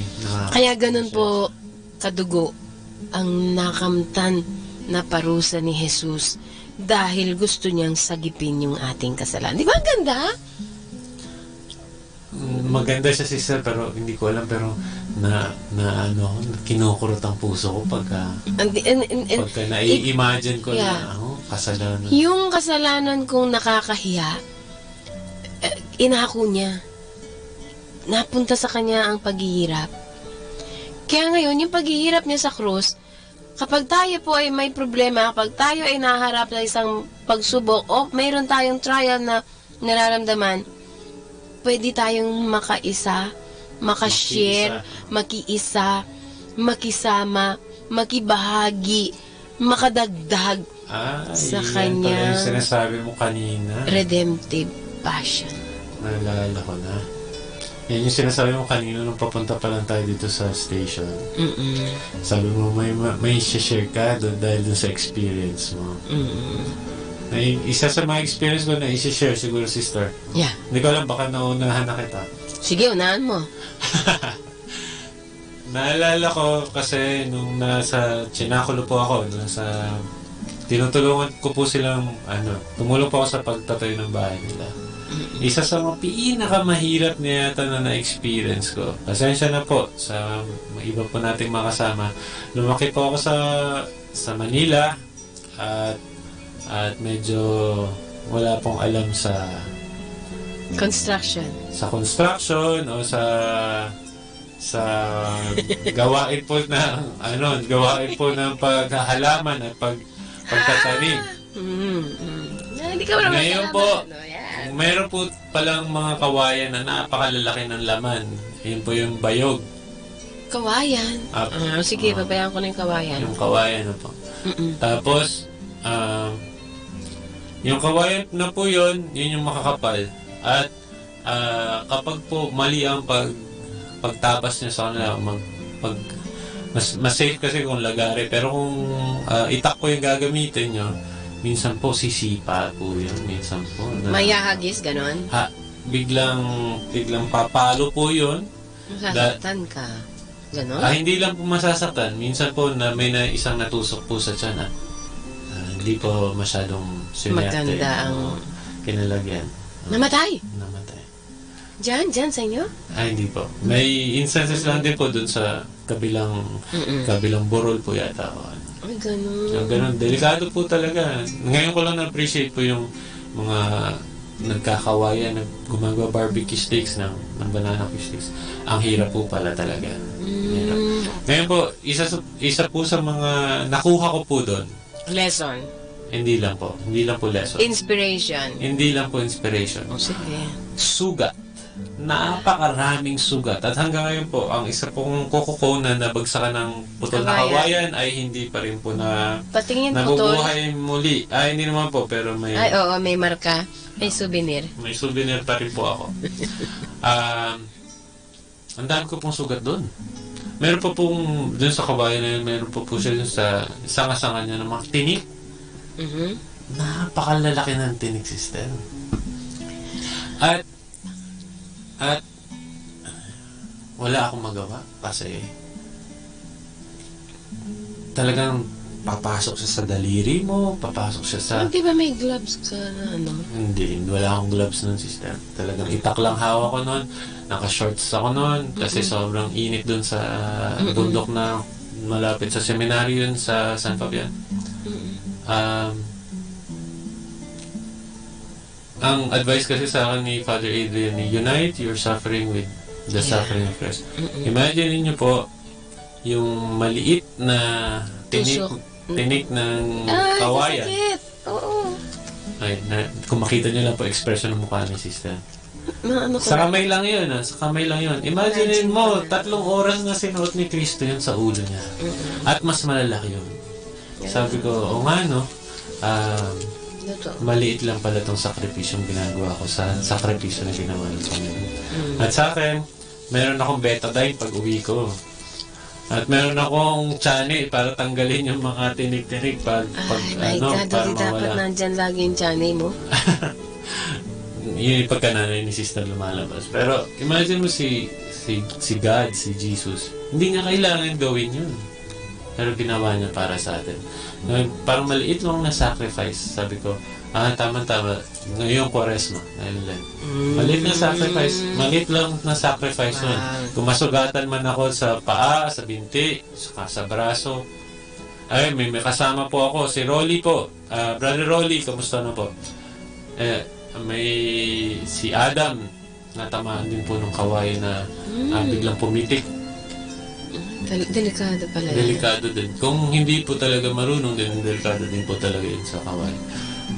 Natamaan po sila. Pero yung sa akin, niligtas naman din po ako, iniwas din po ako. Yung sakit na naramdaman ko, wala pong hindi po siya pwede ikumpara sa pain na naramdaman ni Jesus. Hindi po siya pwedeng ikumpara. Napakalit lang po na pain yun, na sakripisyo. Pero gusto ko po siyang ialay na sabi ko, Lord, maliit lang po ito, pero salamat at binigyan niyo ako ng pagkakataon na makashare dun sa sakit na naramdaman niyo nung nandoon kayo sa krus. So, yun yung pagkikibahagi natin ng ating mga sakripisyo na may kahulugan na ngayon.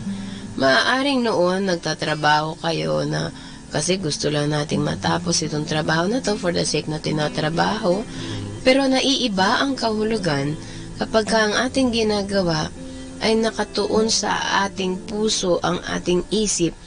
Ano yung ginawa ni Kristo pagsasakripisyo niya?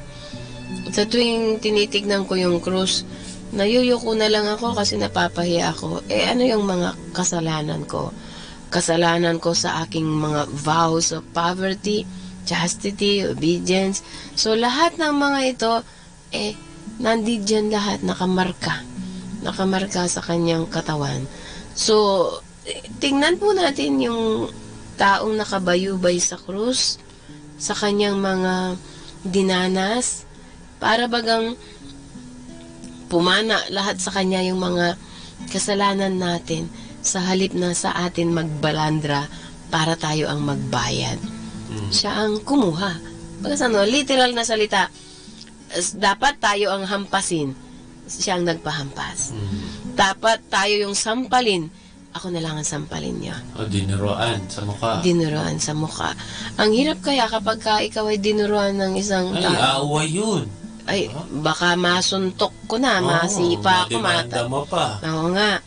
Tapos, insulto lang. Hindi lang. How much more? Insulto lang. Yung katawan ni Jesus. Actually, naked po si Jesus sa mga Hudyo. Ang paraan ng pagpapahiya sa taong makasalanan, una, ay huhubarin siya. Ipapahiya po siya. Pangalawa, ipaparada siya. Para lubusang mapahiya ang isang tao, itataas siya. Yung elevate. I-raise. Itataas siya, pero nakapako. Talagang punishment. Ito yung ilalarawan natin. Hindi po ngayon hindi na madaling tanggapin yung cross. Kasi maski saan ka magpunta, may cross tayong suot. May cross sa pader ng bahay, sa kwarto, sa daan, sa sasakyan, sa motorcycle, sa kotse. Pero try to imagine kung sakali po pagpasok mo sa kwarto, may taong nakapako sa krus, nakahubad, duguan, at ang kanyang mga mata ay nakatisik sa inyo kasi may isang koronang tumarak sa kanyang mga mata. Try to imagine isang taong pinatay o isang drug addict nandiyan nakapako sa krus. Nakapako dyan sa kwarto ninyo. Hindi po madali. Hindi madaling tignan. Karumal-dumal na balitaan ko may isang kabataan na pinatay katapos na na-rape siya. Yes. I think her name is Christine. Saan pong lugar to, sister? Somewhere in Davao or Cebu or somewhere in Kabisayan. Visayas. Cebu yata. Okay. So, try to imagine that cross for the mother is different. And it's so painful. And para kay Jesus, yung pagpasan niya ng krus na alam niya na ganoon ang kanyang kararatnan, pinawisan nga siya ng dugo. Hindi madali. So, yung kahulugan po ng krus sa atin ngayon, accept na natin, tanggap na natin, kilala natin. Kasi yung value niya, nakatago doon yung pagmamahal ng Diyos sa atin. Pero yung dinanas ng ating Panginoon nung siya ay ipako sa krus, hindi madali. Parang inako na niya, ako na ang magtatapos ng lahat. At napagtagumpayan po niya. So, ano ngayon ang kahulugan ng suffering para sa atin? Mayroon bang naiiba? Kung sakali, ano bang saysay ng buhay ko? Ang hirap naman ng buhay ko. Paggising sa umaga, ito yung tendency na makita lang natin ang lahat ng ginagawa natin. Parang routine ba? Paggising sa umaga, maghihilamos, bubuksan ng gripo, magtututbrush, maliligo, o yung iba hindi maliligo, di ba? Tapos kakain ng agahan. Alam niyo po ba doon sa sinabi kong yun, yung iba doon hindi nagagawa ng iba. Yung iba walang gripo, kailangan mag-igip. Yung iba hindi naliligo, walang tubig. Yung iba walang agahan. Ayan. At yung iba, pinakamahirap, yung iba walang tulog. Correct. Mga nagtrabaho o mga nagbantay na may sakit, lalo na yung mga magulang na may anak sila na may sakit na hindi nakatulog. Yun, napakalaking sakripisyo. Ilang minuto pa lang yun sa pagising natin. Oo nga, Ngayon nararamdaman na sa Manila kasi may mga schedule na ng interruption ng tubig. At nababalyo na rin namin yun sa Quezon City kasi timba-timba ang nakapila. Disorder ang bahay, di ba? Pagka maraming ibon sa amin sa kumbento sa Escaler, marami ng interruption sa Quezon City, yung mga tubig na wala sa gabi o yung iba naman alternate wala sa umaga. So, timba ang nakapila. So, yung mga ganoong bagay, sakripisyo na rin yan. Suffering na rin yun. Pero, bago po natin kalulong ang Diyos o magreklamo sa Diyos, maliit lang po na bagay. Correct. Maliit pa lang po na suffering po yun. At kahit na maliit na bagay yun, sabihin natin napakalaking bagay na yun sa iba dahil busy schedule nila o marami pa silang kailangan gawin, lalo na yung mga maraming anak na kailangan asikasuhin at nagtatrabaho at maraming pinagkakabalahan. Marami pa po. Ang kagandahan po noon na may mga ganitong bagay, pwede po natin i-offer, pwede po natin i-alay itong mga maliliit na bagay na ito, itong malalaking bagay na ito, na suffering para sa ibang tao, para sa mga kapatid natin na nasa ospital, may sakit, mga magulang nating nasa malayo na may edad na hindi natin maalagaan, o ibang intensyon na para sa kabutihan ng ibang tao. Habang nagsasalita po si Brother Mike, naalala ko nung nandun ako sa ospital noon, hindi ko akalain sa pagbabantay ko sa aking kapatid na nasa ospital, parang yung lahat ng mga pasyente nakahiga doon ay mga libro sila na marami akong mapupulot sa kanilang mga kwento. Akala nila, madre akong umiikot lang doon. Pagdating ko po doon, hinahanap ko siyempre yung word ng kapatid ko. Parang sumalubong sa akin, ultimong sa koridor, may kama. Nakahiga.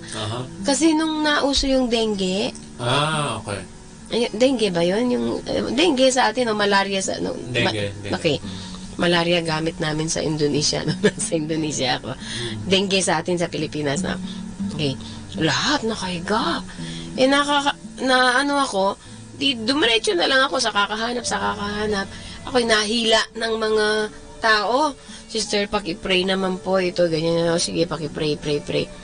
So, bawat tanong ko, bawat akbang ko, napansin ko, hila-hila na ako. Sabi ko, naku, Panginoon, hindi naman po ako dito mag-a-apostolate. Sabi ko, hinahanap ko lang po ang kapatid ko kasi alisin na yung tubo kay Roma dahil pinasukan siya ng tubig. Okay. Yung, may ganun palang kaso. Halimbawa yung pinawisan ka sa likod, nagkakatubig pala yung baga. Talagang tubig. So, pneumonia. Okay. Doon ko palang makita na talagang yung suffering ng kapatid ko, sinabi ko, kasi si Roma at saka si Israel, bago ako nagmadre, mga kapatid ko po yun, Roma, Israel, mga bansa. So, lumaki sila sa akin na ako yung parang yaya. Kasi nga, dahil panganay sa babae. Sabing ganun, para hindi ka muna magmadre, magpalaki ka muna ng kapatid mo. So, hanggang sa nakaano sila sa akin. Aba, ito na. O di, inahantay na ako ng doktor para tanggalin yung tubo. Pinapunta niya ako from Quezon City. I think I was in Tagaytay noon. Quezon City, nagmadali na akong pumunta para alalayan ko siya. Takot ang nanay. Takot din ang mga lalaki na magbantay. Kasi umiere si Roma na masakit daw. Sabi nga, umuwi ka. Kailangan kita. Sabi nga, di ako umuwi. Como si Bunso. Bunso siya sa babae. Nakita ko yung tubo nakapasok somewhere here. Dito sa may malambot nating nakakaya palang ipasok. Tubong talaga. So yung tubo nakapasok na ganon. Sa dibdib nilaan. Dibdib or somewhere here. Pero yung sinisip-sip niya yung tubig sa likod. Parang ano daw sa baga. Sabi ko, nung tinignan ko, malaki pa dyan sa pokare na container na malaki. Alam mo, ang daming tubig na ilabas. Nung lumabas, nahinilang ganoon yung tubo. Yung tubo, sabi nga, goma talaga. Goma. Yung hawak ng kapatid ko sa akin, papayakap sa aking, sa likod niya, gano'n. Halos tumagos yung kanyang sa sakit. So sabi ko, nasabi ko rin yun, Jesus, ako na lang. Huwag na ang kapatid ko, mahina ang ng mga to sa sakit eh. Si Alma, si Roma, si Israel, si Alex, lalo si Kuya, mahina, ako na lang. Ako na lang, sabi nga. Kaya siguro binigyan ako ng rayuma na forever ni Lord. Aray!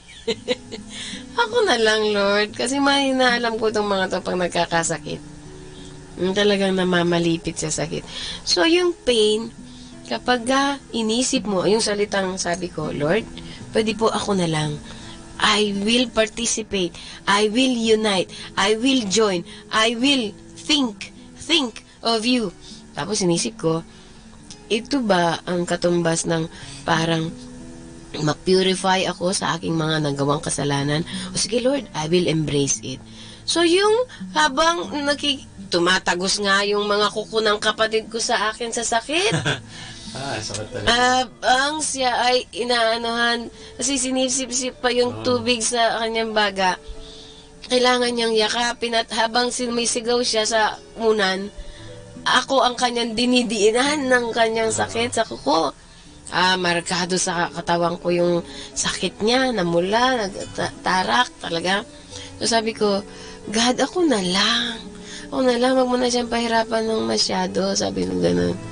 So yung pain, nagiging makabuluhan lang kapag nakatuon tayo sa taong nakabayubay sa krus. So nakikita ko ngayon, mas nagiging light. Mas nagiging light. Isa pa sa isa pang paraan na nagiging meaningful ang suffering kapag yung suffering tinatanggap natin not for ourselves kasi sadista naman yun, diba? Nag-enjoy tayo na sinasaktan tayo.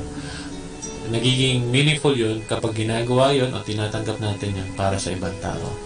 Oo, yung parang mayroon kang pinaglalaanan. Hindi siya talagang sa'yo. Mas kakaiba ang dating.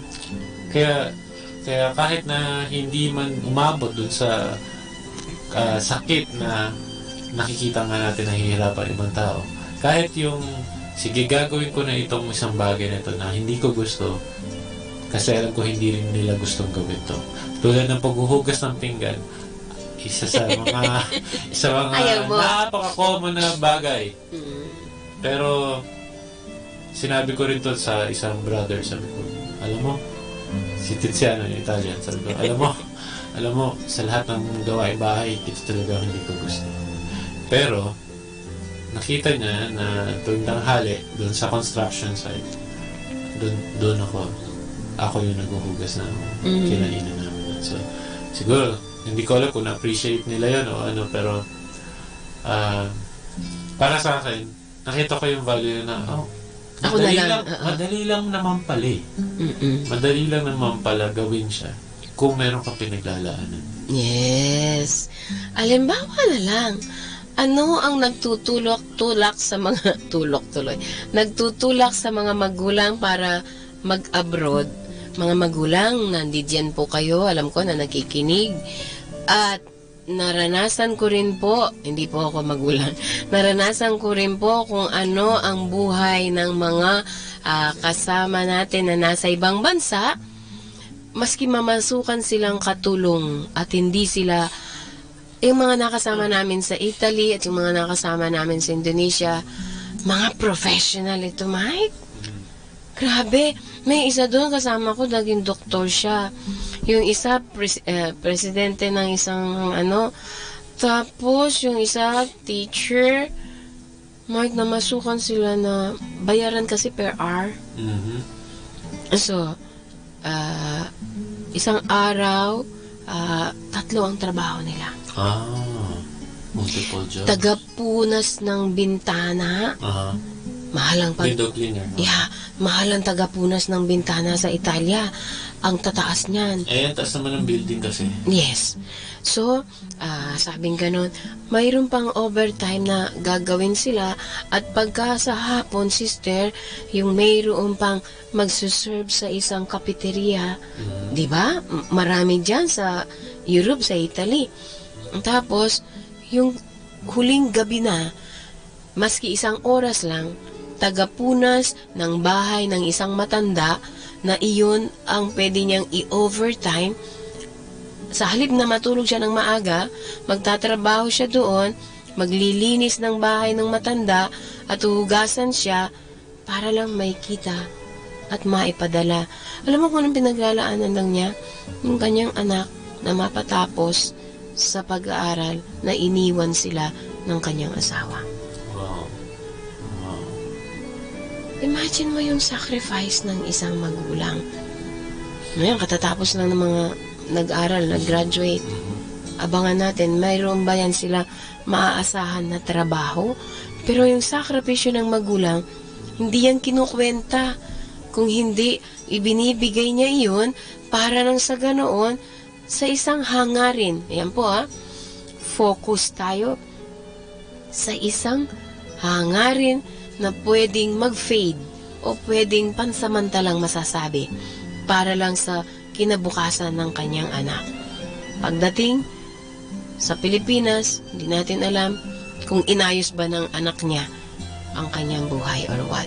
Karamihan pag sacrifice niya. That's it. So, yung sakripisyo ng mga magulang hindi po natatapos pag pinanganak ang anak, pag pinalaki ang anak, pinaaral ang anak, hindi pa rin niya alam kung makakatrabaho siya o makakapagpamilya siya ng maayos. Ang suffering ng magulang hanggang siya'y nabubuhay. Sabi nga, parenthood doesn't stop until death. Ay, nako. Death. O sige, alam mo, nakakaisang oras na tayo sa ating ikalawang bahagi ng programang Ang Forever Ko sa Diyos. Introduction pa lang pa yun, di ba, Brother Mike? Introduction. 1 hour introduction na yun, sister. Okay. So, dasalin muna natin ang ating prayer sa panahong ito ng Year of the Youth at hilingin natin ang gabay ng ating Inang Maria na gabayan ang mga kabataan sa buong mundo. Okay. Let us place ourselves again in the presence of God. Isipin po natin na nasa atin po ang Panginoon sa mga panahon na ito. In the name of the Father, Son, and the Holy Spirit. Amen. God our Father, we come together as church, the body of Christ, and through your Holy Spirit, we pray for our young people in this year of the youth. In your great mercy, you sent Jesus, your Son, who grew up as a young man among the youth, became an example for the youth, and consecrated the youth to you. Hear our young people every time they proclaim, We are beloved. We praise you for your love for us, which saved us and gives meaning to our lives. We are gifted. We rejoice over the many gifts you give us, enriching us and our communities. We are empowered. We accept your Spirit, who enables us to share your love and grace, especially to other youth. During This year of the youth, help the youth of our nation encounter Christ, who always look at us with love, as he did with the rich young man, the disciples on the road to Emmaus, and those who seek your kingdom. Form us by your Holy Spirit into credible guides for our young people, like Mary Magdalene, witness and missionary of the resurrection, to be in mission, joyfully proclaiming Christ, who died and rose again. Nourish us and our young people through your word and Eucharist, so we always choose to be life-giving, especially to the least, lost, and last. Together with our young people, may we follow the example of our Mother Mary, whose yes to you, O God, gave way to the fulfillment of your divine will. We make this prayer through Christ our Lord. Amen. San Pedro Calungsod, patron of Filipino youth, pray for us. in the name of the Father, and of the Son, and of the Holy Spirit. Amen. Amen. Ayan, sa ikalawang bahagi po ng ating programa Ang Forever Ko sa Diyos, gusto ko po sanang imbitahin ulit ang mga dalaga na gustong mag-join sa aming congregation, Sister Handmaids of Charity of St. Vincent de Paul. Magkakaroon po ng 2 araw na pagninilay na gagawin sa Tagaytay, at kung sakali may mga interesado po, pwede po kayong mag-text sa akin. Ang number ko po ay 0927344466. Ulitin ko po, 0927344466. At sa mga gustong mag-join na katikista sa aming parokya, sa Our Lady of Miraculous Medal, pwede rin po ninyo akong lapitan o ang parokya, kasi panahon na po ito ng pagre-recruit para sa 2019-2020 full year na catechesis sa ating mga parokya. Wow. Sister, pati yung mga kalalakihan, sister, no? Pwede namang magpatulong sa'yo, kumonta kung... Yes, kung gusto po nila magpare. Kung sa diocese, o sa missionary, o sa religious. O sa religious. O kung gusto marami nila. Marami ka pa rin contact sa ARMWAD, no? Sa Association of Religious. Actually, Brother Mike, di ba, noong hindi ko na matandaan kung kailan ba tayo lahat ng mga ARMWAD ay nagkaroon ng outing sa Kwan nga ba yun? Sa Andred Island. Oo, nakasama ako doon. Ang galing. Kaya nga sabi ko sa'yo, pag nagpasyal ka dito, sumama ka, lahat welcome sa ARMWAD. Wow. Lalo na pagkainan. Nakakatawa kasi very family ang dating ng ARMWAD. Yun yung gusto ko din i-share sa ating mga foreigners na kasama na At tingin ko na share ko naman din na dito sa atin kapag kakainan, hindi lang basta walang limit. Hindi lang basta na magdadala ka ng sarili mong baon. Oo, no? Sabi nga ni Father Adrian, parang feeding of the 5,000 eh. Kasi kanya-kanyang baon lang, pero ang inuwing pagkain, labis-labis, lalo na yung 3 kilong, alimasa? Grabe! Pero, talagang bumaha ng alimasa, gano'n. Oo nga eh. Nakakatawa kasi, yung dala lang namin, mga chichirya. Kami tinapay lang eh. Boy-bawa. Boy-bawa. Pero may nagdala ng kanin, may nagdala ng adobo. Oo, di ba? Nung pagladlad doon, daming pagkain. dumami yung ating mga kinakain. Yung generosity din. Yun din, sister, yung isang shinare naman din sa akin ng mga foreigners natin, mga kaibigan. Dito daw sa Pilipinas, kasi si Father Adrian nakapunta rin sa ibang bansa, sa South America at sa Africa. Dito daw sa Africa daw, sa napuntahan niya, labis ang kakulangan. Sobrang in-need daw talaga doon. Pero dito, bigyan mo alokin mo yung bata ng tinapay. Usually nasagot niya, busog siya. Or kakakain lang niya. Kaya, at saka dun sa nagmimisa kami sa mga barangay sa malalayong lugar. Nagugulat sila palagi na maraming pagkain. Kasi matakawang Pinoy, hindi lang yun. Hindi lang yun eh. O mahilig sa kainan ng Pinoy. Mahilig talaga. Parang yun yung way na mag-bonding mag-bonding. Sabi ko nga. Ako hindi ko gusto yung ganon. May naalala ko nga ang kaibigan. Yung excessive eating naman. Ayoko yun. Sige, tuloy mo sa'yo. Yung sinabi ko naman sa kanila, sabi ko, dito sa Pilipinas, mahirap nga kami. Pero lagi may pagkain. Kaya sabi naman nga nila, oo, napansin nga nila yun. At isa sa napaka-dakilang virtue na nakita nila, kahit sa mga bata, generosity. Mapagbigay daw talaga. Nakita mo yung mga bata, pagka binigyan daw nila ng prutas o ng biskuit. Oo. Masaya na. Hahanap sila ng cashier nila. Ay, para ibabahagi yun. Babahagi din nila. Hindi lang sa kanila. Kung hindi sila busog, hahanap din sila ng cashier nila. Kung gutom? Sa kanila na? Sa Africa nga daw, parang talagang pag binigay mo talagang bigla nilang mawawala yun. Parang sobrang init kasi yung lugar na napuntahan nila. Pero dito hindi eh. Una, mahihiya pa talaga. Parang doon sila tuwan-tuwa eh. Mahihiya pa muna yung mga bata. Lalo na yung mga bata. Bago, kung tanggapin man, hahanap ng mapagbibigyan din. Mai-share din. Napaka-generous ng mga taong nakapaligid din sa mga kaibigan nila. Din natin. Wow. Nakakatawa. So, mayroon din tayong i-share sa kanila. Mayroon akong nabasa dito, isang cute na pamphlet o booklet. Paano natin mapaghandaan? Mayroon pa po tayong ilang araw para lubusan tayong magpaalam sa programa ng Lent, no? Kasi ang Lent ay matatapos po sa panahon ng Kwaresma ay matatapos po sa Easter Triduum. Yung Triduum na yun ay hindi pwedeng maghiwalay. 3 araw yan, magsisimula sa Huwebes, Holy Thursday, Monday, Thursday, Good Friday, at Black Saturday. Doon po tapos na ang Lent. Kaya bago pa po matapos iyan, gusto kong makapaghanda kayo ng konti. Ano po yung pwede ninyong magawa? May ilang linggo pa. So, ito pong nabasa kong ito, mga maliliit na bagay lang po ang mga pinapagawa niya.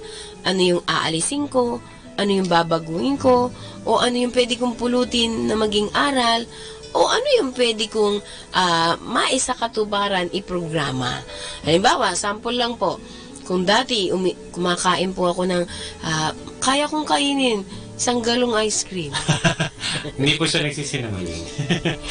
Sa panahon Kaya ng po talaga ni sister at nakita ko po yun. sa panahon ng Kwaresma, sabihin ko sa sarili ko, completely wala. Pero nabibigatan ako kasi mayroon ako nakikita ng ice cream. Sabihin ko na lang, sige, i-renounce ko yung 2 kutsara. Konting Nagtitira ka pa, sister. Sige, hindi ko na lang po kakainin ng ice cream during Lent. Parang ganon. Yung mga ganong sakripisyo. Pero, yung matitipid ko na hindi ko mabibili ng ice cream, hindi ko yung bibili sa sarili ko. Maaring ibigay ko sa isang pobre. O maaaring may lumapit sa akin. Sa mga masters, sabi ni St. Vincent, na wala siyang pambili ng gata sa kanyang anak. So, hindi ko yun itatago, kundi ilalaan ko sa iba. Sa halip na bibili ko ng ice cream. Ayan. So, si Brother Mike po ay may babahagi. Ang simple lang niya. Isang introduction din, sister. Kunwari. Naalala ko lang nung bata pa ako, mga foreign priests din yun nandun sa parokya namin sa Las Piñas sa Manila. Tinanong niya ang mga tao, ano ang Tagalog ng Holy Week? Semana Santa. Ang galing ni sister. Sinagot niya po tayo ng Spanish. Semana Santa. Ano sa Tagalog ng Holy Week, sister? Tagalog ng Holy Week. Banal na linggo. Mali. Holy, banal. Week, linggo. Anong tawag natin sa Tagalog ng Holy Week? Mahal na araw. Holy. Araw. Mga mahal na araw. Tuwan-tuwa yung pare kasi dun sa translation ng Tagalog kasi dalawang ibig sabihin ng mahal. Una, valuable. Hindi lang siya cheap. Mataas ang value niya, mahal siya. At hindi lang siya basta-basta dahil mahal nga siya. Pangalawa, mahal na pag-ibig. Ibig sabihin, mamahalin yung pag-ibig ng nagmamahal sa akin. Hindi lang siya mamahalin na mataas ang presyo, pero may pagmamahal din siya. Mahal na mahal siya. May nagaling sa puso. Oo nga pala. Kaya dalawa yung ibig sabihin ng Holy Week. Hindi lang siya basta banal, kundi may halaga siya. Okay, sige. Abanti na tayo sa ating pagninilay. Saan tayo dito, sister? Sige. Pwede na tayo magsimula dito. Medyo may introduction siya kasi. Ano ba itong Triduum na to? Okay. Pwede simulan na dito, Brother Mike. So, ibabahagi po niya sa inyo po. Napaka-cute. Okay. Napaka-cute ng librong yan na napulot ko. Na nagbigay pala. Throughout the season of Lent, you have prayed, fasted, and performed works of charity. Siguro, nakasimula na sila Ha? Nakasimula na. Sa Chinakulo na hindi na sila kumakain ng asukal, pati juice, hindi sila nagkakape, at hindi sila nagsisili. Wala na rin candy. Lahat ng may sugar. Okay. Anyway. Perhaps you did not keep all your Lenten resolutions, but now Lent is ending. Siguro minsan, nagkape tayo, sister, nag-ice cream ka na din siguro. Nag-ice cream ako. Nag-ice cream ako. Yung iba, sabi nila, hindi na sila makikipag-chismis. Kaya dumami yung dumami yung mga kachismisan at nag-start na sila Anyway, but now Lent is ending. We turn our gaze from the 40 days, the marathon of discipline, to the 3 days, the sleepless time out of time, that interlude of grace. Ayun. So the end of Lent. Yes. The end of Lent. Lent ends on Holy Thursday. Though most people aren't aware of that. Pag tinanong mo yung mga kaibigan mo, when does Lent end? Some will say noon on Holy Thursday. But they're wrong. Lent ends at sunset on Holy Thursday. Kaya siya tinawag na Easter Triduum. Ibig sabihin, Easter na kasi. Ito yung paghahanda ng Easter na. Okay. Remember those resolutions for Lent that you made on Ash Wednesday? Mga hindi na ako kakain ng ganito, hindi ako gagawa nito, hindi ko gagawin ito. Ask yourself the all-important question, are you different now? Nagbago ka ba? May pagbabago ba? Did Lent change you this year? If so, give thanks to God. Salamat sa Diyos at nagbago po ako at may mga pagbabago po sa akin. Naging mature na ako ngayon o naging mas magdasali na ako ngayon. Napalapit ako sa Diyos. Napalapit ako. Salamat po. If not, you can try again next year. Sige, next year ulit. Now comes another challenge, keeping the 3 days. These are the 3 days when everything is important. What you do, where you go, what you wear, what you eat, and with whom you spend your time. So Triduum comes. The 3 days have another name. Sabi nga natin, Triduum, 3 days. It's a strange word to us. To us, as in vacuum, but 3 syllables. Triduum. It comes from the Latin words for 3 days and has a mysterious, solemn sound. Triduum conveys the gravity of this time. The 3 days are Friday, Saturday, and Sunday, sister. Hindi pala Kasama Thursday. pala siya. Thursday, Friday. Hindi sa Thursday, Friday, Saturday, kundi Friday, Saturday, Sunday. But we start counting on Thursday night kasi nga Vespers, Isperas, the night before the first day. Each of the day begins the night before. Yun yung sinasabi natin. As the most important liturgical feasts do. Ano pa ba ang pinaka-importanting liturgical feast sa simbahan kundi ang Easter? Easter ng kanyang pagkabuhay. Kaya meron din siyang Triduum. Though we call this time the 3 days, in spirit, it is really one event. Isa lang pala talaga siya, no? When we start on Holy Thursday, we finish on Easter Sunday. One glorious day. Clear your calendars for the 3 days. Opo. Sana po hindi po tayo mag-outing nitong panahon. At saka dapat alisin nila yung pagpanahon ng Kwaresma, nagbi-beach, nagpapakasaya-saya, nagpapasyal-pasyal kung saan-saan. Ito yung pinakadakilang araw na kung paanong inialay ng ating Panginoon ng kanyang buhay, anong ganti natin. Okay. This can be hard if you are not prepared for it. But it is essentially if you want to enter into the spirit of the days.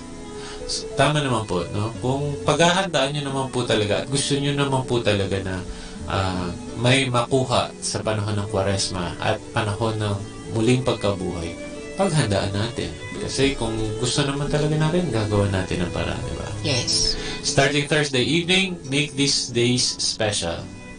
Think of them as a retreat. It's time to set aside ordinary activities and give full attention to the holiest days of our year. Yun na yan. Maswerte tayo kasi sabi dito, take off work. Sa atin walang pasok na to. Wala na, katolikong bansa Pilipinas sa kabila ng lahat. Holy Thursday, Good Friday and Monday. Monday, Thursday, Good Friday and Holy Black Saturday, wala na po. Usually pasok na. Meet no one for lunch. Huwag na po kayo makipag-appointment. Do not go to movies or concerts.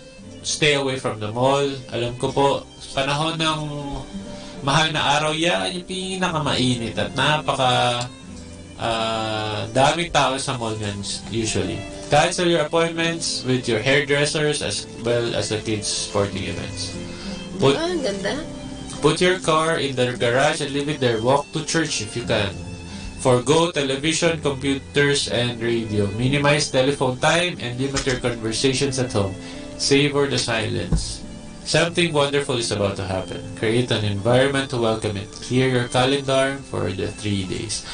Sinasabi lang dito na paghandaan natin, no? Na lagi lang natin sa isip natin na itong panahon na to, gagawa ako ng something special.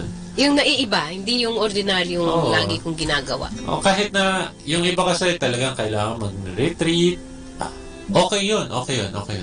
Pero sa ating mga ordinaryong tao na nagtatrabaho, siguro spend time lang with your family, spend time with silence, spend time in prayer. Yung hindi mo naman kailangan pumunta sa napakagandang lugar.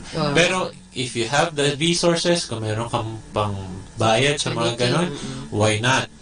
Pero kung kaya mo, kung wala naman, enjoy mo lang yung silence with the Lord sa bahay nyo na Hindi ka magpapatugtog, hindi ka magbubukas ng Facebook, hindi ka magbubukas ng computer o maglalaro sa computer o kung ano man. Hindi ka manonood ng sine. At kung magbubukas man kayo ng TV, piliin nyo po yung panonoorin nyo at yung programang panonoorin nyo. Usually, kapag Lenten season, marami silang pinapalabas na mga like The Passion of Christ, diba? The Passion of Christ, the Ten Commandments. Ten Commandments, yan. Yung istorya ni Jesus. Kung meron man po na mga programa na tingin nyo mas makakatulong sa inyo, at wag po kayo magbabad kasi temptasyon din po yan magbabad sa television. Mas maigi spend time in prayer. Ito yung pagkakataon na manahimik sila at magdasal kasi maraming natatakot sa katahimikan.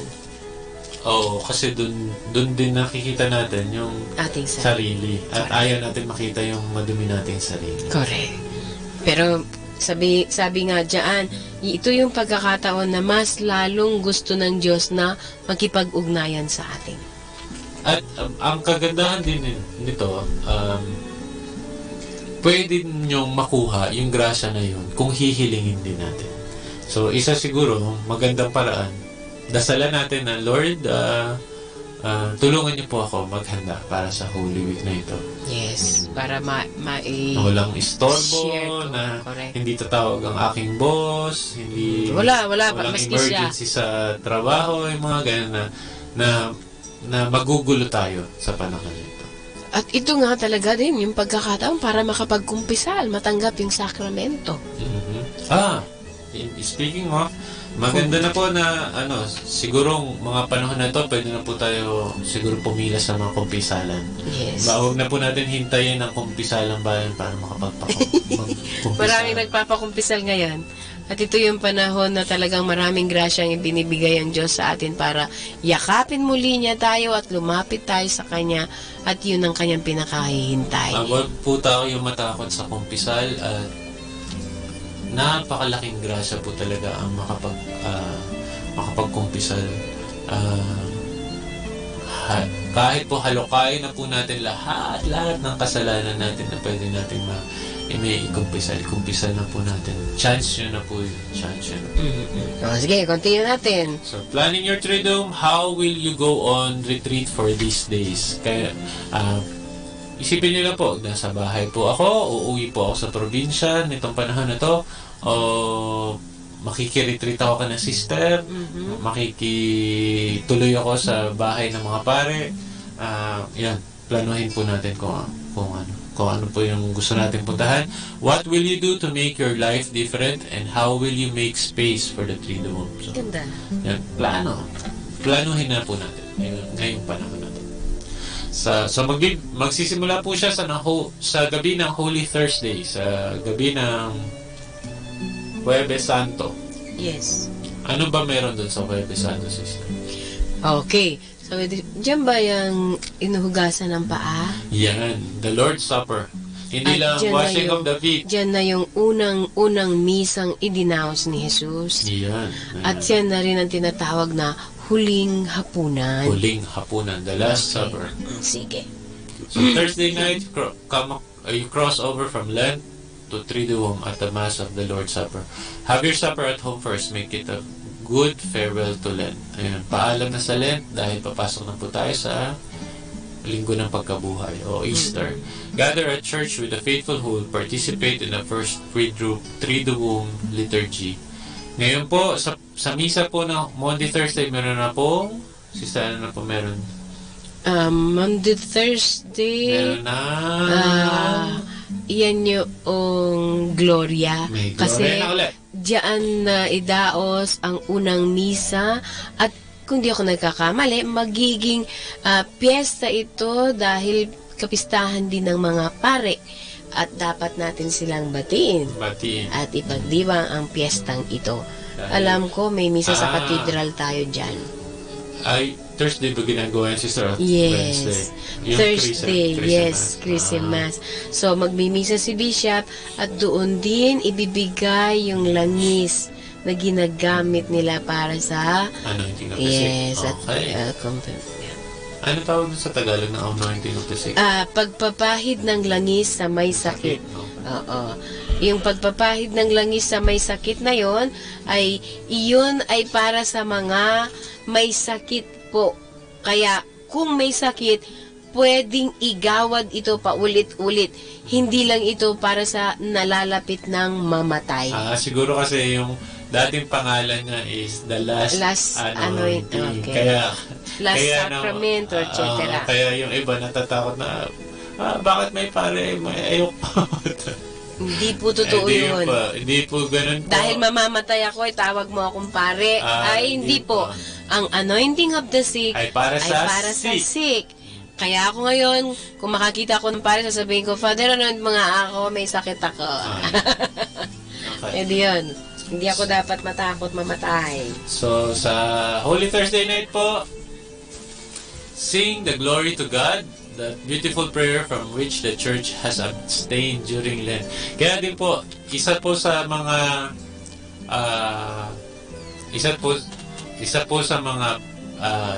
hindi po natin kinakanta ngayong panahon ng Kwaresma ay yung Gloria at ang Alleluia. Parang pinapasabik niya tayo na dahil masarap kantahin ng Gloria, di po ba? So, ito sa buong period ng Kwaresma, ngayon po yung unang beses nakakantahin ang Gloria. The celebration begins in joyful gratitude. Hear the story of the Passover. Listen to Paul proclaim the mystery of faith, and then hear John's account of the Last Supper. So fresh and striking. Something is missing in John's Gospel, the bread and cup, but something else is there, the washing of the feet. Ito po yung naalala natin mga disipulo po na huhugasan yung paa ni Father. Huhugasan ni Father yung paa ng mga disipulo. Sa isa sa mga experiences ko po sa Negros Occidental, pinili po namin doon yung mga leaders ng community. So, yung mga dahil po mga farmers din po sila, napakalayo po nila sa highway. Ang dumadaan lang po sa kanila ay isang minibus na kinakargahan ng lahat ng paninda ng kamote, gulay, saging. Yun po yung usually na daan doon. At pag pupunta po kayo doon, isang oras lang po sa gabi papunta galing sa city papunta doon sa lugar na yun, at sa umaga galing doon sa lugar na yun papunta sa city. So yung mga leader po doon, yun po yung hinugasan po ng mga paa, bilang simbolo din po na nakikiisa po kami sa community na yun, na sila po yung pinili namin na hugasan ng paa, at inaasahan din po namin na sila din po ang gagawa nun sa mga magsisilbi din sa mga kapwa nila doon sa lugar na yun sa Negros Occidental. Washing feet in public seems out of place. We don't do that.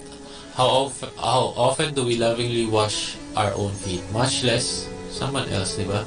Even harder than washing another's feet is allowing someone to wash yours. It seemed wrong to Peter too, scandalized by the idea. He resisted Jesus' act of humble service. But Jesus insisted that without it, Peter had no share with him. At that, Peter allowed it. Then Jesus told the disciples that they too must be foot washers. This Eucharist is like no other. Christ's words and presence are so intimate, as are we one with another. Before we part, in the awe and awareness of the mystery we have celebrated, we fall to our knees to adore this blessed sacrament. A procession forms. The first day has begun. Naalala ko lang din po, sister. Sige. Meron ako nakita na isang matanda. Bata pa. Nakita ko sa Manila, sa bumaba siya ng bus. Nakahabito siya na brown. Oh, Franciscan? Carmelite? Hindi ko alam. Abito lang? Nakahabito siya.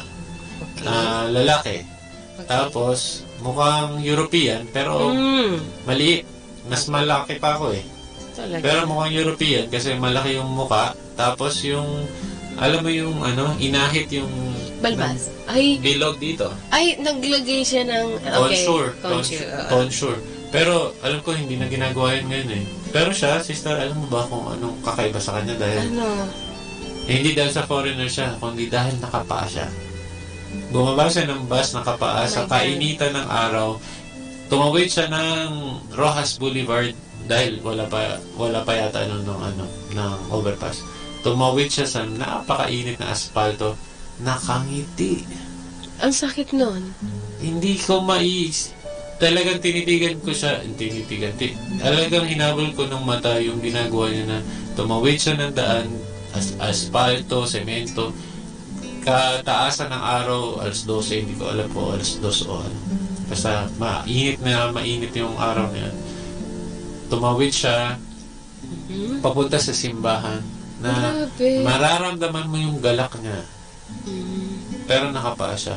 Naisip ko nun, siguro kung magiging kaibigan ko to, hindi ako magdadalong isip na hugasan ko o pahiramin siya ng chinelas. O hugasan ko yung paa niya o sabi ko, hindi ko siya kilala, pero makikita mo lang yung tuwa sa kanya na siguro gusto ko din makuha din yung tuwa na yun. Nakakatuwa yung experience yun. Ang daming nagbago sa'yo. Maraming salamat, sister. Okay. So, nakikita mo ngayon yung mga ganoong bagay na para bang may dahilan. May dahilan para, kasi may nagtutulak sa kanya. Di ba? At hindi lang siguro yun dahil sa gusto niya magpakitang gilas na, kaya ko to, magaling ako, o tingnan niyo ako, naghahanap lang siya ng attention. Something deeper, something na mas mahalaga. Ano yung nagtulak kay Jesus para hugasan yung paa? Kasi hindi dahil madumi or what. Siguro I can imagine, maski na nga si Jesus, ang paa niyan, dumi niyan eh. Ay, nako sister, alam mo ba yun sa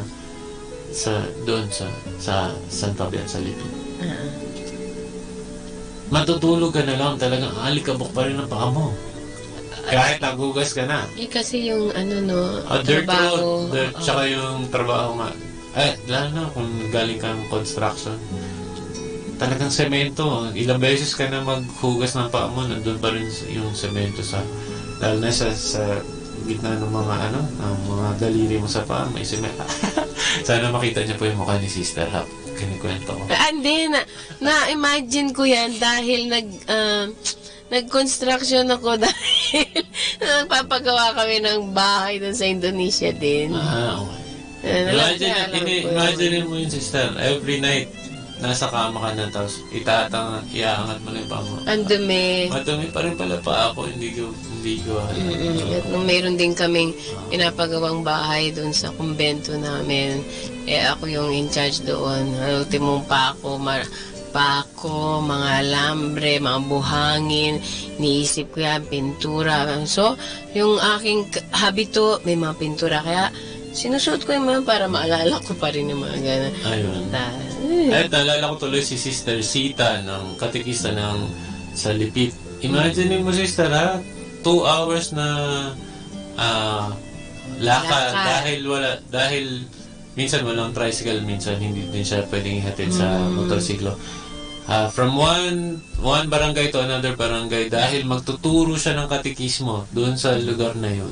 Lalakarin niya. At meron siyang operation sa tuhod. Pero bundok na taas baba, pero wow.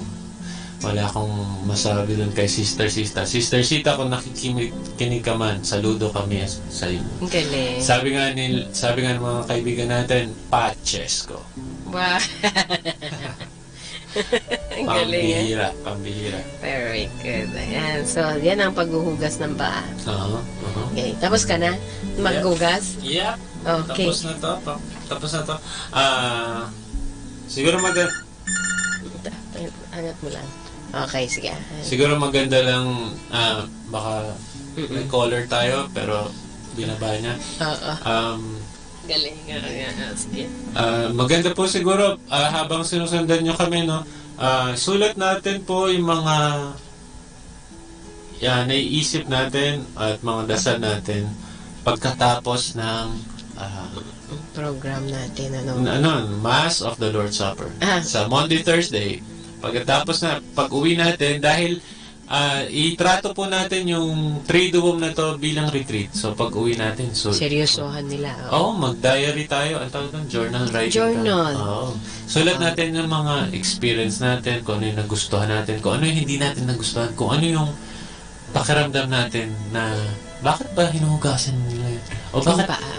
Lalo na yung sa mission, Sister Minsan. Bakit hinugasan ni Father yung paano ni ganito? Then makikita natin na may galit pala ako doon kaya siguro maganda tingnan din natin bakit may galit pa rin tayo. Bakit may galit pa? Bakit may inggit? Hindi pa tayo nakapag-let go. May inggit pa. Actually, mahirap kasi din yun yung pride talaga. Bakit ang sarap yakapin yung pride na yan? Pero hindi natin alam, yung pagyakap natin dun sa pride na yan, hindi ka makakatulog. Hindi ka magiging payapa. Hindi ka makakangiti ng tunay na ngiti sa taong yon, lalo na kapag ka nakikita mo siya palagi. At hindi mo maibibigay yung yung tunay na galak. Maski na sa sarili mo, gaano mang kasarap yung pagkain mo, parang hindi ka masyadong nagkakaroon ng gana. Kasi nga, mayroon tayong dala-dala. Kasi si fried chicken, akala natin okay. Isa pa, pwede nating isulat doon yung paano kung huhugasan ni Jesus yung paa ko? Kasi na-imagine ko yung isang beses. Hindi ko alam kung ano yung gagawin sa akin, pero nahiya ako eh. Hugasan ka rin ba? Nahuhugasan yung paa ko. Pero nahugasan ka na? Hindi liturgical parang may gagawin lang sa akin charity. Na parang ako nahiya. Hindi ako parang ako na. Yun yung siguro lalo na ngayon lalo nga sa panahon na ganito na huhugasan ni Jesus yung paa ko. Ako, Lord, ako yata dapat maghugas ng paa niya. Pero, ano po ba yung nagpre-prevent sa atin kung bakit ayaw natin magpahugas ng paa kay Kristo?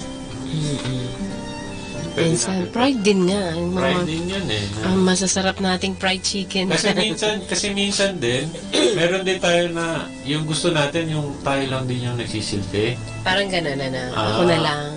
Ako na lang. Kasi ayoko na isipin nila na hindi ko kaya. Mas gusto ko ako yung nagbibigay. Isa pong measurement din po ng pagiging healthy Christian, marunong tayong tumanggap ng pagmamahal ng iba. Kaya po ba natin na mahalin din tayo? Oo. Tanggapin natin yung alok nila na nagcha-charity na sila o sila na yung gumagawa ng initiative. Huwag nating isnabin baga. Tanggapin natin bilang grasya. Okay. Okay. Pasok na tayo ng Biyernes. Good Friday. Galing, no? Good Friday. Bakit kaya nga siya Good Friday? Hindi siya. Ito nga, sister nakasulat dito. We call this Good Friday. Galing, There is nothing good in what humanity did. Tama, sister? Yes. There is everything good in what Jesus did. Lahat. Authorities accused Jesus falsely. The crowd turned against him. His own disciples abandoned him. He died naked between thieves. Jesus did this out of love for us. Spend this day as you would spend a day absorbed in thoughts of a loved one. Eat less, do less. The church asks us to fast on Good Friday. To fast in response to the loving sacrifice of Jesus. Our day of hunger gives partial witness to our willingness to sacrifice in turn. So keep the fast as best as you can. For some, that might mean 2 light meals. For others, less. Eat no meat. Spend a day in reflection and prayer. Find a quiet place at home, at church, or outside. Read passages from the Bible. Perhaps 1 or 2 more texts from the suggestions. Ito po ang mga suggestions sa Isaiah 42, Isaiah 49. Yan, may biblical text silang mapagninilayan. O kaya John chapter 18 to 19 to 20. John chapter 18 to 20. Ito po yung sa Good Friday din po, pagka pumunta tayo sa simbahan. Yes. Alas 12 po, usually meron na pong nagaganap dyan. Ano po yung sister? Pagka alas 12? May mga, na yun 7 palabra? Sete palabra? Siete palabras. The 7 last Iba-ibang words. mga activity. Nagsisiete palabra, Way of the Cross. Ayan, ang huling araw ng mga pasyon kasi pasyon. sila. At yung ibang mga parokya, lalo na sa Quezon City, Webes, Biyernes, Sabado, nagkakaroon po ng 3 araw na retreat, at pagkatapos yung hapon, babad ang mga pare para sa pagpapakumpisal. Kaya, busy ang simbahan sa Quezon City. Pero dito sa atin, hapon yung mga programa dito sa Our Lady of Miraculous Medal Paris. Marami ngayong activity sa mga simbahan. Ayun. So, usually po, yun nga po, 7 palabras, magtatapos yun ng alas 3. Alas 3 ng hapon dahil yun na yung magaganapang selebrasyon ng... Huling salita, it is finished. It is finished. It is finished? Hindi, may kasunod. No. Father, into your hands I commend my spirit. Siguro yan ang tatalakayin po natin, yung 7 palabra at iba pang mga devosyong ginagawa bago, yung liturgy sa susunod na programa natin.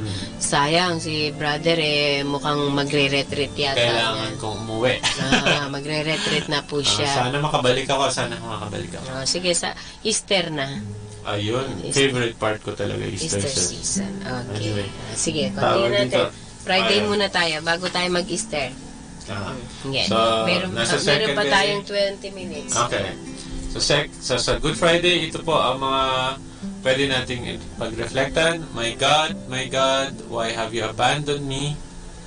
Pangalawa po, Daughters of Jerusalem, do not weep for me, but weep for yourselves and for your children. Pangatlo, Woman, here is your son, here is your mother. Pang-apat, Father, forgive them, for they do not know what they are doing. Yan. No? Ang 5, makahulugan talaga. Sige. Truly I tell you, today you will be with me in paradise. Itong favorite ko. Truly I tell you, today you will be with me in paradise. Favorite ko to, sister. Mamaya explain ko kung may oras pa tayo. Kasunod po, I am thirsty. Pangilan ito? 1, 2, 3, 4, 5, 6, 7. Ito, hindi ko alam kung 7 last words to, pero ito yung mga traditional. Oo, katagang salita ni Jesus. May nadagdag lang po. Sunod, Father, into your hands I commend my spirit, and it is finished. Yun po ang 7 palabra. Mga 8 to yung binanggit ko, pero ang mga 7 palabrang ginagamit karamihan sa simbahan ay para po lalong makatulong sa atin upang mapagnilayan natin ang kadakilahan at walang hanggang pagmamahal ng ating Panginoon. Lumalabas yung pagkakapampangan ko. Okay lang yan. Sige. So, sa mga pagkakataong ito, kung titignan po natin, wala tayong ibang makikita kung hindi ang walang hanggang pagmamahal ng Diyos sa atin, sa kabila ng ating paulit-ulit na mga pagkakasala. Hari nawa yung mga resolution natin, itong mga gusto natin, adikahin natin, gusto natin gawin at baguhin sa panahon ng Kwaresma, completely magawa natin. Ano po? Sa taong dadating pa. At ang napakaganda nito, matatapos usually ito ng alas 3, the hour of great mercy. Ito po yung sinasabi mo, ito po yung alam natin na panahon o oras kung saan natapos po ang sakripisyo ng ating Panginoon. Yung pinakadakilang araw, awa at ang oras. Yes. So, the celebration of the Lord's Passion. Yung liturgy po ng Lord's Passion, it is not a mass. You begin in silence.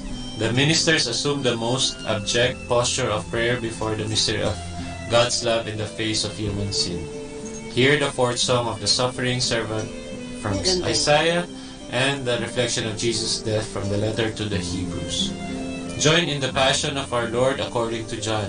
Kneel at the announcement of Jesus' death. Pray for the church and for all the world in a series of petitions. Ito na yun. Veneration of the cross, sister. Isa sa mga, pinakasentro. Mamamatay na. Kasi, alam ko kasi, sister, yung, hindi ka pala ako sigurado. Magkakadugtong to, yung liturgy ng washing of the feet, Webes? May communion ba yun? Meron. May communion yun. Pero matatapos ba yun? Katapusan niya, wala nang blessing dahil repose. Dahil magkakaroon na eternal. Repose si Jesus. Ilalagay Friday pa yun? No. Sa Friday yung veneration of the cross. Okay. Pero may communion tayo. May. Yes, kaya sa Webes, itatago si Jesus after ng alas 12. Itago na talaga. Naka-cover na. Ito yung panahon na to, yung veneration of the cross, yung hahalik tayo dun sa cross. Sa katawan. Sa katawan na... Tapos sa gabi, di ba? Ang dami yung mga prosesyon. Ito yung panahon na naka-tabing na. Naka-veil na lahat ng mga violet, ang mga tela, ang mga statue. Ang mga statwa, mga images na tinago na. So, venerate the cross, that sign of contradiction. The instrument of death, the instrument of redemption. Galing, no? Dahil sa kamatayan ni Jesus, tinalo niya ang kamatayan. Venerate it with a kiss, an embrace, a bow, all signs of reverence and love. To love the cross is to love the God who has sacrificed for us. Sing the music during this time. Make it your prayer. There is no dismissal today. The liturgy which began in silence as if yesterday's never stopped. Kadugtong talaga yesterday. And ends in silence dahil hinihintay yung vigil. The second day has begun. Ang ganda, no? Ang galing. Yung mga pagdiriwang po natin, parang nagsasabi sa atin, ang kamatayan hindi yung katapusan. Ang kamatayan hindi yung hantungan. At ang kamatayan hindi yung destiny natin. Kung hindi ang kamatayan ay pinto, ang kamatayan ay panimula. Kaya ang ganda, no? Doon sa pagpasok pa lang natin, nakatakip lahat, para bang iniimbitahan tayong magnilay, maging sorry, parang para siyang kung sa magandang movie, kung sa mga Star Wars, mga ganyan. Mga Lord of the Rings, mga sobrang galing na mga action films na mga napanood natin. No? Hindi lang basta panalo agad. Hindi basta kumbaga may kasabihan nga, di ba? Sa umpisa nagpapatalo ang bida. Diba? May ganun eh. Pero so dito nagsilbi muna si Jesus ng Holy Thursday. Inugasan niya yung ang paano mga kaibigan niya. Tapos pagdating ng Friday, sobrang hirap niya. Tapos yung hirap niya, gradual pa. Increase ng palala hanggang sa kamatayan niya.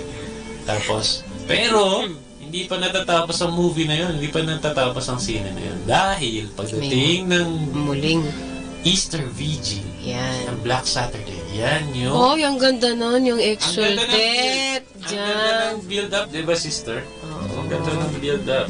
Pero, bago tayo dumating ng Easter, meron tayong Black Saturday. So, subukan natin tapusin to. Yes, Black Saturday. 10 minutes, okay. Opo. Holy Saturday, so sinasabi nga ng mga matatanda, patay daw si Jesus. Tama po ba yun? Sabihin natin na inaalala natin. Inaalala lang natin. Holy Saturday is a day of rest. Jesus lay in the tomb this day, and our experience will be marked by some emptiness. Nawala si Jesus. Parang talagang kamatayan para sa atin kung wala ang Diyos, kung wala si Jesus. Imagine niyo lang yun, kung gaano kasakit yun. So the church invites us to fast today, just as we did yesterday. But the purpose of today's fast is to join in prayer with those who are preparing for baptism. Okay. Dahil may mga babaptismohan sa Easter Vigil. Okay. At the beginning of Lent, certain catechumens, yung mga catechumens po, yung mga babaptismohan, hindi pa po sila naging Christian, hindi pa sila Catholic. Sila po ay elect, tinatawag na elect catechumen. The community discerned that they were ready for the celebration of the Easter sacraments of baptism, confirmation, and Eucharist. Today they fast and we join them in anticipation. Hindi po ba nakaka-excite para kung samahan po natin sila? The baptismal fast anticipates Easter joy. It is not the same as the abstinence and the fast of Lent. Lent's fast as a penitential one, looking back over sin. Today's fast has an eager tone, like looking forward to one's wedding. So although the fast looks the same, it feels very different. So parang ito po, kakain kayo sa pistahan, hindi kayo kakain dahil may pistahan po kayong pupuntahan. Hindi dahil sa nag-aayuno kayo, dahil gusto nyo po mas marami kayong makain sa pista. Yun yung difference niya. Mas may magandang piyesta. Oo, dahil alam nyo na, ay, hindi ako kain yun. Hindi ako kain muna ng lunch kasi mamaya makikipiesta ako. Parang ganun po ang... Para enjoy ka sa... ganun po yung fasting na sinasabi dito. If the elect are gathering at your church this morning for preparation rites, join them. They will recite the creed they received earlier in Lent. At that time, as they were nearing the end of their preparation, they received the creed as a summary of all they have learned and experienced. At ganun din po tayo pagdating ng Easter Vigil, i-renew din po natin ang creed ng ibang paraan at i-renew natin ang ating baptismal vows. Today, they return the creed to the church to show that they have taken it as their own. Be present to receive the creed they return. So yun, pagplanuhan din po natin yung mga panahon na yun. At dapat lang nang sa ganoon maging makahulugan yung pagsalubong nila sa pag-awit ng bonggang Alleluia. At babalik na ang Gloria. Gloria. Na-miss nila yung Alleluia at Gloria. Yun. So yung Easter Vigil, sama po ang Easter Vigil. Ang Easter Vigil na po, ito na po yung kakantayin na dyan yung ang gandang Exultet. Ito ang favorite ko sa lahat ng mga kanta, sister. So yun po ang preparation natin. Ang Easter Vigil, siguro sister, Easter Vigil mas maganda next week. Next week na lang, sige, kung buhay pa tayo. Maganda makahulugan ang Easter na nang sa ganoon. At least ito po ang preparasyon na ibinigay namin. Dahil yung Holy Thursday pa lang po, pagdating pa lang po ng Holy Thursday, naghahanda na po tayo niyan sa dapat. Paghandaan na rin po natin yan. Kasi yung palaspas po natin ng linggo pa lang, simula na yan na sinasabi natin na kung sino man yung mga nagkumanta at nagwagayway ng kanilang palaspas ng Hosanna sa Hari. Sila din yung sisigaw nun ng Crucify! Ipa ako sa krus. Sila din po. Tayo din po yun. Ako, kasama po ako din. Lahat tayo. O di maganda po ang kanilang paghahanda. Ano po? So kung narinig po ninyo yung pagbabahagi ni Brother Mike at saka naisulat nyo yung mga biblical text doon, nakaka-inspire yung mga biblical text. Gamitin po ninyo ang oras na ito sa katahimikan. Sanay na tayo nag-Facebook, nagre-radio, nagda-television, nag-i-internet. This time, ilaan po natin sa ating kaluluwang makipag-ugnayan sa Diyos. At hindi lahat ay nagkakaroon ng panahon na magnilay. Ito po ay isang grasya na sa panahon nito, may panahon tayo na para makikonnect ulit sa Panginoon. Maramdaman na, kung gusto niyo po maramdaman kung gano'n niya tayo kamahal, isipin niyo na lang po yung mga pasakit na pinagdaanan niya para sa atin. At kung kaya niyo pong ulitin yung mga pasakit na ginawa niya hanggang sa mabuhay namang muli, pakisabihan din po kami kung kaya niyo po para mamalas po namin ang kakayahan na yun. Yan. Yung mga makagagawa lang po ninyo. Halimbawa ako, hindi mo nakakain ng ice cream, maski gustong-gusto ko. Di pa sakit na rin yun, pero mayroon akong dahilan para may maitulong ako sa mga nangangailangan. At hindi lang dahil sa gusto nating magpapayat. Opo, hindi ko po pangako at plano iyon dahil hindi ko magagawa na dahil masarap kumain. Pero po, kung para din naman po sa ating kaluluwa magagawa ko. At para sa ating health, para maging of service tayo at makatulong tayo sa ibang tao kung healthy tayo, wag po natin pigilan na mag-diet. Yan. Ang pagbabahagi po natin sa mga paghihirap na pinasan ng ating Panginoon ay ang pagpasan natin sa ating araw-araw na krus. Kung may kailangan po kayo ng mga resources o mga verses, wag po kayo mahiyang kontakin si Sister sa number na binigay niya. 0927344466. Apo. Tutulungan po namin kayo na mabigay namin yung mga Bible verses o yung mga words of inspiration para sa magandang paghahanda ng Easter Triduum mo o ng Easter. Sa puntong ito, mananalangin na po tayo para makapagpaalam na rin at sana ang ating sinimulan sa panahon ng Kwaresma nung unang linggo ay magampanan po natin. Samahan niyo po ako sa ating mga panalangin. Sa ngalan ng Ama, ng Anak, ng Diyos Espiritu Santo. Amen. Pagpapala at pagsasalamat ang para sa iyo, aming Diyos Ama, Diyos Anak, Diyos Espiritu Santo, na ipinagkaloob mo ang iyong anak para sa aming kaligtasan. Turuan mo po kaming magpakumbaba. Turuan mo po kaming magpatawad. Turuan mo po kaming magmahal. Turuan mo po kaming maging katulad ng iyong anak na si Jesus. Sa kabila ng kabutihang binigay mo sa amin, ito yung ginanti namin sa Kanya, ang Kanyang kamatayan. Pero hindi ka namuhi sa tao, kundi patuloy mo pang minahal at patuloy mo kaming minamahal. Sa Eukaristiyang aming tatanggapin ang Kanyang katawan, palakasin mo po lalo na ang aming mga kapatid na may sakit, ang aming mga kapatid na nasa ibang bansa na nalulungkot, ang aming mga kapatid na nasa bilangguan, ang aming mga kapatid na natutukso gumawa ng kasalanan sa iba't ibang mga paraan, ang aming mga kapatid na nawawala ng landas. Gabayan mo po ang aming simbahan sa pumuno ng aming Papa Francisco, ang lahat ng mga obispo, mga pare, mga mother at mga nagnanais maglingkod, magpari at magmadre. Bigyan mo po sila ng lakas. Ang tanging sandata lang nila ay ang iyong pag-ibig. Naway manatili kaming tapat hanggang sa dulo ng walang hanggan. Hindi madali ang mamuhay at makibaka sa mundong ito, Panginoon, ngunit umaasa kami sa grasya mo. Itinataas din po namin ang mga kahilingan ng mga taong pinangako namin na kami ay magdarasal sa kanila. Intensyon ng mga walang trabaho. Intensyon ng mga estudyante bilang pasasalamat sa kanilang pagtatapos. Itinataas din po namin ang aming mga kapatid na namatay at yumao, mga pinatay, at gayon din grant conversion to all those sinners at ang mga nagiging sanhi ng kanilang pagkakasala. Sa tulong ni Inang Maria, mapalapit nawa tayo sa ating Panginoon ngayong panahon ng Kwaresma. Dasalin natin ang dasal na tinuro niya.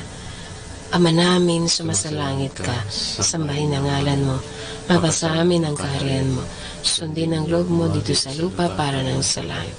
Bigyan mo kami ng aming kakanin sa araw-araw at patawarin mo kami sa aming mga sala para ng pagpapatawad namin sa nagkakasala sa amin. At huwag mo kami paitulo sa tukso, kaya mo kami sa lahat ng masama. Amen. Sa ngalan ng Ama, ng Anak, ng Diyos Espiritu Santo. Amen. Ito po muli ang ating programang ang Forever Ko sa Diyos. Napakabilis ng panahon at tayo po ay magpapaalam na. Brother Mar, baka mayroon ka pang gustong ipaabot sa kanila. Mayroon pa tayong ilang minuto. Maraming salamat po sa mga taga-Lipit, Lipit Tumeng, sa Imalog, sa Chinacolo Community, kay Father Frank Vargas, sa community po ng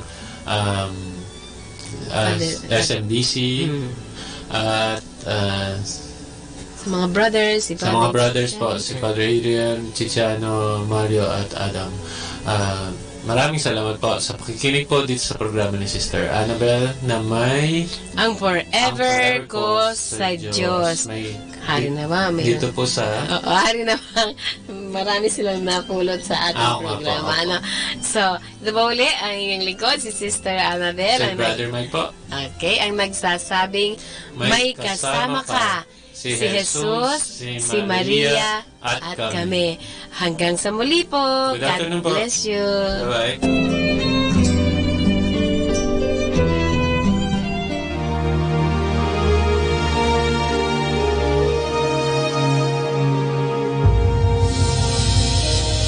We've just heard the Association of Religious Men and Women in the Archdiocese of Lingayen Dagupan, the program Ang Forever Ko sa Diyos. Only here at Manawag Dominican Radio. May kasama ka, si Jesus, si Maria, at kami.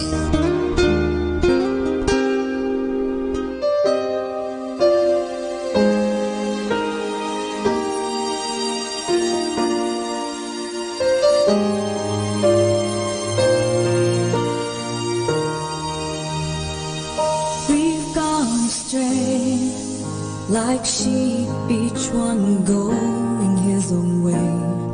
The Lord has laid the guilt of us all on you. We hide our faces, not to see the stripes upon your back. Though harshly treated, you open not your mouth. You wear a crown woven from thorns and made of gold. Without a sound, our punishment you bear. He was found guilty, and so we think of him as stricken, afflicted by pride. You are what Pilate says. Behold the man, this Jesus, beaten and condemned to die. Behold the man whose death frees us.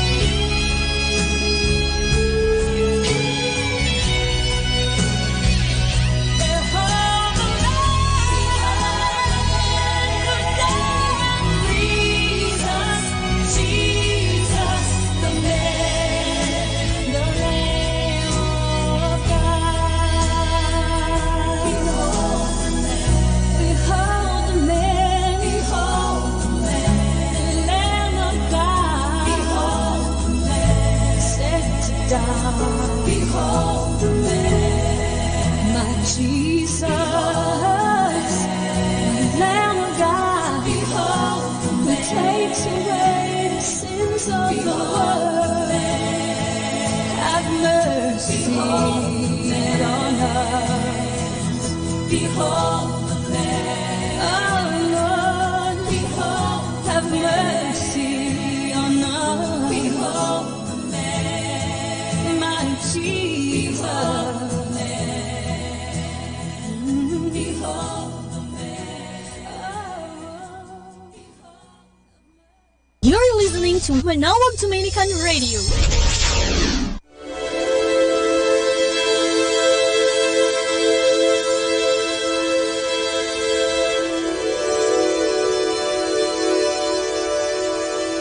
Isang mapagpalang pagbati po sa inyong lahat mula sa aming mga Dominikanong novisyo dito sa Minor Basilica of Our Lady of the Rosary of Manawag. Kayo po ay nakikinig sa Binhi ng Buhay. Nais po naming ibahagi sa inyo ang bunga ng aming pagninilay sa Ebanghelyo ngayong ikalimang linggo ng Kwaresma.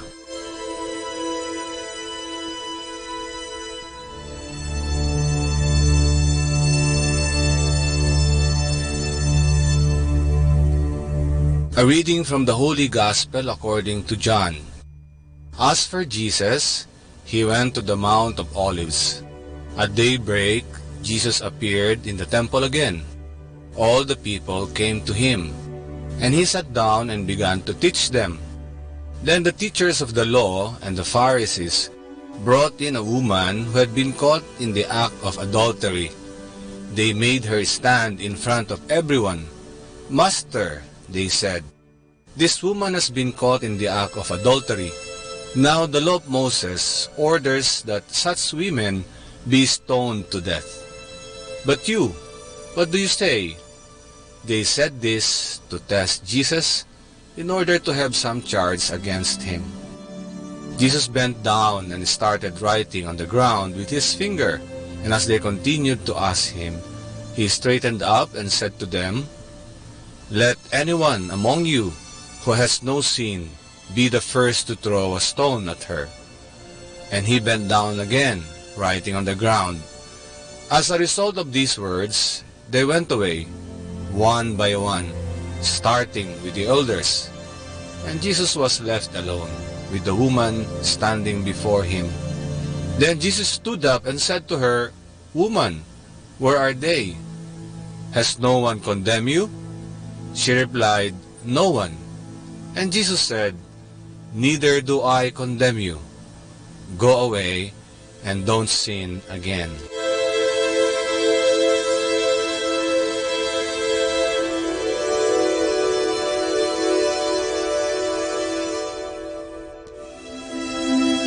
Ang ating pong ebanghelyo ngayong linggo ay tungkol sa isang babaeng nahatulan ng kamatayan sa pamamagitan ng pagbato o stoning dahil siya ay napatunayang nakikiapid o may relasyon sa isang lalaking may asawa.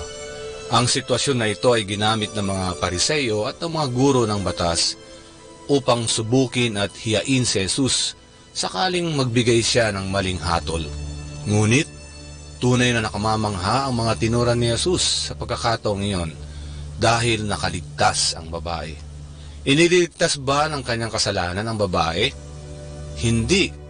Ang pagkatao ng babae ang nagligtas sa kanya. Sinabi ni Jesus, ang walang kasalanan ang siyang unang bumato sa kanya. Lahat tayo ay makasalanan. Lahat tayo ay may manang kasalanan o original sin. Lahat tayo ay walang karapatang humarap sa Diyos. Ayon kay Meister Eckhart, isang pantas na Aleman, ang pagkatao ng Santo Papa at ng isang pulubi ay pareho lamang. Pareho silang makasalanan. Subalit sa kabila nito, pinili ng anak ng Diyos na maging tao. Pinili ni Jesus ang ating pagkatao. Lahat ng likas sa atin ay kinuha niya maliban sa kasalanan. Sa ganitong paraan, dugtong ni Eckhart, makikita natin ang maayos na ugnayan ng kung ano ang likas at biyaya. Dahil kay Jesus, nabigyan ng dangal ang ating katauhan at napabanal tayo. Ibig sabihin, walang taong ipinanganak na masama. Lahat tayo, kahit na may manang kasalanan, ay ipinanganak na mabuti dahil nagmula tayo sa Diyos at walang masamang nagmula sa Diyos. Sa Ebanghelyo, hindi hinatulan ni Jesus ang babae, bagkus ipinagkaloob ni Jesus ang kapatawaran.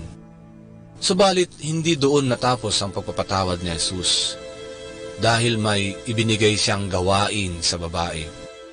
Humayo ka at huwag nang magkasalang muli.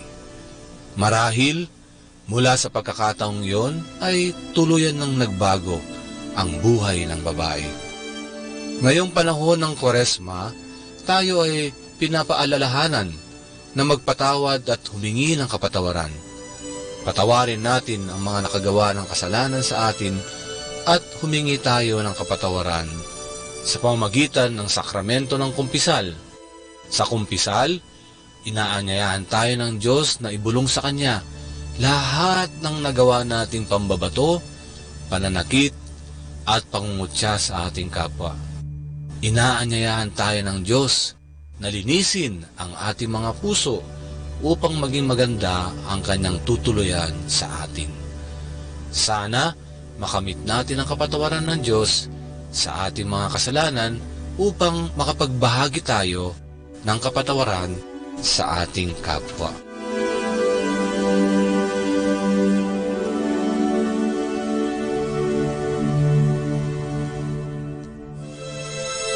Mula po dito sa Minor Basilica of Our Lady of the Rosary of Manawag, kami po ay taus-pusong nagpapasalamat sa inyong pakikinig. Nawa ay patuloy po nating isabuhay ang salita ng Diyos, patnubayan at pagpalain nawa tayo ng Panginoong may kapal hanggang sa susunod na linggo dito sa Binhi ng Buhay.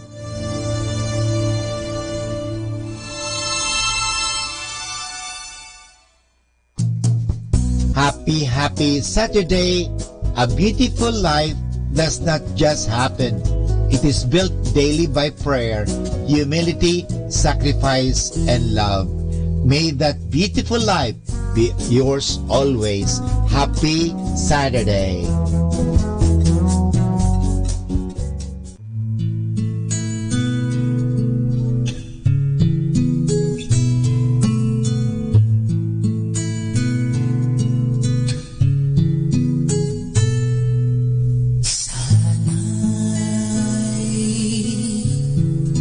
Hubugin mo ako katulad ng isang tanga, ayon sa hugis at kandang nais mo, Panginoon. Ayon sa nais mong mangyari sa buhay ko, dahil sa pagiging lingkod lamang magkakaroon ng katuparan ang aking hangarin. Bumalik sa iyong piling, sana'y hubugin mo ako katulad ng isang banga, ayon sa hugis at kandang nais mo, Panginoon. Ayon sa nais mong mangyari sa buhay ko, dahil sa aking pagsunod lamang magkakaroon ng kaganapan ayon sa nais mo. Ay hubog ako, sana'y hubugin mo ako. Katulad ng isang banga, ayon sa hugis at gandang nais mo, Panginoon, ayon sa nais mo mangyari sa buhay ko, ayon sa nais mo.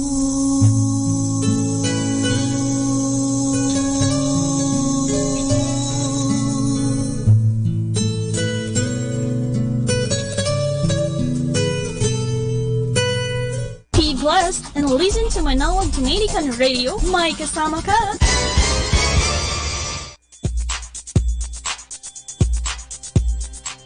Sa mahabang panahon ng pagninilay sa Santo Rosario, napamahal na ito sa maraming santo at mga Katoliko dahil ito ay payak at madaling tandaan para sa karaniwang Kristiyano.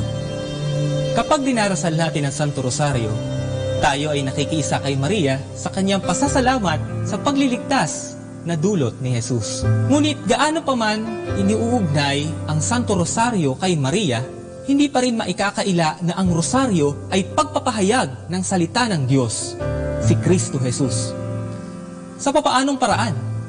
Sa pamamagitan ng mga misteryo ng Santo Rosario, nakikita natin kung paano nakipamuhay sa atin ang Diyos. Nangaral, naghirap, namatay, at muling nabuhay, nang sa gayon ay mabuhay rin tayo sa Kanya. Ang pagkakasunod-sunod ng mga misteryo mula sa tuwa hanggang sa luwalhati ay nagtuturo kung paano dapat ang pagkakapalagay ng loob ng nagdarasal nito. Ang paulit-ulit na pagdarasal ng Aba Ginoong Maria ay nagbibigay ng kapanatagan sa kalooban na nagdarasal at higit na pagninilay sa mga misteryong kanyang inaalaala. Sa ganitong paraan, natutuon ang ating pansin sa mga misteryo ng buhay, pagkamatay, at pagkabuhay na maguli ni Kristong Panginoon natin. Sa bawat pagbati natin kay Maria, ginagabayan niya tayo sa kanyang anak na si Jesus. At higit nating naisa sa puso ang bawat dasal na ating sinasambit. Bahagi ng rosaryo ang mga dasal na Ama Namin at luwalhati.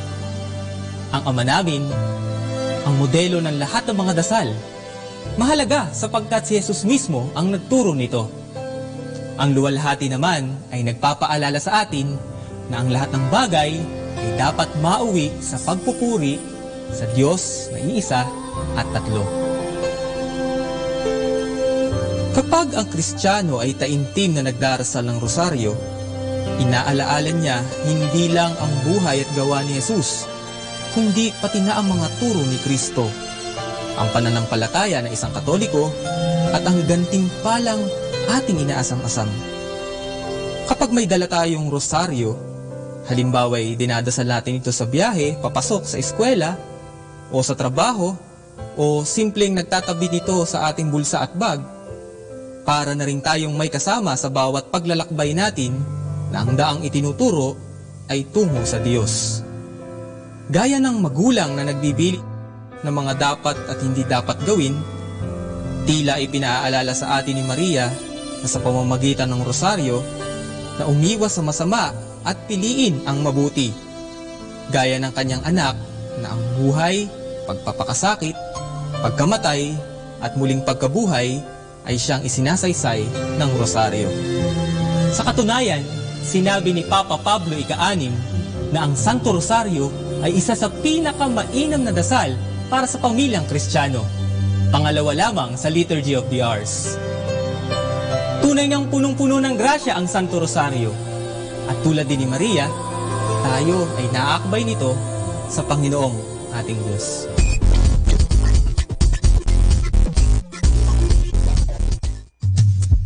Good afternoon, everyone. Have a blessed day ahead. Here in Manawag Dominican Radio, may kasama ka. Amen. Psalm 84, verse 10 talks about being in the presence of God. It says, better is one day in your presence than 1,000 or 10,000 elsewhere. Think about that. When we come into this place of worship, we need to put aside everything else. And then we need to make sure we come prepared to worship Him. Because the presence of God is an amazing privilege to be in. Let's think about that. Let's sing about that. Right out of that scripture. Better is one day. Better is one day.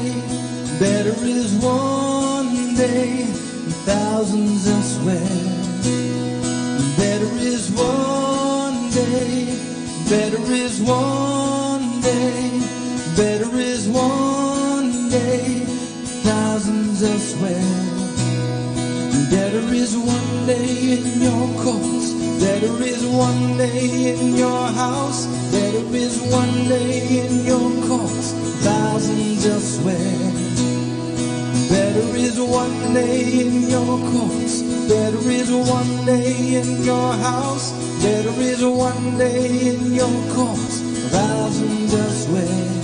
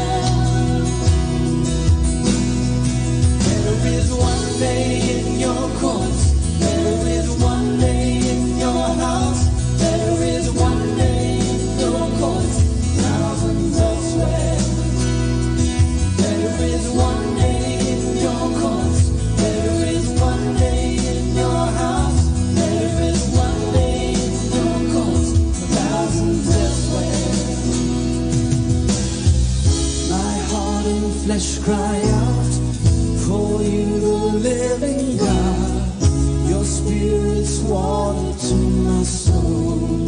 Oh, to my soul. I've tasted and I've seen. Come once again to me. I will draw near to you. I will draw near to you. To you.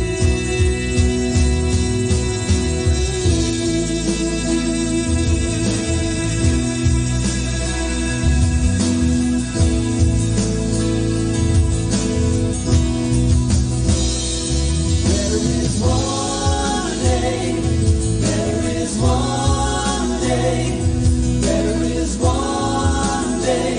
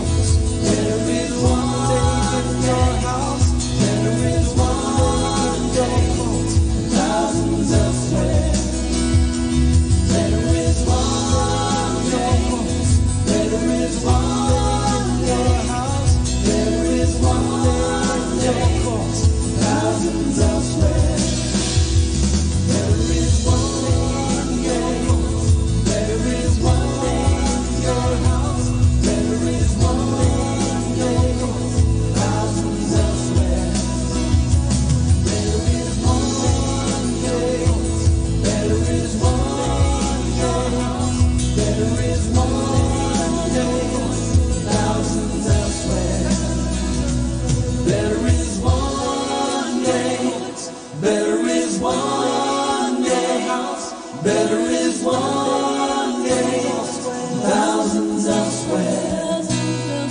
Better is one day, better is one day, better is one day, thousands elsewhere.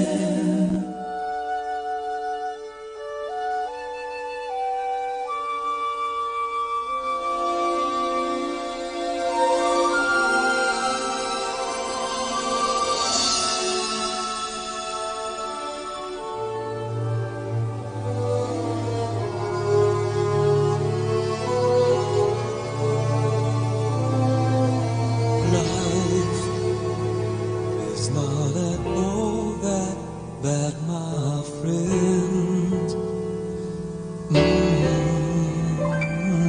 If you believe in yourself, if you believe there's someone who walks through life with you, you'll never be alone.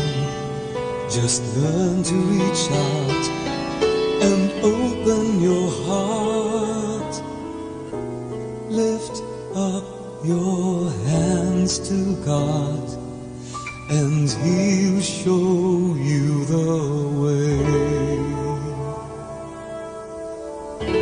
And He said, cast your burdens upon me, those who are heavily laden. Come to me, all of you who are tired of carrying heavy loads. For the yoke I will give you is easy, and my burden is light. Come to me, and I will give you rest. When you feel the world is tumbling down on you, and you have no one that you can hold on to, just face the rising sun, and you see hope, and there's no need to run. Lift up your hands to God, and He'll make you feel alright. And He said, cast your burdens upon me, those who are heavily laden. Come to me, all of you who are tired of carrying heavy loads. For the yoke I will give you is easy, and my burden is light. Come to me, and I will give you rest. And He said, cast your burdens upon me, those who are heavily laden. Come to me, all of you who are tired of carrying heavy loads. For the yoke I will give you is easy, and my burden is light. Come to me, and I will give you rest.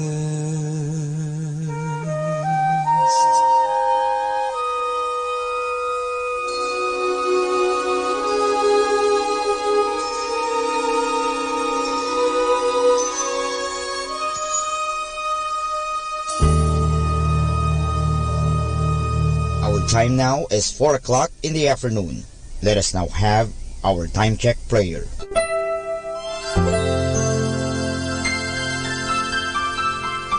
Panalangin ng mag-anak. O Jesus, pinupuri ka namit pinagnarangalan dahil sa iyong walang hanggang pagmamahal sa sangkatauhan.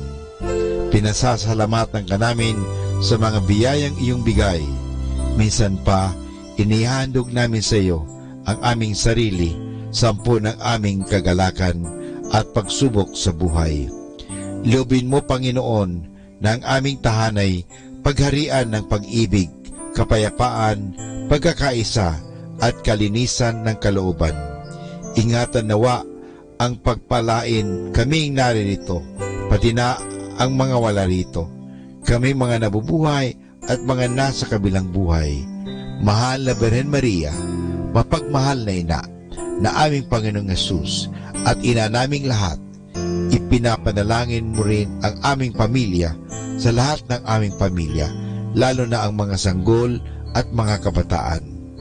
Mahal na Pintakasing Jose, gabay ni Jesus at ni Maria, ipanhik mo sa Panginoong Diyos na ingatan ang aming mag-anak at ilayo sa anumang kapamakan, upang sa gayon, sa piling mo at ni Jesus at Maria, ay mapanatiling buo ang aming pamilya. Amen.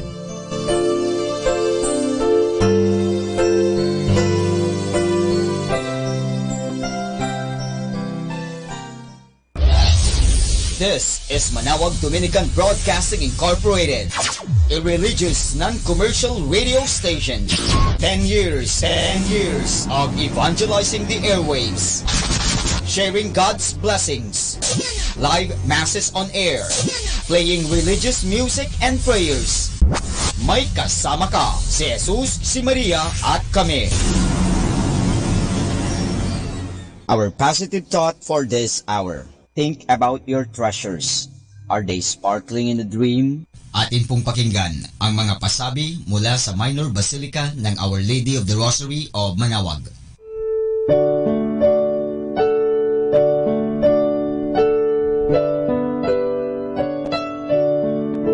The Feast of Our Lady of the Rosary of Manawag will be on May 8, 2019, third Wednesday of Easter season. Novena Masses will begin on April 29 every hour from 5 a.m. till 12 noon and 4:30 p.m. We invite you to participate in the said Novena Masses. Starting March 8 Friday and all Fridays of Lent, there will be the Way of the Cross at 4 p.m. to be followed by the Mass. This will be aired live at Manawag Dominican Radio 102.7 FM. You can also tune in or log on to our website at www.radyomanawag.com or www.eradioportal.com. You can also watch live at our Facebook page, Manawag Radio, or on YouTube at Manawag Dominican Radio FM. Thank you.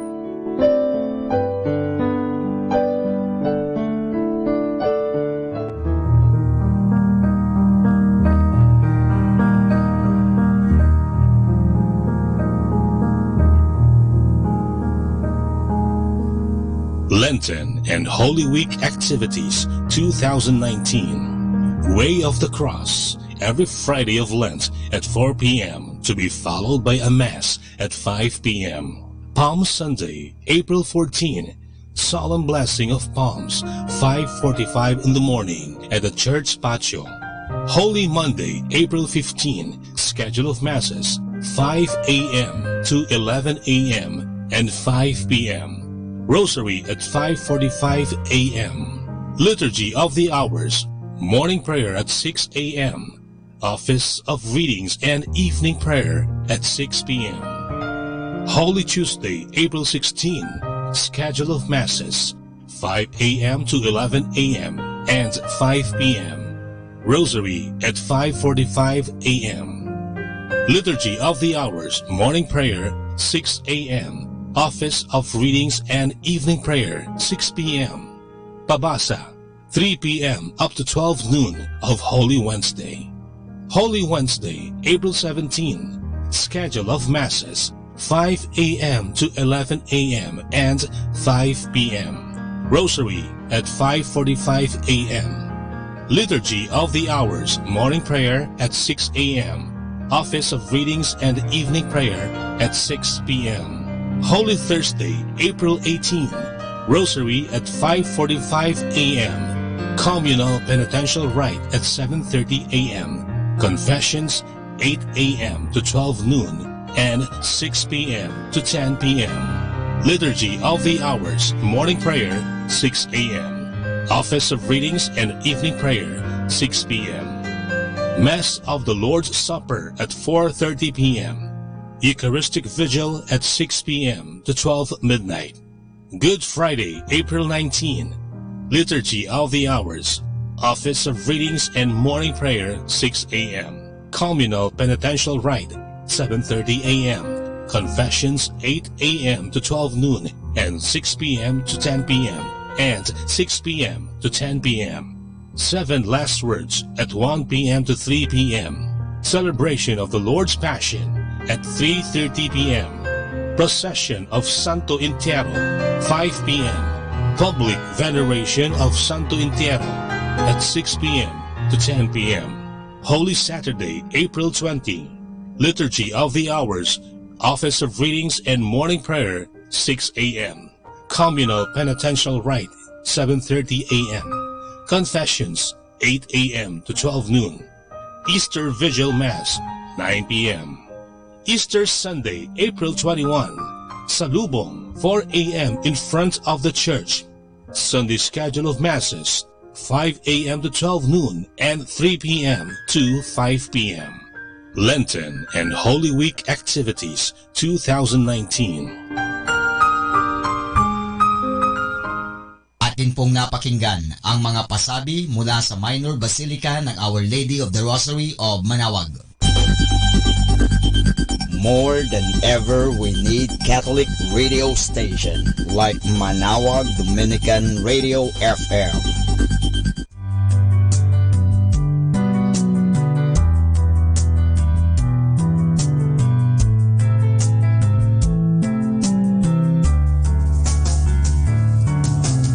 Whenever you're alone, just turn the radio on.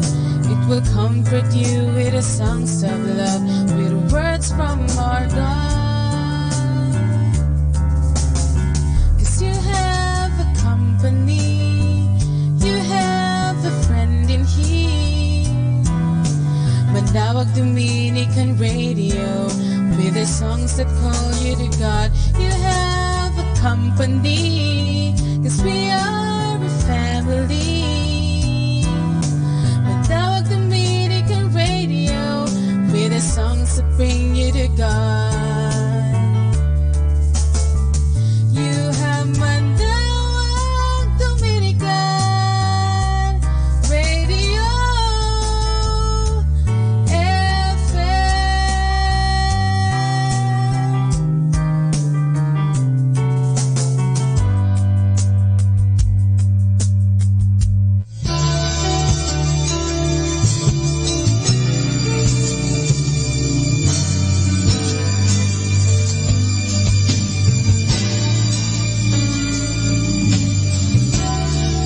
Pupurihin ka, O Diyos. Ang aming alay ay pagsamba. Kaluwalhatian, buong karangalan, kapangyarihan mo'y walang katulad. Pupurihin ka, O Diyos. Ang aming alay ay pagsamba. Kaluwalhatian, buong karangalan, kapangyarihan mo'y walang katulad. Ikaw ang tunay na Diyos, ika'y walang katulad. Ika'y nag-iisa, ikaw lamang, wala nang iba. Sa'yo ang aming